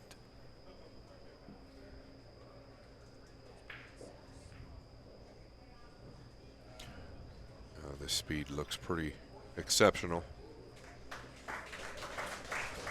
Probably going to go to the air here. I agree. Cleaning the cue ball.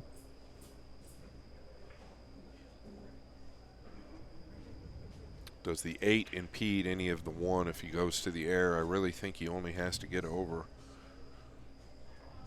Okay, he's 2-rail kicking, and that I'm a little surprised, so that must mean he doesn't feel he can free the 1 from down table and use the 9. Well, there's a lot of cover this way. There is. So the 2-rail kick may carry a lot more value than the jump cue here because the 1 ball is going to be going into open space and can't really control the cue ball at this distance. But with the 2-rail kick, if he hits this 1 full in the face. That's the key. A lot of times these guys have been catching it too thin. Like Jason said, you want to just catch it full from the backside, right? A lot of good things can happen if you do.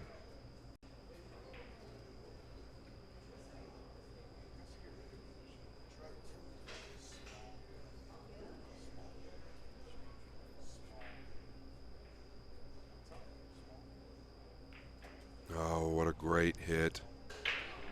Pretty unfortunate. He could have clipped the 9 too, which would have helped him.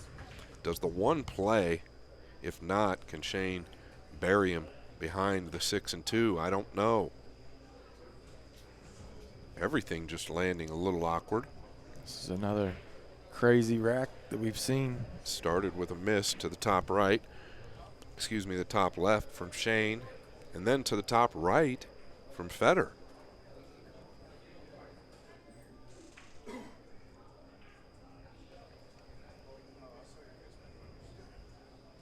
I feel like you can drag this cue ball with an outside ball. Just send the one towards the right side of the table, even if, and I think that's the line he's looking at. His biggest concern, though, is Fedor with the jump cue. Yeah, if you're going to do that, you really have to nestle him up and put him on the two. Yeah, he might just have to gamble here because I don't know what else he can really do. He can cut this ball. I think he's going to try and nestle him up. Did pretty well. Yeah, it laid nicely.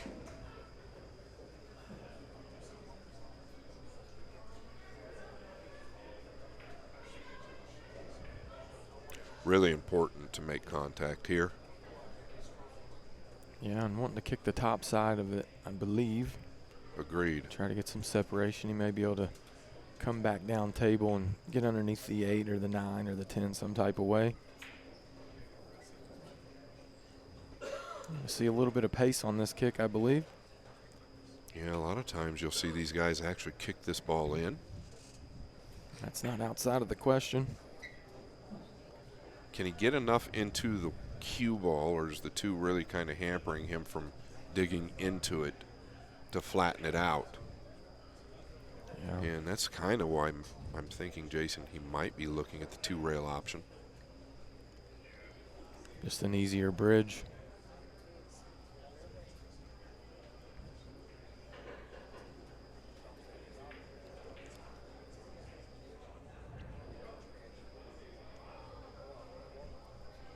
We're going to find out pretty quickly. Personally, in this situation, I like the 1-rail look. Pretty big stretch. Very close to the 2. Wow. Missed it in and out.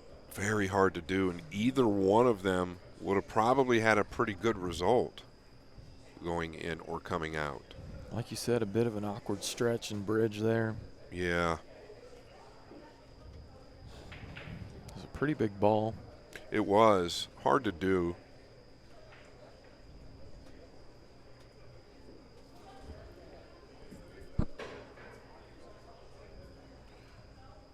This game never ceases to amaze us. That's why we love it. And matches like this keep us coming back for more.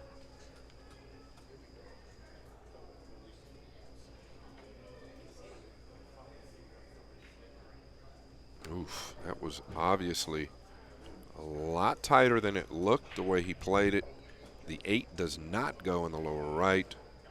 I'm pretty sure it plays in the lower left, but I am not certain. He can get a nice angle on the 7. We'll know here pretty quick. That tells me that the 8, well, he's actually got, He can play it in the side from here. yeah, he's actually got an angle here. I think it does play in the lower left, and that's what he was headed for, but might change his mind now. I think we may see him play this in the right middle. Or is he going to draw? Yeah, I think he's going forward. Yeah, speed was perfect.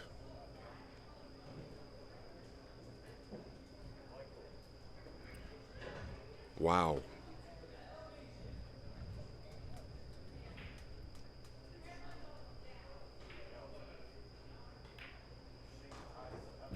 We talked about it from the beginning, Jason. We felt like there was something special about this match.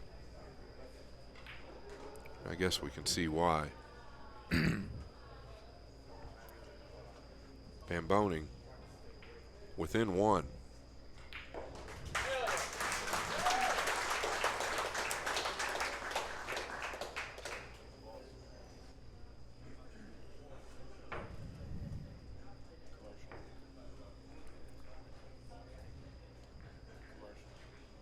commercial break. They're going to clean their balls again, so we'll be back in about 5 to 10.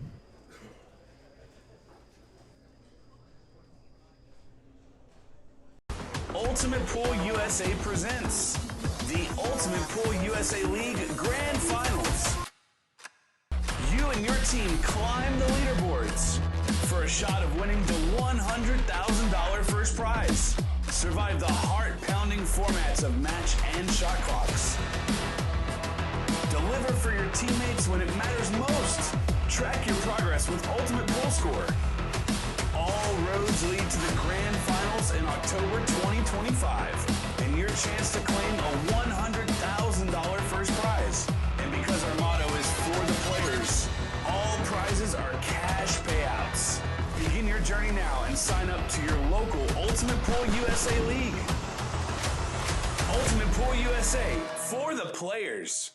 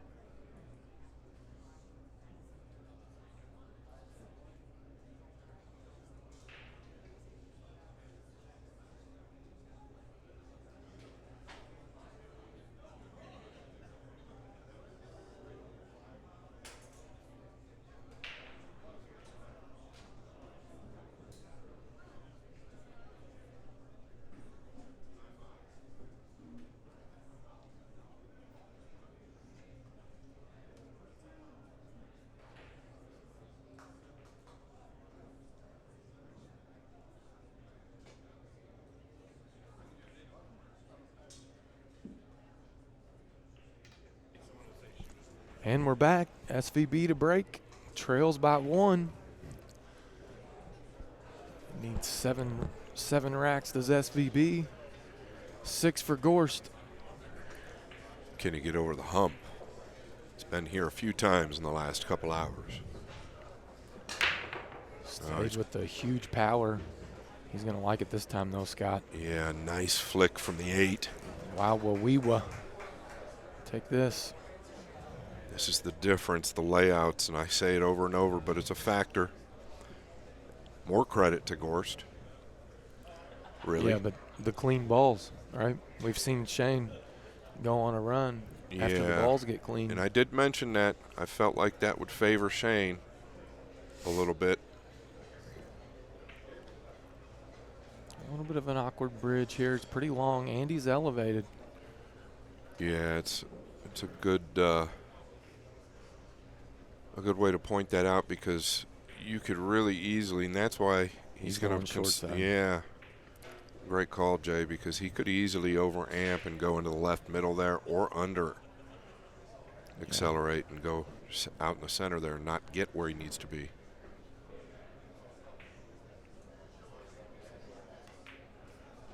Pretty mature play here, actually, if you think about it. And shot it to the wrong side of the pocket there, really.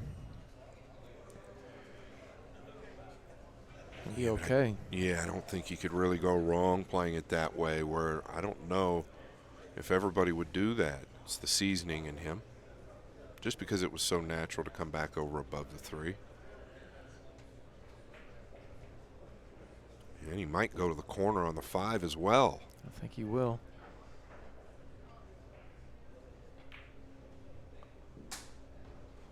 He's big. Jeremy Jones talks about it a lot. These guys like to play to the corners. It keeps the cue ball settled down.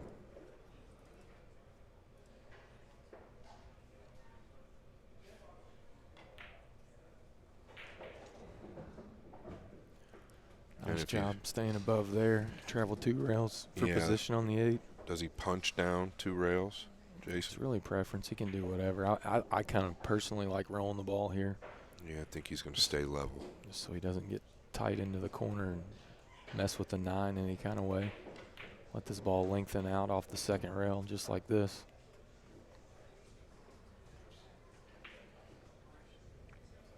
Well, he's 3 balls away.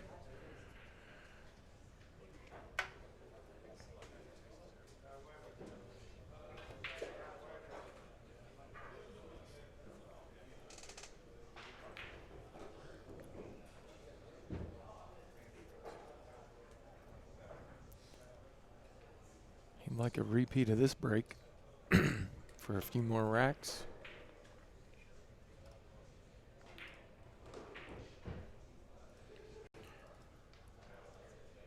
After 228 games, we are all knotted up at 114.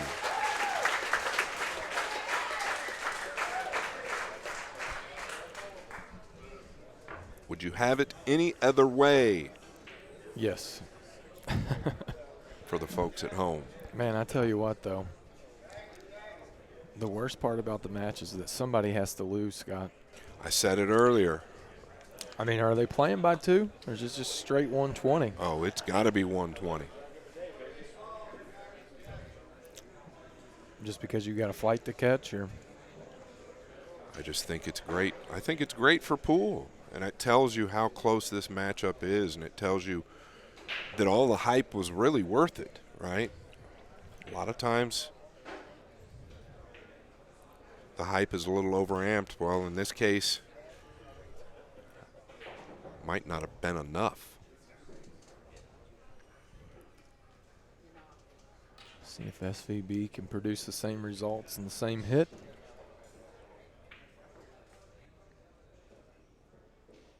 It's coming a little closer to center.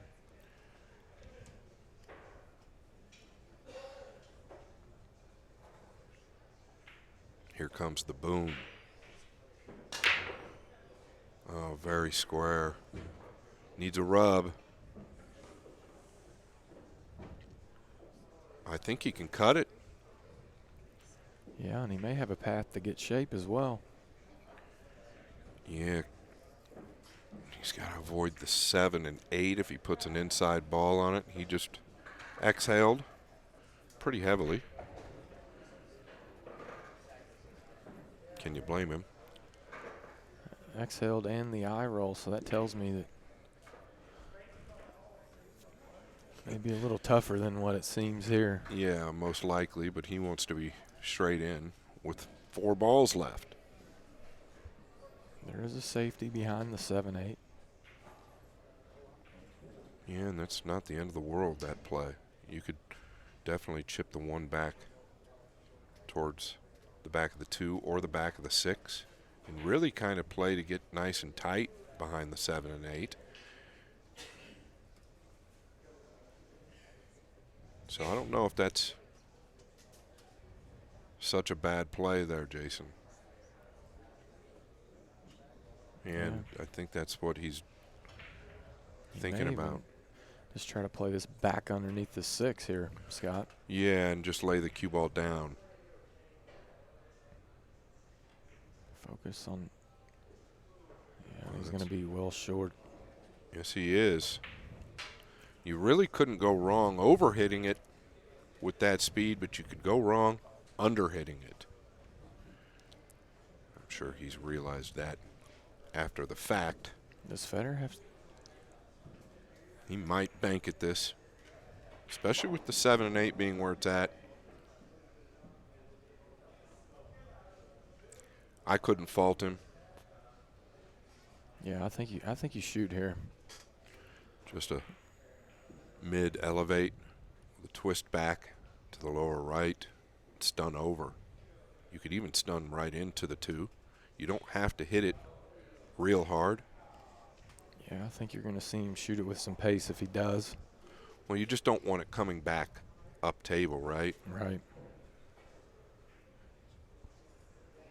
And he's so good with the acceleration at a medium speed and still stunning the cue ball with control. He's looking at the potential 2-way the other way. Boy. In the bottom left. Yeah, this Did you bank, see him just take a peek at that? I did. The bank to the lower right. Yeah, he's going to the lower right. Yeah. It just really lays pretty nicely. I agree. And I'll go back to you know, he's so good at that speed where if he mishits it a little bit, the pocket will still take the ball. Whereas a lot of guys are wanting to really fram this real hard. Yeah, and you're right. A little mild elevation there. He may go into the deuce. I look for him to make this. And he did. Whew. Almost seemed like he decelled there just a little. He got cover, though, Because I the believe. cue ball went forward, you know what I mean? Yeah, I'm kind of surprised that he didn't hit just slightly below center there. Yeah, it might have been a slight deceleration, but not certain. Yeah, Still hit it right. well. I think you're right. It looked like it was good. No Just picnic for Captain America. Just a little much of the long rail there. Called that a little soon. What do you see here, Scott? He can kick and stick this. If he catches the 1 full coming off the right long rail with the cue ball, just dig into the cue ball a little bit. You don't even need to dig in a ton. If he can catch any full side of this one like this here, he's got a lot of cover with the 7-8, 10-5. A lot of good things can happen. He's looking at coming into the top of this. Here he goes with the mirror system. He's looking at coming into the top of it. Did you see that? I don't know about that yet, though. He would really have to think about that, because if you catch it any way thick coming across the top, that lower left corner is a real big pocket, especially with running English. Like you said, catching this ball full is ideal. It's like you said, the bottom left is big, but if you miss-hit it on the other side of the one, the bottom right is as well. Yeah, I mean, but it's just so hard to hit it that thin from that way. But if you roll this ball with a high right, trying to make it in the lower right, boy, I feel like the scratch is big in that lower left side. I think he's looking to kick and stick.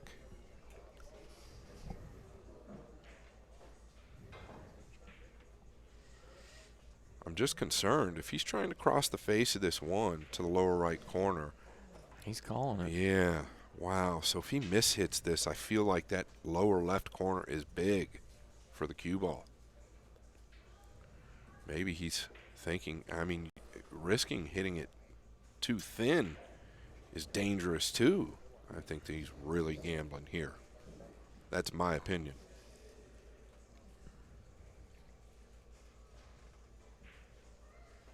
Is there anything wrong with kicking to the short rail here?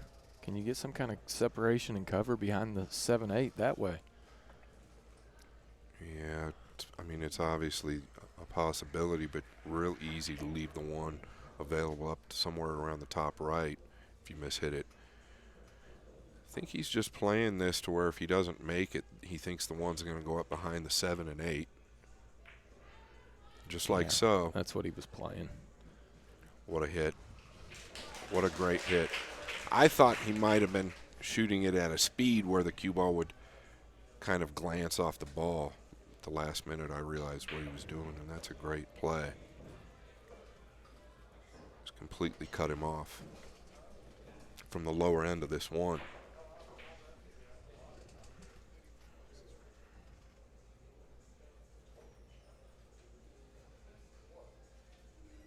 Yeah, very nice shot there.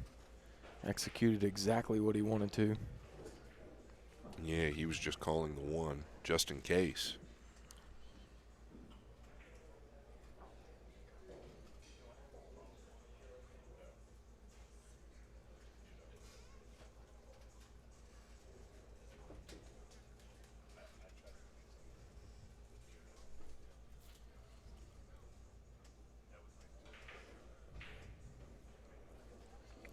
Yeah, I feel like a lot of good things can happen here as well for Fedor. He's not trying to make this ball, I don't believe. I mean, yeah, he'll take it. But if he doesn't make it, I think he can get separation. The 10's a big ball. The 7 and 8 are big balls down here. Good things can still happen for him.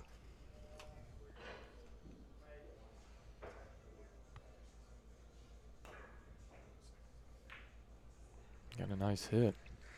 Yeah, not the end of the world here. I think he'll take it. Yeah, he's not in love with it, but He doesn't hate it either. no, I think it's going to buy him another inning. Unless Shane wants to go at this, but it looks awful steep. He could kick and stick with a high ball behind this one and really try to nudge up behind the 9, sending the one rail to the long rail and back over to the top right. I don't know. Could just fall below the 10. Yeah, or the 7 and 8. What's he got in mind? I think he's going to come down here. going to do what you said.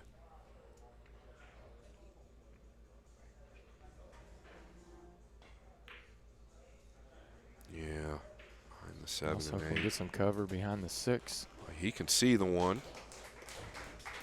I believe he can see the edge of the one.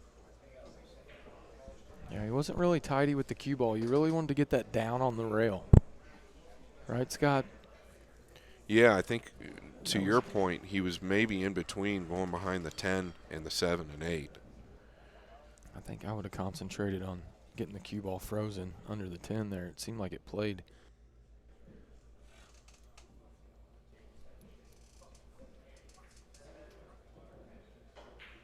Boy, this is tough, but he can see the edge of the ball.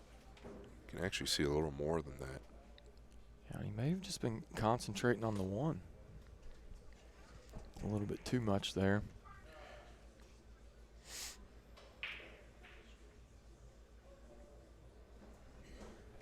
Yeah, what Fedor's afraid of if he tries to chop the 1 is just laying it up there in the corner for Shane. Is he looking at some kind of kick here?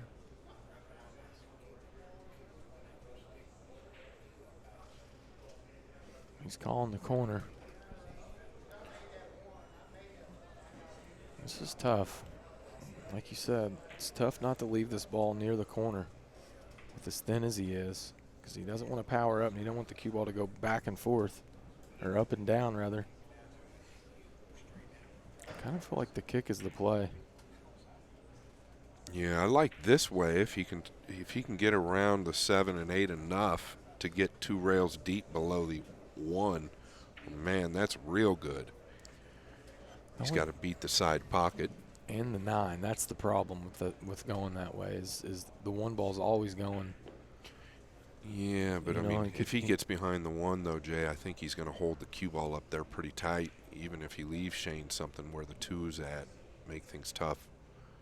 Well, he's going back to this. I just don't see the positive result here. Well, he could make it. Well, if he's trying to make it, he's going up and down. Well, I think that's all he can do, is try to make it.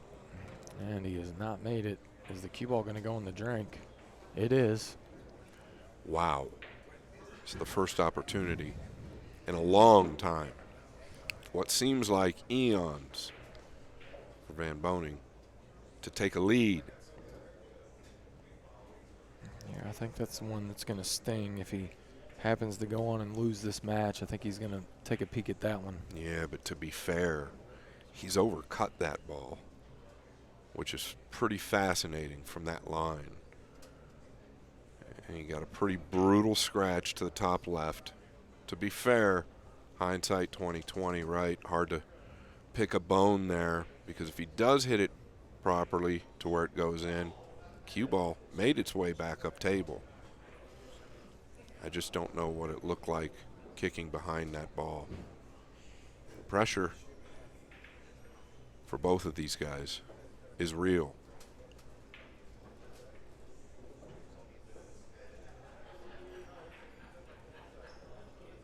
Back out towards the center. Got a little straighter than he wanted, I believe. Didn't need to be straight here. 5 played in the lower right as well. Yeah, you expect him to recover, snatch this ball back.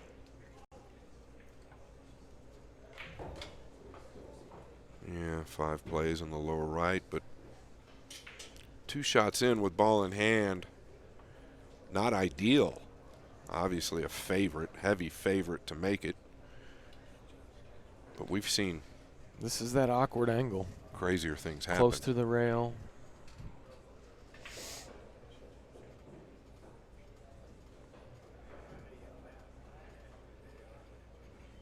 He's able to stay pretty level here, though, Scott. Big favorite here.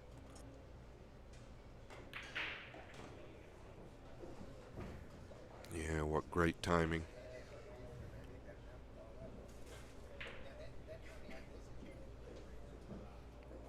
Maybe just a tip of inside. A straight high ball will be fine.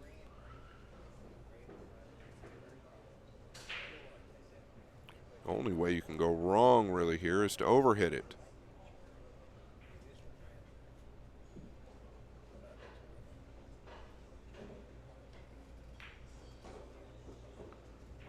And he was highly aware. Wanted that to stop. He's got a little bit of the down angle going to the right long rail. He can punch out. Could instigate some type of a miss. Highly doubt it. He's falling perfect here. SVB. Going to come within 5 games.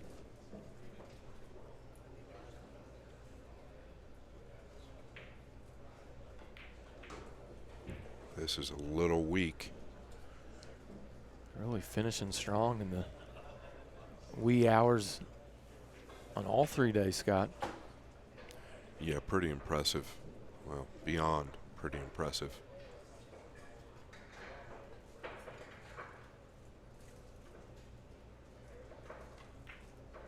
Oh, he's missed the ball.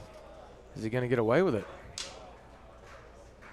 Well, he was a little weak getting all the way over there for the 9. Of course, he didn't want to land straight on the 9. But you always felt like that ball was missable. See, I was looking at the overhead on our screen, and it looked a little bit thinner than it did on the main screen. Can Fedor calm his nerves, though? The last 3 times he's used the jump cue has not had success. Yeah, and that's a great point. Really does need to settle himself down here.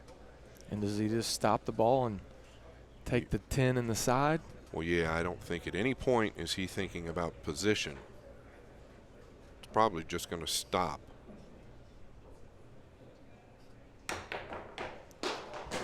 He has overamped. You pointed it out, and this is the first ball that he has given away.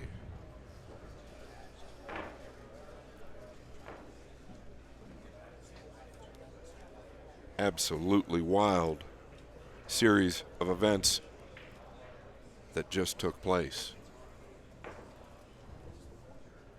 Shane not getting over quite far enough, missing a 9 that he's clearly supposed to make. Very, very fortunate there. And then gets away with it. And Fedor, to your point, Jason, overamped once again with the short cue.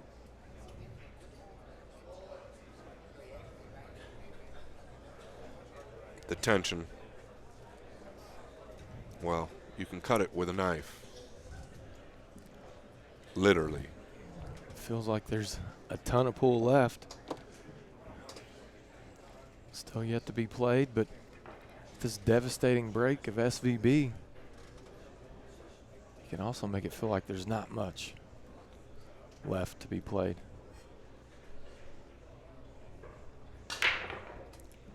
Oh, look at this hit. Got a flick on the 1. Where's it going to finish? Just perfect. Yeah. Absolutely no problems here, Scott. Yeah, and how can Gorst recover if he gets the opportunity? Yeah, You got to think he will, but how can he recover? I mean, I'm not dead set that he's going to get another opportunity. Well, you've got to assume he's going to. It's not guaranteed. Pretty unbelievable series of events. The last rack. Absolutely crazy. Wants to just kind of stay right where he's at there, where the 1 is. They may make a movie about this match. Yeah, it's been wild. You and I have, I feel like we've been hit back and forth like they have. It's because we have, and because we basically split a dozen of Krispy Kreme donuts. That's a fact. Yeah, A so little weak here. He's okay. yeah, that was a big rotation he just got out of that cue ball.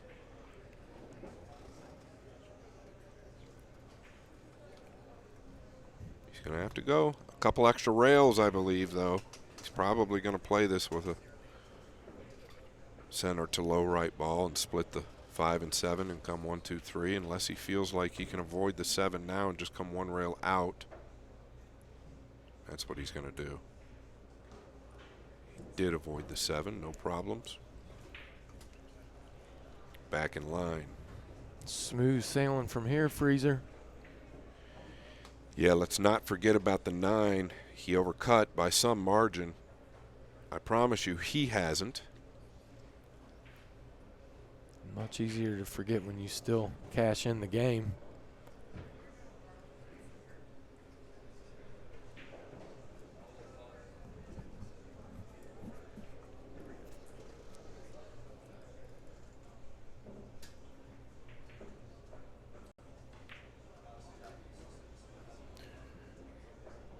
Yeah, nicely done. Wanted to just stay below that ball, really.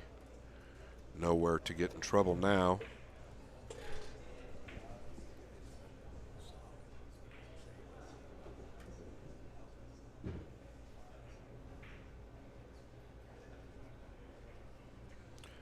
Notice his pace around the table is picking up again. We've seen this from both guys throughout the last 3 days.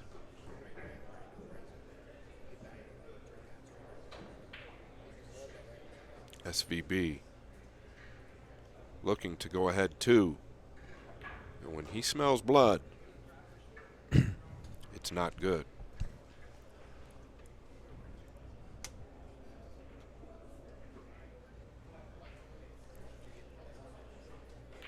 It's SVB by 2.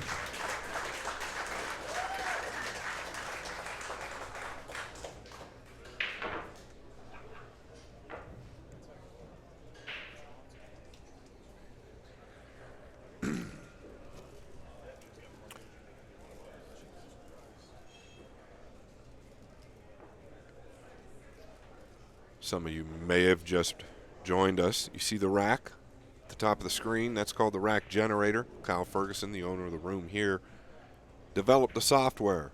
So every time they rack the balls, they rack in that pattern, which will be a new pattern every game.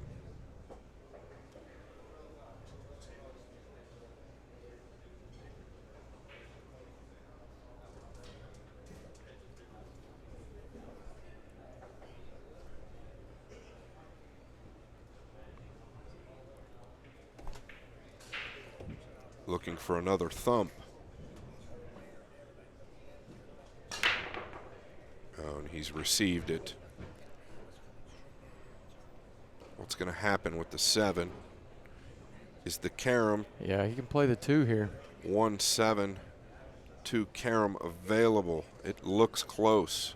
Where is the 1 going to go? Can he play the 1 in the middle? Yeah, I think he might need some inside English to throw the 7 downward just a fraction. So that would straighten the 1 out to the left long rail. It's a little funny. Not exactly certain from our view. You can also play the 1 into the 2 and track down behind the 3 and 9 if it's not really on. He's definitely looking for offense here, Scott. You can guarantee that. Well, I fully agree. But if it's not on, it's not on. I think it's on. Yeah, but the 2, I feel like the 7's a little high, so he has to turn the 7 down to cut the 2 into the corner. That would require some inside spin to throw the 7 downward. Yeah, so I think he's putting his cue there to where he wants the 1 to finish.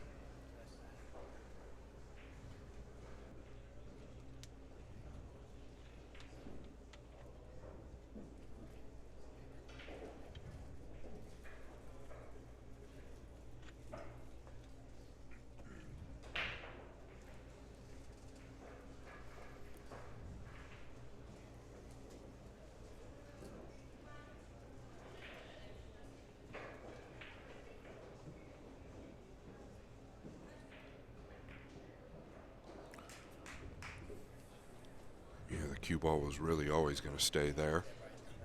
Looked like you were right, Jason. It was pretty much wired up, that 2. So I feel like he might have been able to do a little bit more if that's the case with the cue ball. Yeah, a little more power there, and he would have had the side pocket. Yeah. See if we can get back to the main view. Maybe he didn't want to lose the 1.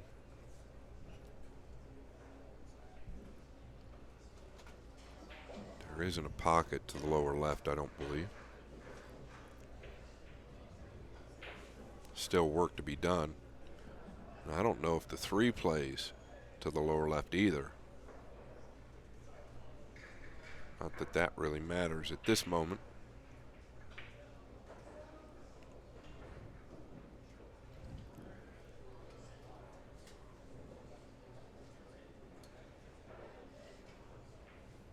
Is he going to really amp up here and try and suck to the right long rail before the right middle? Looks like he is. This is challenging here. Well, he can do it. He's got the stroke.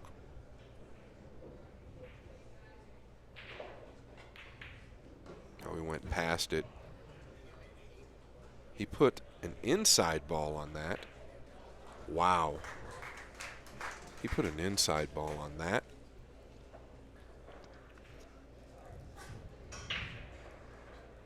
Hard to do, but it really took off that second rail. Yeah, and I think he can play this in the side. Gain some position. It's not easy. What a shot by Van Boening in that situation. Does he play it in the corner or the side here, Scott? I think they're both available. He's right in between. He's looking closely at the corner. Yeah. Corner may be a better option. Does look like the cue ball slightly above the 3. Watch out now. Put a good stroke on it. This ball could turn on you. Might want to put a tip of left or outside on it to help the 3 downward.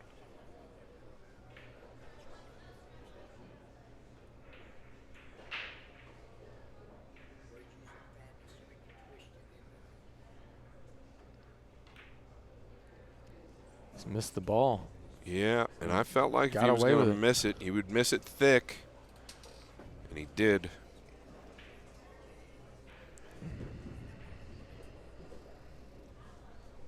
Does he have a bank here? Kind of get away with it. Does he have a bank? I think he's partially cut off on the 3, Jason. Boy, the pressure really big here, obviously, on these guys. He's looking at coming across the face there. Coming across the 10. You saw where he just drew his hand there, trying to bank the 3 ball. 2 rails up to the center diamond. This is really all about distance, isn't it, Scott? Yeah, he doesn't want to catch much of the 10 if he doesn't have to.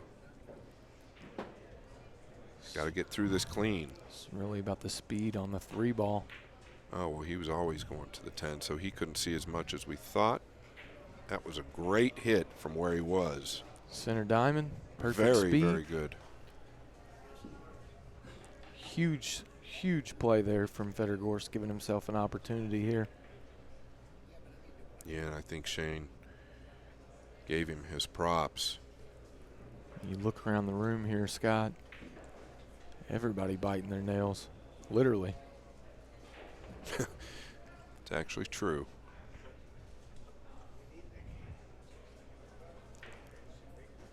I think he's going to attack here. I don't know that he can. Yeah, he's going to attack. He can't see the right side of the 3. He's going to the lower right.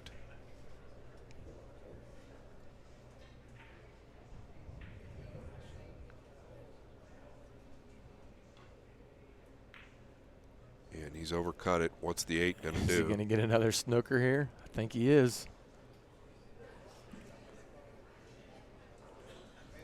Wow.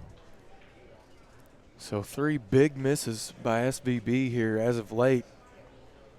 No fortune for Fedor Gorst. Yeah, I can't say that he was ever supposed to make that 3, but pretty fortunate that he's gotten covered up with the 8. Fedor, you've got to think that if it's a normal scenario on a normal day in your local pub, he's going to drive this 3 right in with position on the 7. But it's not a normal day.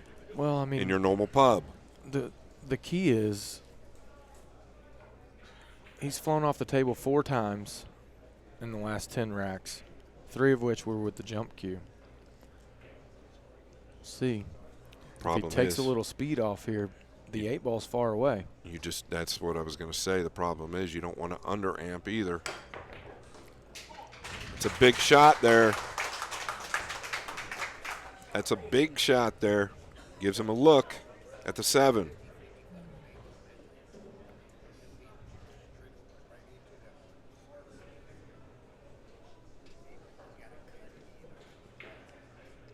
Really one big shot away from pulling back within 1. I don't really think you can worry about where the cue ball's going here, and that's just my opinion. I think you've just got to really think about getting this 7 down. Yeah, there's nothing easy here. You just absolutely have to concentrate on pocketing the ball here, just like you said. Yeah, the cue ball's tracking back this way. I don't even think if he hits it clean, I don't think it's even, unless he introduces some type of outside English, I don't. There's no way he's introducing outside English on the rail here. So I don't think it's even going directly at the 10 and 9. I'm with you. I think it's more likely to hit the 8. Right. Well, he did put a tip of left, I think. There's no way that this has happened. Completely snookered here. There is no way this has happened Wow. after what's taken place the last few games. This is cold-blooded. You cannot make that up there, Scott. This is enough to make you sell your cues. Unbelievable series of events here in the last 3 racks. Yeah, very, very cruel game at times. And this is just magnified. Absolutely devastating.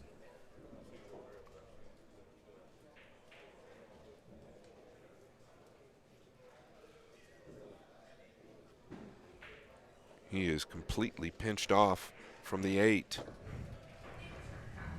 Yeah, and Well, this really makes you want to pull for the young man in this situation. yeah, how could you not? Made an unbelievable shot there with the jump cue. A couple of them, actually. The 3, 2 rails up table, just to get him the distance to force the miss from Shane Van Boening. And then Shane gets away with that. Fedor makes the jump, then comes with a great shot on the 7 and gets glued to the back of the 9. So he is going to go 1 rail at this. It's called the bottom right.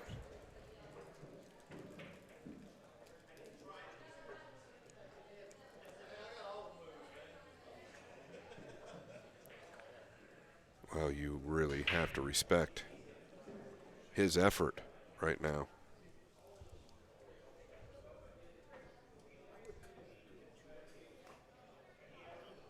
Well, he's going to hit it. Pretty nice hit. He's not going to get a reward. Absolutely cold-blooded what's happened here. But this is what you face with round balls and a stick in the game of pool.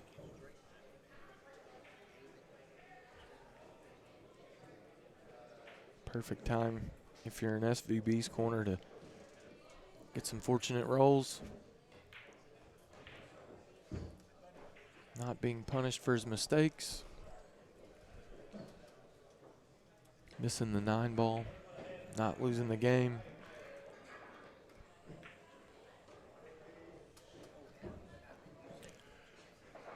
I'll reinstate, before this match ever started, Jason and I talked about it. Right when this match started, Jason and I spoke about it. These guys want to win more than we could ever really explain. We had dinner the night prior. They didn't look at each other. They didn't speak to each other, and I sincerely mean this. The money is not on their minds. They want to win this match more than probably any match ever in either of their lives. And I sincerely do mean that. You've got to feel for Gorst right now. Just got to stay ready. If he gets another opportunity, take full advantage. We've seen him maintain control for quite a few racks today. SVB hasn't produced the best results on the break.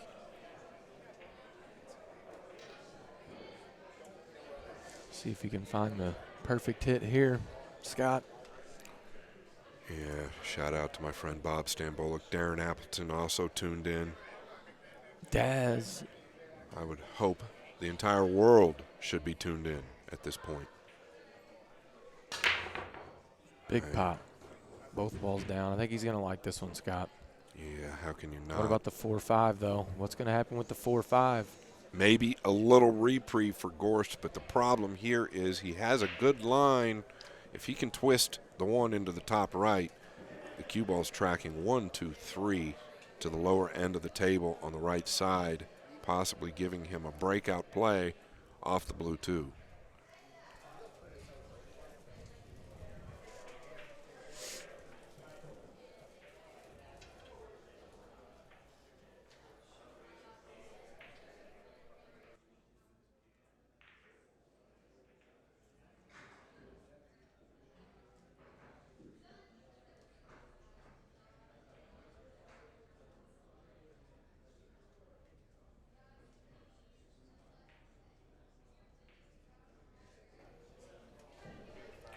Yeah, so he can attempt to smooth this in with a left ball here. He also could. Going to come 1, 2, 3, probably down to the 4th rail.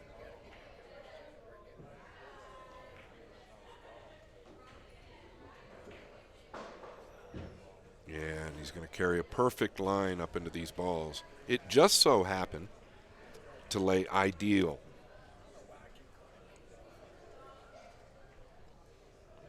Everything going SVB's way. But you get the feeling it might not be over yet.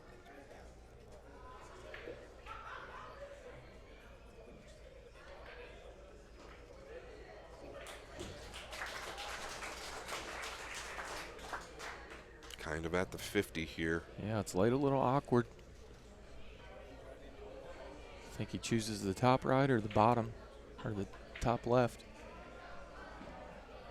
I think he's keying it up here, taking a look, evaluating. He is great.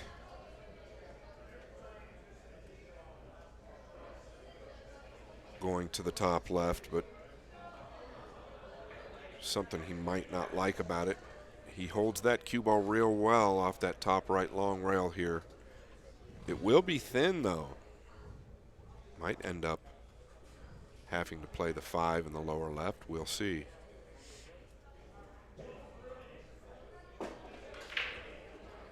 Oh, wow, and that's what I mean. Look at the power he's generated off that second rail. What about the 8? I just noticed it as well. Does it play in the lower left? Is there any chance we could get the overhead? Appreciate it. Well, that doesn't tell us much.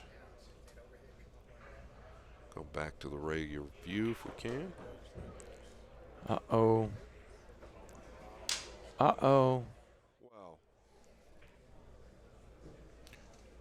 it's close. He might be able to see this.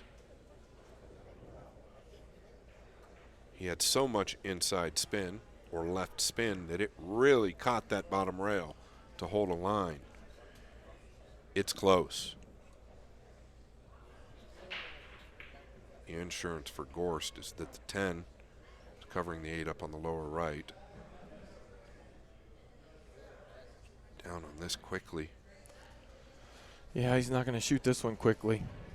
And like you said, the bottom right covered up with the 8. Going back to that shot, though, I don't know how he really expected anything great to happen.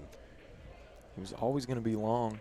Always going to be long, and a lot of things bad can happen. He could have ended up on the left long rail.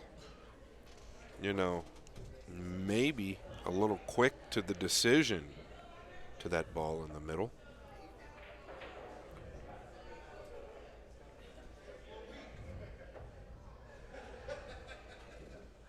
If it's that close, he can elevate slightly with his full cue, especially with the carbon fiber, the Q-Tech, and just play a baby jump. I think it becomes real missable if he amps it up real hard. And that might be a reason because of the 8 to the lower right. Doesn't have a pocket.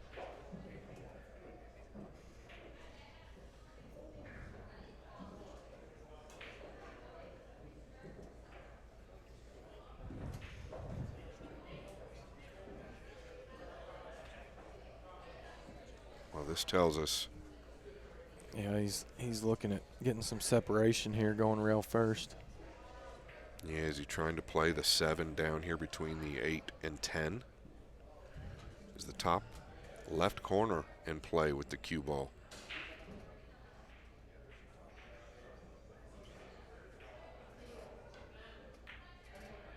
Watch out. Wow. Look at the 7. What did it do? Does he have a carom if it doesn't play? Well, he does have a carom, Jason. At worst, I believe he can make this 10. No early 10s allowed. It will spot up. and he continues shooting, and look at where the 8 is. Can he make the 7 in? Does it have a pocket? Let's see if we can get another view. It looks from here like it might go. Boy, it's tough. No. From this angle here, it does not appear that it goes. I feel like you can elevate here with a low left ball, and his body language tells me this ball might go. Tells me there's something on, right? But he's going to have to travel all the way around the world with the cue ball.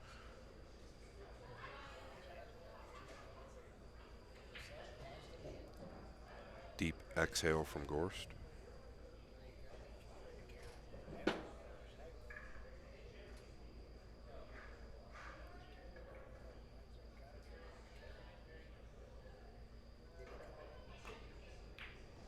Wow. Big time shot.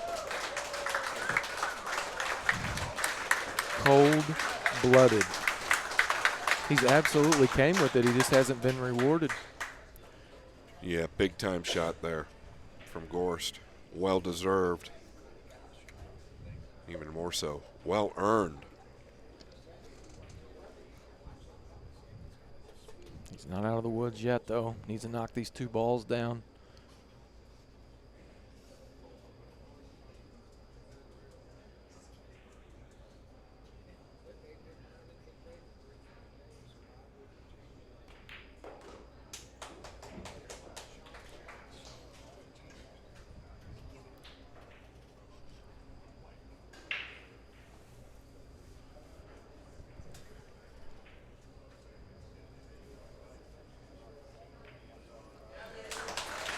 Yeah, great out by Gorst. The crowd likes it. Within 2. If there was ever a time to even out the rolls in the last 5 games, it's right now, Freezer.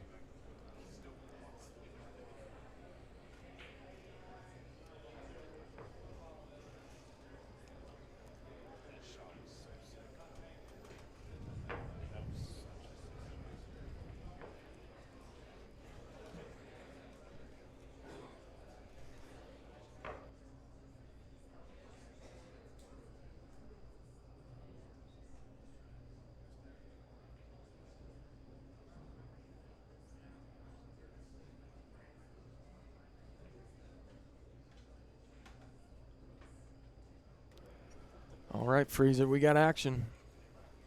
115 to 117. Fedor Gorst 5 racks away. Can he hold serve here? Can he keep control of the table? That's the real question. Just can't come up dry. Yeah, he needs a nice pop here.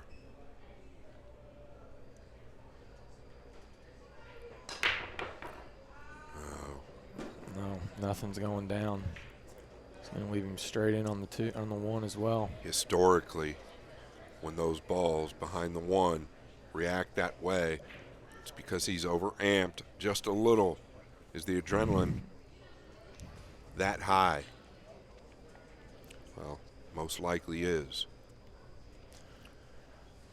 Does SVB have enough of the ball here to where he doesn't have to travel down? Yeah, I think he can drift it into the right middle at worst. It does play, I believe, into the lower right. Maybe slightly elevated over the deuce here. Agreed. And I think that dictates what he wants to do or where he wants to go with the 1. Boy, he's elevated here, so it tells me it's not as thin as I think to the right middle.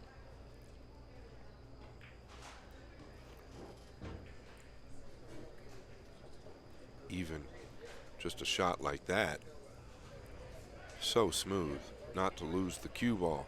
Your tendency is one to overhit that ball. Work left to do, Jason.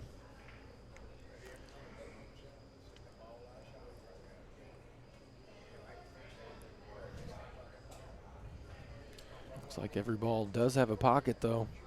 Yeah, and if he gets good on the 5, he's a heavy favorite to get out.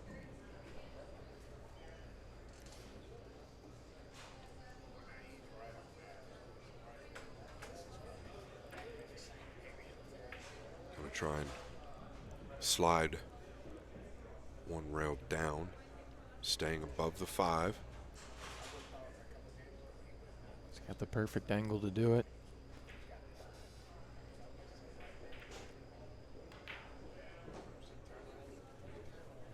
Yeah, a little steeper than he wanted. It's natural. I'm sure he's going to be okay, but we've seen crazier things happen.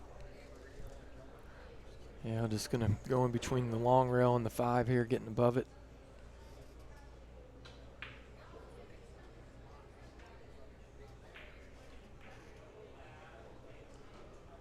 Yeah, and he's falling perfect.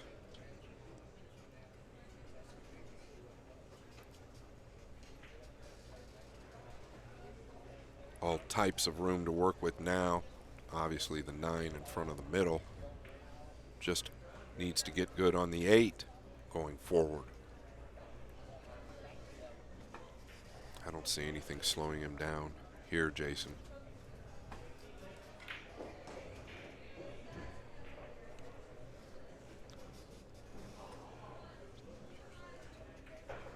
Does he roll forward for the middle? Definitely think it's the safer play. Pinching it back here is, under these circumstances, could be a little nervy, could overamp it or underhit it.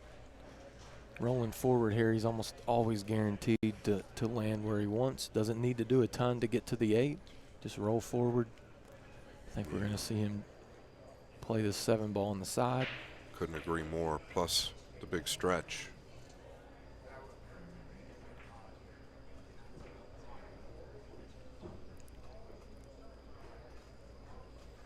So now he can go to the right long rail just below the side pocket and out.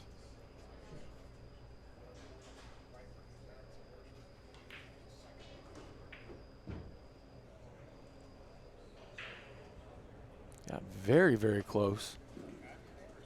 Yeah, I thought he might put a Overamping that. little bit more inside on it than he did there. That easily could have got real tricky.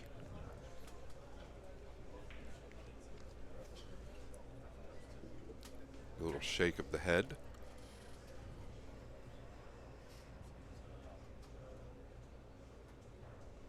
Really doesn't have to hit this very hard at all.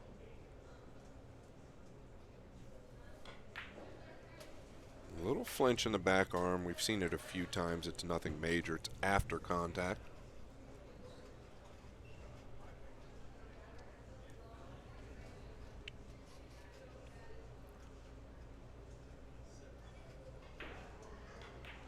So a dry break from Gorst. Ill timed.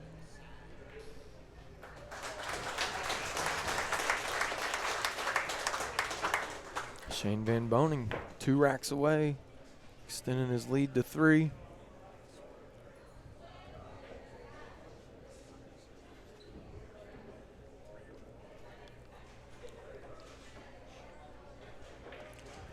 These guys will be heading directly To the airport. to the U.S. Open. I'm not far behind them at Harrah's in Atlantic City. I am certain Emily Frazier and company are waiting with bells on.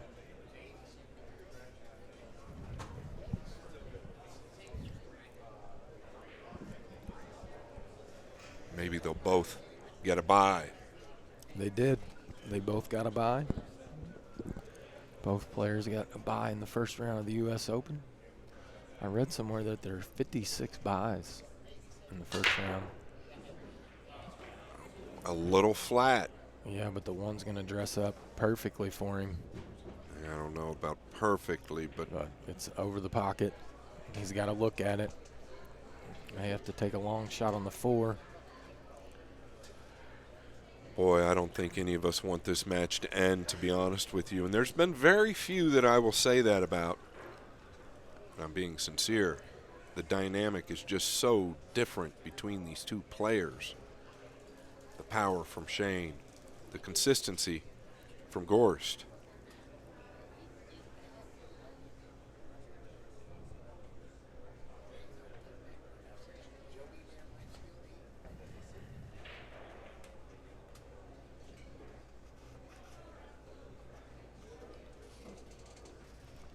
Yeah, it's not straightforward. If he wants to level out, the problem is he's kind of got to cheat the pocket a little bit or put a lot of outside spin on it. Most likely going to punch this ball, whether he punches it one rail just to the top rail and up, or tries to make more out of it going to the second rail, the left long rail, is another question. There is an opportunity to draw this ball too. If anybody's capable, it's this guy.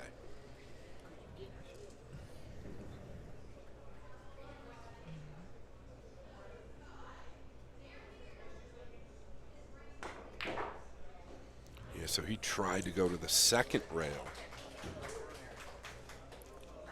Yeah, and he's going to come away with a shot.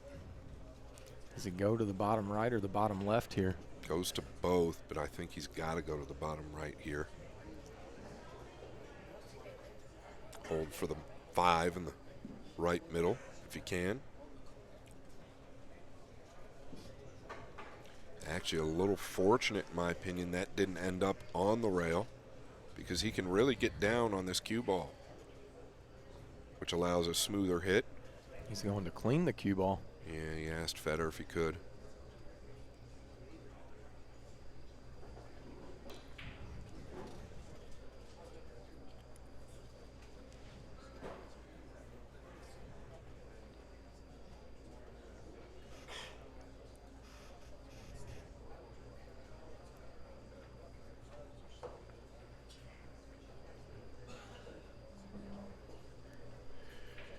You see there what he did with his cue.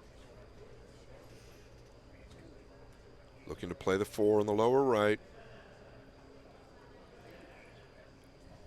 Hold for the 5 in the middle right.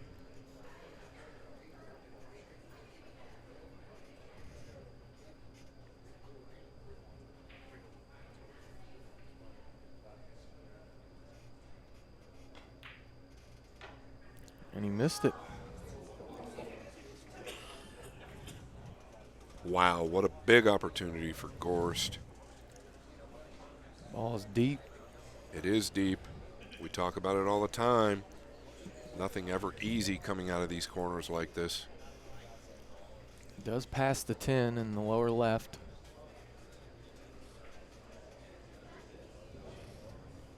Yeah, is he looking to go to the top rail? He's looking at going to the long rail in between the 5-10, giving himself an opportunity to potentially fall on the 5 to the top right corner or the side pocket. If you noticed, kind of showcased with his cue that he could land in either spot and be okay.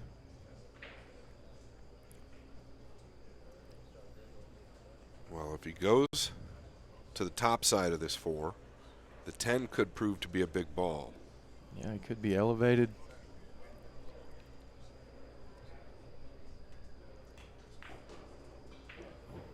Or The 10 could prove to be a big ball if you go to the top side of that ball. That was always yeah, I'm really surprised something I was that concerned about. that he didn't play for the bottom left there.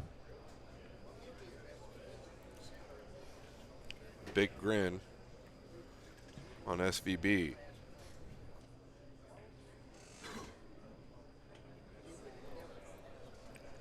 I am surprised as well, Jason. I figured at worst, because the 5 plays in the lower left, that he doesn't go rail first at worst to the bottom side of that ball. This is a big moment for Gorst. He's known as the best in the world with this cue.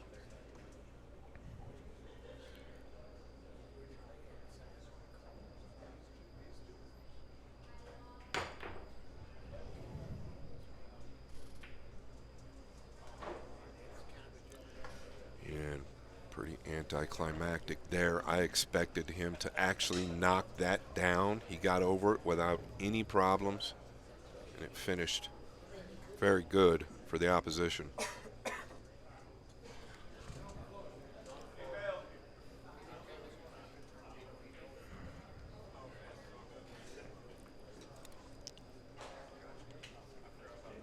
Big air there by Fedor.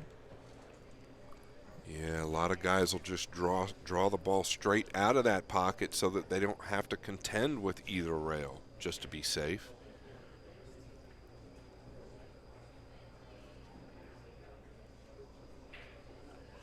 Can Shane punch past the 8?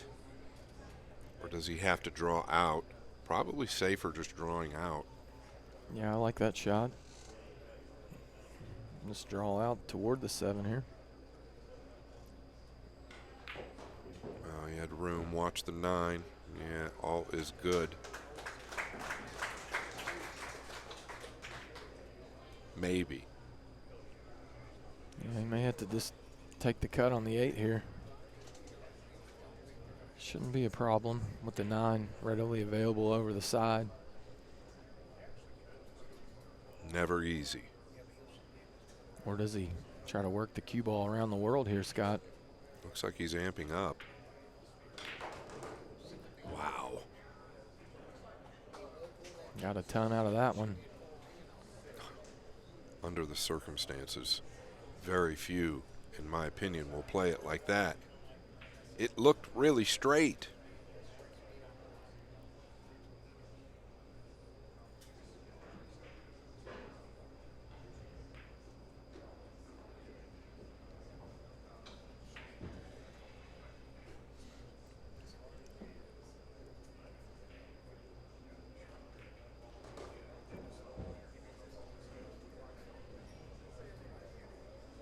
To get to the hill.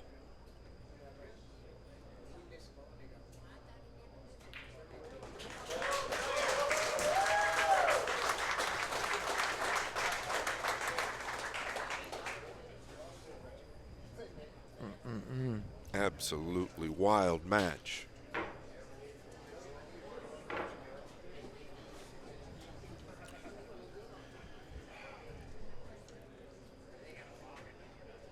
Some absolutely crazy scenarios when Fedor got snookered behind the 9. Did that have some type of a role in his decisions later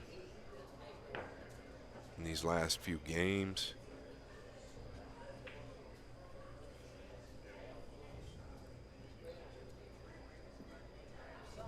Then, of course, ends up directly behind the 10 after a miss from Shane on the 4.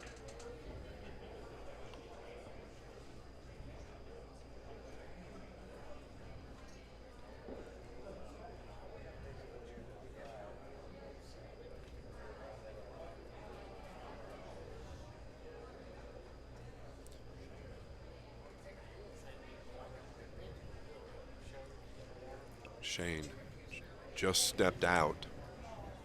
Probably going to take a quick jog around the building. We'll be right back.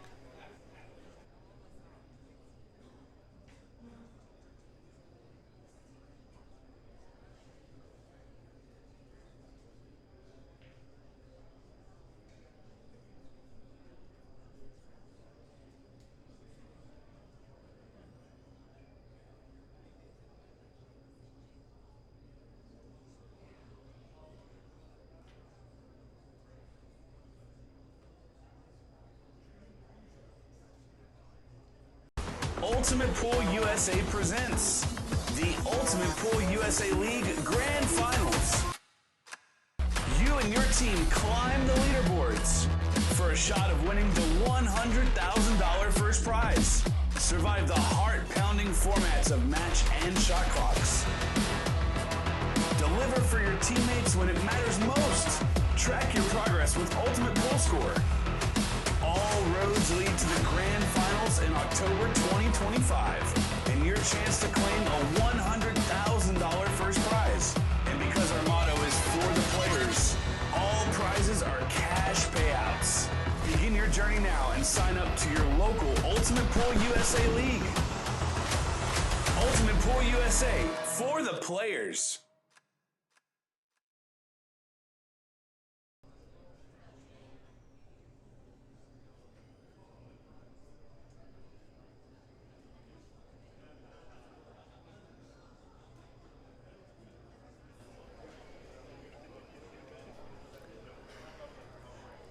Van Boening is back after 234 games.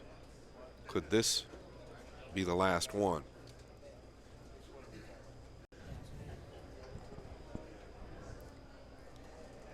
Jason, they talked about the line forever. The line was Fedor -5 or favored by 5. Well, the number right now is 5 the other way.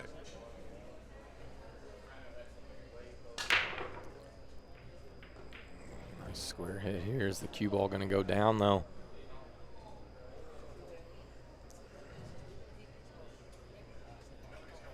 It holds up, but does he have a pocket?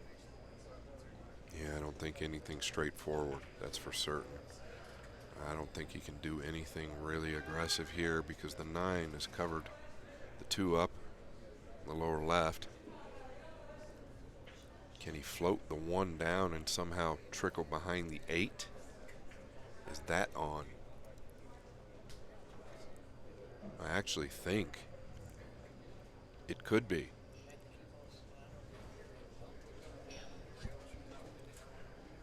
Can you roll the 1 in between the 5 and 10? Does it carry the correct line, staying level, to glide the cue ball in behind the 8 on the left long rail?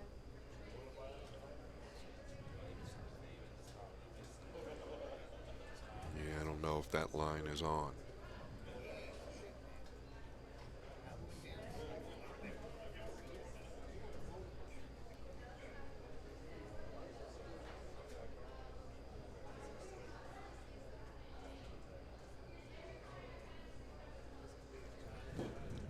Problem with that is, even if the line is on, he's going to have to put some speed into the 1.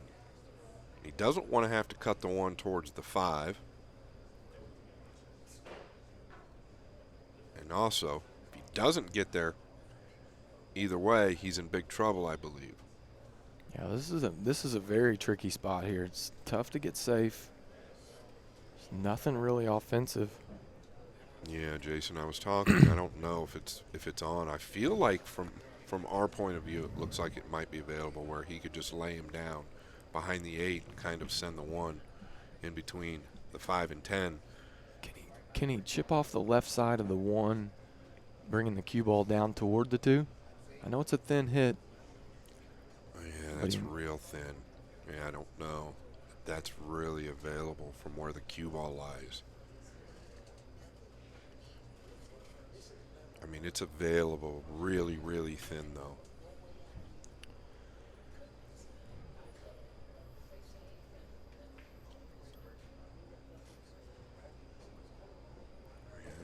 If he can avoid the 8 and do that, it could be a possibility. It's just such a thin hit from where the cue ball lies. He might be able to get some cover on the 5. If he gets it too thin, he may be able to get the cue ball under the 9. Not saying it is the shot. No, I mean, it's an option, absolutely. The more I look at it. Or does he have some type of way where he can put the 1 over by the 8? Yeah, I looked at that as well. Is he looking to roll the 1 over towards the 8 like you just mentioned? And drop down below the 10? Yeah, I just don't feel like that line is there. Yeah. If you don't take care of the 1, it could easily creep out to the left middle. And, you know, the other option is he always has a rollout possibility. If he doesn't like where he's at, he has a push out. I touched on that earlier. Very rarely will you see these guys roll out when they can see the whole object ball. But what does he like?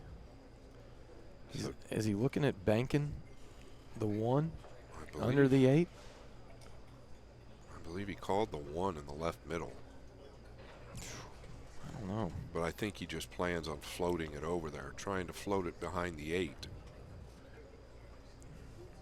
That's the other shot I was looking at. Is it possible to get to the 5 ball with the cue?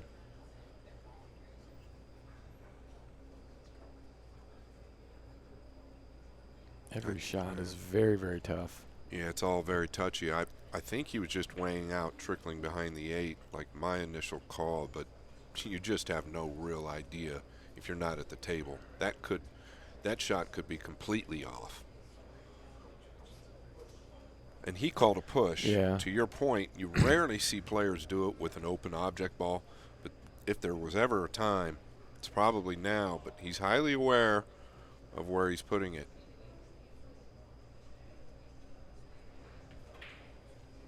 SVB. Well, in both of our opinions, the best in the world at the push out.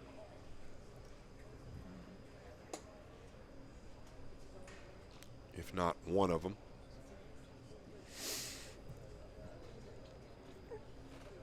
Now what? And now he's looking at the line to trickle behind the 8.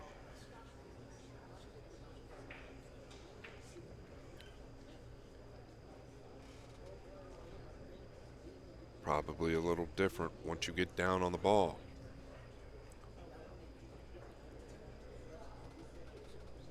Yeah, he's giving it back. I don't blame him. Yeah, Shane looking to go all out here and play the 1 in the lower right.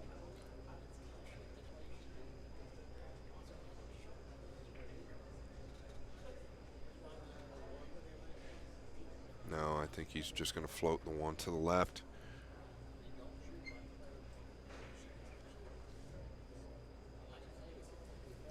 He's looking offensive. I don't blame him being on the hill here. Yeah, he's decided to attack.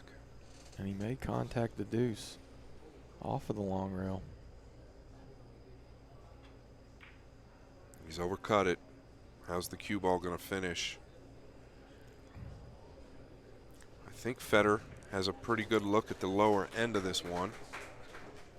No, I don't think he does. Threw his hands up. So we may see him go airborne here, jumping. You don't think he can see a piece of the 1, huh? The way he threw his hands up, if he could see a piece of the 1, he'd be elated here to bring the cue ball under the 9.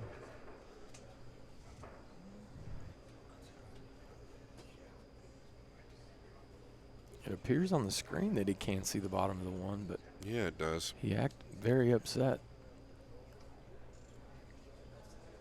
Yeah, he can. No, He's he gonna can't. scratch. Oh, this is also very cold-blooded. All he needed was a flick from the 9. Nothing has gone his way as of late. Nothing at all, Jay.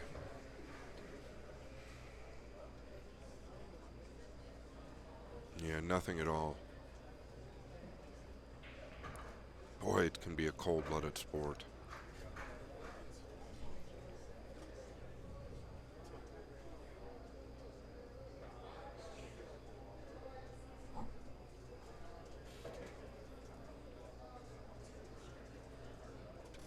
Looking to wedge him up behind the 7. Looking for a 3 foul on the Now. hill. Yeah, now possibly. I'm not going to speculate what he's looking to do at this point. Let's just see what he decides to do. But I would assume that the 7 is going to be a factor here.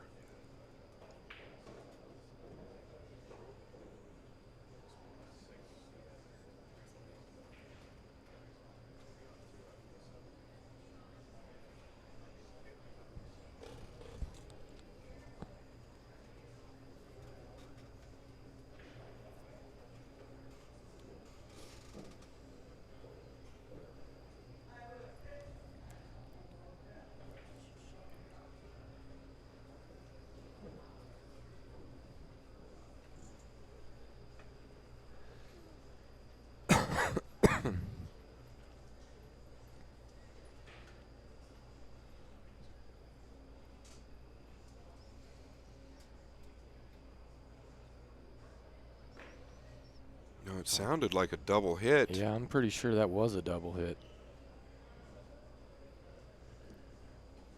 Fedor looking at him, double hit.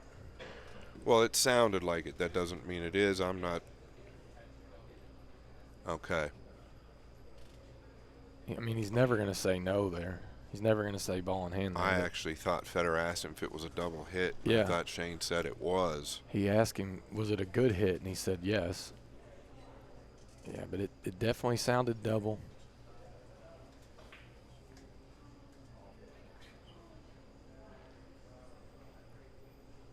Yeah, I mean, and to be honest, for the cue ball to get through, I guess there's a gap there. It just sounded a little funny to me. You can't imagine Shane would ever do that in this situation. May not know, right? That too, there are times you can double hit a ball and not know. It sounded a little clicky to us. This is really nice. Nice touch there at range. Great shot. Fedor Gorst. Did the one freeze up?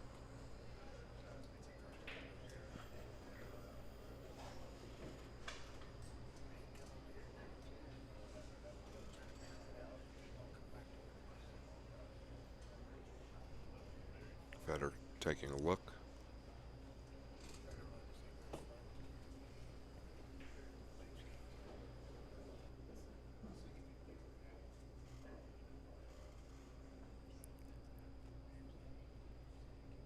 Does he just lag here? No. Kick the bottom of it.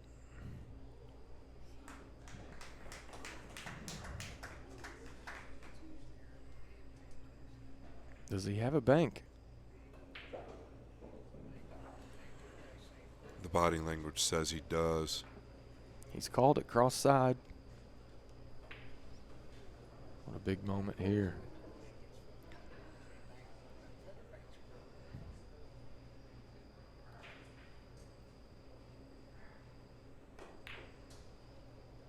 Oh, just short. Just short. Ended up directly over the two.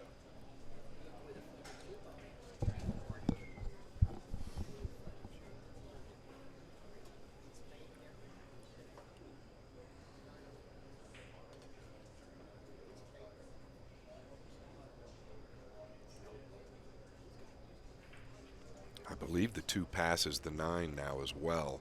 The 9 was moved earlier. Big shot here.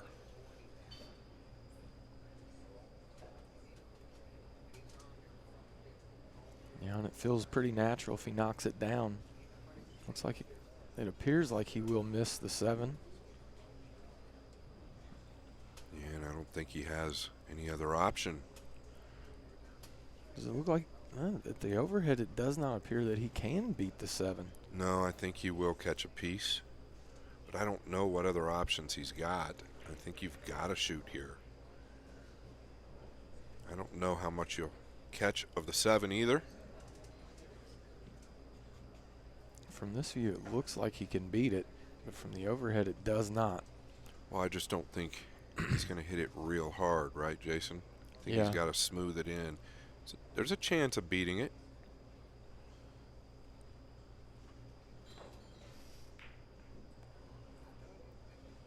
Yeah, is this going to open up? Gorst finally with an opportunity. Can he capitalize? That's the key. He's been unable to as of late.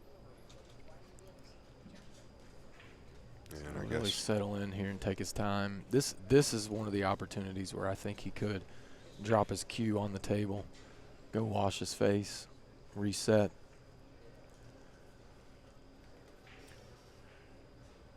Yeah, I'm never against taking a break. He's got some traffic to navigate through here. Slightly awkward bridge as well.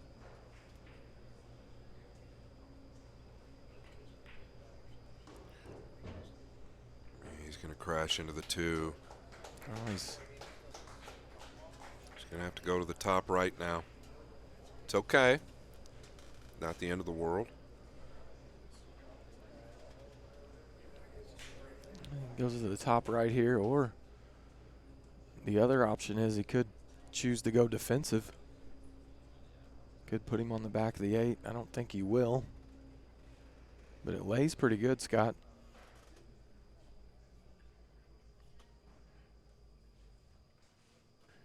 I just don't think in this position you can afford to let that guy back to the table. I don't disagree.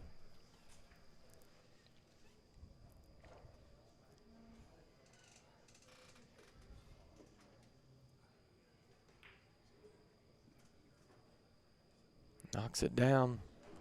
Held his nerves well there. Yeah, very smooth.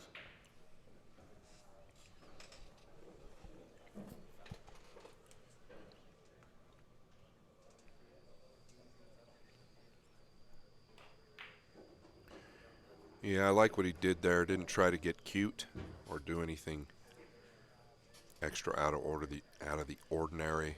Just keep it simple. Take what the table gives you. Don't force anything.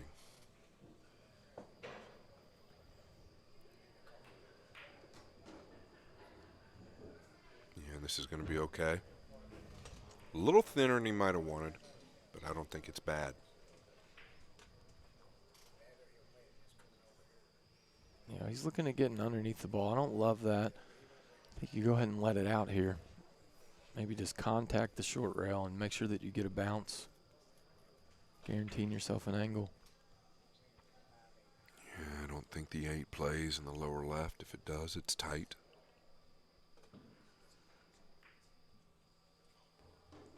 Yeah, that tells you how thin that really was. Yeah. Now he can come all the way over for the 8 to the right middle. And if he gets short, it'll play in the lower right. If he gets long, obviously, to the upper right. So big room for error here. He should hit his mark. Caught it a little thick. He's going to land on the 50-yard line. He's okay. Yeah, he might. He might go into the 10 here.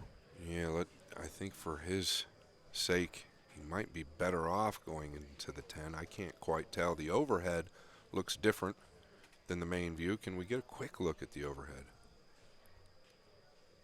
Yeah, this look tells us he's going into the 10. The other look tells us he's missing it.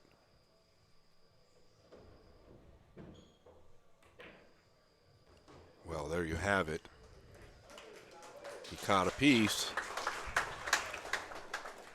Living on the edge, but you couldn't fault him for playing it with a level cue. Doesn't want to be on the rail here. No, he really doesn't. He might cancel his flight Stop. if he doesn't knock this one down.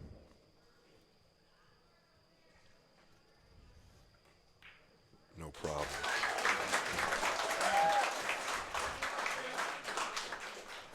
And there's more.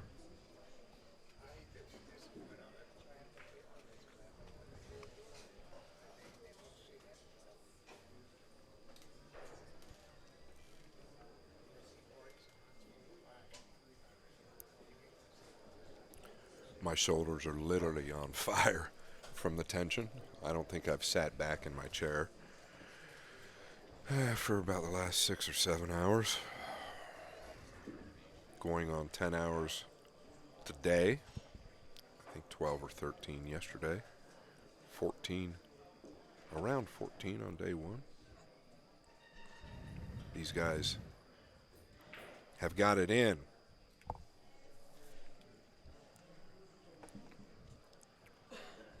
If there was ever time for a square hit, it's now.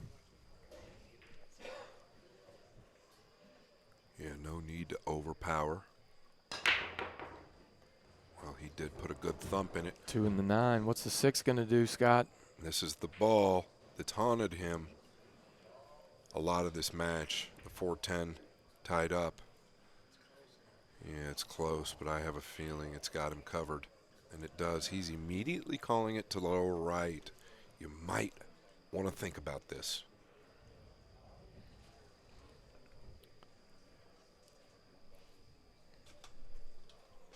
What do you think, Jason?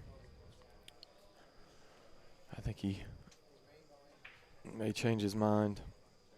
Just not sure what else is available. Well, he seems fairly committed. Must lay real good. It does.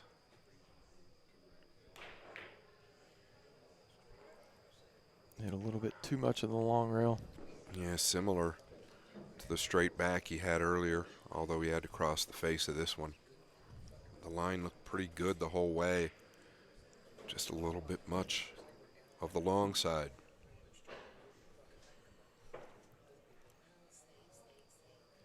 Very tricky there. Yeah, I don't know about that.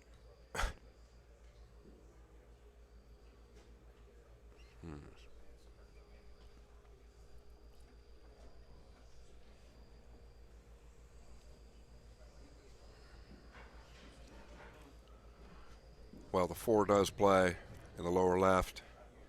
If it didn't, it does now. One big shot away, really. Yeah. If he gets good on the 3. This could be Yeah, the end. A little quick there, Scott. Like I said, I know it laid good, but I think he needed to look at some other options. Under the circumstances, possibly. Not saying that he shot the wrong shot. I just think he did it a little quickly. Drained it. Yeah, clean strike. And he knows, he's aware, because the 5 plays in the left middle, really getting on the 4 Is it? could close this door. See what you did there. He's got to avoid the 8.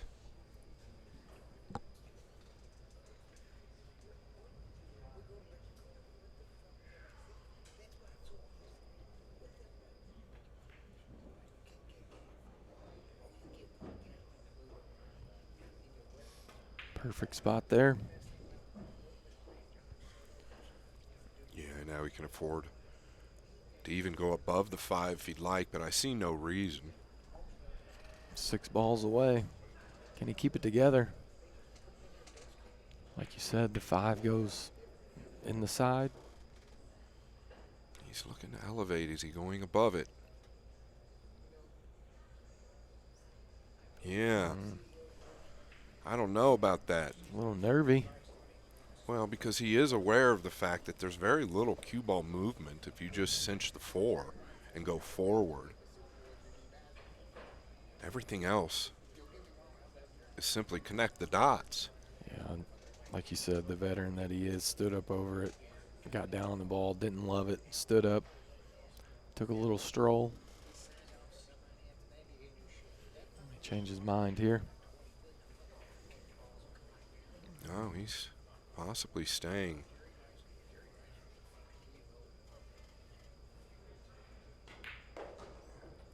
Yeah, he's staying to the top side, and you can't fault him if he hits it that good.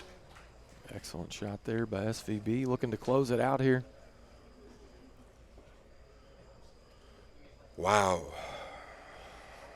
What a 3 days it's been. There's a big side of me that can't help but feel for Gorst, because I know what both of these guys have put into it.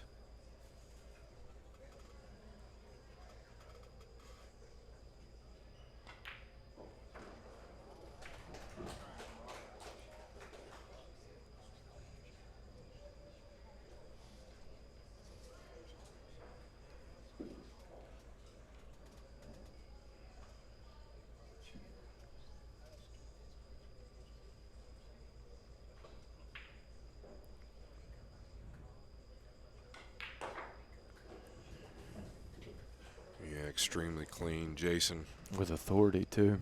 these guys have put on one heck of a show for all of us around the world the last 3 days. And hats off to both of them.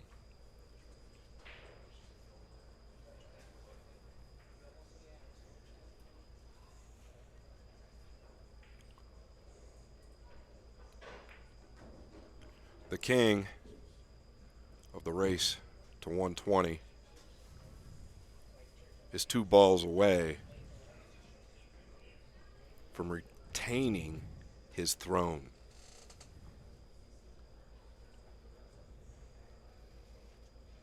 I can hear the rumbles of a rematch already.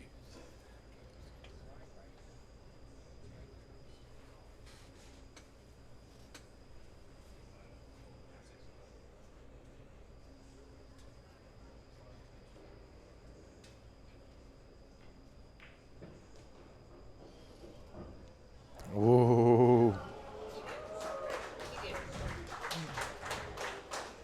Fedor Gorst, you gave it everything you had and easily could have won this match. But today it's SVB. Congratulations to him, Jason. Both 2 of the classiest players on the planet. Big smile from Fedor. Thank you all for tuning in. I'll let the rest of these guys take it over. Have a good night.